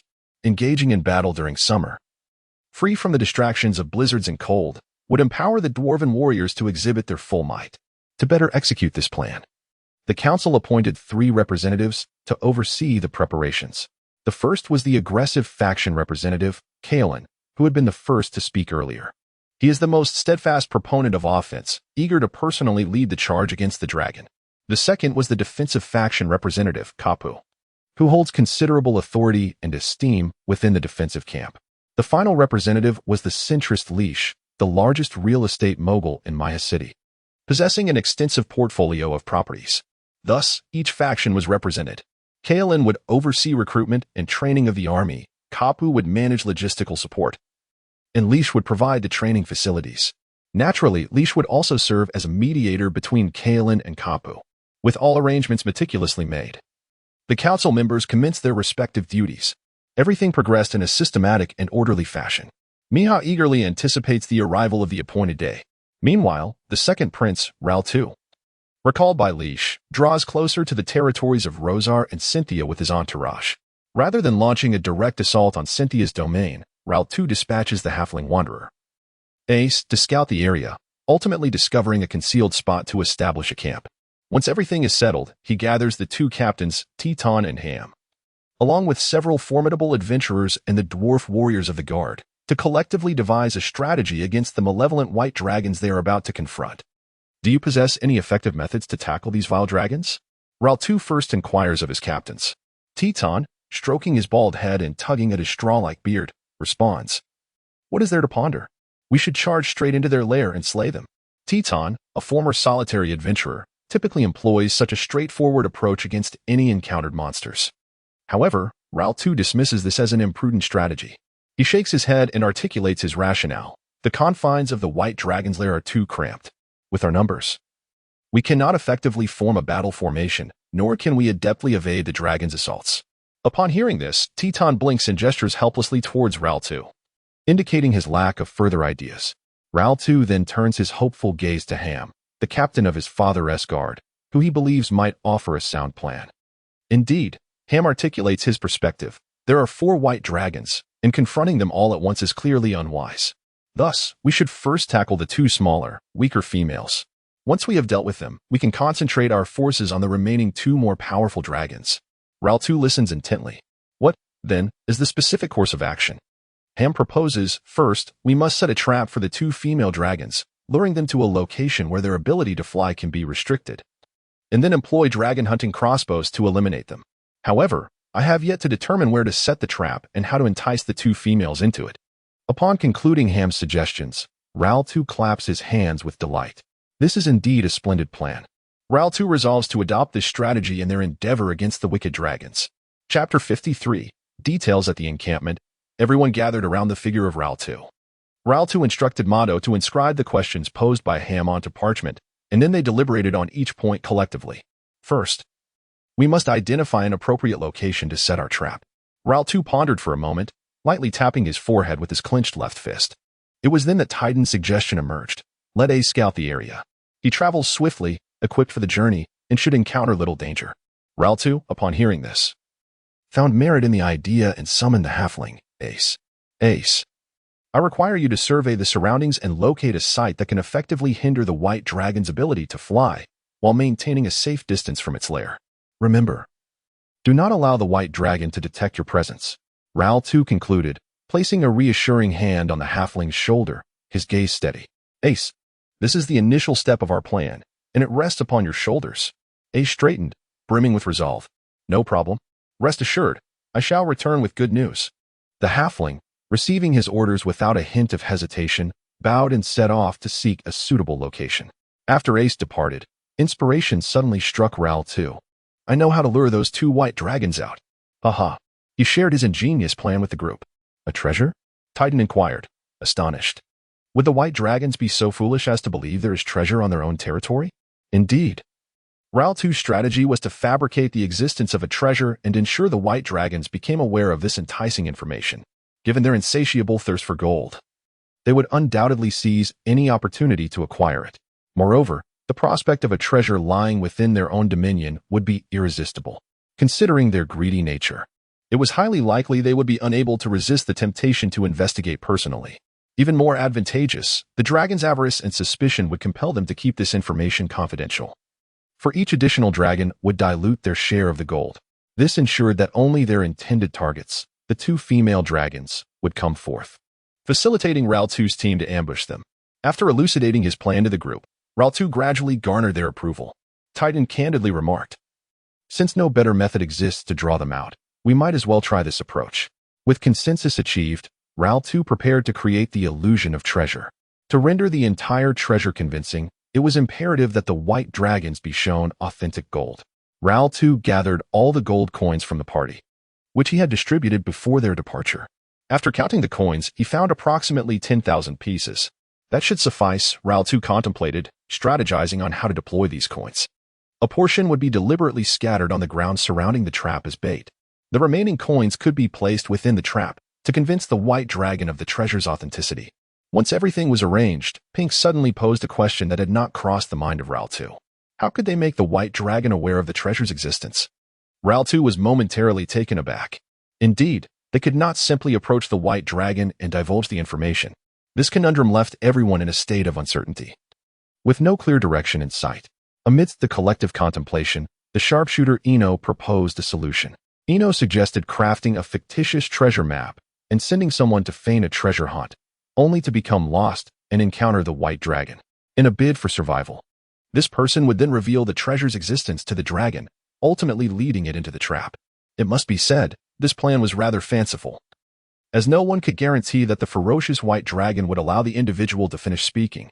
Should it resort to killing on sight, the ensuing plan would be rendered futile, resulting in the loss of manpower. This approach posed considerable danger for the one masquerading as a treasure seeker. This step was crucial, determining the success or failure of the entire scheme. After much debate, a consensus remained elusive. Finally, Ino stepped forward, declaring that since the idea originated from him, he would take on the task himself. Despite the group's attempts to dissuade him, Ino remained resolute. Raltu ultimately acquiesced to Ino's undertaking. However, he cautioned that there was no need for haste. They must first wait for Ace to identify a suitable location for the trap. Approximately 3 kilometers away, there lay a canyon, which Route 2 deemed ideal for their purpose. The canyon's width would permit the dragon's entry, yet it narrowed at the top, preventing any attempt to take flight without first climbing out. Upon hearing this, Route 2 became intrigued and urged Ace, "Lead me to see it." Ace obliged, guiding him to the canyon. As Ace had described, the base was indeed broad, while the top suddenly constricted. Observing the canyon's apex, Route 2 gestured with his hand, concluding that the white dragon would be unable to spread its wings and escape. To his further satisfaction, he noted several small caves along the cliffside, which could be modified to conceal a portion of their forces. Delighted, Route 2 resolved to set the trap there. He gathered everyone to prepare for the modifications. After discussions, they agreed to enlarge the caves in the cliff, allowing for greater accommodation of personnel. Additionally, they excavated a cave at the canyon's midpoint, just large enough for the dragon to enter, yet restrictive enough to hinder its mobility. This location would serve as the treasure's resting place, as well as the white dragon's demise. At the entrance, he scattered some coins upon the ground, partially covering them with dirt, intending to entice the dragon with these baited treasures. The remaining gold coins were all placed in the cave. King Route 2 gathered a multitude of small stones to form a pile, meticulously affixing each coin to the outer surface, feigning that the entire mound was composed solely of gold. With the treasure prepared, it was now time to set the trap. The mage Clovis buried several pre-made offensive scrolls at the cave's apex. When the time came, a surge of magical energy would activate the scrolls, causing the cave's summit to collapse and large boulders to fall upon the lurking dragon below. Additionally, there were scrolls designed to impede movement, such as Binding Vines, Grease, and Slow Ray. These spells were crafted to ensnare the white dragon and buy precious time. Lastly, the Pisces d'Ar assistants for dragon hunting crossbows. King Raoul 2 excavated for concealed openings opposite the treasure cave, each housing a crossbow and its corresponding adventurer. The sharpshooter Eno volunteered to lure the white dragon, with his trained subordinates operating the crossbows. Raoul 2 felt a twinge of unease regarding these individuals. However, Eno assured him of their precision. Reluctantly, Raoul 2 chose to place his trust in him. After concealing the 4 small openings, they awaited the arrival of the white dragon. Once the dragon was lured into the treasure cave, it would be met with a barrage of iron bolts from the crossbows. The remaining dwarven warriors of the Royal Guard were stationed at both ends of the canyon. The canyon's top was narrow, preventing the white dragon from escaping upwards. It could only emerge from the mouth of the gorge to spread its wings. The Royal Guard was tasked with interception, ensuring the dragon could not ascend freely. Personnel were positioned on both sides, ready to meet the dragon with dwarven hammers and shields, regardless of its direction. After nearly a week of meticulous preparation, everything was in place, and now they awaited the dragon's entrance. At the mouth of the canyon, King Raoul 2 grasped Eno's hand fervently, saying, "Eno, the next phase depends on you. As long as you successfully lure the white dragon, we shall surely vanquish it." Yet, a flicker of doubt lingered, prompting him to assign Ace to follow closely behind Eno, vigilant for any developments. Ace nodded to Eno, signaling his intent to remain in tow. With a determined gaze, Eno adjusted his bow and arrows, looking back at those who had come to see him off. "Rest assured, I shall succeed. Await my triumphant news." Chapter 54, Deception upon the Icy Plains. A solitary figure, beset by the swirling snow and wind, trudged forward with great difficulty. This was Eno, the archer who had departed from the canyon. Before leaving, he had been informed by King Lar 2 of certain crucial matters. For instance, Lar 2 had revealed to Eno that the white dragon, Cynthia, rarely ventured out to hunt, preferring to remain in her lair. The responsibility for hunting fell to her offspring, specifically 2 smaller female dragons who were the intended targets this time. Eno could feign an encounter with these 2 females during their hunt and then commence his performance. Lar 2 had also cautioned him against venturing eastward into Cynthia's territory, as that area was dominated by another of her progeny, the colossal White Dragon, Rosar, who would be their next target. It was prudent to avoid arousing its attention for the time being. Eno heeded Lar 2's instructions and carefully evaded Rosar's domain, stealthily concealing himself near the dragon's nest. He meticulously observed, silently noting the times when Shiri and Shirwei ventured out to hunt, biding his time to execute his plan. Recently, Shiri and Shirwei, the 2 young female dragons, enjoyed a period of comfort. With Cynthia absent from the nest, they were liberated from the oppressive presence of their matriarch. No longer troubled by her reprimands and punishments, During this time, they reveled in their freedom, indulging in whatever whims they desired, experiencing unbridled joy. Yet, they were aware that eventually they would once again yield to her might. Occasionally, they indulged in daydreams, envisioning a vast territory where only the two of them reigned supreme. Naturally, all the treasures would be theirs to claim. However, they recognized that such fantasies were but idle musings, knowing full well that such a scenario would never materialize. Among the three dragons, excluding Nasir, they held the advantage over the others. Nevertheless, against either Cynthia or Rosar, they stood no chance, even united. At present, Rosar had temporarily supplanted Cynthia's position. To claim that Shiri and Sherway were entirely content to remain in Cynthia's service would be a gross exaggeration. This was due to a promise made by Cynthia long ago, should she meet her demise, whether by age or through the hands of another. All her treasures would be bequeathed to Shiri and Sherway. To bolster her credibility, Cynthia had taken them to tour her treasure hoard, a dazzling display of gems and gold that nearly blinded the two young dragons. Thus, they had swallowed Cynthia's bait, remaining by her side in hopes of one day outliving her, thereby inheriting her wealth. Alas, Cynthia, being astute, rarely ventured forth unless necessary. And with the assistance of Shiri and Sherway, she had delegated the task of hunting entirely to them. And what of the two dragons? They toiled diligently as her servants, deprived of any opportunity to seek treasures for themselves. Lacking a territory of their own, they possessed but a scant few treasures, all of which they concealed from Cynthia. Should she discover them, she would surely seize them, adding to her own hoard. During the absence of Cynthia, the two young female dragons indulged in wild frolics across their territory, seeking treasures and devouring delectable prey that had previously eluded them. On this particular day, they ventured out, as was their custom, to patrol and hunt. One of them gestured toward Hilly, exclaiming, "Look, that figure below does not seem to belong to our territory. It appears to be a human or something else." Hilly followed her gaze and indeed spotted a silhouette scurrying across the ground. "Let us go investigate," Ivy shouted, unfurling her wings and soaring toward the figure. As they approached, it became evident that it was indeed a solitary human. "Ah, how delightful. We shall finally savor the taste of a human." Ivy, upon confirming the identity of the figure, was poised to pounce and consume him. However, the human quickly reacted. Initially facing away from the dragons, he suddenly rolled forward, crouching down, and positioned himself to face them. "Roar. Human insect, do you dare to resist? Submit, and allow me to feast upon you." Ivy landed gracefully, her jaws agape, her wings gently flapping as she advanced toward the human. She intended to toy with him before mercilessly devouring him. The individual pretending to be pursued by Ivy was none other than the skilled archer, Eno. He had been lurking near the dragon's lair for several days, and today he seized the opportunity. Concealing himself in the dragon's path, he feigned terror as they approached, hastily fleeing to entice the white dragon into a chase, only to act as though he had been captured. Everything unfolded precisely as Eno had envisioned. Now came the crux of his plan. To avoid being slain before he could utter a word, he needed to remain vigilant against potential attacks while swiftly revealing the treasure's existence. Yet, he could not appear overly eager. The white dragon was no fool. An excessive eagerness would arouse suspicion.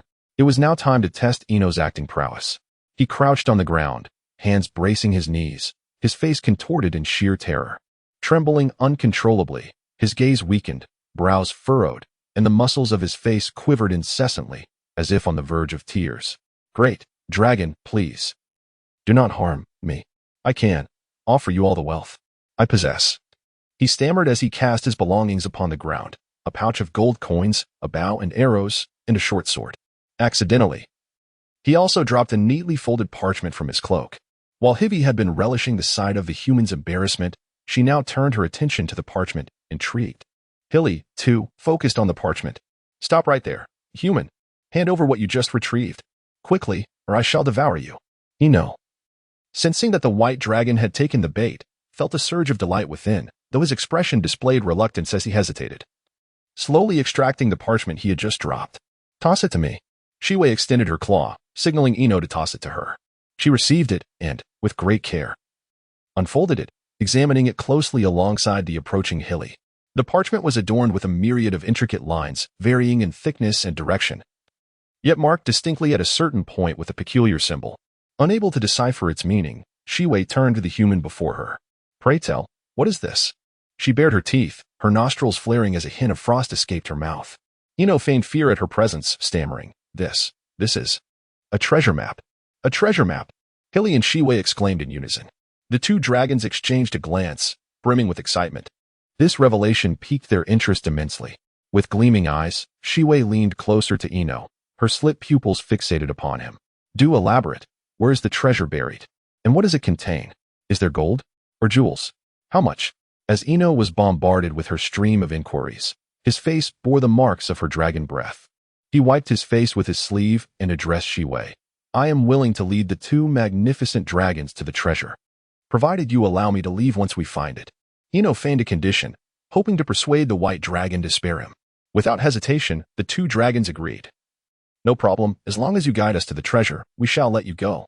As for your safe passage out of the icy expanse, that is beyond our concern. Upon hearing the White Dragon's agreement to accompany him in the treasure hunt, Ino's heart swelled with joy. Mission accomplished. The White Dragon had fallen for his ruse. He slowly rose, re-equipping the short sword and bow that he had discarded earlier. However, as he reached for the pouch brimming with gold coins, Shiwei intervened, greedily pulling the pouch closer with her claw. This is mine. Daring not to argue, Ino gathered the remaining items and requested the treasure map from the White Dragon. Oh, great White Dragon, might you bestow upon me the treasure map? I require it for guidance. Hilly, finally setting aside the parchment she had been studying, tossed it to Ino. Let us depart. We must behold the treasure today. If not, you shall meet your demise, human. After delivering her threat, the two dragons soared back into the sky, circling above Ino. Hurry along, human. We shall keep our watchful eyes upon you. Ino waved his hand towards the dragons and gestured to indicate the direction he intended to take. At that moment, a semblance of a smile crossed his face. Everything was proceeding smoothly. Now, all he needed to do was lead the two white dragons into the trap within the canyon. They would be unable to escape. Meanwhile, high above, Shiwei and Hilly were discussing the human and the treasure he had mentioned. Hilly expressed her doubts. Is the treasure that human spoke of truly real? Could he be deceiving us to save his own skin? Perhaps he merely seeks a suitable place to flee? Shiwei holds a differing opinion. Surely not. Observe that human, cowering in our presence. He would not dare to deceive us. There must be a treasure hidden away. Otherwise, he would not venture alone into the icy expanse. You must understand, our collection of gold and gems has always been woefully insufficient, barely enough to furnish a bed. Today truly is our fortunate day. We shall unearth the treasure. Upon hearing this, Shili remained silent, harboring her own hopes that the treasure indeed exists. Chapter 55, The Beginning of the Polar Icefield. Amidst the swirling snow and howling winds, Ener tightened the garments around his body. The recent charade before the White Dragon had left him drenched in cold sweat, and now, with the biting wind, he felt an eerie chill. He steeled himself against this sensation, gradually leading the two white dragons closer to the canyon. To avoid arousing suspicion from the dragon overhead, he occasionally pretended to pause. Consulting the treasure map before continuing his journey, he was aware that the halfling ace had been tailing him since he exited the canyon. As per the orders of King Raltu, this was done to ensure immediate and accurate information regarding his success or failure. Those within the canyon were undoubtedly aware that the White Dragon had taken the bait. To allow the inhabitants of the canyon to make their final preparations, Ener decided to delay his progress slightly. Thus, he stopped twice along the way, feigning a need to ascertain his direction. It was only when the dragon above grew impatient and descended to admonish him for wasting time, threatening to consume him, that Ener resumed his normal pace. At last, the canyon came into view not far ahead. Ener halted before it, cautiously swiveling his head to scan the surroundings, finding no discernible flaws. Exhaling deeply, he forcibly calmed his racing heart, regulating his hurried breath, and raised a hand to signal the dragon above, waiting for their descent. Shiwei and Shili flapped their wings, hovering in midair, then folded their wings and plummeted, landing gracefully beside Ener, their limbs supporting them on the ground. Is the treasure here? Shiwei inquired, her head swiveling as she surveyed the area. Ener recognized that this was the final step. As long as the white dragons remained unsuspecting, he could lead them into the canyon. He bowed slightly to Shiwei, feigning reverence, while uttering the most sincere of fabrications. Indeed, great white dragons. The treasure you seek lies within this canyon. I can guide you to it at once. Upon hearing this, Shiwei insisted that Ener lead the way. Hurry, take us there. However, Shili intervened, stopping the impulsive Shiwei. Wait, she urged, let me fly up and survey the surroundings first. Though slightly impatient, Shiwei acquiesced, urging, all right, but be swift. Ener, upon hearing this, felt a pang of anxiety. Did the white dragon sense something amiss? He dared not gaze directly at the dragon, fearing it might detect his unease. Silently, he prayed within his heart, "May the gods bless and ensure that Rao and the others remain undetected by the white dragon." Perhaps his prayers truly bore fruit. Shili ascended into the sky, circling around, and found nothing amiss. She quickly descended, nodding toward Shiwei to signal that all was well. Then, addressing Ener, she said, "You may lead the way now." Ener exhaled in relief. Very well. Eno strode ahead with purpose, while Hilly and Hivi followed closely behind on the ground. They had attempted to soar into the sky moments ago, but alas, the canyon's apex was too narrow, and their wingspan exceeded the width. As Eno traversed the canyon, he spotted numerous caverns they had excavated during the trap setting. However, the entrances to these caves had since been concealed, harboring many valiant warriors eager to stain their weapons with the blood of the vile dragon. The two young female dragons, perhaps overly confident in their strength, underestimated the capabilities of a mere human before them. Perhaps the anticipation of discovering treasure had filled their hearts with such glee that they overlooked their surroundings. Regardless, they remained blissfully unaware of the peculiarities around them. Upon reaching the center of the canyon, Eno's gaze fell upon a cave specifically prepared for the white dragon. Signaling that their destination had been reached, he halted, pointing towards the cave with a feigned smile, addressing the two white dragons. "The treasure map indicates that the treasure lies within." Upon hearing this, Hivi swiftly nudged Eno aside with her claws, toppling him to the ground as she charged into the cave, her dragon form surging past him. She unearthed some coins scattered at the cave's entrance, reinforcing her belief that treasure awaited her inside. Seeing Hivi's actions, Hilly could no longer contain herself. Hearing Hivi's excited exclamations, she rushed forward, eager to seize the treasure within the cave. If there truly was a treasure here, why delay? They must retrieve it at once. The white dragons exhibited a remarkable uniformity in their approach to riches. Regardless of Hilly's previous demeanor, the sight of gleaming gold transformed her, aligning her intentions with those of Hivi. As Eno observed both white dragons plunging into the cave, he recognized that his task had been accomplished. He quickly rose and hastened towards the opposite cave, where 4 dragon-hunting crossbows awaited. It was imperative to control them to confront the white dragons. Midway through his journey, he noticed numerous openings suddenly appearing in the canyon's cliffs, from which a multitude of individuals emerged. The entrances had previously been obstructed with rubble to prevent the encroaching white dragons from sensing any anomalies. Now that the white dragons had entered the meticulously prepared trap, it was time for them to exert their utmost efforts to vanquish the 2 white dragons. The dwarven warriors of the royal guard streamed forth, aligning themselves at both ends of the canyon. The adventurers took their positions as prearranged, while King Rawl II, accompanied by Clovis, Titan, Ham, Pink, Motto, and a contingent of dwarven warriors, lay in ambush within the treasure cave, poised to launch a surprise attack on the unsuspecting white dragons. Hilly and Hivi, having gathered the coins at the cave entrance, eagerly ventured inside. The cave was rather narrow, insufficient for both white dragons to walk side by side. Hivi entered first, leading the way. Her eyes immediately fell upon the pile of coins, each glittering piece seemingly beckoning her forth. She lunged forward with wild abandon, her claws reaching for the pile of gold coins. Yet, in the next instant, as her claws made contact with the glittering heap, a sense of unease washed over her. Stones. Beneath the exterior layer of coins lay only a mass of rubble. The rest of the cave was similarly filled with these stones. It dawned on Shiwei that they had been deceived by that human. There was no treasure to be found here. In a fit of rage, she roared, "Human, you seek your own demise." She then attempted to turn and confront the human who had wronged them. Initially, Shiwei let out a cry of joy, which quickly morphed into disappointment, followed by fury. Ultimately, she cursed the human in a fit of ire, intent on leaving. Her eyes, aflame with indignation, reflected the excitement she had felt upon seeing the gold, now replaced with the anger of betrayal. Breathing heavily, she informed Shili, "We've been duped by that human. There is no treasure, only a pile of stones wrapped in a thin veneer of gold. There is nothing else. Nothing." Upon hearing this, Shili hesitated to trust Shiwei's words due to the white dragon's inherent suspicion. She maneuvered her head beneath Shiwei's wing to gaze deeper into the cave. Indeed, as Shiwei had stated, all that lay within was a collection of rubble and scattered coins, leaving behind an empty cavern. Only then did she accept Shiwei's assertion. At that moment, while the 2 sister dragons were still entwined, the cloaked figure of Raoul II seized the opportunity, leaping forth alongside Titan, Ham, and others. "Evil dragons, your doom is upon you. Today marks your end." Raoul II's voice rang out.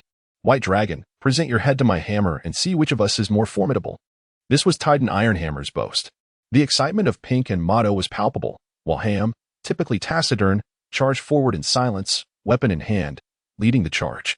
The remaining band of dwarf warriors followed Ral too, rushing towards the White Dragon. The sudden appearance of so many shouting threats startled Shili and Shiwei, which quickly ignited their anger. How dare these little insects set a trap and ambush them? They were determined to teach those wretched beings a lesson. The battle was on the brink of erupting. Chapter 56. Within the cave in the depths of the canyon, within the treasure cave. Ral2 never anticipated that the plan would unfold so seamlessly. Ino successfully lured two greedy white dragons into the trap, their avarice for the scattered gold coins rendering them oblivious to the impending danger. The pre-dug cavern had been meticulously calculated to accommodate a single white dragon. Yet movement within it was utterly impossible. The narrow confines forced the two dragons to press tightly against one another, leaving them no time to react to the sudden assault. The initial wave of attacks from Ral2 and his companions struck the dragons, who could only endure the onslaught. Had Ral2 foreseen such ease, he would have placed the dragon-hunting crossbow directly within the cave, ready to unleash a volley of bolts the moment the dragons entered. However, he understood that now was not the time for regret.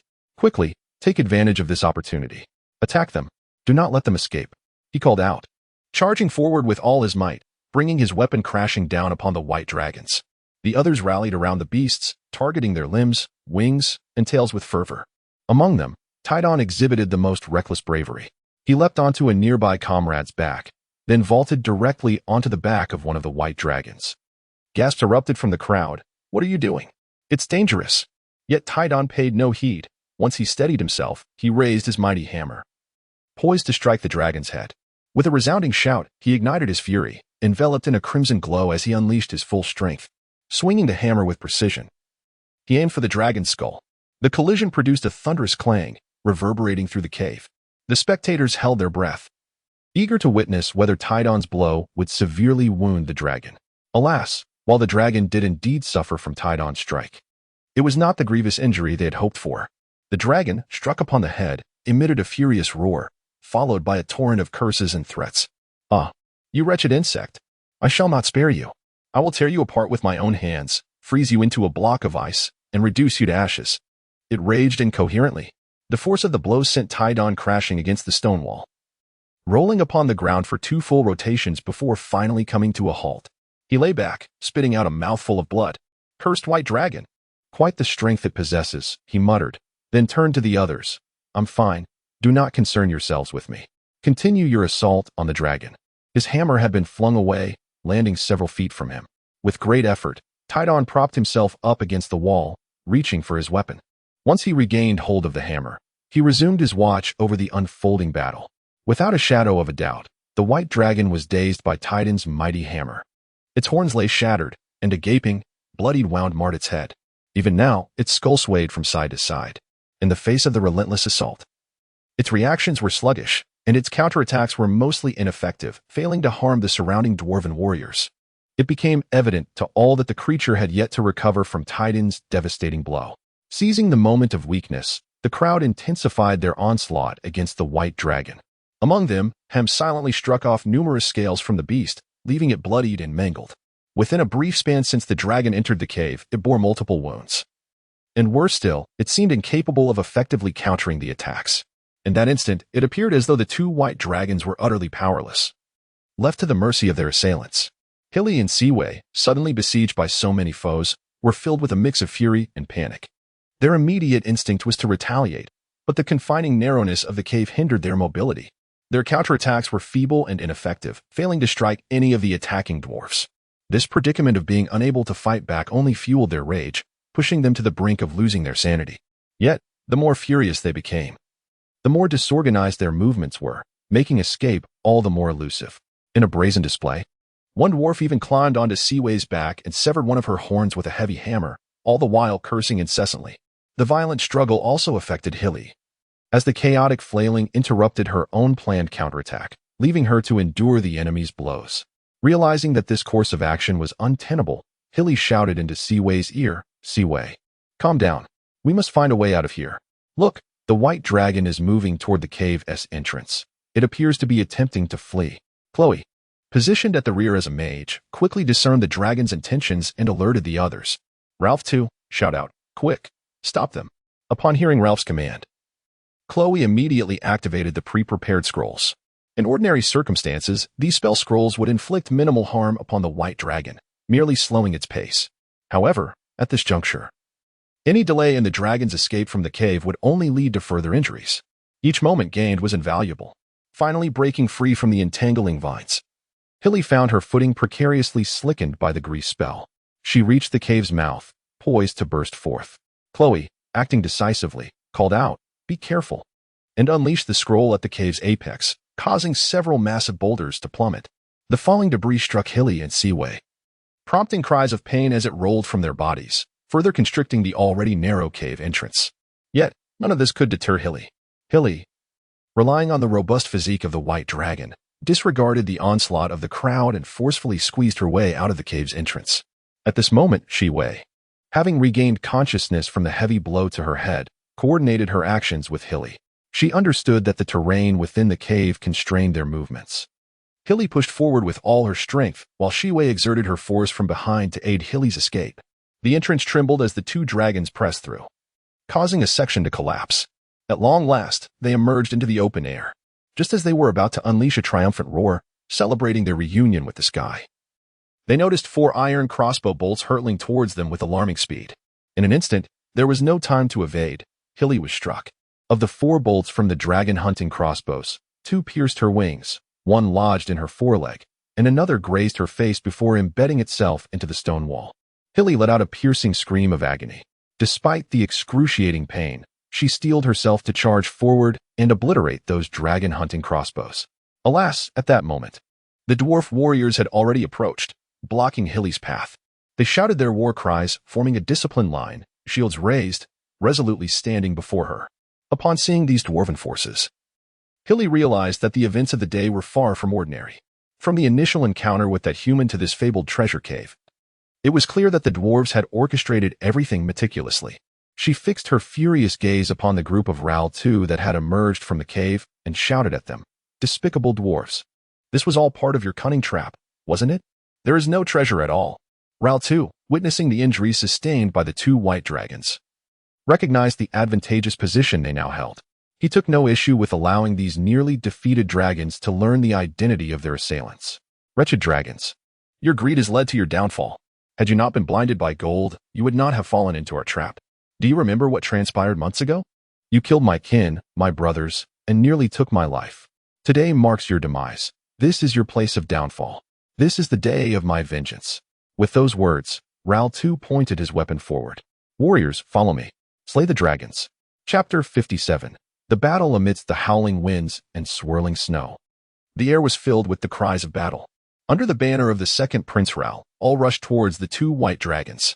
However, he cautioned them, "Stay with the formation, maintain your ranks." Regrettably, his words fell upon deaf ears among the adventurers. Observing the white dragons in a state of decline, they were instantly consumed by excitement, eager to seize the opportunity, completely disregarding Ral's admonitions. They charged forward, their voices ringing out in fervor. "Quickly, swiftly. Slay the white dragon. Its treasures shall be ours. Do not dare to rob me. I shall select the materials from the dragon first." "Why should you choose first? The one who slays it first is entitled to the first pick. I shall go ahead. I shall craft a dagger from its fangs. Beyond that, I shall not contest with you." As they surged forward, the adventurers were already deliberating on how to apportion the spoils from the slain white dragons. The treasures upon the great beast were plentiful. For instance, dragon scales could be fashioned into shields, not only remarkably sturdy and durable, but also exceedingly lightweight and convenient. Dragon hide could be transformed into the magical robes and spell scrolls coveted by powerful mages, who have always held an enduring appreciation for dragon hide. The daggers forged from dragon fangs were the favorites of rogues and wanderers, being not only razor-sharp, but also imbued with properties that could disrupt magic, posing a significant threat to spellcasters. The blood of dragons could be utilized to cultivate magical beasts endowed with draconic lineage. These artificially bred dragon beasts were easier to tame and propagate, as their lineage could be passed down through generations. As for dragon meat, it was a highly sought-after delicacy among certain nobles. While its flavor may not be the most exquisite, it served as an excellent symbol of status and power. Merchants, upon hearing news of the hunt, would eagerly approach, offering shiny gold coins for all the materials. The opportunity for wealth lay before them, and none wished to be left behind. Unbeknownst to them, the adventurers had pushed to the forefront of the ranks, creating distance from the dwarf warriors trailing behind. They drew near to the white dragons, even discerning the gaps between their formidable scales. Yet, contrary to their expectations, the white dragons were far from defenseless. At last, they revealed their true might. Hiri and Sivi exchanged disdainful smiles as the swarming adventurers drew close. This was no longer the confined space of a narrow cave. They could freely unleash their full power. Roar! Roar! The two dragons unleashed a simultaneous roar, releasing their draconic might.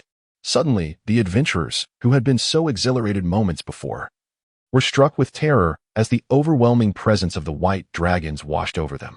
Their faces turned ashen, and they halted in their tracks, their legs trembling uncontrollably. The adventurers, gripped by fear, cried out incoherently, unable to make a single move.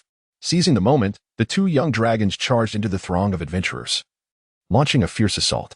Sivi first used her forepaws to rend a stunned adventurer, then swung her tail to hurl two others away, and finally raised her hind paw to crush another.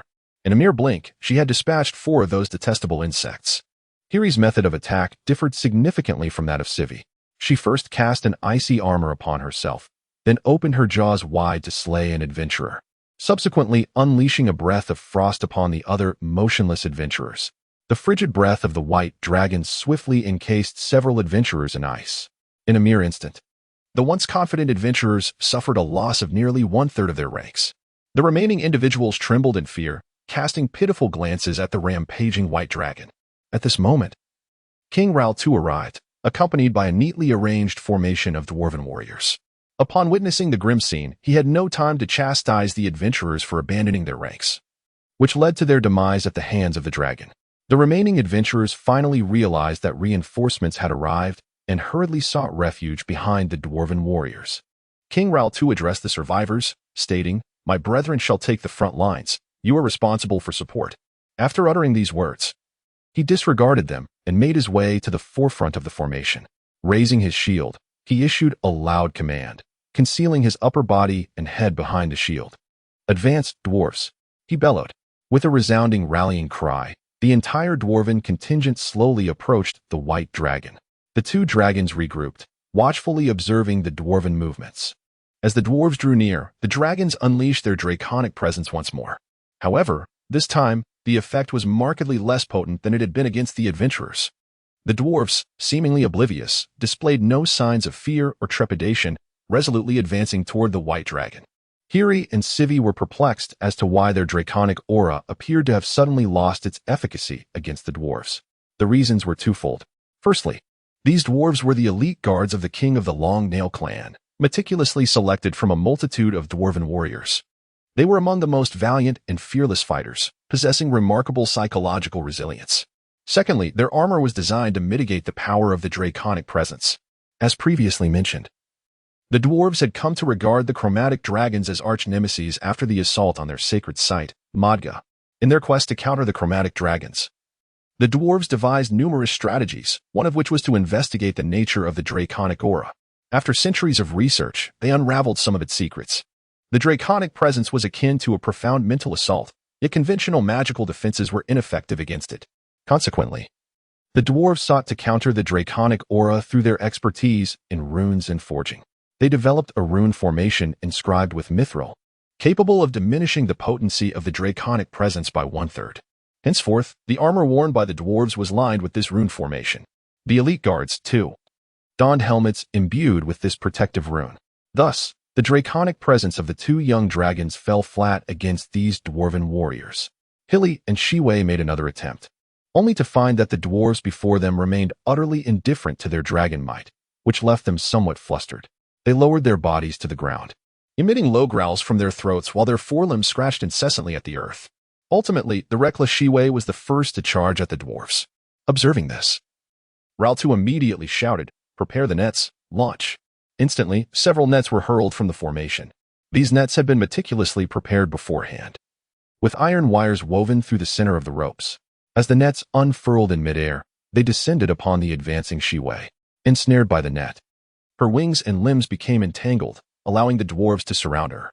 In a fit of anger and panic, Shiwei called out to Hilly behind her, "Quick, help me." Hilly had initially intended for Shiwei to test the strength of the dwarves, but before she could even engage, she found herself ensnared as well. Cursing under her breath, useless. She seized Shiwei by the tail and yanked her from the dwarves' grasp. Together, the two dragons finally managed to tear the net apart. Once free, Shiwei turned to Hilly and said, "What should we do now? Should we continue fighting? Perhaps we should retreat, tend to our wounds, and return to deal with these dwarves later. If all else fails, we could seek out Rosar. With Cynthia absent, he should be guarding our territory." Hilly certainly wished to retreat as well. However, she realized that it would not be so simple. From what I observed, the top of this canyon is far too narrow, allowing only our bodies to pass through. If we spread our wings, we wouldn't be able to escape. We can only exit through the canyon's openings at either end to reach the sky. This accursed dwarf has designed this trap, leading us to such a wretched place. Frustrated, Shiwei exclaimed, "Are we truly limited to charging out on the ground? The dwarves down there are far too troublesome. Defeating them would consume too much time." Hilly shared her anxiety. They had already been ambushed by the dwarves, suffering numerous wounds in the process. The presence of several dragon-hunting crossbows in the canyon posed an even greater threat. Unable to contain her irritation at Shiwei's earlier naivety, Hilly remarked, "This is all your fault. If we had simply killed that human we encountered, none of this would have happened. You foolish creature, believing in the existence of treasure. Instead, we were played for fools by that human. Before entering this canyon, you even flew up to scout. And what did that yield? Had you noticed something amiss then? We wouldn't be trapped by the dwarves now." Hilly's reprimand was interrupted as the dwarves closed in once more. "All right, silence. Be cautious. The dwarves are approaching." Upon hearing this, Shiwei ceased her complaints and prepared to confront the oncoming dwarves. Chapter 58. Desperation within the confines of the canyon. King Rao II advanced steadily alongside the dwarves, inching ever closer to the two white dragons. Subsequently, he tore apart the net that had ensnared one of the dragons, restoring its freedom. Yet, Rao II remained unfazed. The geography of the canyon severely restricted the dragon's ability to soar. They could not ascend to the skies but were confined to the ground, where they would have to face the dwarves in combat. On solid ground, the formation of 300 dwarven warriors would undoubtedly leave the dragons thwarted. He led his men in targeting the white dragon that burst forth from the cave, and soon enough, Rao II had encircled them. Emerging from the cave where the dragon-hunting crossbows were concealed, a companion joined Rao II's side, exclaiming with exuberance, "Did you see? I struck them." Rao II interrupted, "Remember, this time, aim for their vital points. It would be best to strike their hearts." Upon hearing this, Ino suppressed his earlier mirth and nodded solemnly. "I will," he declared, thumping his chest. "Leave it to me. This time, I shall bring them down directly." Pleased with Ino's confidence, Rao II responded, "Very well, I shall await your success." "Ah, they seem to be in discord. A splendid opportunity." He commanded his followers, "Hasten, draw closer to them." At that moment, the dragons realized the impending threat. But retreat was futile. The canyon walls loomed behind them. The dwarven warriors finally clashed with the dragons. Initially, the dragons relied on their immense size and formidable strength, occasionally unleashing their chilling frost breath, which felled several warriors in the front lines. However, as they became ensnared within the dwarven formation, surrounded by their foes, the tide began to turn. While a single dwarf might struggle against such colossal adversaries, these dwarfs, through sheer determination, managed to withstand the dragon's onslaught. The dragon's fearsome presence lost its potency against the steadfast dwarfs, allowing them to maintain a tight formation to counter the threat. In a short span, the dragons found themselves unable to dispatch their immediate opponents, while more dwarves continued to emerge, pressing the attack. With the canyon wall at their backs, retreat was no longer an option. They were flanked on three sides by dwarves. The situation for Shiri and Shivi grew increasingly perilous, and they were acutely aware of the danger. They needed to find an escape route swiftly. Shivi leaped, crushing a dwarf beneath her foot, and shouted at Shiri, "Which way do we charge? We must get out of here quickly." Though she did not vocalize it, she acknowledged that Shiri was slightly more clever than herself. In this moment of crisis, she set aside her pride and directly sought Shiri's guidance. Shiri swatted away a dwarf wielding a weapon to strike her, only to be struck from behind by another. With a low growl, she dispatched him to the ground, trampling him fiercely.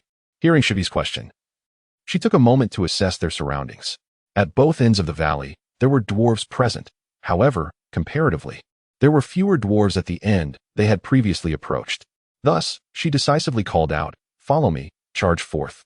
Without regard for the dwarves surrounding her, she hunched down and charged vigorously towards the direction they had come from.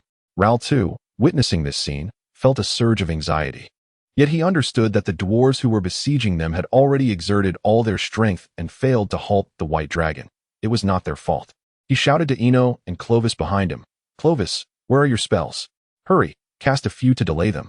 Eno, have you not found the right opportunity yet? When will your crossbow bolts be ready to fire?" Clovis, however, was unfazed, even stroking his little beard. "Do not worry, the white dragon won't escape." He retrieved a scroll from his pocket. "I acquired this scroll by chance. It can create a swamp with a radius of 15 feet, lasting approximately 10 minutes. That should suffice for you to arrange the personnel to contain those 2 white dragons, correct?" Upon hearing this, Raltu quickly replied, "That will do. Release it at once." Clovis, with a smile, declined, "No need for that. I only asked to select some materials from the white dragon's body first." "No problem," Raltu readily agreed. "Once we slay these 2 white dragons, the materials are yours to choose." Clovis beamed with joy. He had long sought to study materials from a giant dragon, but had never found the opportunity. If they succeeded in slaying the dragon this time, he would acquire a plethora of materials from the giant beast. For the sake of these treasures, he deemed it worthwhile to expend the spell scrolls.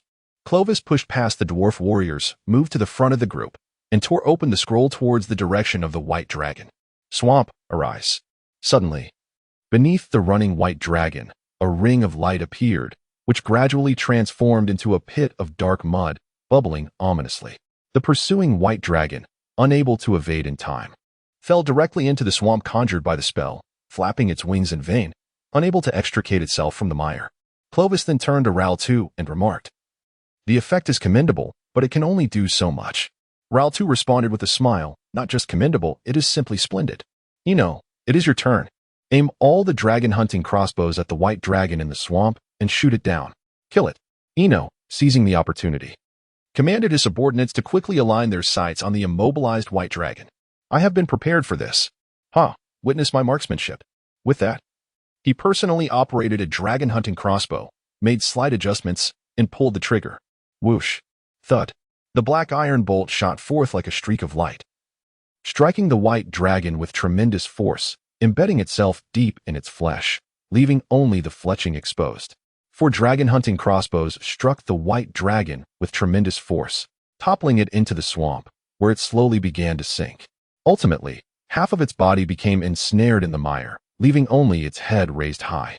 "Quickly, continue," commanded King Raltu, witnessing the effect. He urged Eno to keep firing the bolts while he charged forward, prepared to vanquish the white dragon. Meanwhile, it was Sivi, following closely behind Shiri, who found herself ensnared in the swamp. She had been fleeing alongside Shiri when, unexpectedly, the ground beneath her feet transformed into a quagmire. Caught off guard, she flailed desperately, hoping to claw her way back to safety. Yet, several iron bolts were fired from behind, striking her back, neck, and wings. Overwhelmed by the impact of the dragon-hunting crossbows, Sivi lost the strength to struggle and succumbed to the encroaching swamp. With her last ounce of energy, she cried out to Shiri's retreating silhouette, "Shiri, save me."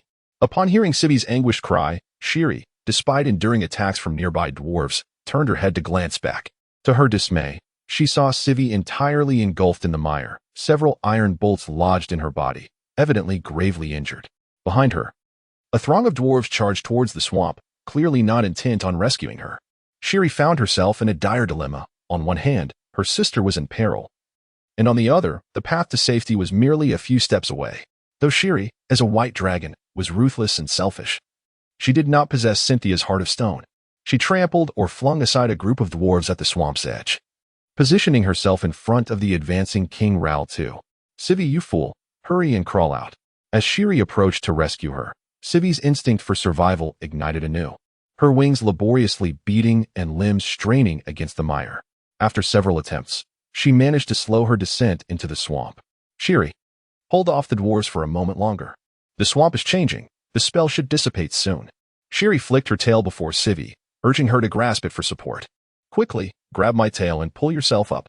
Sivi clutched Shiri's tail tightly, exerting all her strength to pull herself a fraction higher out of the mire. Now, however, it was Shiri who found herself in a precarious situation. Earlier, when she had charged from the cave, she had been struck by a dragon-hunting bolt, though it had not hit a vital spot, allowing her to endure the pain thus far. But now, faced with the relentless onslaught from Ral 2 and the dwarfs, she could no longer hold on. A momentary lapse in focus led to Tidon's massive hammer crashing down onto Shiri's hind leg. She let out a pain cry, staggering before collapsing. Instantly, the canyon resounded with cheers. Tidon, driven by the ambition to crush the dragon's skull, swung his hammer toward Shiri's head. If he succeeded, the chances for both Shiri and Civi to escape would be significantly diminished. It appeared that the two young dragons had fallen into a desperate plight. Chapter 59. The Savior emerges in the battlefield of the canyon. Shiri found herself besieged by the relentless assault of Ral 2 and a multitude of dwarves that shielded her path. Already wounded, Shiri could no longer withstand the onslaught and collapsed to the ground, utterly devoid of strength to retaliate. The situation appeared increasingly dire. It seemed that the lives of Shiri and Civi, the dragon progeny, were destined to meet a tragic end that day, from the very outset. As they confronted the meticulously laid traps devised by Ral 2 and his cohorts, the two dragons faltered at every turn, ensnared by their adversaries. Initially, they were ambushed within a cavern, where Ral 2 and his men launched a ferocious attack, resulting in Civi even suffering the loss of one of her horns. After a grueling struggle, they finally broke free from the narrow cave, only to be met by a volley of crossbow bolts that struck Shiri's body. Outside, hundreds of fully armed dwarves awaited them, poised for battle. More critically, the canyon's terrain severely restricted their ability to fly, robbing them of their greatest advantage. In times past, soaring through the skies, they were impervious to ground attacks. The only real threat, the cumbersome dragon-hunting crossbows, were difficult to maneuver and unlikely to find their mark. Yet, their aerial assaults were a nightmare for those on the ground. A dragon is the undisputed monarch of the skies. Once grounded, however, they become significantly more vulnerable. Now, having fallen victim to the dwarves' cunning, they could only endure the humiliation of circling on the ground, surrounded by what they had once deemed insignificant pests. After enduring multiple rounds of brutal strikes, the wounds on Shiri and Civi multiplied, the injuries from the crossbow bolts deep and grievous. The bolts protruded barely a tail's length from their flesh, the rest embedded within their bloodied bodies. Even as they fought against the throngs of dwarves while grappling with their injuries, their strength waned, and their once mighty roars began to sound feeble. With a low growl, Ral 2, elated by the weakening roars of the dragons, exclaimed to his companions, "Listen, they are nearing their end. Put forth your utmost effort to vanquish them." The crowd, recognizing the significance of the dragon's feeble cries, understood that victory was within their grasp. They were but a step away from slaying the dragons. Shiri, pierced by 3 iron bolts, let out a mournful cry before collapsing heavily to the ground. A wave of jubilation erupted in the canyon. "Splendid! The White Dragon has fallen!" They cheered. "Quickly, rush forward. Her remains are ours. Stand aside. Do not hinder my fortune." The adventurers, eager for spoils, could scarcely restrain themselves from rushing to dismember the fallen White Dragon. Despair filled Shiri's eyes. Could it truly end at the hands of these insects? No, she refused to accept such a fate. She had yet to claim her own territory. Nor had she inherited Cynthia's treasures. And then there was that scoundrel, Rosar. A sudden thought of Rosar crossed her mind. Once, she had harbored a fondness for him, yet he had shown her nothing but indifference, remaining cold and aloof in the face of her affections. In the end, the angered self, provoked by Shiwei, joined her in seeking trouble with Rosar, only to be taught a lesson in return. That useless Shiwei fainted on the spot, thinking Rosar had slain her, burying her head beneath her wings in terror. Although she later discovered the truth, it still instilled a sense of fear in her whenever she encountered him. If he were here now, perhaps these dwarves would not pose a problem at all. Hilly recalled Rosar's massive dragon form and the overwhelming dominance he exhibited while teaching them a lesson, which indicated his formidable strength. She couldn't help but feel a twinge of envy. How she wished she possessed such power. Alas, she lacked Rosar's might, and time would not pause for her. Titan was the first to rush to Hilly's side, raising his hammer to strike her head. Hilly attempted to rise and evade, but her strength had entirely abandoned her. All she could manage was to move her head slightly and then close her eyes, bracing herself for the impending blow. Suddenly, an intense chill enveloped her. This is... Hilly's eyes flew open. It was Rosar's magic. She remembered him using this technique back in Maya. It truly is Rosar.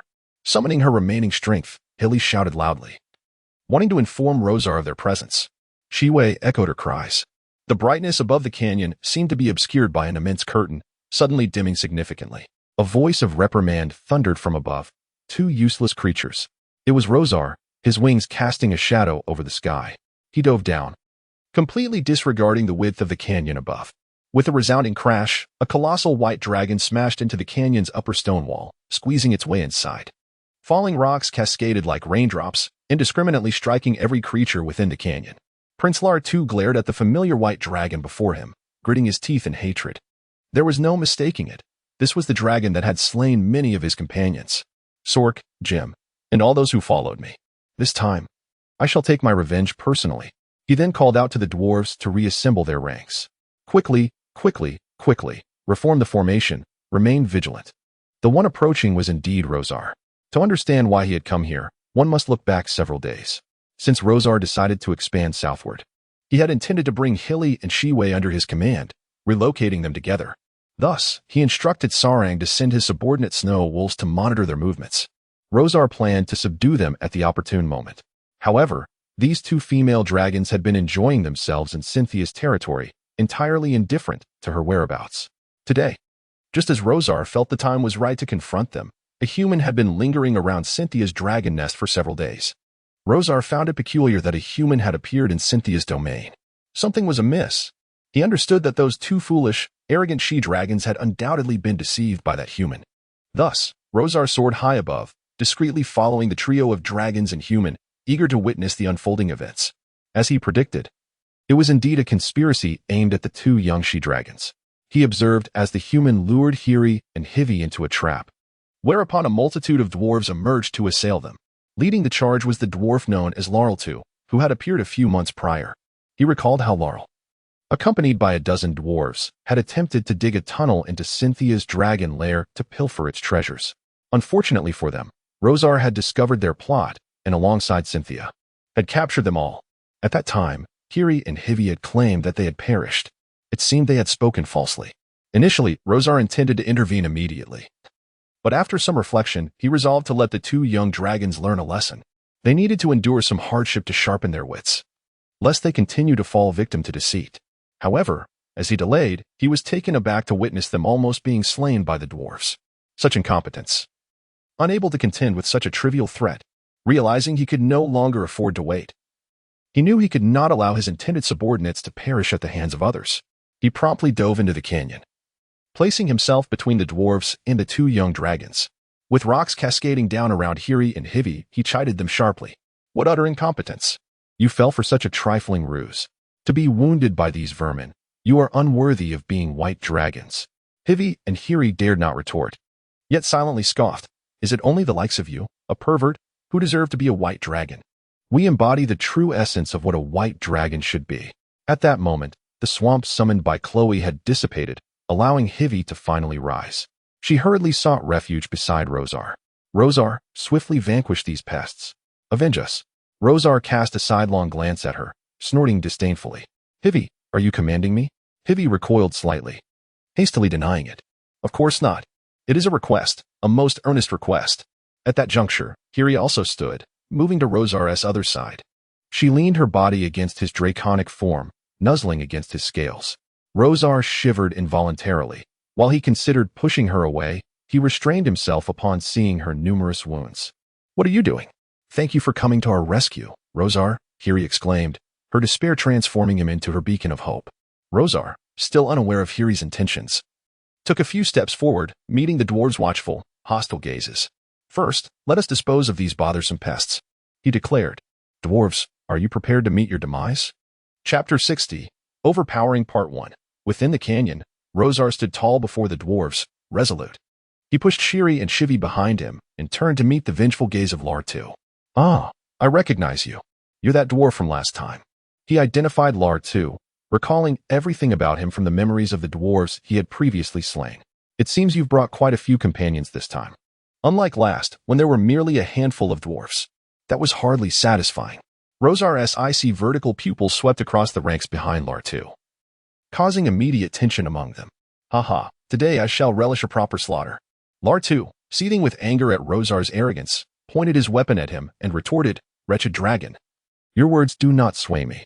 You killed my comrades last time, but as long as I draw breath, I shall avenge them.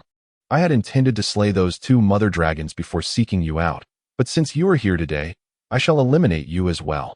Upon hearing Lartu's grandiose declarations, a derisive smirk crept across Rosar's lips. "You wish to kill me? Dwarf, you know nothing of true power. Allow me to demonstrate the essence of real strength." Without further ado, Rosar initiated the fray. Even before his descent, he had unleashed his frigid domain, now charging toward the dwarven ranks. His colossal form occupied half the canyon's width. In this terrain, his body served as the mightiest of weapons.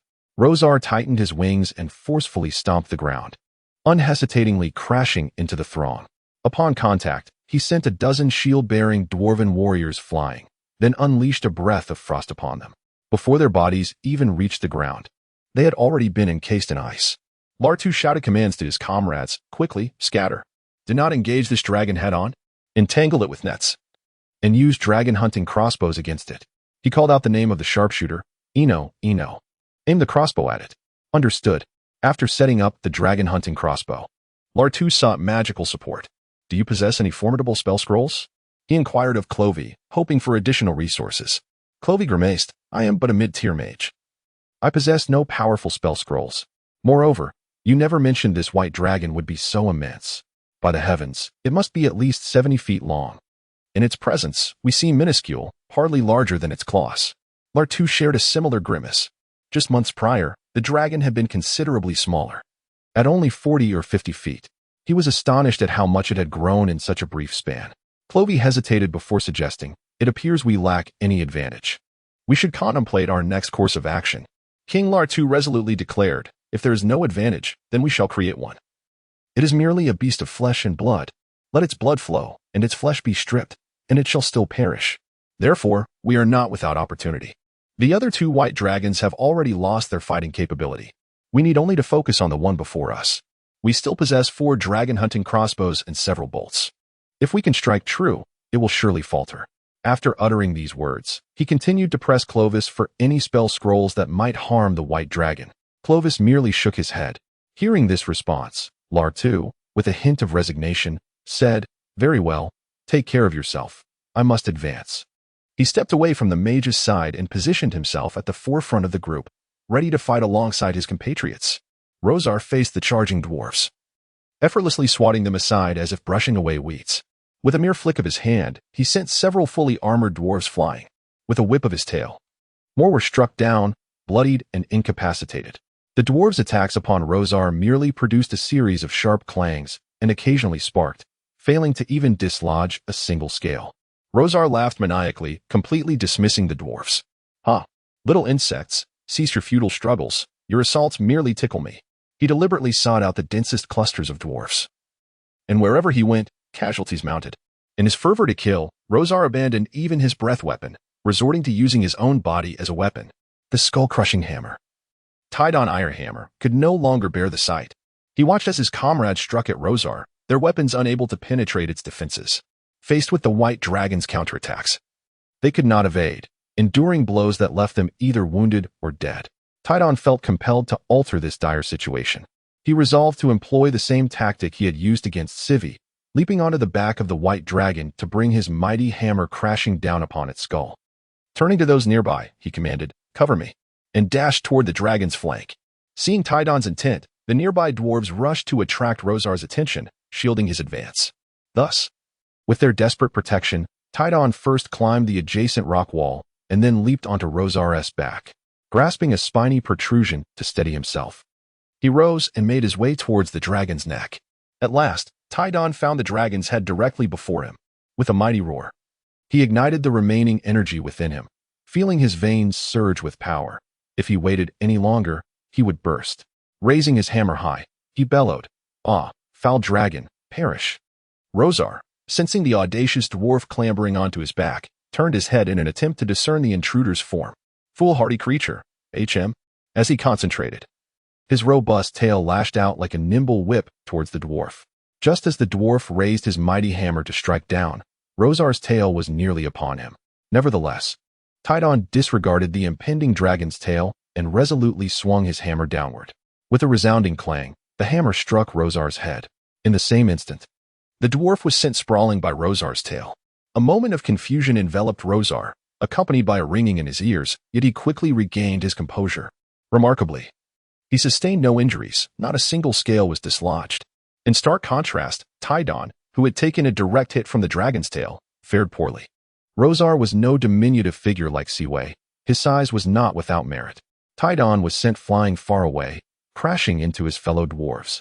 Midair, Tidon spewed forth a copious amount of blood, his left side a grotesque mess, with the armor he wore shattered into pieces.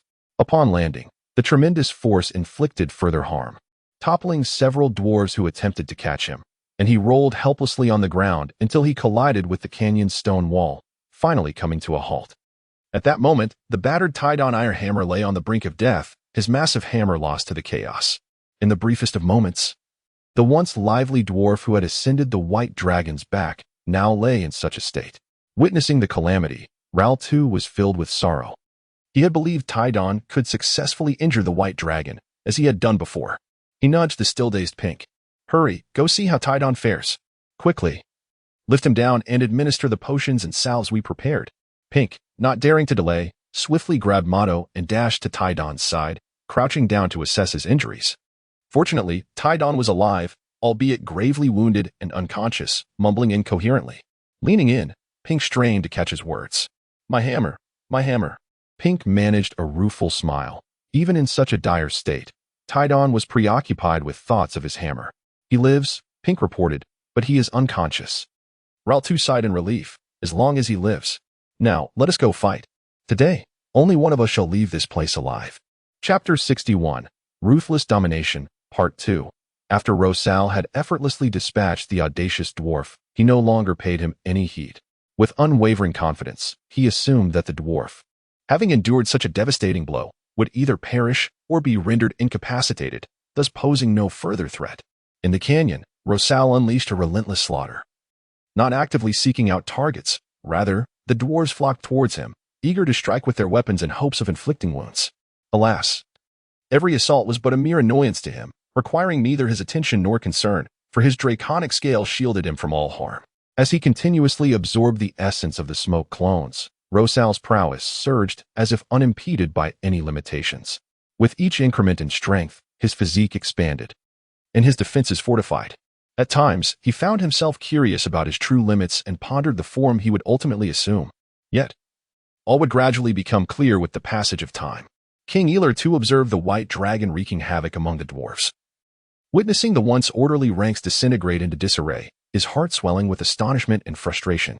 His astonishment stemmed from the White Dragon's reckless assault on his comrades, while his frustration arose from the regret of not having adequately prepared before their departure. The preparations made prior had proven futile against this fearsome beast.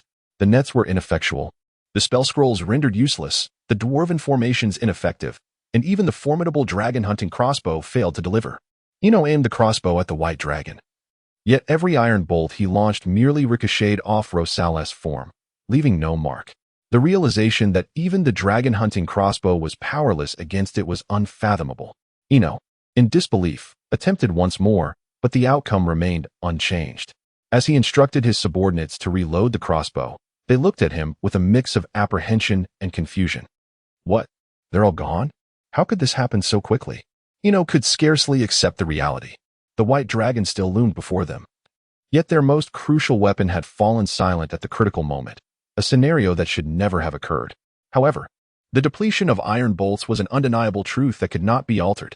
In disbelief, Ino approached the box containing the remaining bolts, only to find it utterly empty.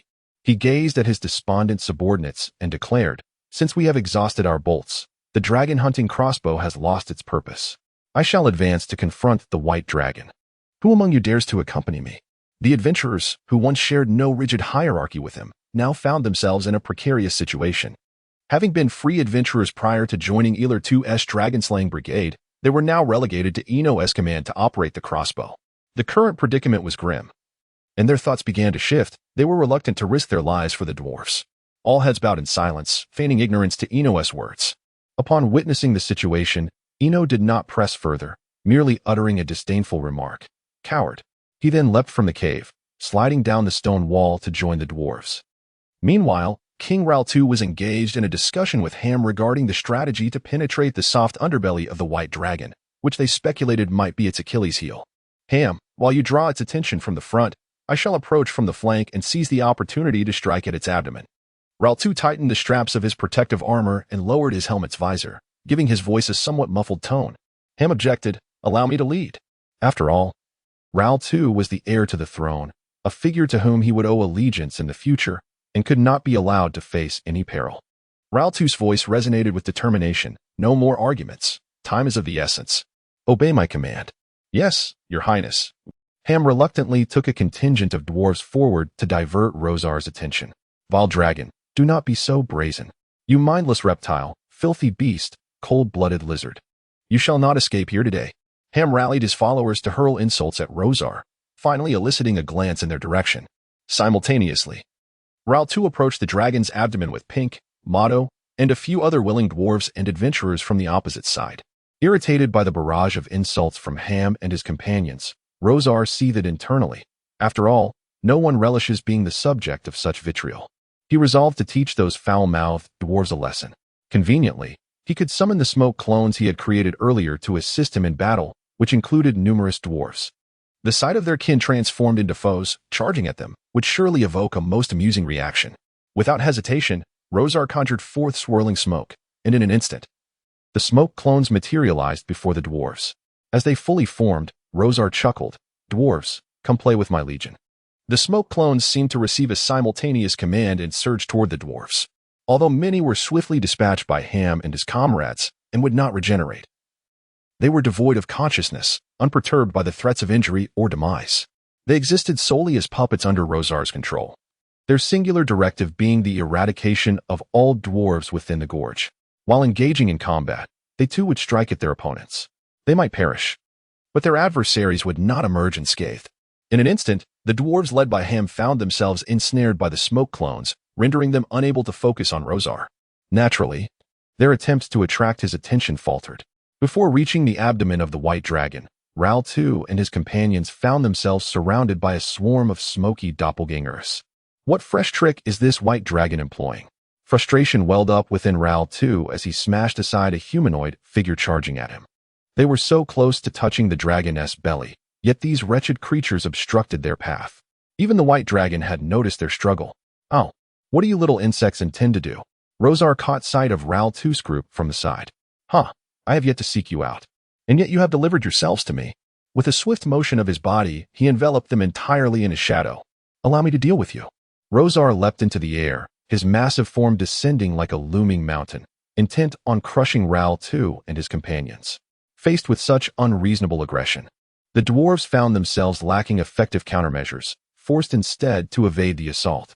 Unfortunately, the canyon's terrain not only restricted the White Dragon's movements but also diminished the dwarves' space to escape. Boom, boom. Rosar landed, crushing two dwarves beneath his weight, grinding them mercilessly into the ground. Their cries were short-lived, soon replaced by the sight of crimson blood seeping from beneath Rosar's claws. It was evident that the two dwarves had been reduced to mere pulp. Raltu rolled away, scrambling to his feet without time for mourning, and immediately charged toward the space beneath Rosar. The dragon's immense size was both an advantage and a disadvantage. While it granted him tremendous power, it also rendered him less agile. Raltu believed that with deft maneuvering, he could reach beneath the White Dragon and discover its vulnerabilities. Had he been facing an ordinary White Dragon, perhaps Raltu and his comrades would have triumphed long ago. Alas, Rosar was a freak among his kind. His might was unquestionable, and his absolute defense granted him an invincible position from the outset. As the battle progressed, he gradually lost interest in toying with the dwarves. Initially, he sought to gauge his strength through these creatures, but it became clear that their numbers mattered little against him. A diminished crowd was swiftly annihilated. Yet he remained impervious to their attacks.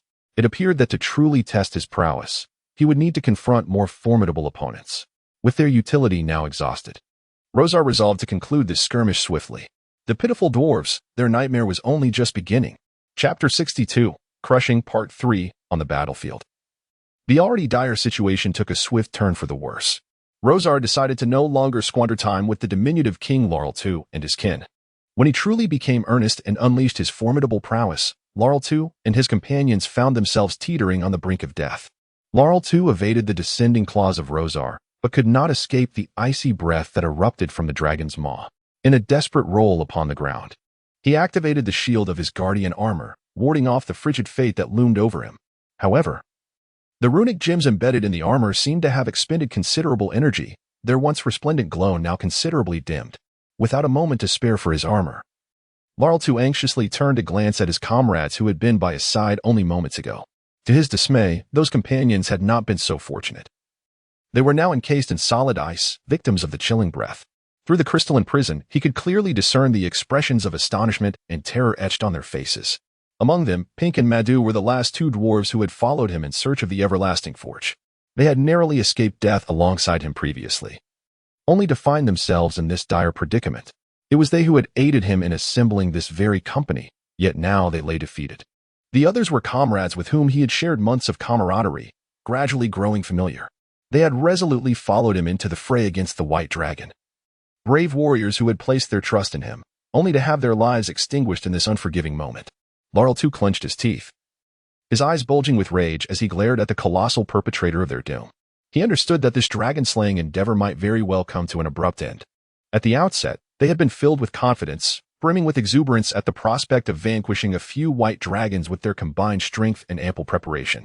Initially, the tide had indeed seemed to favor them. The traps they had set had grievously wounded two smaller female dragons, and victory appeared imminent.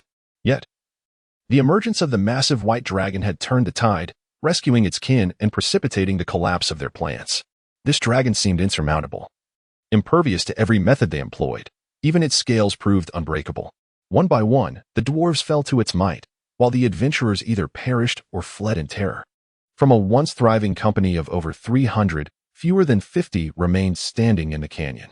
Laurel too begrudgingly acknowledged that he had underestimated this white beast, leading to their downfall. He felt a deep sense of injustice, having gleaned the whereabouts of the everlasting forge and, having learned from past mistakes, reassembled a formidable dragon-slaying party. Yet, in the face of the gargantuan white dragon, all efforts felt utterly futile. In a fit of sorrow and rage, he cast his gaze skyward and roared, "Ah!" With a heart resigned to the inevitability of death, he charged fearlessly toward Rosar. Upon witnessing the emergence of Laurel too from beneath his own breath, Rosar discerned the merit of the armor adorning him. "Ah, this armor is quite commendable, possessing a certain collectible value. I shall claim it. It appears that these dwarves do harbor some treasures after all. Once I have dispatched him, I shall summon Damina and Salern to scour the battlefield meticulously for those goblins." As Laurel too, seemingly deranged, charged towards him, weapons in hand, Rosar's visage contorted into a fearsome grin. "Seeking death, are we? Ha! Allow me to assist you." With wings unfurled, he summoned a tempestuous wind that unbalanced the dwarf prince, and with lightning speed, his claws struck, ensnaring the royal figure. Grasping Laurel too, Rosar regarded him with a sinister glee. "Dwarf, with death looming, do you have any final words? Perhaps you might wish to plead for mercy? I might consider sparing you." Laurel too, however, would not be swayed by Rosar's deceitful words. Struggling with all his might against the grip of Rosar, he hurled curses at the dragon. "You vile beast, I shall never beg for your mercy. You are but a foolish, filthy creature, and always will be. One day, you shall meet your demise, and your head will adorn a wall, a trophy for all to deride." A disdainful smirk crept across Rosar's lips. "Perhaps, but you shall never witness it. Perish, dwarf." With those words, Rosar tightened his grip, intent on crushing the dwarf prince. Yet again, the armor unfurled its shield, absorbing a fraction of Rosar's tremendous force. Alas, this would not alter his fate. The shield shattered under Rosar's might, and Laurel too emitted a final scream, succumbing to the grip of death. Once assured of his demise, Rosar carelessly discarded the lifeless form to the ground, preparing to confront the remaining dwarfs.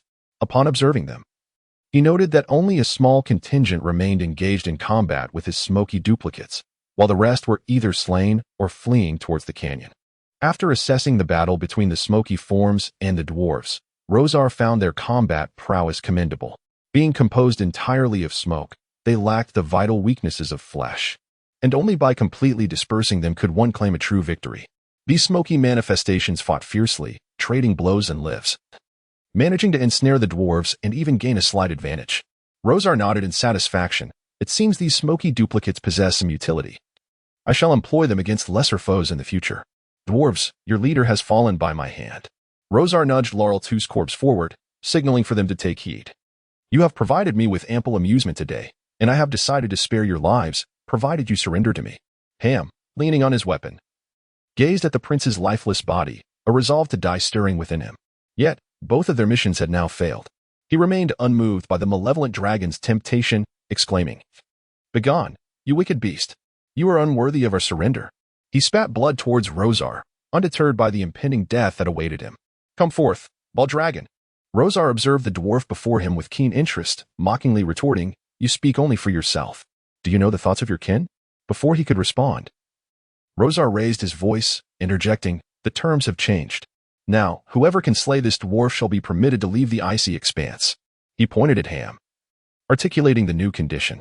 This time, surrender was unnecessary, and one could escape the frozen wasteland. The terms were significantly more favorable than before. However, to kill Ham. Upon hearing this, an eerie silence enveloped the dwarves. Ham, reluctant to suspect his brethren, understood that in matters of life and death, anything could transpire. He turned his attention to the crowd behind him, observing their seeming indifference to the dragon's words. Ham exhaled, deciding not to dwell further on the matter. He raised his weapon and charged resolutely towards Rosar in a suicidal assault. He was aware he was courting death, yet all Ham desired was to end it all. Rosar had anticipated a thrilling spectacle of betrayal and bloodshed among the dwarfs. Instead, he was met with nothing but silence. They did not descend into the chaos he had envisioned. The leading dwarf charged towards him in a desperate act of defiance.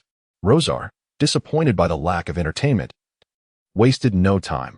He unleashed a breath that encased the oncoming Ham in ice, swiftly dispatching the remaining dwarves. Until the end, none of the dwarves surrendered to him. "Humph! Stubborn stones!" he roared, displaying his invincible stature. Thus, the dragon-slaying brigade of the Second Law was extinguished. Only a handful of survivors fled across the icy plains, while the rest lay lifeless in the gorge. Rosar twisted his neck, surveying the chaotic battlefield with satisfaction. These were his triumphs. He would instruct Sorlin and Damina to bring the goblins to scour through the remains. Surely, they would uncover some treasures. It seemed his collection would soon expand. Furthermore, the two imbeciles, Hiri and Hivi, whom he had saved, presented a perfect opportunity to subdue them. Once these matters were settled, he could prepare to journey southward. Chapter 63. Unexpected submission in the expanse beyond the canyon. The two young female dragons, Hili and Shiwei, awaited Rosar's return. Since Rosar had appeared to fend off the dwarfs, the young dragons ventured out from one end of the canyon. Once outside, they did not wander far, tending to each other's wounds upon the nearby ground. They held unwavering confidence in Rosar's prowess, knowing that the dwarves within the canyon were no match for him. It was merely a matter of time before he would dispatch them. Indeed, while they were still wincing in pain as they extracted the crossbow bolts from one another, the sounds of battle within the canyon began to diminish, fading into silence. Suddenly, a resounding dragon's roar echoed, signifying the end of the conflict. Unscathed, Rosar emerged from the canyon and landed before the two young dragons with a thud that startled them. He intended to instill a sense of pressure from the outset to assert his dominance. Rosar fixed his gaze upon them, remaining silent, his expression inscrutable. This left Hili and Shiwei feeling somewhat bewildered. After exchanging glances, it was Hili, who had already resolved to follow Rosar, who mustered the courage to inquire, "Rosar, have you dealt with all the dwarfs? How did you come to be lured here by them?" Upon hearing Rosar's probing question, Hili felt a pang of guilt, her gaze dropping to the ground, unable to meet his eyes. It was because the dwarves fabricated a tale of treasure.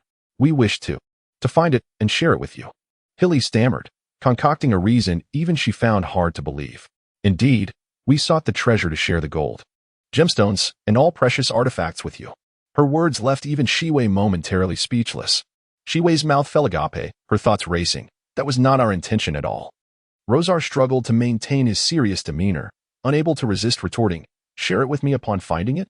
Upon seeing Hili nod in affirmation, a flicker of surprise crossed Rosar's eyes. He knew well that dragons were notoriously avaricious. When faced with riches, they typically opted for solitary possession. The prospect of a dragon attempting to seize such treasures often led to inevitable conflict. Yet, exceptions existed. When one dragon expressed a willingness to share treasures with another, it indicated a bond beyond the ordinary, capable of tempering the innate greed of dragons. Rosar, however, was not easily swayed by Hili's words, suspecting deceit. "Do not deceive me, Hili. You cannot possibly think I would believe you. With her confession out in the open, Hilly resolved to lay her cards on the table, revealing her decision to him. Rosar, I have decided to leave Cynthia and follow you from now on. This declaration took Rosar by surprise. He had yet to formally pressure the two young female dragons. And to his surprise, Hilly approached him willingly. This was truly wonderful. Her initiative spared me considerable trouble. Hilly had already spoken, disregarding everything else. Rosar, in my estimation, your strength has surpassed that of Cynthia. She is no longer the strongest. Moreover, she is solely concerned with her own interests, showing no regard for the lives of me and Zivy. It is fortuitous that she is now vanished. Everything she possessed should rightfully be inherited by you, including our allegiance. Zivy exclaimed. Ah, do I have to as well? Only now did she realize that Hilly had entangled her in this situation. However, she had never entertained such thoughts.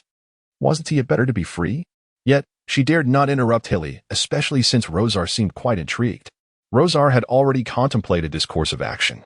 Now that Hilly had broached the subject, and Zivy remained silent, he seized the opportunity and acquiesced. Excellent. Hilly, I shall remember your words. Henceforth, you are to heed my directives and obey my commands. As for Nasir, I will seek him shortly. He too must submit to me, just as you do. Hilly was taken aback to learn that Rosar intended to subjugate Nasir as well. It appeared he had long harbored this intention, but she had little time to ponder that. Bowing her head deeply before Rosar, she expressed her submission. Rosar was pleased, then turned his gaze to the dazed Zivy. Zivy, feeling the intensity of Rosar's gaze, could only lower her head in compliance. She could not fathom how she had been unwittingly drawn into Hilly's allegiance to Rosar. With matters having escalated to this point, Zivy could no longer distance herself. Rosar, delighted, smiled and proclaimed, "Wonderful! Follow me, and you shall not regret it. What an unexpected delight! Now that you are my subordinates, I shall take an interest in your well-being. After all, I am significantly older than you both, and your weight pales in comparison. Do you understand?" Hilly and Zivy naturally did not dare to contradict Rosar, promptly nodding in agreement, vowing to recover swiftly and await his commands. Rosar was quite fond of their current demeanor. Had they exhibited such submission in the past, they might not have faced his reprimands. After issuing his orders, he took flight, departing swiftly. Once Rosar was gone, Zivy turned to Hilly and complained, "Hilly, you scoundrel. If you wish to submit to Rosar, why drag me into this?" Hilly, lying on the ground, exhaled frost breath onto her wounds, freezing them to halt the bleeding. Have today's events not enlightened you? The enemies we cannot overcome are mere trifles for Rosar. Zivy, upon hearing this, could not help but concede that Rosar's strength was indeed undeniable. There is no need to bow down to him, is there? Shiwei still felt a tinge of reluctance. Shili exclaimed, "Fool, we once obeyed Cynthia, and now we merely serve Rosar instead. Moreover, I believe Rosar is at least preferable to Cynthia. He will not disregard our lives nor seize our treasures. Furthermore, I perceive that Rosar harbors grand ambitions. He will not be content to remain on the icy plains indefinitely. When he eventually seeks to expand, we shall also reap the benefits." Upon hearing Shili's words, Shiwei reluctantly accepted the reality of their allegiance to Rosar.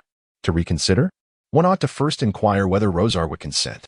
After resting for a while outside the canyon, the two dragons gradually regained some strength. The other injuries were not of great concern. The primary issue was the wounds inflicted by the dragon hunting crossbow. They needed to extract the bolts, staunch the bleeding, and a good night's sleep would restore them. Once healed, they would still need to seek out Rosar. It remained uncertain what tasks he would assign to them. Hopefully, it would not entail any troublesome matters. Chapter 64, Rosar's Southern Strategy upon reaching the platform. He immediately summoned Solong and Damina. "Solong, take your snow wolves and those goblins to the western canyon. I have just dealt with some reckless dwarves there. Damina, you will accompany him. Remember to heed Solong's commands and refrain from wandering. Depart at once." He instructed Solong and Damina to set forth with the goblins without delay. Solong was well aware of the canyon's location, as it was his snow wolves who had discovered the human, leading them to the canyon. Damina, however, was completely oblivious to the situation and inquired, "Where are we going, and for what purpose?" Rosar chose not to explain and simply directed her to follow Solong. "Take Tidal and the others with you as well. The dwarves are numerous, and the spoils should be substantial." After receiving the order, Solong respectfully exited the dragon's lair, promptly taking Damina to find Tidal and convey Rosar's instructions. Once Solong and the others departed, Rosar remained in the lair, leisurely reclining on his bed with his head resting on the edge, anticipating the disc to transmit the memories of the dwarves to him. particularly the memories of the leader. Ral, too, would surely provide valuable insights and rewards. Lying on his bed, he idly toyed with the alluring coins and gems, exhibiting no sense of urgency as he awaited the arrival of the memories. Before long, he distinctly sensed that the disk within him was prepared. With a mental command, he attempted to summon the smoke avatars of the dwarves he had just slain. Indeed, it worked. As the smoke gradually materialized around him, he readied himself. The moment they emerged, shouting threats at Rosar, he swiftly struck, dispersing all the avatars. 1, 10, 100. In no time at all, Rosar had shattered all the smoke manifestations and absorbed them back into himself. Soon, the anticipated memories began to surface. Closing his eyes, he patiently awaited the memories to settle. After a while, Rosar was finally able to peruse the memories. Through them, he discerned where Ral 2 had originated from. Yet again, it was Mahar? Rosar frowned. The representatives of Mahar had also succumbed to the allure of the dwarven artifact, choosing to fund Ral 2 in assembling a dragon-slaying brigade. I shall remember this debt, he mused. He continued to sift through the remaining memories of Ral 2, but regrettably found no further information. Flipping through the memories of others yielded no useful insights either. Reluctantly, he decided to conclude his search for the time being. However, these smoke avatars had not only imparted the dwarves' memories but had also enhanced his own power. Having dealt with the smoke manifestations, Rosar reveled in the newfound strength he had gained. He mused with delight, pondering who could match such a rapid ascent. Soon, thoughts of Cynthia's treasures surfaced, stirring a burgeoning interest in the Eternal Forge. How did Cynthia manage to transport all those riches? Was her storage space truly vast enough? Particularly intriguing was the dwarven artifact. According to the memories of King Ral 2, the flames that had previously erupted from the pinnacle of Cynthia's lair were undoubtedly its handiwork. How had she managed to carry it away? Moreover, the dwarves, relentless in their pursuit, would likely not rest until they recovered it. There was a possibility that more dwarves might arrive here. Rosal felt an urge to hasten his movements. He resolved to journey southward in search of a new lair. As his claws inadvertently nudged the gold coins beneath him, Rosal began to strategize. He contemplated where to establish a new lair further south and what preparations he needed to undertake before setting off. As for his collection, he could simply stow it in his storage space for transport. Additionally, his loyal followers, the Solong family and his pack of snow wolves, would accompany him south. Without a doubt, Diamina would follow, and what of Tidar and its herd of mammoths? Would they adapt to the southern climate? Rosal found himself uncertain about the mammoth's ability to acclimatize to the warmer regions. He decided to take them along and would devise a solution if they struggled. Then there were the goblins. Should disputes arise over territory, they would serve as excellent fodder. Ah well, they could be included as well. Finally, there were the three white dragons, Shiri, Sivi, and Nasir. Shiri and Sivi had expressed their loyalty, eager to follow him southward. Yet, Nasir remained untamed. It was time to seize an opportunity to subdue Nasir. Rosal tightened his claws, letting some coins slip through the gaps. He hoped the dragon would not be oblivious to the situation. Rosal took stock of all his subordinates. With this, the scale of his southern expedition would be considerable, making the choice of route paramount. If it were only Rosal and the white dragons, they could soar through the skies, traversing great distances in a short span. The advantage of flight would allow them to disregard the terrain below. However, the company now included ice wolves, halflings, mammoths, and goblins. They would be confined to the ground, trudging slowly and significantly hindered by the harsh tundra and its treacherous landscape, undoubtedly impeding their progress. To transport them all, Rosal realized he could not prioritize his own swift flight. He must periodically pause to monitor the movements of his ground-bound companions. How troublesome. Rosal scratched his head. A habit inherited from his past life. Since becoming a white dragon, he had forgotten what it felt like to leisurely travel on the ground. Having always soared through the skies, to secure the presence of his loyal followers and servants, he must endure these trials. Having devised a strategy for his subordinates, Rosar then turned his attention to the selection of a new lair for his dragons. This location would serve as the foundation for his future endeavors, necessitating meticulous consideration. Rosar harbored several thoughts regarding the new dragon's nest. Firstly, it should not be too remote. It must remain within reasonable proximity to trade routes. Without ample merchant caravans, the thriving business of dragons would struggle to flourish. Secondly, the area must be sufficiently expansive and rich in resources, capable of sustaining Rosar's white dragons, as well as his other companions such as the ice wolves and mammoths. Lastly, it would be prudent for the surroundings to lack formidable powers. allowing Rosar to establish himself swiftly.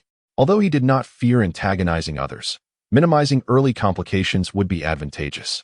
Once he had secured the new lair, he would then seek to expand outward. In due time, all would bow beneath his majestic wings. With these criteria in mind, he prepared to scout for a suitable location, intending to personally soar into the skies for an inspection. With his remarkable speed, he could explore numerous sites in a single day. There was no need for haste at this moment. Following that, he would await the recovery of Shiri and Shivi, so they could present Nasir before him. It was time for him to comprehend who truly ruled this land. Amidst the vast expanse, who holds dominion? Of course, it is I, Rosar muttered to himself, his vertical pupils gleaming with an unintentional yet chilling intensity. Meanwhile, Solong, Demina, and Tidal led a boisterous throng of goblins and 4 mammoths toward the canyon. Among their treasures, the most prized possessions belonged to their master, Rosar.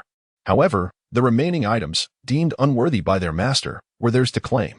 Solong, accompanied by his 2 companions, took the lead, for he alone knew the canyon's location, making him the sole bearer of this task.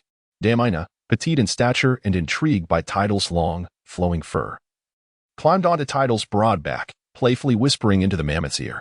Although it could not speak, it understood the language of others. The goblins, on the other hand, could only pant heavily as they struggled to keep pace. At last, they arrived at the battlefield canyon before nightfall. It was clear that they could not clear the site in a short span. Thus, it appeared they would need to spend the night tidying the battlefield. Chapter 65. Survivors of the dragon-slaying team beneath the cloak of night. The eyes of the ice wolf Sorang glimmered with an eerie green hue, exuding an unsettling aura. He bellowed at the goblins trailing behind him. "You wretches, hasten into the gorge at once. Retrieve everything within without exception." The goblins, though reluctant to venture into the pitch-black chasm under the cover of darkness, dared not oppose him. They hesitated, muttering complaints under their breath. Sarang, however, was not one to indulge these loathsome creatures. He swiftly swatted away a jabbering goblin and threatened, "Move swiftly. Otherwise, my next mercy will be withheld." After receiving his intimidation, the goblins scurried to action, pushing their makeshift carts into the gorge. To prevent any potential escape, Sarang dispatched his 2 companions and several snow wolves to guard the opposite end of the gorge, effectively sealing off both exits. The goblins had no choice but to comply and labored diligently. Yet, the gorge was not solely filled with corpses. A group of surviving warriors was presently within the chasm, tending to the remains of their fallen comrades. Upon noticing the arrival of unexpected guests, they instinctively concealed themselves. However, upon discerning that the intruders were merely diminutive goblins, they relaxed, intending to resume their solemn task once the goblins had departed. Little did they know that the goblins sought the very bodies they wished to protect. In a bid to prevent the desecration of their companions' remains, the survivors charged forth to drive the goblins away. The goblins, clearly outmatched, screamed in terror and scattered in all directions. The ensuing skirmish stirred chaos, drawing the attention of Sorang and his companions outside the gorge. Sorang intercepted a goblin fleeing from the chasm, who, in a panic, exclaimed, "There are still enemies inside, pursuing us."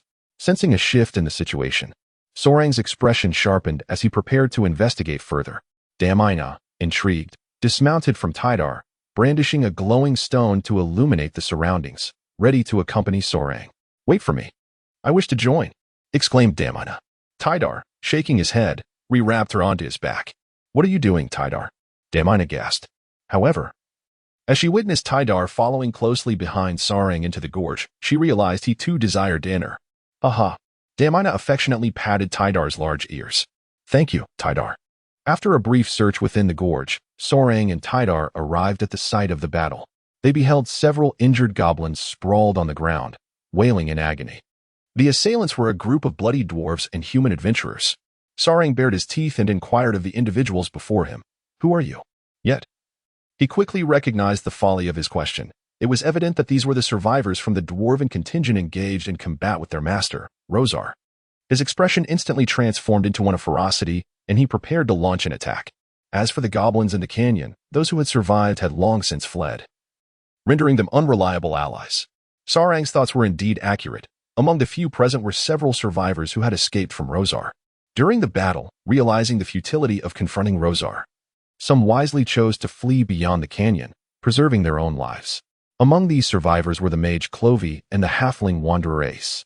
Clovey, Having exhausted his combat abilities with light scrolls and magic, could not wield a sword and charge into battle against the White Dragon.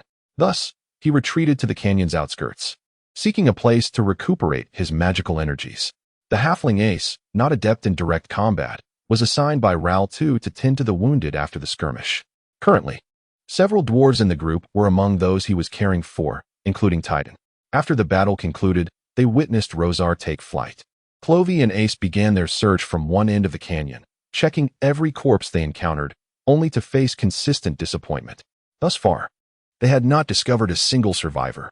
Apart from their group that had escaped to the canyon's exterior, all dwarves and adventurers within had perished. They also stumbled upon the body of Ral II, along with the frozen forms of Ham and Pink, encased in ice. They shattered the ice, placing the bodies beside Ral II, preparing to bury them in the canyon after their search concluded. Under the cover of night, they continued their search, relying on dim light. At that moment, a group of unexpected visitors approached from beyond the canyon.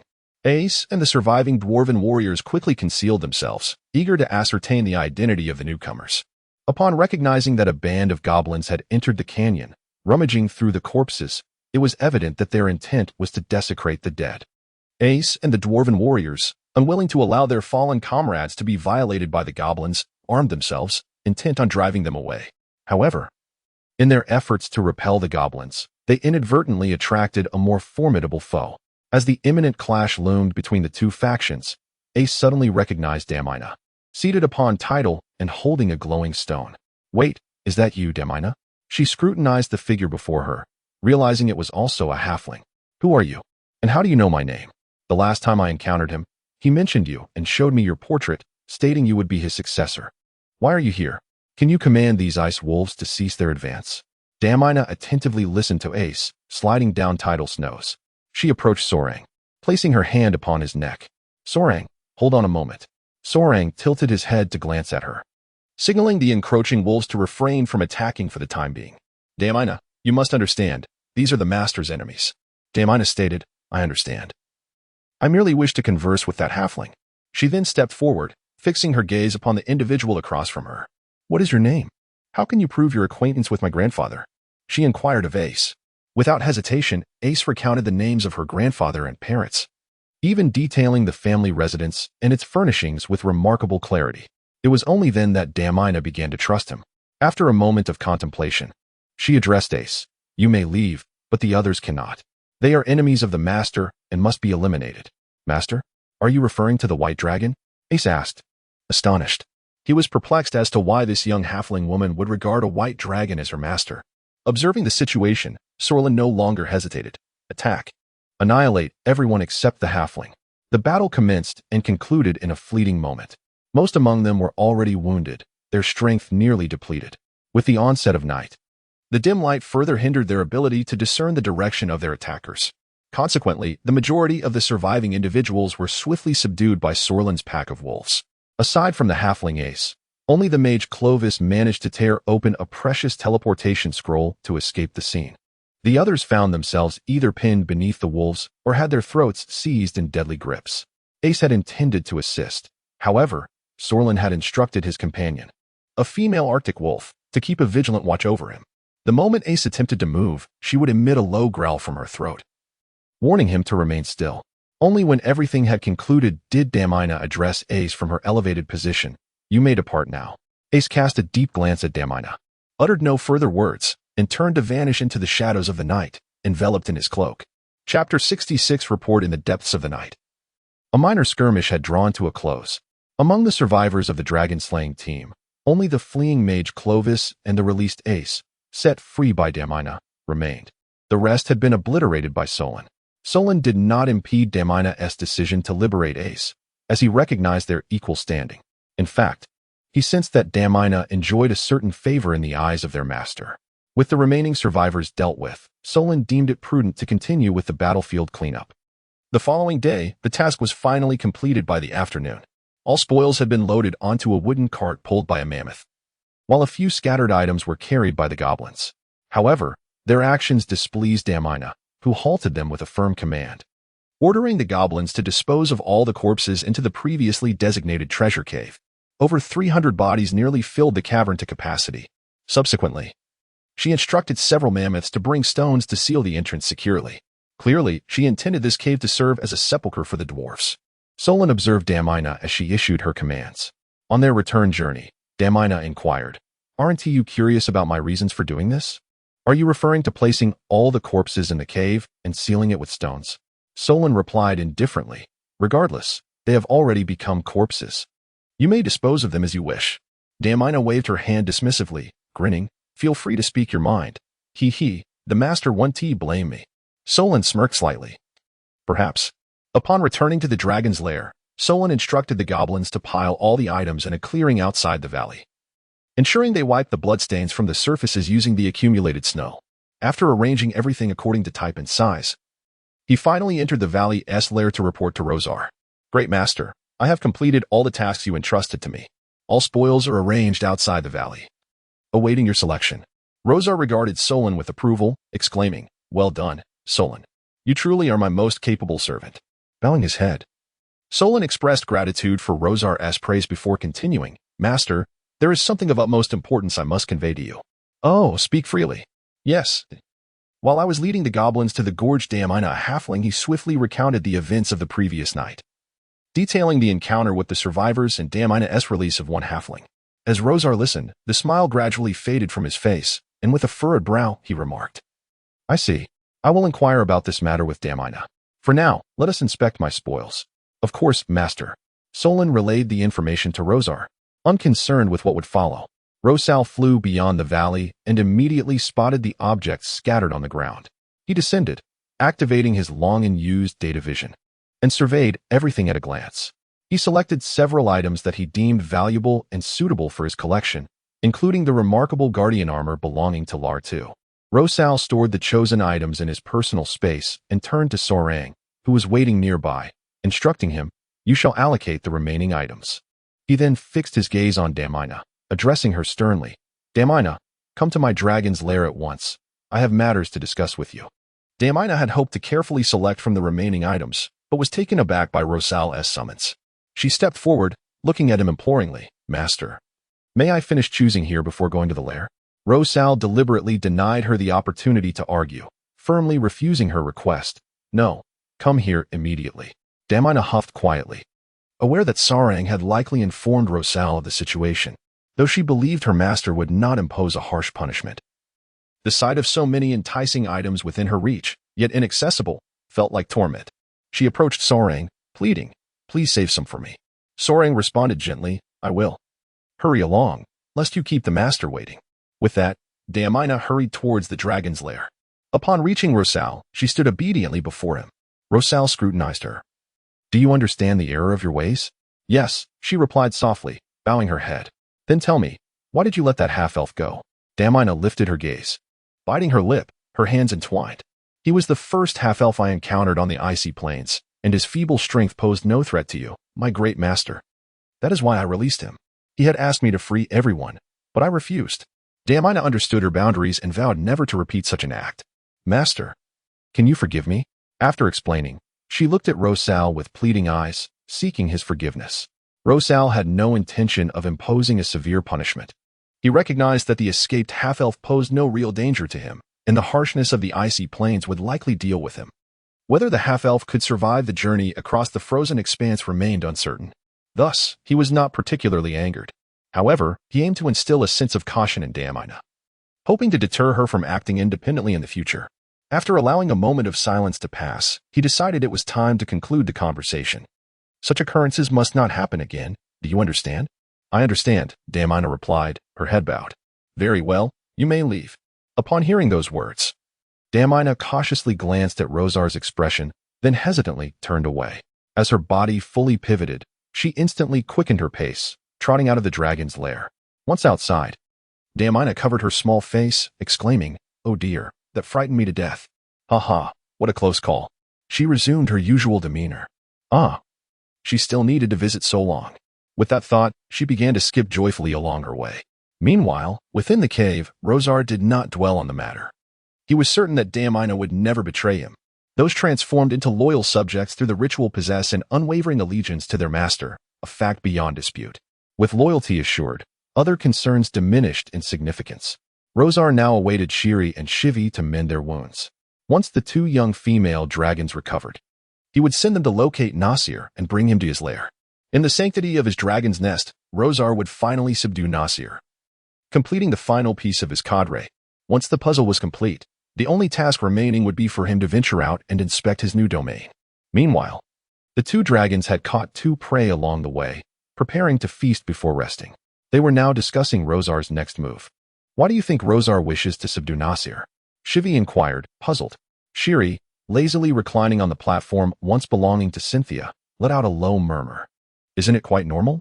Having shown our submission to him, Nasir naturally becomes an anomaly in this land. Rosar certainly will not let him slip away. Shivi flew over to her side and lay down, their bodies touching. After the brush with death, their bond had deepened, albeit temporarily. So what shall we do? Are we to assist Rosar in dealing with Nasir? Shiri scoffed. Help Rosar? Certainly not. Shivi, taken aback, asked, did we not agree to submit to Rosar and heed his commands? Why do you say we should not assist him? Shiri shot her a glare, fool. With Rosar's formidable strength, does he need our help to confront Nasir? We merely need to stand by as a backdrop, applying some pressure on Nasir. The rest? Rosar will manage himself. Oh, I see. Shivi finally grasped the situation. She wished to inquire further, but a yawn from Shiri halted her. All right, quiet now. I'm going to sleep. With that, Shiri lowered her head, resting it on her outstretched forelimbs. Seeing this, Shivi fell silent as well, leaning against her companion and slowly closing her eyes.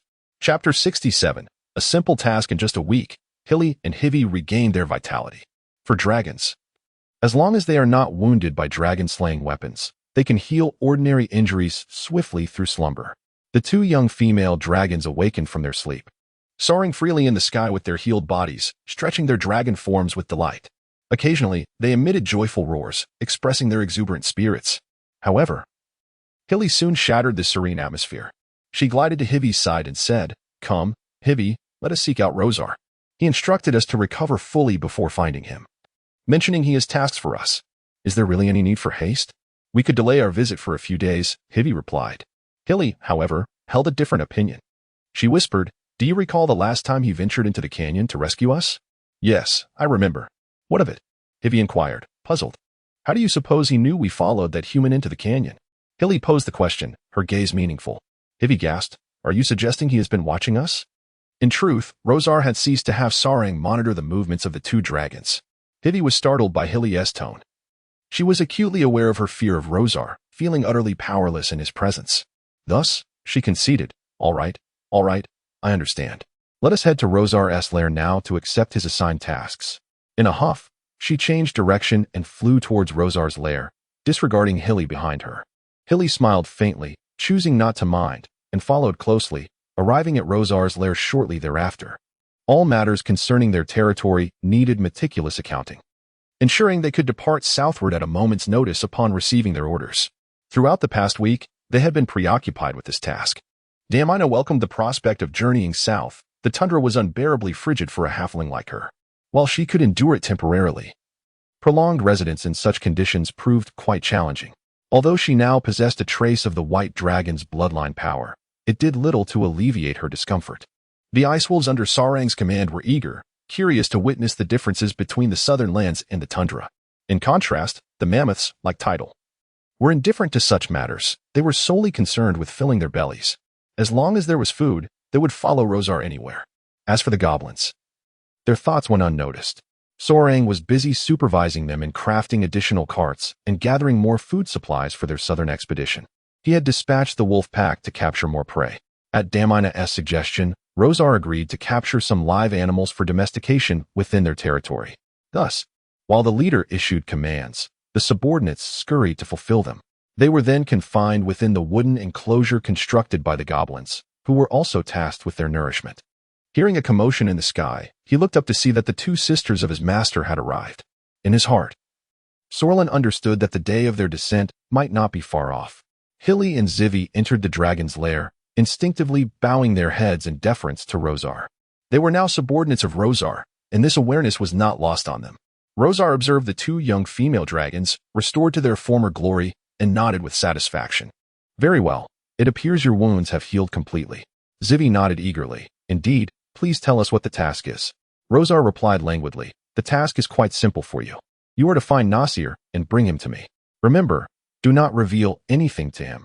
As long as you can bring him here, you will have successfully completed your mission. Zivi, in her confusion, wished to inquire further about Rosar's intentions with Nasir, but Hilly swiftly nudged her in the abdomen, stifling her foolish question. Hilly assured Rosar, rest assured, we will bring him to see you.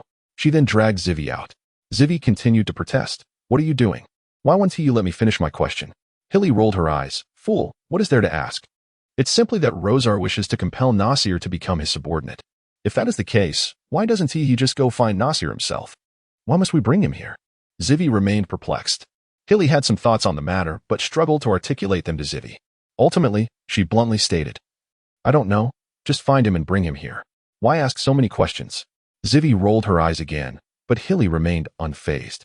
The two young female dragons then skillfully made their way to Nasir's lair, having previously visited him with the intent of introducing him to Rosar. However, the purpose of their current visit was quite different. This time, they needed a ruse to lure him to see Rosar.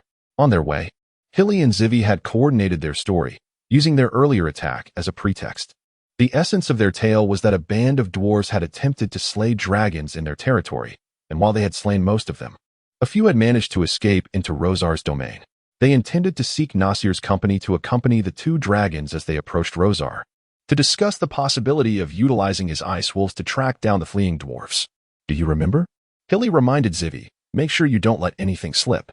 Zivi muttered a few phrases before huffing. Let us go. I've remembered everything. With their preparations complete, the two dragons let out a roar to announce their arrival to Nasir. In his journey to Maya, he had come to fully comprehend the stark disparity in strength between himself and Rosar. In Rosar's eyes, weapons capable of posing a threat to him were akin to mere tickles. The moment Rosar made a move, the overwhelming force he wielded sent a shiver down his brother's spine. Both he and Rosar emerged from Cynthia's womb. It was unfathomable that there could be such a stark disparity between them. Surely, Rosar had unearthed some method from the ancestral memories that had transformed him into such a formidable being. As Rosar's elder brother, he too would discover this secret and attain a strength comparable to Rosar's.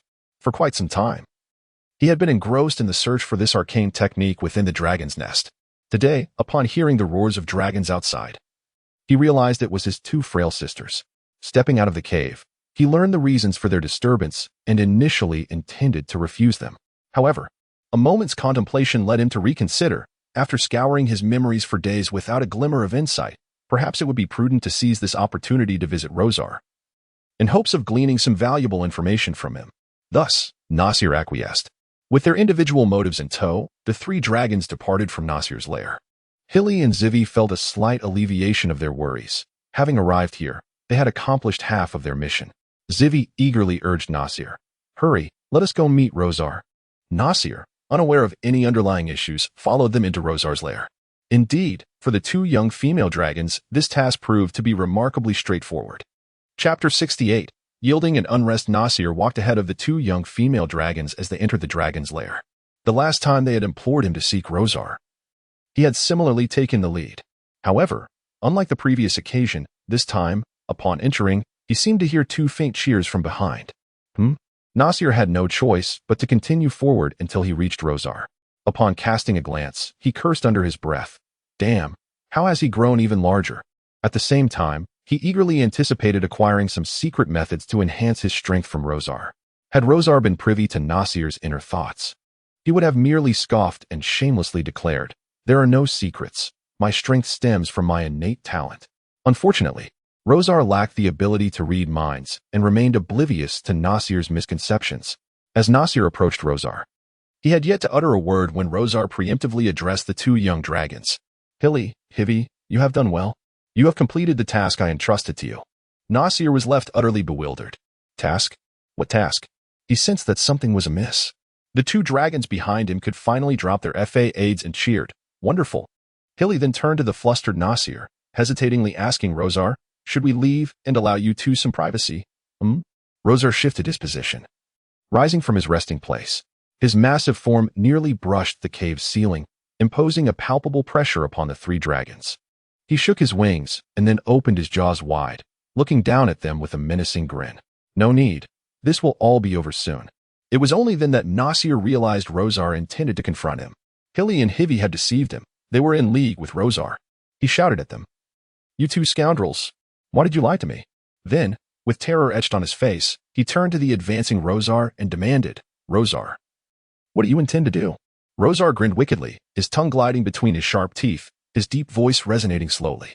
"Nasir, do you still not understand? Hilly and Hivi have pledged their loyalty to me, willing to obey my commands. What I desire is for you to swear fealty to me as your master. Henceforth, my commands shall be the very reason for your existence. Beyond that, you have no other choice." The final statement was pronounced with deliberate emphasis, inflicting immense pressure upon Nasir. In that moment, Nasir comprehended that the two young female dragons had long since allied themselves with Rosar, while he remained in the dark. Now, with Rosar relentlessly advancing and the exit blocked by the two dragons, he found himself devoid of alternatives. As Rosar had proclaimed, surrender was his only option. His eyes brimmed with humiliation, and his voice resonated with despair. "Rosar, you have won. From this moment onward, I shall regard you as my master and obey your commands." After uttering these words, he seemed to lose all his strength and collapsed onto the ground. Though he soon staggered back to his feet, it was evident that he was utterly disheartened. Rosal, exerting her dominance over the dragon, offered Nasir no opportunity for resistance, compelling him to pledge his loyalty. However, she was acutely aware that such a verbal vow did not guarantee Nasir's genuine submission. Given the opportunity, he would undoubtedly seek ways to rebel and escape. "Hilly and Seaway will transport everything from your lair to this location." She then turned her gaze towards the two dragons. "Remember, do not pilfer Nasir's possessions." Hilly and Seaway nodded in agreement. After all, his submission was coerced through force, unlike the two female dragons who had willingly allied themselves. Hence, their treatment would naturally differ. Clearly, Hilly and Seaway enjoyed greater autonomy. Faced with this near imprisonment, Nasir remained silent. He understood that resistance was futile. Words would serve no purpose. Rosal instructed the two dragons that they could depart immediately. Hilly and Seaway set off on their new mission to Nasir's lair, while its master could only observe from afar. Rosal then laid further demands upon Nasir.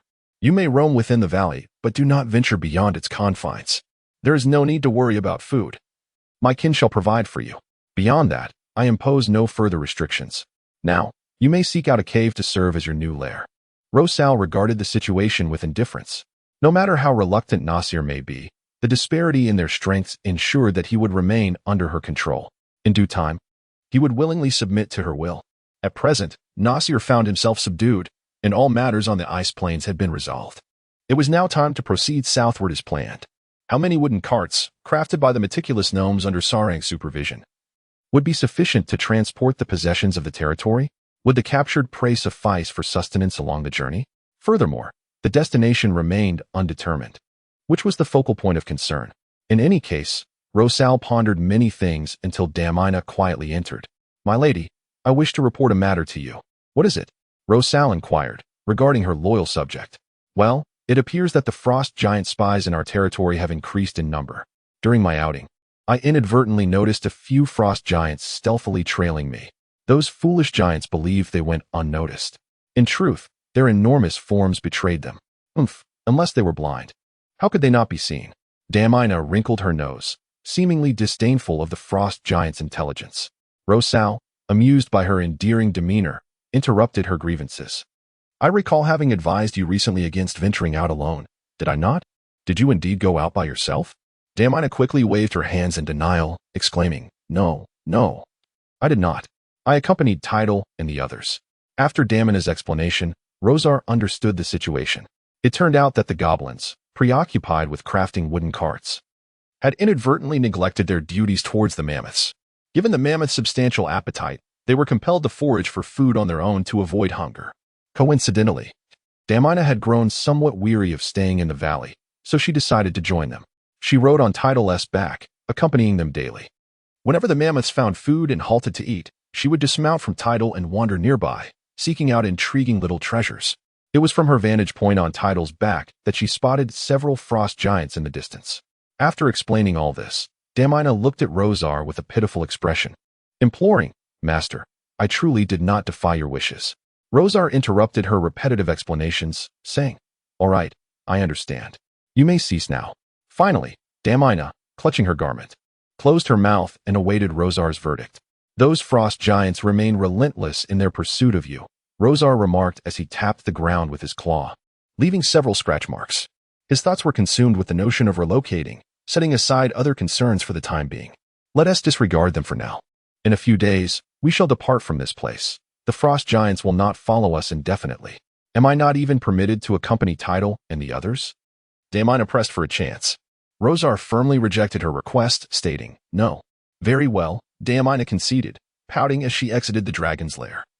Clearly dissatisfied with Rosar's restrictions on her freedom, Rosar then took the icy blue gem, Absolute Cold, which Damina had pilfered from the frost giant tribe, and began to caress it with his claws.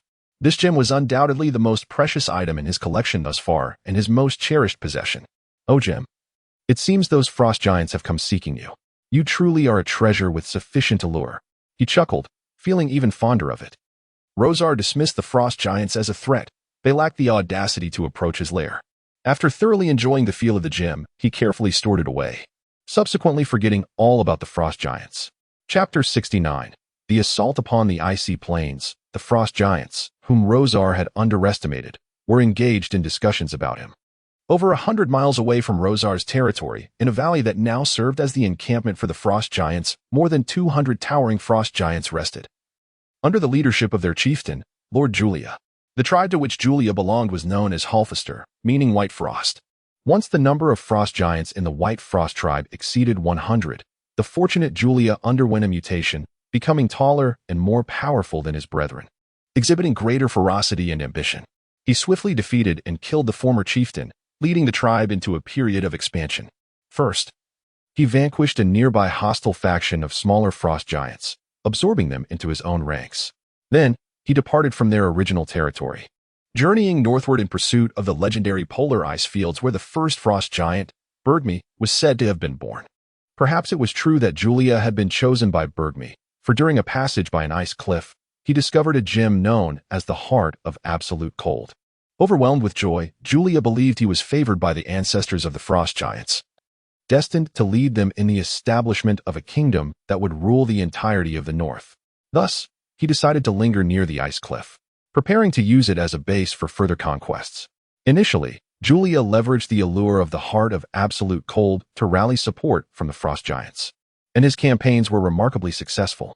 This sense of conquest nearly led him to believe that he would soon dominate all.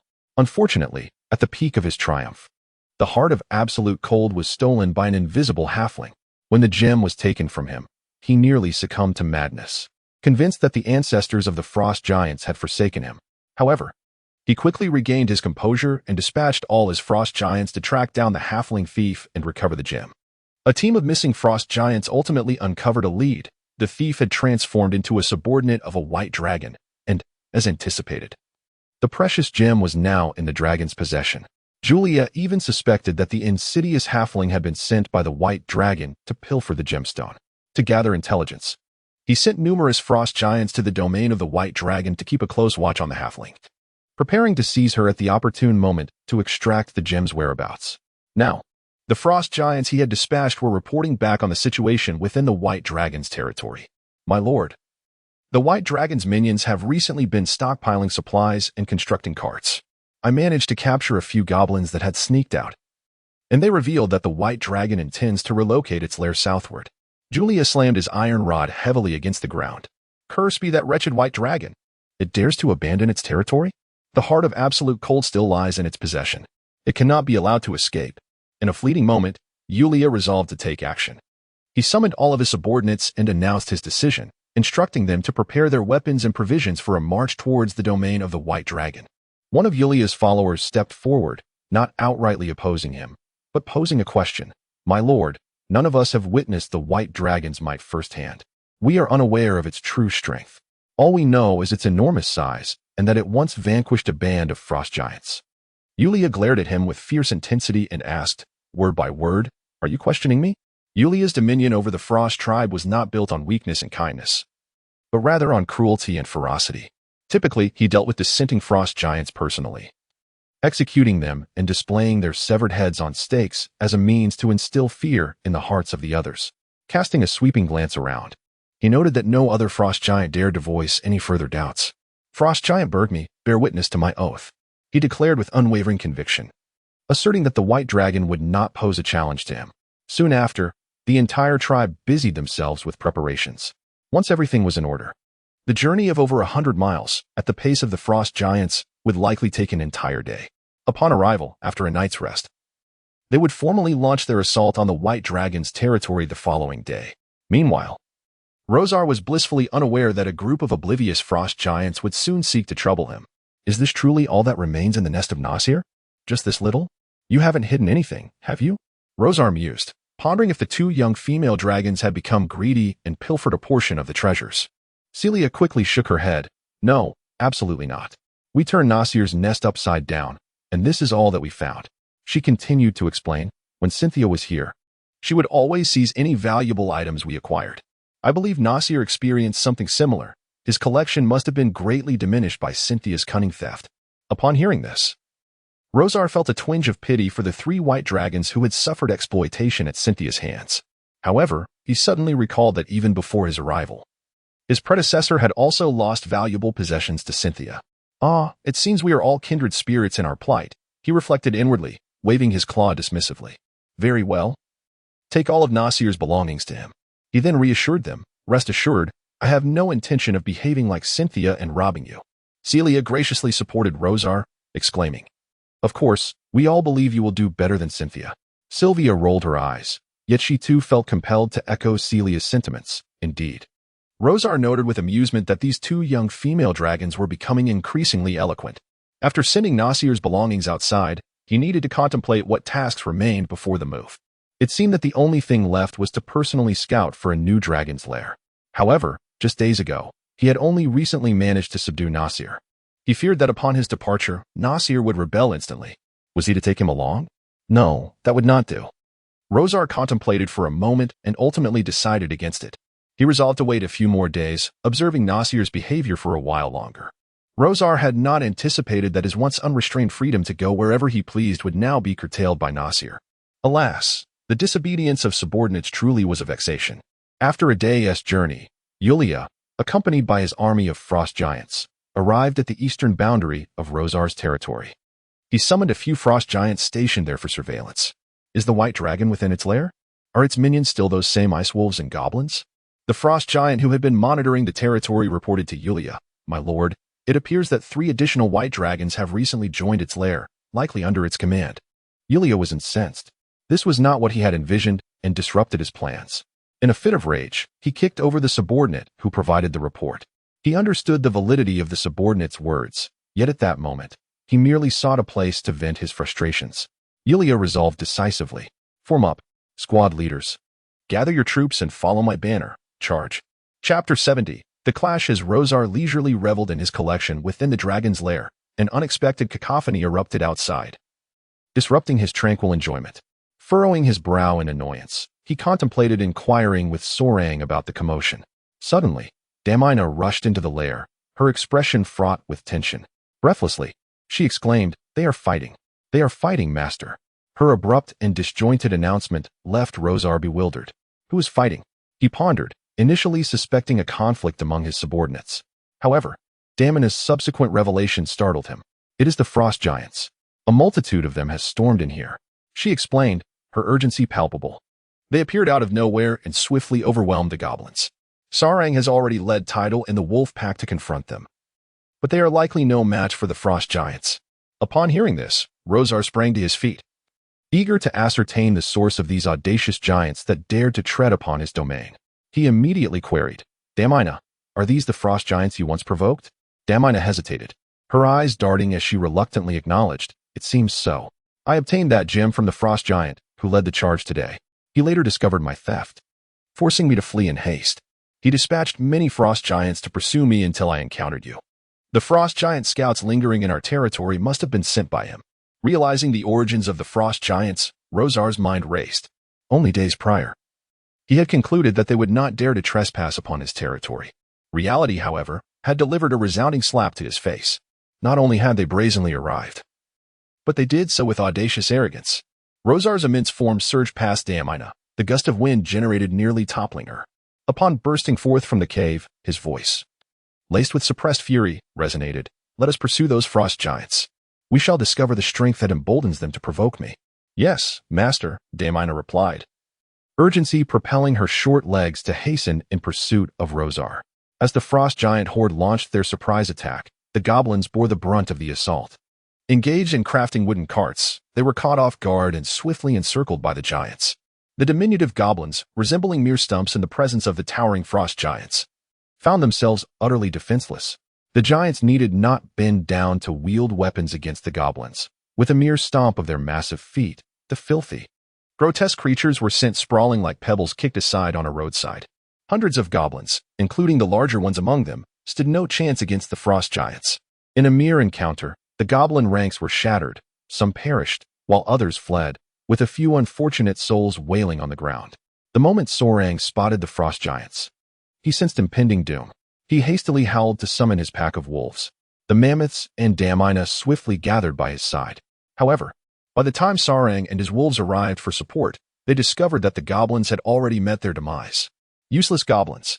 Sarang cursed inwardly. Now, it was their turn to confront the onslaught of the frost giants. Sorang leaped to a vantage point and surveyed the frost giant horde, estimating their numbers to be between 200 to 300, organized into smaller squads that coordinated seamlessly, clearly belonging to the same tribe. At the forefront stood a towering frost giant chief wielding an iron club, mercilessly crushing many goblins. Behind him, a subordinate bore a beast-hide banner adorned with grotesque designs. Sorang quickly realized that all the frost giants rallied around this banner. He understood that with his pack of fewer than 100 wolves, even with Tidar and Damina, they were no match for the frost giants. Thus, he swiftly approached Damina and implored her to seek their master, for the frost giants were overwhelming, and he could not hold them off for long. Only their master could resolve this crisis. Hurry. Once Damina departed, he positioned Tidar and the other 5 mammoths at the front, with the wolves trailing behind, initiating a countercharge against the frost giants. The mammoths needed to gain momentum to unleash their formidable impact, capable of inflicting damage upon the frost giants. Remaining stationary would render them merely larger targets. Moo. Tidar stood at the forefront of his companions, casting an ice armor spell that enveloped himself and his allies in a glistening layer of ice. He then raised his head, swinging his long trunk and trumpeting loudly, leading the charge into the ranks of the frost giants. The charge of the 5 colossal beasts was nothing short of unstoppable. They collided head-on, toppling every frost giant that obstructed their path, trampling them under their robust limbs. The frost giants could hardly withstand the weight of the mammoths, suffering grievous injuries on the spot. Subsequently, the wolves that followed swiftly seized their throats, delivering fatal bites. Sorang viciously severed the throat of a frost giant, only releasing his bloody jaws once he confirmed his adversary was lifeless. As he surveyed his surroundings, he noted that Tidar and the others had plunged deep into the frost giant ranks. However, the connection with the wolves had been severed by the frost giants. Initially, the wolves had taken advantage of the chaos, dispatching numerous frost giants. Yet, the giants quickly pressed in, filling the pathway created by the mammoths. Now, both the mammoths and wolves found themselves encircled by the frost giants. The situation has deteriorated to its utmost severity. Within the wolf pack, the majority are merely ordinary snow wolves, ill-equipped to contend with the frost giants, resulting in casualties. Meanwhile, the mammoth's speed has gradually diminished, ensnaring it in the midst of the frost giant horde. Once it comes to a complete halt, the frost giants will undoubtedly surge forth. A sense of urgency grips Sorlin's heart. Has Damina encountered her master? The situation here is becoming untenable. He is in dire need of assistance. Suddenly, 2 resounding roars of dragons echo through the air. Elation washes over Sorlin. Reinforcements have arrived. He gazes toward the source of the roars, spotting Hilly and Hivy. Here, they need not hunt personally, as Rosars can provide prey for them. Of course, the price for such ease is to lend a hand in times of crisis. And that time is now.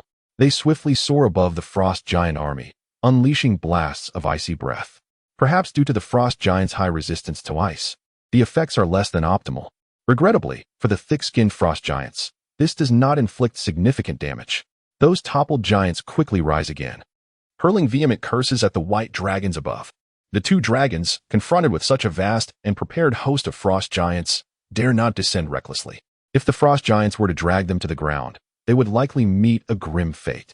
Thus, they continue to glide in the skies, occasionally harassing the frost giants below, biding time for Rosar's arrival.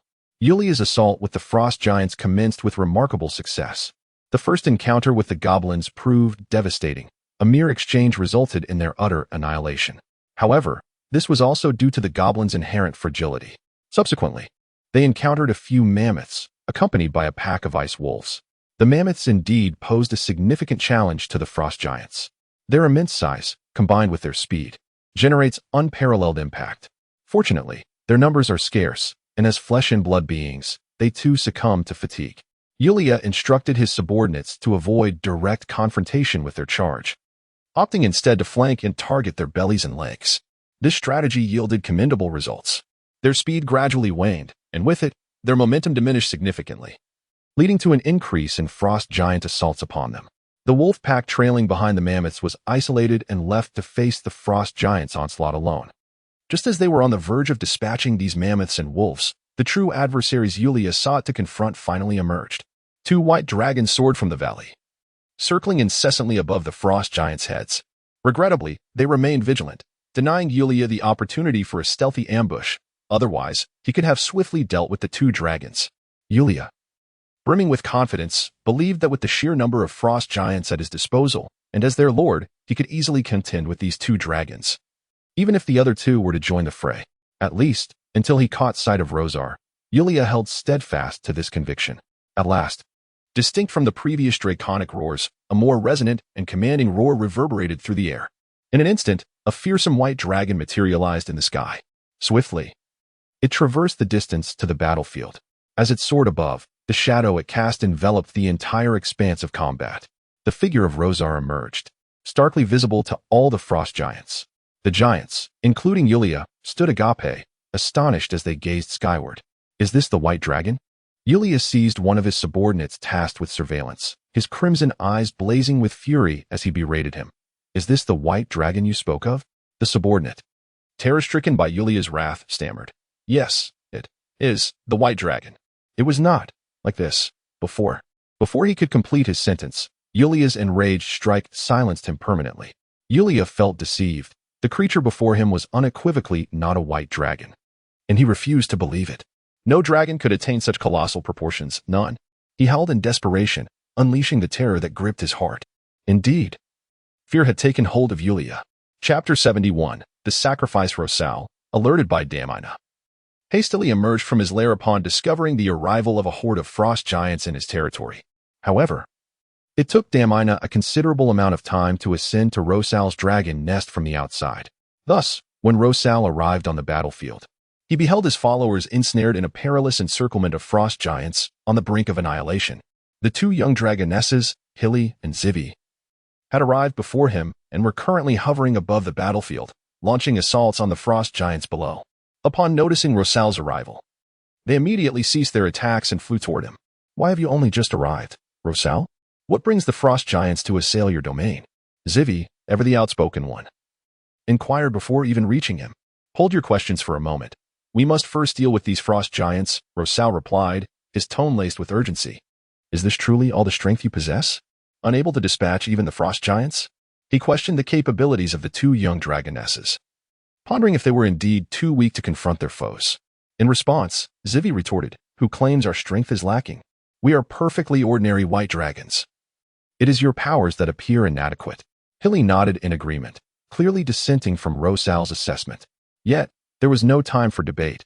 If he delayed any longer, his followers might perish. I shall engage now. Seek your own opportunities to join in, he declared, then dove into the fray. His immediate concern was to rescue Solon and his pack of wolves, who were on the verge of being overwhelmed by the frost giants. The wolf pack had suffered greatly, and Solon, leading the remnants, was nearing the end of his endurance.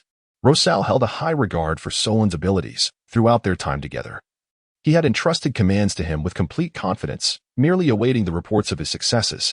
Solon had become the chief steward of Rosal's territory, managing affairs with remarkable efficiency. At present, Rosal could not identify a more capable follower than Solon, and thus he was determined to ensure Solon's survival to continue serving him. As Solon became entangled with the frost giants, Rosal landed amidst the assault, leveraging his massive size to crush a significant number of frost giants beneath him. With a swift maneuver, he spun around, sweeping his wings and tail to dispatch the surrounding foes. Subsequently, Rosal unleashed his icy breath upon the struggling frost giants, immobilizing them before addressing Solon, who had approached. "Withdraw with your remaining pack. Your presence here hinders my efforts." His words, though brusque, were nonetheless truthful. Were it not for Solon being amongst the frost giants, Rosal could have employed alternative strategies to combat them. Upon receiving the command, Solon promptly led his remaining wolves away from the battlefield, retreating toward the valley. The nearby frost giants, intimidated by Rosal's formidable presence, dared not pursue. With Solon's departure, Rosal felt liberated from restraint, allowing him to unleash his full might with greater ferocity. Wherever he went, swathes of frost giants fell before him, powerless to resist. Rosar then located several completely immobilized mammoths, their bodies marked with numerous wounds inflicted by the frost giants wielding their weapons as they lost momentum. Upon seeing Rosar, Tidal excitedly waved his long trunk and approached with his companions, having understood Rosar's intent. Now, the battlefield was left with only the multitude of frost giants and the solitary figure of Rosar. Regrettably, the disparity in strength bore no relation to their numbers. Rosar ascended into the sky once more, unreservedly unleashing his draconic majesty and frigid domain. Instantly, the frost giants below trembled in fear, their bodies involuntarily quaking at the sight of this godlike dragon. A few cowardly frost giants even discarded their weapons, collapsing to the ground.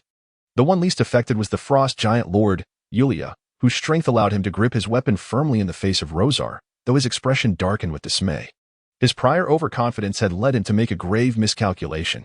Upon first sighting Rosar, he had no choice but to acknowledge the recklessness of his assault. Continuing the battle would spell disaster for his tribe. However, as Rosar displayed his might and dominion in the skies, Yulia felt that merely surviving this encounter would be a remarkable feat nonetheless. Yulia was not one to yield easily. Rosar had learned from Damina that these frost giants likely sought the gem of absolute cold. Thus, he refrained from unnecessary words and launched his assault directly. With his domain established, the frost giants below were affected, their bodies shivering in the cold. Then, Rosar unleashed his magical onslaught. Falling ice. A massive ice sphere plummeted from the sky, crashing into the ranks of the frost giants. Ice tornado. A swirling tempest, laden with ice shards, suddenly formed, ensnaring the surrounding frost giants. Several spells struck the frost giants, instantly clearing a vast expanse of the battlefield. In that moment, an ice spear spell spontaneously emerged from the frigid domain, piercing through the ranks of the frost giant army. This barrage of attacks further dampened the morale of the frost giants. Meanwhile, the two young female dragons in the sky, witnessing Rosar's overwhelming display of power against the frost giant forces, seized the opportunity to swoop down and launch their own assault amidst the giants' chaos. In an instant, the frost giant army found themselves utterly suppressed by the three white dragons, unable to muster any resistance. Yulia recognized that he must act decisively. He could no longer allow the white dragons to wreak havoc unchecked. He needed to offer a sacrifice to Ymir, the progenitor of giants.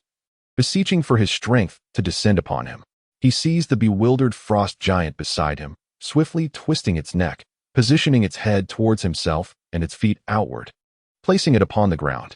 He repeated this act thrice more, resulting in a total of 4 frost giant corpses strewn across the earth. Yulia knelt in the center, lowering himself to one knee, and with deliberate intent, he sliced open his palms, anointing the foreheads, palms, and soles of the 4 corpses with his blood. He then overlapped his hands and placed them upon his forehead, softly intoning, "O source of all giants, great progenitor of giants, titan of clouds and waters, Ymir, I offer this sacrifice unto you. Grant me the strength to vanquish my foes before me." After reciting this mantra thrice, Yulia finally sensed a transformation within his being, as the blood upon his forehead began to emanate a faint luminescence. Suddenly, the 4 frost giant corpses he had just slain began to disintegrate, starting from their heads, gradually morphing into vapor, which then coalesced into a massive cloud-like entity. This colossal formation drifted towards Yulia. Part of it vanished into thin air, while the remainder entwined around Yulia's form, manifesting into a suit of cloud-woven armor. Helm, breastplate, gauntlets, and greaves all were present and accounted for. "Huh, it truly works," Yulia exclaimed, gazing down at his resplendent armor, clenching his fists in exhilaration. He felt an overwhelming surge of power coursing through him, as if he could slay a dragon with his bare hands. Most significantly, he discovered he possessed the ability to fly. A thrill coursed through him as the armor began to levitate him off the ground. Given that Ymir was the titan of clouds and waters, It was no surprise that his power enabled flight. This ritual had summoned the strength of the progenitor Ymir, which would likely last for 2 hours. Yulia knew he must seize the moment to confront the white dragon. Gripping the iron staff tightly, he leaped into the air, soaring to the same altitude as the white dragon. He laughed maniacally. "White dragon, feel the might of Ymir, the progenitor of giants." He then charged boldly towards Rosar. Meanwhile, Rosar was engaged in a fierce slaughter of the frost giants when suddenly a flying frost giant emerged, catching him off guard. He had never heard of frost giants being capable of flight. The frost giant then charged towards him, audaciously proclaiming the strength of Ymir. Rosar smirked coldly. "Let me first show you the extent of my power." Chapter 72. The Demise of the Frost Giant Lord in the Sky. Rosar faced the challenge posed by the Frost Giant Lord. Prior to this encounter, he had carefully observed the formidable giant. This frost giant, soaring through the air towards Rosar, towered over his kin, adorned with lavish armor that glimmered with an ethereal beauty. In his grasp was a hefty iron club, while his armor radiated a mesmerizing brilliance. In contrast, the other frost giants wielded mere wooden staffs, often with a piece of iron strapped to the front, and donned animal hides instead of armor. Unbeknownst to Rosar, this was the result of Yulia's sacrifice of his kin, summoning the power of the progenitor of giants, Ymir, manifesting as the resplendent cloud-weave armor. Not only did it possess an exquisite appearance, but it also boasted remarkable defensive capabilities. Most significantly, it granted Yulia the ability to fly. Albeit for a fleeting duration of 2 hours, sufficient for a life-and-death battle against Rosar in the skies. However, unexpectedly, Yulia halted not far from Rosar. Empowered by the cloud-weave armor, which augmented his strength and briefly bestowed upon him the gift of flight. Now, suspended before Rosar, he issued a final ultimatum before the impending clash. "White Dragon, surrender the thief of the stolen gem and return it to me. Otherwise, I, Yulia, the Frost Giant Lord, shall take matters into my own hands. You shall not escape unscathed." At this moment, Yulia brimmed with confidence, buoyed by Ymir's blessing. Having forgotten his earlier trepidation about surviving Rosar's assault, he now brazenly taunted the white dragon. Rosar turned his head, appraising the Frost Giant Lord with a disdainful glance. With a scoff, he uttered 3 dismissive words. "Is that all?" Such contempt ignited Yulia's fury. His eyes blazed with wrath as he gripped the iron club tightly, swinging it menacingly toward Rosar, eager to strike the white dragon directly. Pointing the club at Rosar's head, Yulia proclaimed, "You seek death, you wretched white dragon. I now wield the power of Ymir, a force you cannot hope to contend with. If you possess any wisdom, you would surrender now, relinquishing all you hold dear to preserve your life. In return, you shall become my steed, aiding me in conquering more races and larger territories." Rosar nearly succumbed to laughter at the audacity of the arrogant frost giant.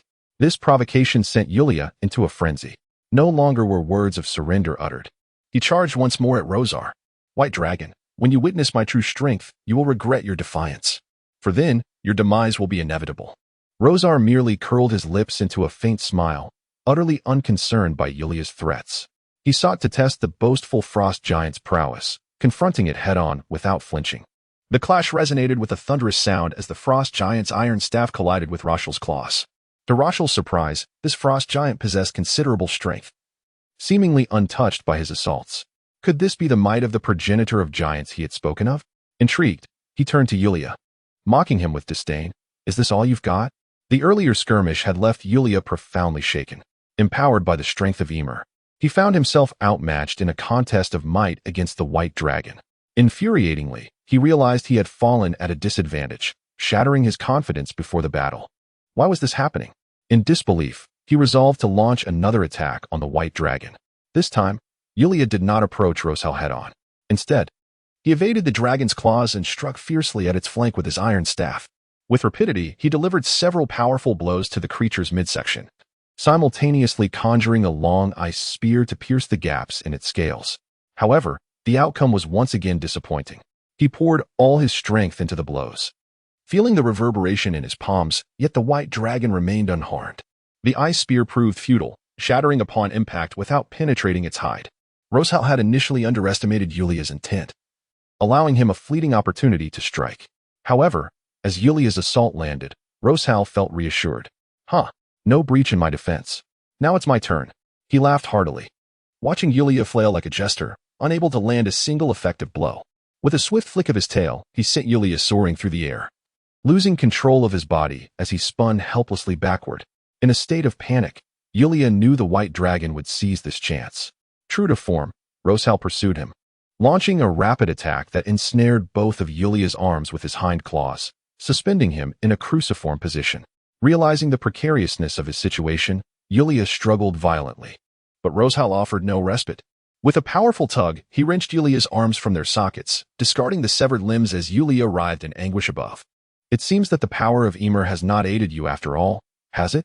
With a heart-wrenching scream, Yulia felt as though his arm had been wrenched away by the White Dragon, a piercing wail escaping his lips. Ah, cursed White Dragon! Ah, my arm!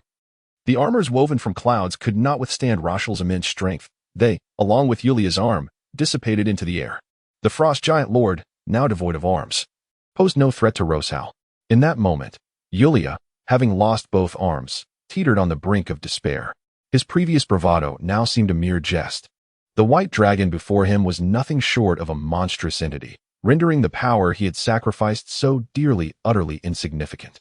No matter how fiercely he attacked, he could inflict no harm upon it, while its counterattacks were both swift and lethal, robbing him of his arms and leaving him utterly defenseless. His enhanced attributes and flight abilities had become mere trinkets. Yet no, there remained the power of the Ice Curse. Yes, it could surely slay the White Dragon.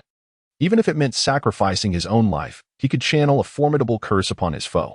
Under the curse, the enemy would first experience an excruciating and penetrating chill, gradually losing the warmth of their body, their flesh transforming into ice. Ultimately, they would succumb to death, becoming a colossal block of everlasting frost. According to the tribe's chronicles, no creature had ever escaped the fate of becoming an ice block once cursed. Today, he was destined to be killed by the White Dragon, with no chance of survival. Yet, before his demise, he would ensure that the White Dragon would not escape unscathed. Gritting his teeth against the agony of his lost arms, he silently began to invoke the curse. I, Yulia, the Frost Giant Lord, willingly offer my life to manifest an absolute power of ice, bestowing it upon the one I have chosen. Feeling the slow ebb of his life force, he no longer hesitated and fixed his target upon Rosal. Go forth, Ice Curse. Yulia was irrevocably lost to the grasp of death. As he perished, the cloud-woven armor shattered. The body of Yulia, now devoid of flight capability, plummeted straight towards the ground. However, before this descent, a cerulean light emanated from his form, darting toward Rosal at a speed nearly imperceptible to the naked eye. When Rosal noticed it, he merely felt a flash of blue light before it vanished into his very being. He was unaware of what it was, only that it had emerged from the fallen Frost Giant Lord. And since they were enemies, this substance could not be benign. Yet, upon closer inspection, he found no anomalies within himself. He had no choice but to remember this occurrence, intending to ponder it further after the battle's conclusion. Now that he had vanquished even the Frost Giant Lord, the remaining Frost Giants would surely pose no challenge to him. Merely lambs awaiting slaughter. Wait. Suddenly Rosal conceived an idea. Is it possible to subdue these Frost Giants? Chapter 73. Surrender. Rosal had long contemplated abandoning the goblins. To be candid, his initial choice of goblins stemmed from his inability to find other humanoid races. The creatures of the icy expanse were already few, and those that met Rosal's criteria were even scarcer. The goblins were filthy, frail, foolish, and disorganized, an abundance of flaws. However, he merely intended to utilize them as cannon fodder, which he found tolerable for the time being. Yet, during the recent assault by the Frost Giants, the goblins failed to withstand even a single encounter. Even the larger goblins fled alongside the others, utterly failing to fulfill their role as expendable troops. This infuriated Rosal, who arrived at the battlefield. Worthless creatures. They lacked even the qualification to serve as cannon fodder. In comparison to the wolf pack led by Solon and the mammoth herd commanded by Tidal, Rosal deemed the goblins utterly unnecessary for continued existence. Coincidentally, the leader of the Frost Giants had perished. The remaining Frost Giants were disheveled and devoid of the courage to continue fighting Rosal. He could easily persuade these remaining Frost Giants to surrender, replacing the goblins. It was worth a try, he thought, feeling a strong sense of confidence in this endeavor. Rosal soared above the battlefield, accompanied by 2 young female dragons, herding all the Frost Giants together. Gazing down at the circle of Frost Giants, their faces filled with terror, he declared loudly, "Foolish Frost Giants, your leader is dead." With a resounding thud, the mangled corpse of Julia was tossed before the Frost Giants, inciting a wave of chaos. Your greatest mistake was provoking me. The price paid was his life. You shall face the same fate. At this juncture, a murmur of discontent rippled through the ranks of the frost giants. Fearing that the white dragon intended to annihilate them, Rosal looked down with satisfaction. However, the great Rosal was willing to offer these frost giants a chance. He suddenly bellowed, "Kneel." The command stunned many of the frost giants who were listening intently. Rosal continued, "Kneel and swear loyalty to me, and I shall spare you. Otherwise, death awaits you." His vertical pupils slowly scanned the remaining frost giants, his gaze imbued with scrutiny and menace. After a moment of silence, a voice emerged from amongst the frost giants. "You shall not succeed, White Dragon. The descendants of Begmi will not kneel to you." Rosal's eyes narrowed, swiftly turning towards the source of the voice. Who dared to speak? He scrutinized the cluster of frost giants, attempting to identify the one who had dared to voice opposition. "It is I." A frost giant pushed through his compatriots, standing defiantly among the remnants, glaring at Rosal. "Even in death, you shall not compel us to surrender." Rosal circled in the air before descending directly to the ground. His massive dragon form loomed less than 30 feet from the frost giants, casting a palpable aura of pressure that rendered all of them unable to meet his gaze. All, that is, except for the one who stood firm. Rosal, with keen interest, gazed at him and inquired, "So, you are unafraid of death?" However, the frantic glimmer in his eyes, the heavy breaths, and the trembling of his body betrayed his inner turmoil, revealing that he could not truly embrace the inevitability of death. In a flash, Rosal's forepaw shot out like lightning, ensnaring the frost giant within his grasp. The giant's towering form was captured in a single claw, leaving only its legs thrashing helplessly outside. "Let me go, you cursed white dragon!" The frost giant shouted in panic, exerting every ounce of strength, yet failing to create even a slight gap in Rosal's grip. With a fierce glint in his eyes, Rosal coldly addressed the other frost giants. "Behold the fate that awaits those who refuse to surrender." Gradually tightening his claw, the frost giant's curses morphed into pleas for mercy, culminating in its excruciating demise. Rosal even crushed its body in two, the severed halves falling to the ground. A stark testament to the defiance that had just moments ago characterized the fallen giant. With this grim example set before them, the remaining frost giants dared not persist in their resistance. At last, when Rosal commanded them to kneel once more, one frost giant, head bowed, dared not meet the eyes of its kin and submitted to the white dragon. With this visible example of submission, the others followed suit, kneeling one after another until all the living frost giants prostrated themselves before Rosal. Content. Rosal surveyed the kneeling giants, nodding with a smile. "Well done. You have made the right choice. Rejoice, for you have successfully survived." It was only when Rosal had subdued the frost giants that Solon, accompanied by a sparse pack of wolves, approached. "Congratulations, master, on yet another magnificent victory." Rosal nodded at Solon's arrival and commanded, "Take your subordinates and direct these surrendered frost giants to cleanse the battlefield. As for the goblins, let those who remain be. Do not pursue the ones that fled. They have been replaced by more suitable alternatives." "As you wish, master," Solon replied with his customary respect, bowing until Rosal ceased issuing commands. Then he inquired, "Master, may I commence now?" "Yes, begin," Rosal affirmed. With that, Solon called out to the still kneeling frost giants, "The master has ordered me to command you. Rise now and gather all the corpses on the battlefield. Leave no trace behind. Move swiftly." Rosal observed as all the frost giants commenced their tasks under Solon's direction. He mused to himself, "Indeed, the frost giants are far more efficient in their labor than those goblins." At that moment, the short-legged Diamina had just arrived at the battlefield. Having witnessed Rosal's overwhelming prowess in dispatching the oncoming frost giants, convinced that her presence was no longer urgently needed, she decided to take her time reaching the scene. She had previously observed that the frost giants who had arrived this time were clad entirely in animal hides and iron scraps, possessing nothing of value. The most precious treasure they had once owned was likely the gem they had stolen. Alas, it now belonged to their master, Rosar. Diamina had flitted between Rosar's dragon lair and the battlefield twice, her role merely that of a messenger. Throughout the recent battle, he had remained absent, leading Rosar to suspect he might have seized the opportunity to flee. However, it turned out Rosar had misjudged the situation. Nasir had not escaped. Instead, he languished in the cave he had excavated, seemingly indifferent to the events unfolding outside. Regarding their foes, apart from the airborne frost giant leader, who had posed a slight challenge, The other frost giants appeared as mere wooden figures before him, insignificant and unworthy of mention. By the way, what was that final blue light?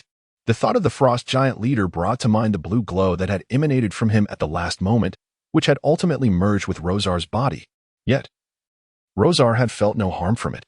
Nonetheless, it remained a nagging thorn in his heart. Until he unraveled the mystery of the blue light, he would not find peace. Perhaps that blue light was his ultimate trump card. Rosar carefully assessed his physical condition and found no anomalies. In fact, he felt even better than before the battle. Except, wait, why was there a chill? Suddenly, Rosar perceived a slight coolness in his body. He quickly realized something was amiss. As a white dragon, the sovereign of ice and cold, at least in his own estimation, how could he feel even the slightest chill? Moreover, the sensation was intensifying, gradually making him feel cold. Could this condition be a consequence of that blue light? A shiver ran down Rosar's spine. This was not a good sign. He needed to understand this promptly. Now, all he could do was await the disk, which could transmit the frost giant leader's memories to him, revealing the true nature of that blue light and whether it was connected to his current state. Previously, he had examined the battlefield but had found nothing. Rosar could only place his hopes in the disk, which had never failed him before, and he trusted it would not disappoint him this time either. Chapter 74. The Curse of Ice or the Blessing of Ice. Within the dragon's lair, Rosar was restless. This marked the third day since he had sensed a troubling affliction within his body, and the situation had progressively worsened. Initially, he merely perceived a faint chill, akin to the caress of a cold breeze, merely lingering on the surface of his form.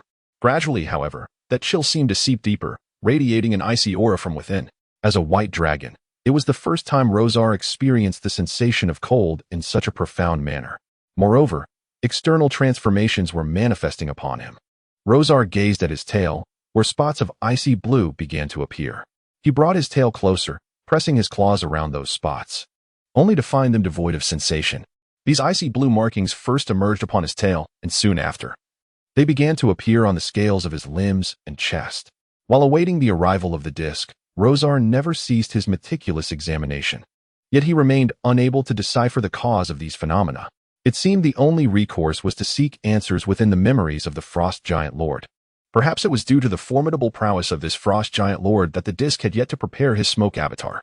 Consequently, Rosar could not summon the smoke avatar to access its memories. The other frost giants he had vanquished in battle were summoned, their memories dissipated and absorbed. Yet no clues regarding this blue light emerged. Only one frost giant vaguely recalled that the leaders of their tribe wielded a formidable curse. Rosar speculated that the affliction he endured might indeed be that very curse, prompting him to dispatch Solon to interrogate the surrendered frost giants for further insight, though no more specific information was uncovered. Thus, Rosar's singular source of intel now rested upon Julia's memories. He calculated the passage of time and determined that today he should be able to summon Julia's smoke avatar. After an anxious wait, the disk finally responded. Rosar promptly summoned Julia's smoke avatar, denying it any chance to react before obliterating it with a swift strike of his claw. There was no time to relish the past joy of power augmentation. With narrowed eyes, Rosar meticulously sifted through Julia's memories in search of the knowledge he required. Perhaps due to Julia's profound obsession before her demise, Rosar swiftly unearthed information regarding the curse. The Curse of Ice? A creature afflicted by this curse would first experience an unbearable chill, followed by a gradual transformation into ice. From Julia's memories, Rosar learned that this curse was a closely guarded secret passed down through the generations of the White Frost tribe's leaders, a form of mutual destruction. The frost giant who cast the curse sacrificed their own life to ensure the demise of their enemy. Successive chiefs had guarded this secret with utmost caution, fearing that their subordinates might wield the curse against them. This was the case for the chief preceding Julia as well, though unfortunate circumstances led him to encounter Julia, the aberrant frost giant.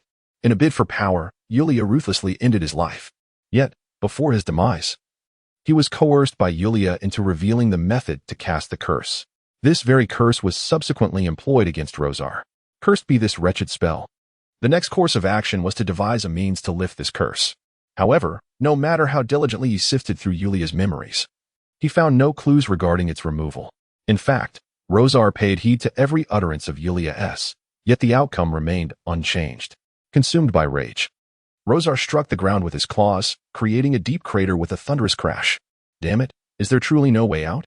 In recent days, He had begun to feel an insidious chill, with ice blue dots manifesting on various parts of his body. These were ominous signs, unmistakably heralding his transformation into an ice statue, a curse wrought by an enemy he had slain.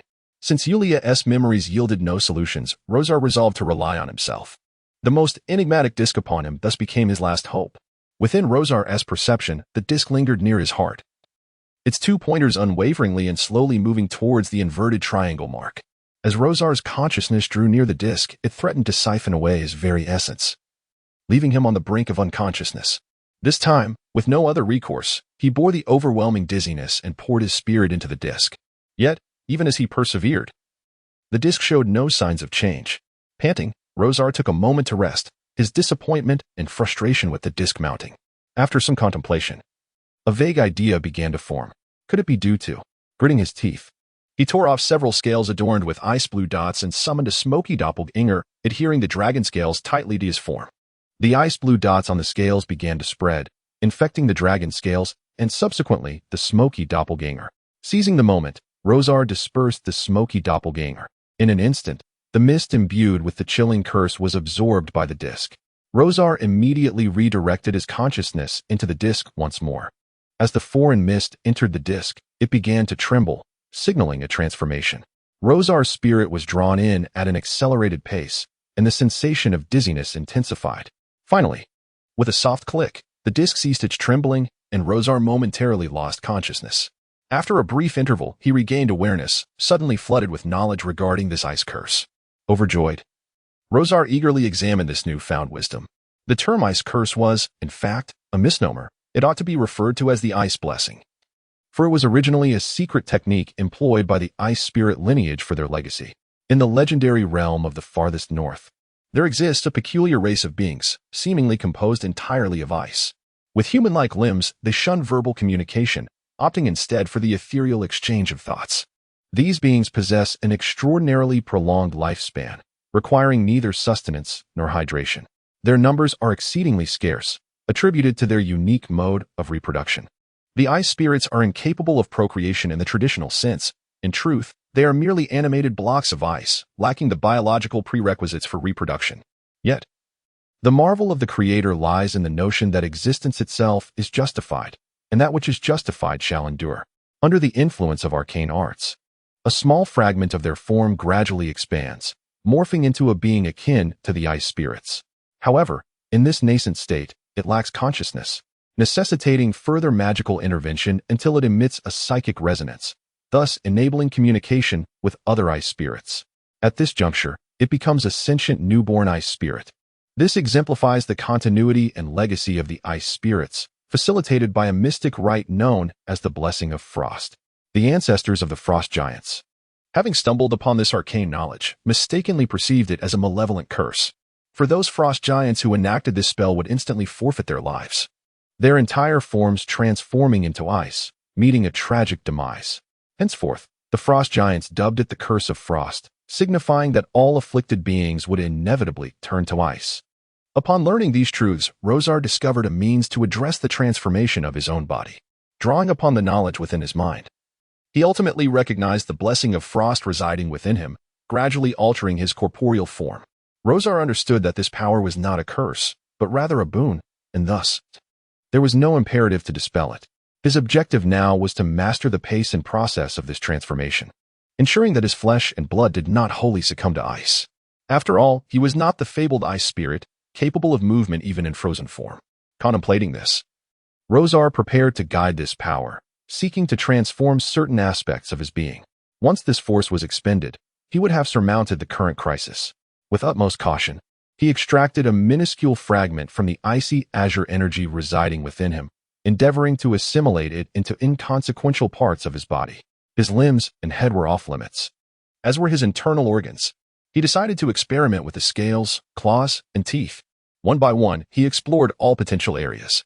He did not overlook his dragon horns, and to his surprise, he discovered a specific location that could accommodate this transformative boon: his throat, the very site from which he exhaled frost. There, the power exhibited an extraordinary yearning, and as soon as the fragment he guided made contact, it was wholly absorbed without any adverse sensations. After a brief moment of anticipation, during which nothing untoward occurred.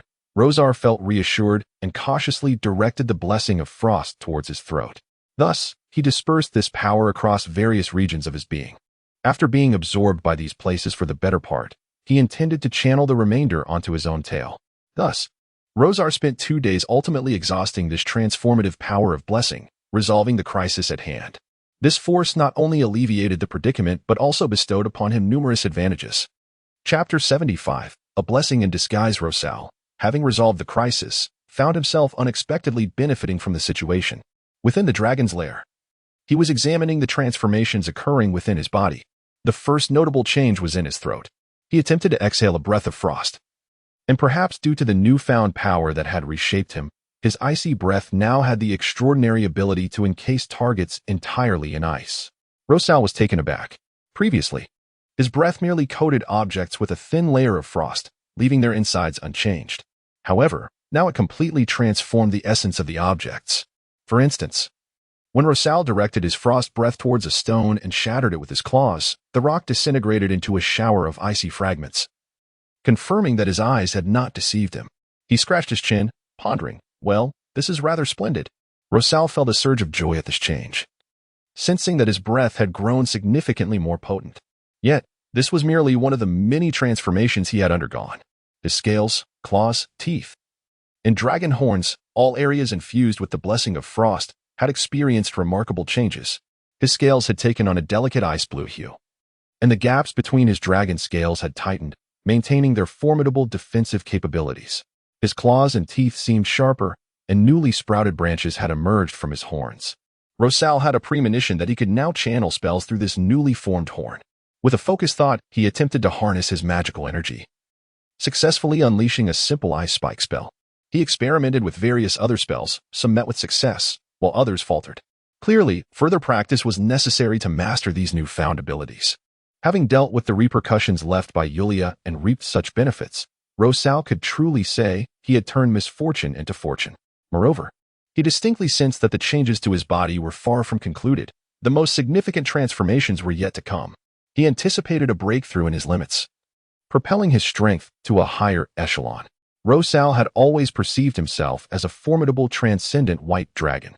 According to the legacy of his memories, the various races and professions on the continent of Rand were classified from weakest to strongest as novice, intermediate, advanced, transcendent, legendary, and demigod. Beyond the demigod tier lay the divine, beings who rarely descended to the mortal realm. The demigod tier represented the pinnacle of power that the land of Rand could accommodate, which subsequently evolved into a standard for quantifying strength. Despite sharing the same tier, different races and professions exhibited varying degrees of strength. For instance, when comparing halflings and humans of the same rank, humans would typically possess a slight advantage due to their larger physique. Similarly, when juxtaposing humans with frost giants, the latter clearly held the upper hand. Dragons, in contrast, were inherently distinct from other creatures. They occupied the apex of the biological hierarchy, their power greatly surpassing that of other races.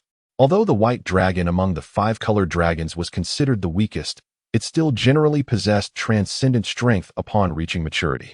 As time progresses, when the white dragon reaches its utmost growth and adeptly wields the magical abilities ingrained in its ancestral memories, it transcends the thresholds of the extraordinary, evolving into a legendary white dragon.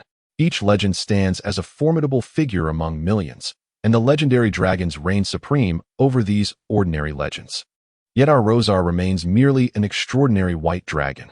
However, his astonishingly colossal form is unmatched even by legendary dragons. The enhancements to his physical attributes and magical capabilities bestowed by the disc have propelled his strength far beyond that of an average white dragon. Even Cynthia, a being of legendary prowess, once feared Rosar so greatly that she sought to eliminate him by any means necessary. Unfortunately, her efforts faltered, leaving her wounded by a dragon-slaying weapon, compelling her to seek refuge in slumber. Nevertheless, Rosar has never experienced such a transformation. Breaking into legend is akin to an ascension in life's hierarchy, mastering a higher echelon of power. During this transformative process, one compensates for physical shortcomings, becoming the epitome of their kind. Rosar has yet to undergo such an event. However, he now senses a surge of power within, as if he is on the verge of breaking into legend. His body urges him to seek a tranquil space, to await the moment of transcendence and embrace life's next leap. The breakthrough of a dragon's power is invariably tied to slumber. Foreseeing his impending sleep, Rosar summoned Hivi, and his loyal followers Solon and Damina before him. He candidly expressed his intentions and forthcoming arrangements. Pointing his claw at Solon, he instructed, Solon, you are to manage the affairs of our territory. The frost giants have only recently surrendered. Should they perceive my descent into slumber, unrest may ensue. You must keep a vigilant watch over them. Then he turned to the two young female dragons. Hivi, you are to assist Solon in monitoring the frost giants, ensuring they do not escape. If necessary, do not hesitate to eliminate a few of the leading frost giants. What? Assist? We are to heed the commands of this ice-field wolf? Hivi protested upon hearing this, pushing aside Hilly's restraining claw and stepping forward to question Rosar's decision. Rosar, eager to finalize his arrangements, fixed her with a stern, piercing gaze and replied, Is there a problem? Hivi, though apprehensive, pressed on, We are noble white dragons. He is merely an ice-field wolf. What right or strength does he possess to command us? Rosar promptly interrupted her. Enough, Hivi. You may cease your objections. This is my final decree, and it is not open to debate. Yet he allowed for some flexibility, adding, Of course, Solon will not intrude upon your activities. You will maintain your freedom to act, as you have before. He understood that he could only place his trust in his loyal followers. Entrusting the management of his domain to those who were utterly devoted to him was an unalterable decision. Now he instructed the ice wolf not to disturb them with trivial matters. His resistance had proven somewhat effective. Since Shiwei did not voice any opposition, the matter was settled. Then Rosar recalled that he was still in slumber, and Nasir had not fully submitted. He wondered if this would lead to trouble. After some contemplation, he decided that Hilly and Shiwei should keep a vigilant eye on Nasir, especially to ensure he did not escape.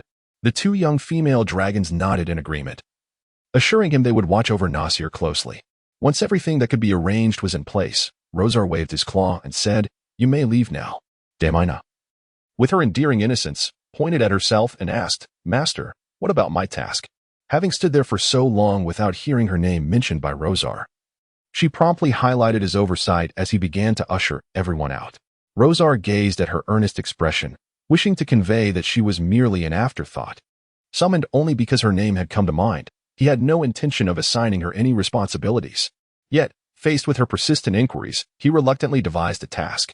Well, Damina, you shall accompany Tidal and the others to forage for food to satisfy the appetites of the gluttons. Additionally, patrol the territory to check for any intruders. Is that within your capability? Damina did not concern herself with the specifics of her assignment. She was simply delighted to have a task akin to Solon and the others. Responding to Rosar's inquiry, she stood tall and proclaimed, Rest assured, Master, Damina will surely accomplish it. Excellent, Rosar nodded slightly. You may go now. Please refrain from disturbing me unless I summon you. Your wish is my command, Master. They replied in unison, and with that, the two young female dragons departed. Once they were all gone, Rosar promptly sealed the dragon's lair. Chapter 76. Slumber Rosal sealed the dragon's lair, leaving only himself, a solitary dragon. He lay quietly upon his bed, concentrating all his mental energy on exploring the burgeoning vitality within his body. Even the once cherished golden gems could no longer captivate Rosal's interest. In this undisturbed environment, he swiftly entered a state of tranquility. His eyes gradually closed, his expression serene, his body fully relaxed, and his spirit uncoiled. Thus, Rosal drifted into slumber. However, the sleeping white dragon finally sensed the stirring power that set his heart aflame. Rosal hazily felt that if he extended his hands, he could grasp that elusive force, so tantalizingly close yet just out of reach. Yet, his claws remained firmly pressed against his sides, unyielding no matter how he strained. Suddenly, he remembered that he had more than just two claws at his disposal. Instinctively, Rosal flicked his tail, using it as a substitute for his claws. The robust tail passed through the hazy realm before him, but touched nothing, for it was merely a figment of Rosal's dreams, conjured from his own imagination. Nevertheless, in the lair, Rosal indeed swung his tail, resulting in a section of the stone wall collapsing, debris scattering across the floor. The tremendous noise startled Sorlang, who was lingering outside the lair, eliciting astonishment from him and the others. Upon hearing the resounding crash, Damina instinctively assumed Rosal was demolishing his own abode, and she voiced her confusion. The silence lingered for a moment. Hivi directly informed Sorlang, Icefang Wolf, although Rosal has entrusted you with managing his territory. It would be wise not to encroach upon my domain. She remained perturbed by Rosal's decision, showing no kindness towards Sorling. Aware of Hivi and Hilly's status as white dragons and the Master's sisters, Sorling knew better than to provoke them. He could only concede, of course. The Master has instructed us not to disturb you with trivial matters. Yet, he seized the opportunity to express his thoughts. The Master has tasked us with keeping an eye on the surrendered frost giants, ensuring they do not find an opportunity to escape. I believe, aside from the Master, the most formidable beings in the territory are you, as the Master's sisters. Thus, this task of monitoring the frost giants falls squarely upon you. Hivi was beguiled by his words, oblivious to the fact that he had merely rephrased a command. Indeed, while I may not compare to Rosal, that peculiar one, dealing with those frost giants will be a trivial endeavor. Hivi lowered her voice when mentioning the word peculiar, as that was her true sentiment. However, she soon realized that she was now a subordinate of Rosal, and should he discover her thoughts, he would undoubtedly hold her accountable. Although Rosal was currently deep in slumber, it was inevitable that he would learn of her remarks through another. She glanced around, pondering who might serve as the informant. Hilly, she would not. She had always been with her, and thus she had no opportunity. Then there was Solong, who also would not. Although she harbored a dislike for the Ice Wolf, she understood he would not report such trivial matters to Rosar. Ultimately, Shiwei's gaze settled upon Damina. She was the most likely to inform Rosar of what had been said. Shiwei discerned that Rosar exhibited an unusual tolerance towards this half-being. Damina frequently sought out Rosar, sharing trivial stories she had heard before. It was possible that Damina would relay Shiwei's words from today to Rosar. With this thought in mind, Shiwei immediately made her demand. You shall pretend you have not heard what I just said regarding Rosar. Especially you, Damina. Do not mention today's events in front of Rosar. Damina was perplexed by Shiwei's specific caution directed at her. Nevertheless, she did not oppose such a request. Pleased, Shiwei smiled. They deliberated for a while longer on the tasks they would each undertake before arriving at the dragon's nest. The responsibility of monitoring the frost giants fell to Shiwei and Hilly. Although Hilly had seen through Solong's ruse, she chose not to expose it. She too wished to assist Rosar in keeping an eye on the captives. While overseeing the territory, Solong also sought to replenish his pack of wolves. During the battle with the frost giants, the snow wolves, being mere ordinary beasts, could not withstand the onslaught and suffered heavy losses. With the battle now concluded, he certainly aimed to restore and even expand the pack. Since Rosar had entrusted the territory to him, Solong had no intention of leaving the dragon's nest. Therefore, he would lead his two companions into the field. His two young wolf cubs were gradually growing up, and it was time for them to undertake some tasks to hone their skills. Damina, on the other hand, was inseparable from Tidal and those mammoths. She was to lead them, foraging throughout the territory for sustenance.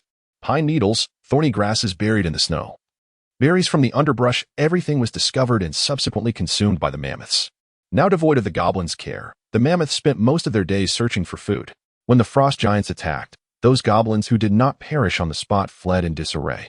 After escaping the battlefield, they simply vanished.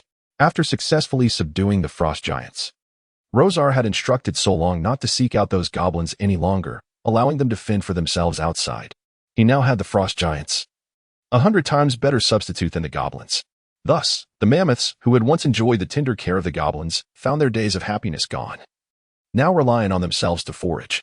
Following the arrangement of these tasks, another hidden threat loomed within the territory, Nasir. Initially, he had been forcefully subdued by Rosar, harboring grievances in his heart. Most of the time afterward, he had remained hidden in the cave he had excavated. Rosar had intended to bide his time with him, believing that one day he would willingly submit. However, now the only one capable of convincing him, Rosar, has fallen into slumber, rendering the situation rather delicate. Ultimately, Sorlin believes that it is imperative for Hivi and Hilly to keep watch over Nasir. They had previously made promises in front of Rosar, and they would naturally not shirk their responsibilities. One can only hope that the later Nasir learns of Rosar's slumber, the better. Yet, does Nasir truly remain unaware of Rosar's deep sleep? No, he has begun to harbor doubts. Previously, when Yulia led the frost giant army in a formidable assault, creating quite a commotion, Nasir could hardly remain oblivious. His dissatisfaction with Rosar's coercive dominance has led him to abstain from aiding in the defense against the frost giants. He simply remains in the cave, which does not imply a lack of concern for the external circumstances. In fact, he has been attentively observing the commotion outside. seeking an opportunity to escape Rosar's grasp. Upon witnessing the frost giant army, he believed the moment of opportunity had finally arrived. Rosar would be too preoccupied with these frost giants, granting him a chance to flee. Thus, when Hilly and Hivi, the two dragons, appeared to confront the frost giants, Nasir refrained from offering assistance. He was waiting for Rosar to make his entrance and engage in battle with the frost giants. When the conflict between them reached a critical point, that would be his optimal moment to burst forth from the cave and seize his freedom. Alas, Rosar's prowess once again exceeded his expectations. The first time he encountered a flying frost giant lord, it succumbed to Rosar's onslaught in a matter of moments, having its arms torn off and plummeting from the sky, meeting its demise. Following the death of their leader, the ordinary frost giants lacked the courage to resist Rosar. They resembled a herd of reindeer huddled together on the icy plains, their fates dictated solely by Rosar. Ultimately, under Rosar's coercion, they surrendered. This incited a deep-seated ire within Nasir, who derided the frost giants for their cowardice. Lacking strength yet courting death, they deserved their fate. Nasir's escape plan had yet to commence before it was already thwarted. Yet, it seemed that another opportunity was swiftly presenting itself. He observed that all of Rosar's subordinates had been summoned into the dragoness lair, clearly indicating some event had transpired. However, with the frost giants already vanquished by Rosar, what could possibly have occurred? He could not help but ponder this. Nasir now must venture forth from the cave to investigate. If his assumptions hold true, then freedom is within reach. Chapter 77. Temptation and Escape. After deliberately waiting for 2 days, Nasir commenced his probing. He shook his wings and emerged from the cave. No sooner had he shown himself than he caught the attention of Solong, who hurried to find Hilly and Sivi. Nasir's actions caused Rizzle's 2 little she-dragons, who had assured him of his safety, to become exceedingly tense. They had guaranteed Rizzle that Nasir would not encounter any problems, and now, with his unusual behavior, they felt compelled to keep a close watch on him. When they located Nasir, he was contemplating whether to make a direct visit to Rizzle's lair. Doubting that Rizzle had succumbed to slumber, he ventured out to test the waters. The most straightforward method of inquiry was to seek an audience with Rizzle. However, failing to find Rizzle would imply that his suspicions were indeed valid, thus presenting him with an opportunity to escape this place. The other creatures in the valley, apart from Rizzle, posed no impediment to Nasir's endeavors. Moreover, he did not intend to engage in combat with them. His sole desire was to liberate himself from Rizzle's bondage and reclaim the freedom he once knew. Taking a moment to breathe in the liberating air outside the cave, he stifled his excitement and resolved to fly toward Rizzle's lair. However, the approaching Sivi and Hilly, the 2 little she-dragons, united to block his path. Sivi bluntly inquired, "Nasir, where do you think you are going? Did Rizzle not instruct you to remain within the confines of this valley?" Nasir glared at these deceitful creatures, baring his teeth in defiance. "Do I need to report my whereabouts to you? Am I not still within the valley? Moreover, it is Rizzle alone who can impose restrictions upon me. You lack the authority to question my movements. You 2 deceivers." Sivi, incensed by Nasir's retort, visibly fumed. She scolded him vehemently, "You wretch. We are in control here, as Rizzle has entrusted your oversight to us. Thus, you would do well to heed our commands. Otherwise, we shall not treat you kindly." With that, her eager demeanor suggested that she was itching to teach Nasir a lesson. Nasir, momentarily taken aback by Sivi's audacity, was left pondering the source of her confidence. Was Rizzle still awake? Deciding to test the waters further, he declared, "Step aside. I wish to see Rizzle. I intend to inquire when I became his prisoner." As he attempted to circumvent the 2 dragons, they formed a barrier, preventing his passage. "Nasir, Sivi has made herself quite clear. You would do well to comply," Hilly cautioned. Ignoring her warning, Nasir charged forward, colliding with Hilly. Bang! The 2 dragons clashed, each unwilling to yield, as they engaged in a fierce contest of strength. Ultimately, Nasir leveraged his physical advantage to shove Hilly aside. However, Shivi, who was nearby, did not merely stand by and watch, she too stepped forward to assist. Just as Nasir intended to bypass Hilly, Shivi collided with him from behind, causing him to stagger. Her claws raked across his back, dislodging several scales. Seeking his own demise, he abandoned his course towards the dragon's lair and redirected his focus towards Shivi. With Hilly by her side, Shivi felt no fear of Nasir. The 2 dragons, Shivi and the now steady Hilly, positioned themselves together, ready to confront Nasir. They fought in unison, reminiscent of their previous encounters with Rosar, attacking from opposite sides while supporting one another. Nasir found himself overwhelmed and disheveled. Individually, Neither Hilly nor Shivi could contend with him, yet they were no fools. They would not relinquish their numerical advantage to engage him in a one-on-one duel. The clash among the three dragons incited a commotion within the valley. Sarang and his subordinates kept a vigilant eye on the restless frost giants, ensuring they did not erupt into chaos at this moment. Perhaps the earlier might of Rosar had deeply impressed upon the frost giants, for they dared not rebel. The turmoil soon subsided, allowing Sarang to breathe a sigh of relief as he approached the fray of the three dragons to assess the situation. He had been entrusted with the critical task of overseeing the territory by his master, Rosar. Nasir, incensed by the joint assault of Hilly and Shivi, nevertheless gleaned the results he sought. Even the vassals of Rosar were stirred, with some approaching to investigate the disturbance. Yet, Rosar remained conspicuously absent, as if he had not heard a thing. This was decidedly unusual. Nasir knew Rosar to be domineering, brutal, and intent on controlling everything. Ordinarily, a ruckus instigated by him would be met with swift suppression and subsequent severe punishment. The current delay in Rosar's appearance was perplexing. Nasir's heart raced with exhilaration as he confirmed his suspicions. Rosar had indeed fallen into a slumber or was otherwise incapacitated, unable to address matters within his domain. He endured a blow from Shivi mid-flight, creating distance between them. Hilly, are you preventing me from seeing Rosar because he has succumbed to injury-induced slumber? Noticing Hilly's attempt to interject, he interrupted, saying, No need to lie. I am already aware. Shivi paused, taken aback. What do you know? Nasir continued, engrossed in his own thoughts. From the very beginning, I have never truly submitted to Rosar. I have always sought an opportunity to escape him. Now, I intend to leave this place and reclaim my freedom. You cannot stop me.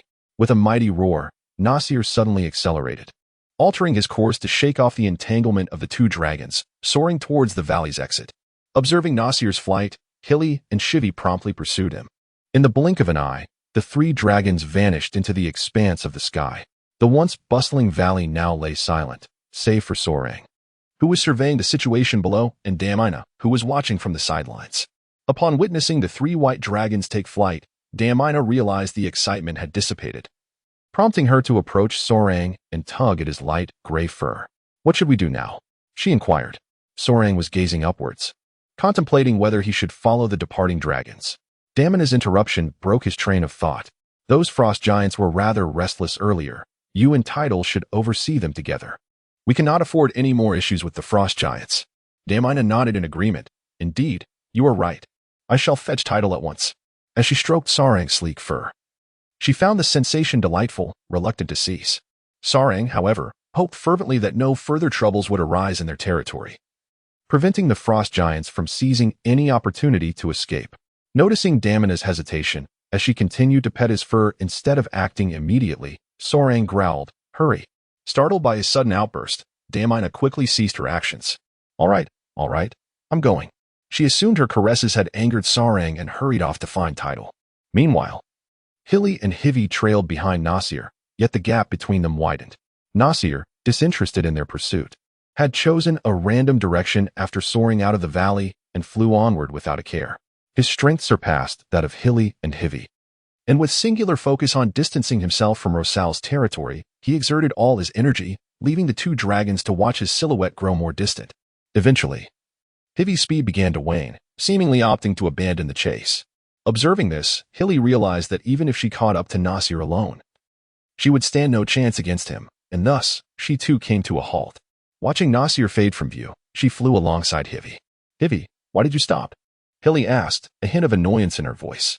Hivi shrugged nonchalantly. We pursued him long enough. We cannot catch up. Continuing would yield the same result. Why waste our energy? We have given it our all. He cannot fault us. Yet, Hilly acknowledged the validity of Hivi's reasoning. Pursuing further might not guarantee catching Nasir. And with numerous recently surrendered frost giants in the valley, there was a risk they might rise in rebellion. She could not allow any further upheaval in the valley. Chapter 78. Awakening at this moment, Rosar within the dragon's nest remains oblivious to the upheaval occurring in his territory. The once subdued Nasir, who had been forcefully brought under Rosar's control, has seized this opportunity to flee. Rosar is currently at a pivotal juncture in his ascension. Transitioning from the super rank to the legendary stage is not particularly arduous for him. In terms of strength, his super rank abilities may surpass those of certain legends, a feat attributed to his auxiliary disc. This disc serves as his crutch, enabling him to mark foes and summon their smoky avatars upon their demise. These ethereal manifestations not only enhance Rosar's physical attributes comprehensively, but also allow him to draw upon a wealth of knowledge from his memories. Such advantages render Rosar extraordinary, far surpassing his peers. However, it is precisely Rosar's exceptional nature that introduces uncertainty into this breakthrough. For an ordinary white dragon, ascending to the legendary rank is a seamless process. When the moment is ripe, a mere slumber suffices to facilitate this transformation. The transition from super rank to legendary involves more than mere enhancement of attributes or magical prowess.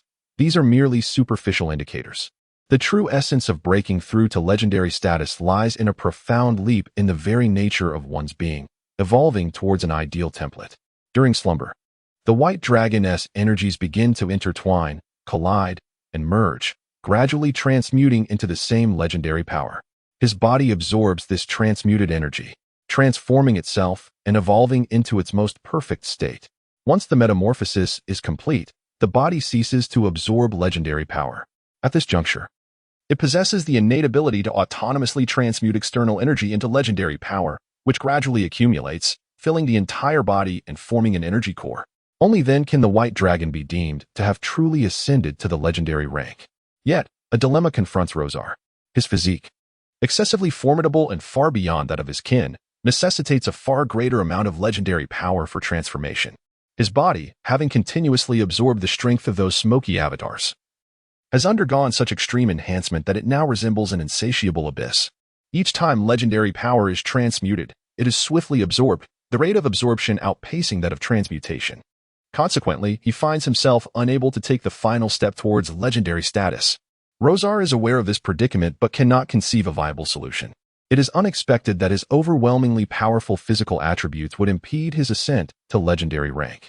He can only endeavor to convert his innate energy into legendary power to nourish his body until it is sufficiently filled. Meanwhile, unbeknownst to him, the Rosar reclining upon the bed is undergoing a transformation. His size is visibly increasing, gradually expanding by a third, reaching nearly 100 feet in length. This rapid growth paradoxically renders his form somewhat emaciated. Upon his head, the original twin dragon horns had grown more robust and intricately gnarled, while the previously bifurcated smaller horns no longer extended outward. Instead, they entwined around the principal horns like creeping vines. His wings had expanded significantly, and at the tips of each wing, a formidable barb had emerged, amplifying their lethality beyond previous measures. Rosar's limbs, once adorned with merely 4 talons, had astonishingly sprouted an additional claw on each, resulting in a total of 5. His tail had lengthened and thickened, and the scales adorning his body had enlarged considerably, their once pale ice blue hue deepening, shimmering brilliantly within the dragon's lair. These transformations transpired concurrently with Rosar's metamorphosis into legendary prowess, unnoticed by him. However, he was acutely aware of the changes occurring within his internal organs. The alterations were markedly pronounced. Each organ seemed to have sprouted slightly smaller backups beside them. For instance, adjacent to his heart, a diminutive new structure had emerged, less than half the size of the original, yet its shape unmistakably indicated it was indeed a genuine heart. Pulsating vigorously, he now possessed an additional stomach, a lung, a liver, and a series of other internal organs. Rosar was perplexed by the reasons behind these transformations. Such changes left him feeling a profound sense of unease. Could something be amiss? He had never heard of such phenomena accompanying the ascension to legendary status. Lacking the luxury of contemplation, he resolved to investigate further at a later time. More transformations awaited discovery post-ascension, which Rosar could only unveil in due course. It seemed that the disc sensed the pace of transformation was insufficiently swift, becoming impatient. It suddenly burrowed into the newly formed heart. Subsequently, this heart absorbed all the yet-to-be transformed energy within Rosar, expelling it as legendary power. The speed of transformation surged dramatically, surpassing the rate at which his body absorbed energy, gradually allowing legendary power to be retained. The disc appeared to have established its abode within that heart. With the disc's assistance, progress accelerated significantly. Eventually, Rosar's body seemed satiated, ceasing to absorb any further legendary power. The retained legendary energy began to coalesce, forming a luminous, near-spherical core, his energy nucleus. This nucleus commenced a steady rotation around Rosar's heart, seemingly destined to continue thus indefinitely. At this juncture, Rosar realized he had transformed into a legendary white dragon. Within the dim confines of the dragon's lair, the dramatically altered Rosar opened his eyes. He placed a hand upon his heart, noting that the disc now resided within his second heart. Without its assistance, he pondered how much longer the process would have taken. The energy nucleus now revolved around his heart, just as he intended to rise. Rosar discovered that his head had already made contact with the upper stone wall, and his wings could no longer unfurl. He had grown even larger. Regarding his talons, he spread them wide and tested their grip, finding them more powerful than before. He joyfully examined the transformations that had occurred within him, marveling at the unexpected changes that had taken place during what seemed merely a single slumber. How long, indeed, had he slept? Rosal, suddenly concerned about the duration of his deep sleep, pondered whether such significant physical alterations were a consequence of an extended repose. He squeezed himself out of the now somewhat constricted dragon's nest and stood upon the platform, letting out a roar to summon his subordinates within the territory. Upon hearing Rosal's call, Solong, Damina, and the sisters Hilly quickly arrived. They all stood respectfully before Rosal. "Master, you have emerged." Solong knelt on the ground, the first to speak, yet he offered an apology to Rosal. "I have betrayed your trust by failing to keep a watchful eye on Nasir, allowing him to escape the territory." Before Rosal could inquire further, this unfortunate news darkened his expression. "He escaped? Was I not clear in instructing you to keep a vigilant watch over him?" This latter remark was directed towards the two young female dragons. Rosal understood that Nasir's escape could not solely be blamed on Solong, for there was a disparity in strength between them, and Solong lacked wings, rendering him incapable of pursuing Nasir. Thus, the responsibility clearly lay with the two young females. Hivi felt a surge of indignation and was about to retort, but Hilly intervened, shaking her head to signal that she would speak. She recounted their pursuit of Nasir, emphasizing that they had exerted their utmost efforts. Having listened, Rosal chose to believe Hilly. Well, if such circumstances allowed his escape, then it is of little consequence. What are the other matters? Solong and Hilly sighed in relief upon hearing Rosal's words. "Everything remains as it was before your slumber. The frost giants have been quite docile, causing no disturbances." Rosal nodded. "Indeed. How long have I been asleep?" "Fortunately, it has not been too lengthy." He then commanded, "Bring me some food." Solong promptly instructed the wolf pack to herd a few domesticated reindeer towards him. Rosal devoured them in a few bites, savoring the taste as he licked his lips. Just enough to satisfy 3 parts of my hunger. Having satiated his appetite, Rosal immediately conveyed his decision to them. "Gather all that we possess within the territory. We shall depart from here and journey southward. With my recent breakthrough and Nasir's opportunistic escape, it seems pointless to remain here. It is far wiser to venture southward and embark upon new endeavors." Chapter 79. Departure. The moment Rosar awoke, all his subordinates were taken aback by his sudden decision to head south. The quest for new territory had already been communicated to them by Rosar, and they had diligently prepared to embark at any moment, constructing numerous wooden-wheeled carts and pinning various game, among other tasks. However, their plans were thwarted by the unexpected onslaught of frost giants. A fierce battle ensued on their lands, resulting in considerable destruction, particularly to the goblins and the wooden carts they had fashioned. Now, the goblins had nearly vanished from Rosar's servitude, leaving only a few who had not fled. The wooden carts lay in ruins, utterly dismantled by the frost giants and in dire need of reconstruction. The captured game had either perished or escaped, and Sarang was slowly replenishing the wolf pack, intending to venture forth to recapture prey. Thus, when Rosar declared an immediate departure to the south, even Sarang, who typically revered him, hesitated and wore a troubled expression. "My lord, this may prove to be somewhat challenging," Sarang said, his face reflecting his discomfort, though he felt compelled to voice this concern. "Why is that?" Rosar's irritation was palpable. He had informed them well in advance to be prepared for an immediate southward journey, and it was inconceivable that they could not set forth now. "Did I not instruct you all earlier? Were preparations not made ahead of time?" Hivi, standing nearby, reveled in the spectacle of Rosar chastising Sarang, as it bore no consequence to her. She merely enjoyed the unfolding drama. Sarang reluctantly detailed the state of affairs on their territory to Rosar. "My lord, we had indeed made substantial preparations before the frost giants arrived. However, much of our resources were decimated during the battle. Furthermore, we must remain vigilant against the frost giants, and with only a handful of goblins remaining, we lack sufficient manpower to expedite our efforts. Consequently, we have been unable to restore our readiness until now." Upon hearing Sarang's account, Rosar recognized the truth in his words and his anger diminished. The scarcity of manpower was indeed the most pressing issue on Rosar's lands. Previously, the goblins had managed the mundane tasks efficiently. Despite their lack of combat prowess, they excelled in such duties.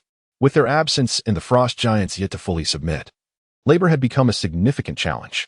Very well, Rosar conceded, refraining from insisting on his original plan, though he muttered a curse directed at the frost giants. Damn those frost giants for choosing such an inopportune moment to arrive. Although he had become their master, the frustration lingered. He then turned to Sorang once more. How long until we can adequately prepare supplies for departure? Tell me, what is the minimum time required? Rosar added, now that I have awakened. Release the frost giants and set them to work as well. Rosal personally confronted the frost giants, instilling a sense of trepidation that prevented any dissent. Consequently, they could be entrusted to perform the tasks designated for servants. Upon hearing Rosal's request, Solon recognized that the frost giants were no longer a concern. He calculated the current progress and communicated a timeline to Rosal, estimating that approximately 1 week remained. Rosal listened attentively, studying Solon in silence. In truth, he found this time frame to be quite suitable. Instead of reproach, Solon received an affirmative response from Rosal. Very well, let us set forth a week hence. Rosal contemplated that during these days, he could soar into the skies, personally survey the terrain, and locate his coveted new lair. Subsequently, he would devise a route to ensure that Solon and the others could travel more swiftly. Solon then took the frost giants to work, while Diamina was dispatched by Rosal to accompany Tidal on a foraging expedition. Naturally, Shiwei and Shili were not required to assist in the labor. They approached Rosal, inquiring about the circumstances of his recent slumber. The transformation in Rosal was so pronounced that they could not help but notice it, understanding that it signified a substantial enhancement of his power. They too would encounter similar situations in the future and were eager to learn the details. Shiwei walked ahead, gazing up at Rosal with unabashed admiration, exclaiming, "You are truly magnificent. Rosal, can I become as grand as you?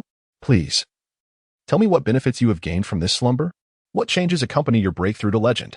And, beside her, Shili looked at Rosal with equal longing, eager to extract answers to these questions from him.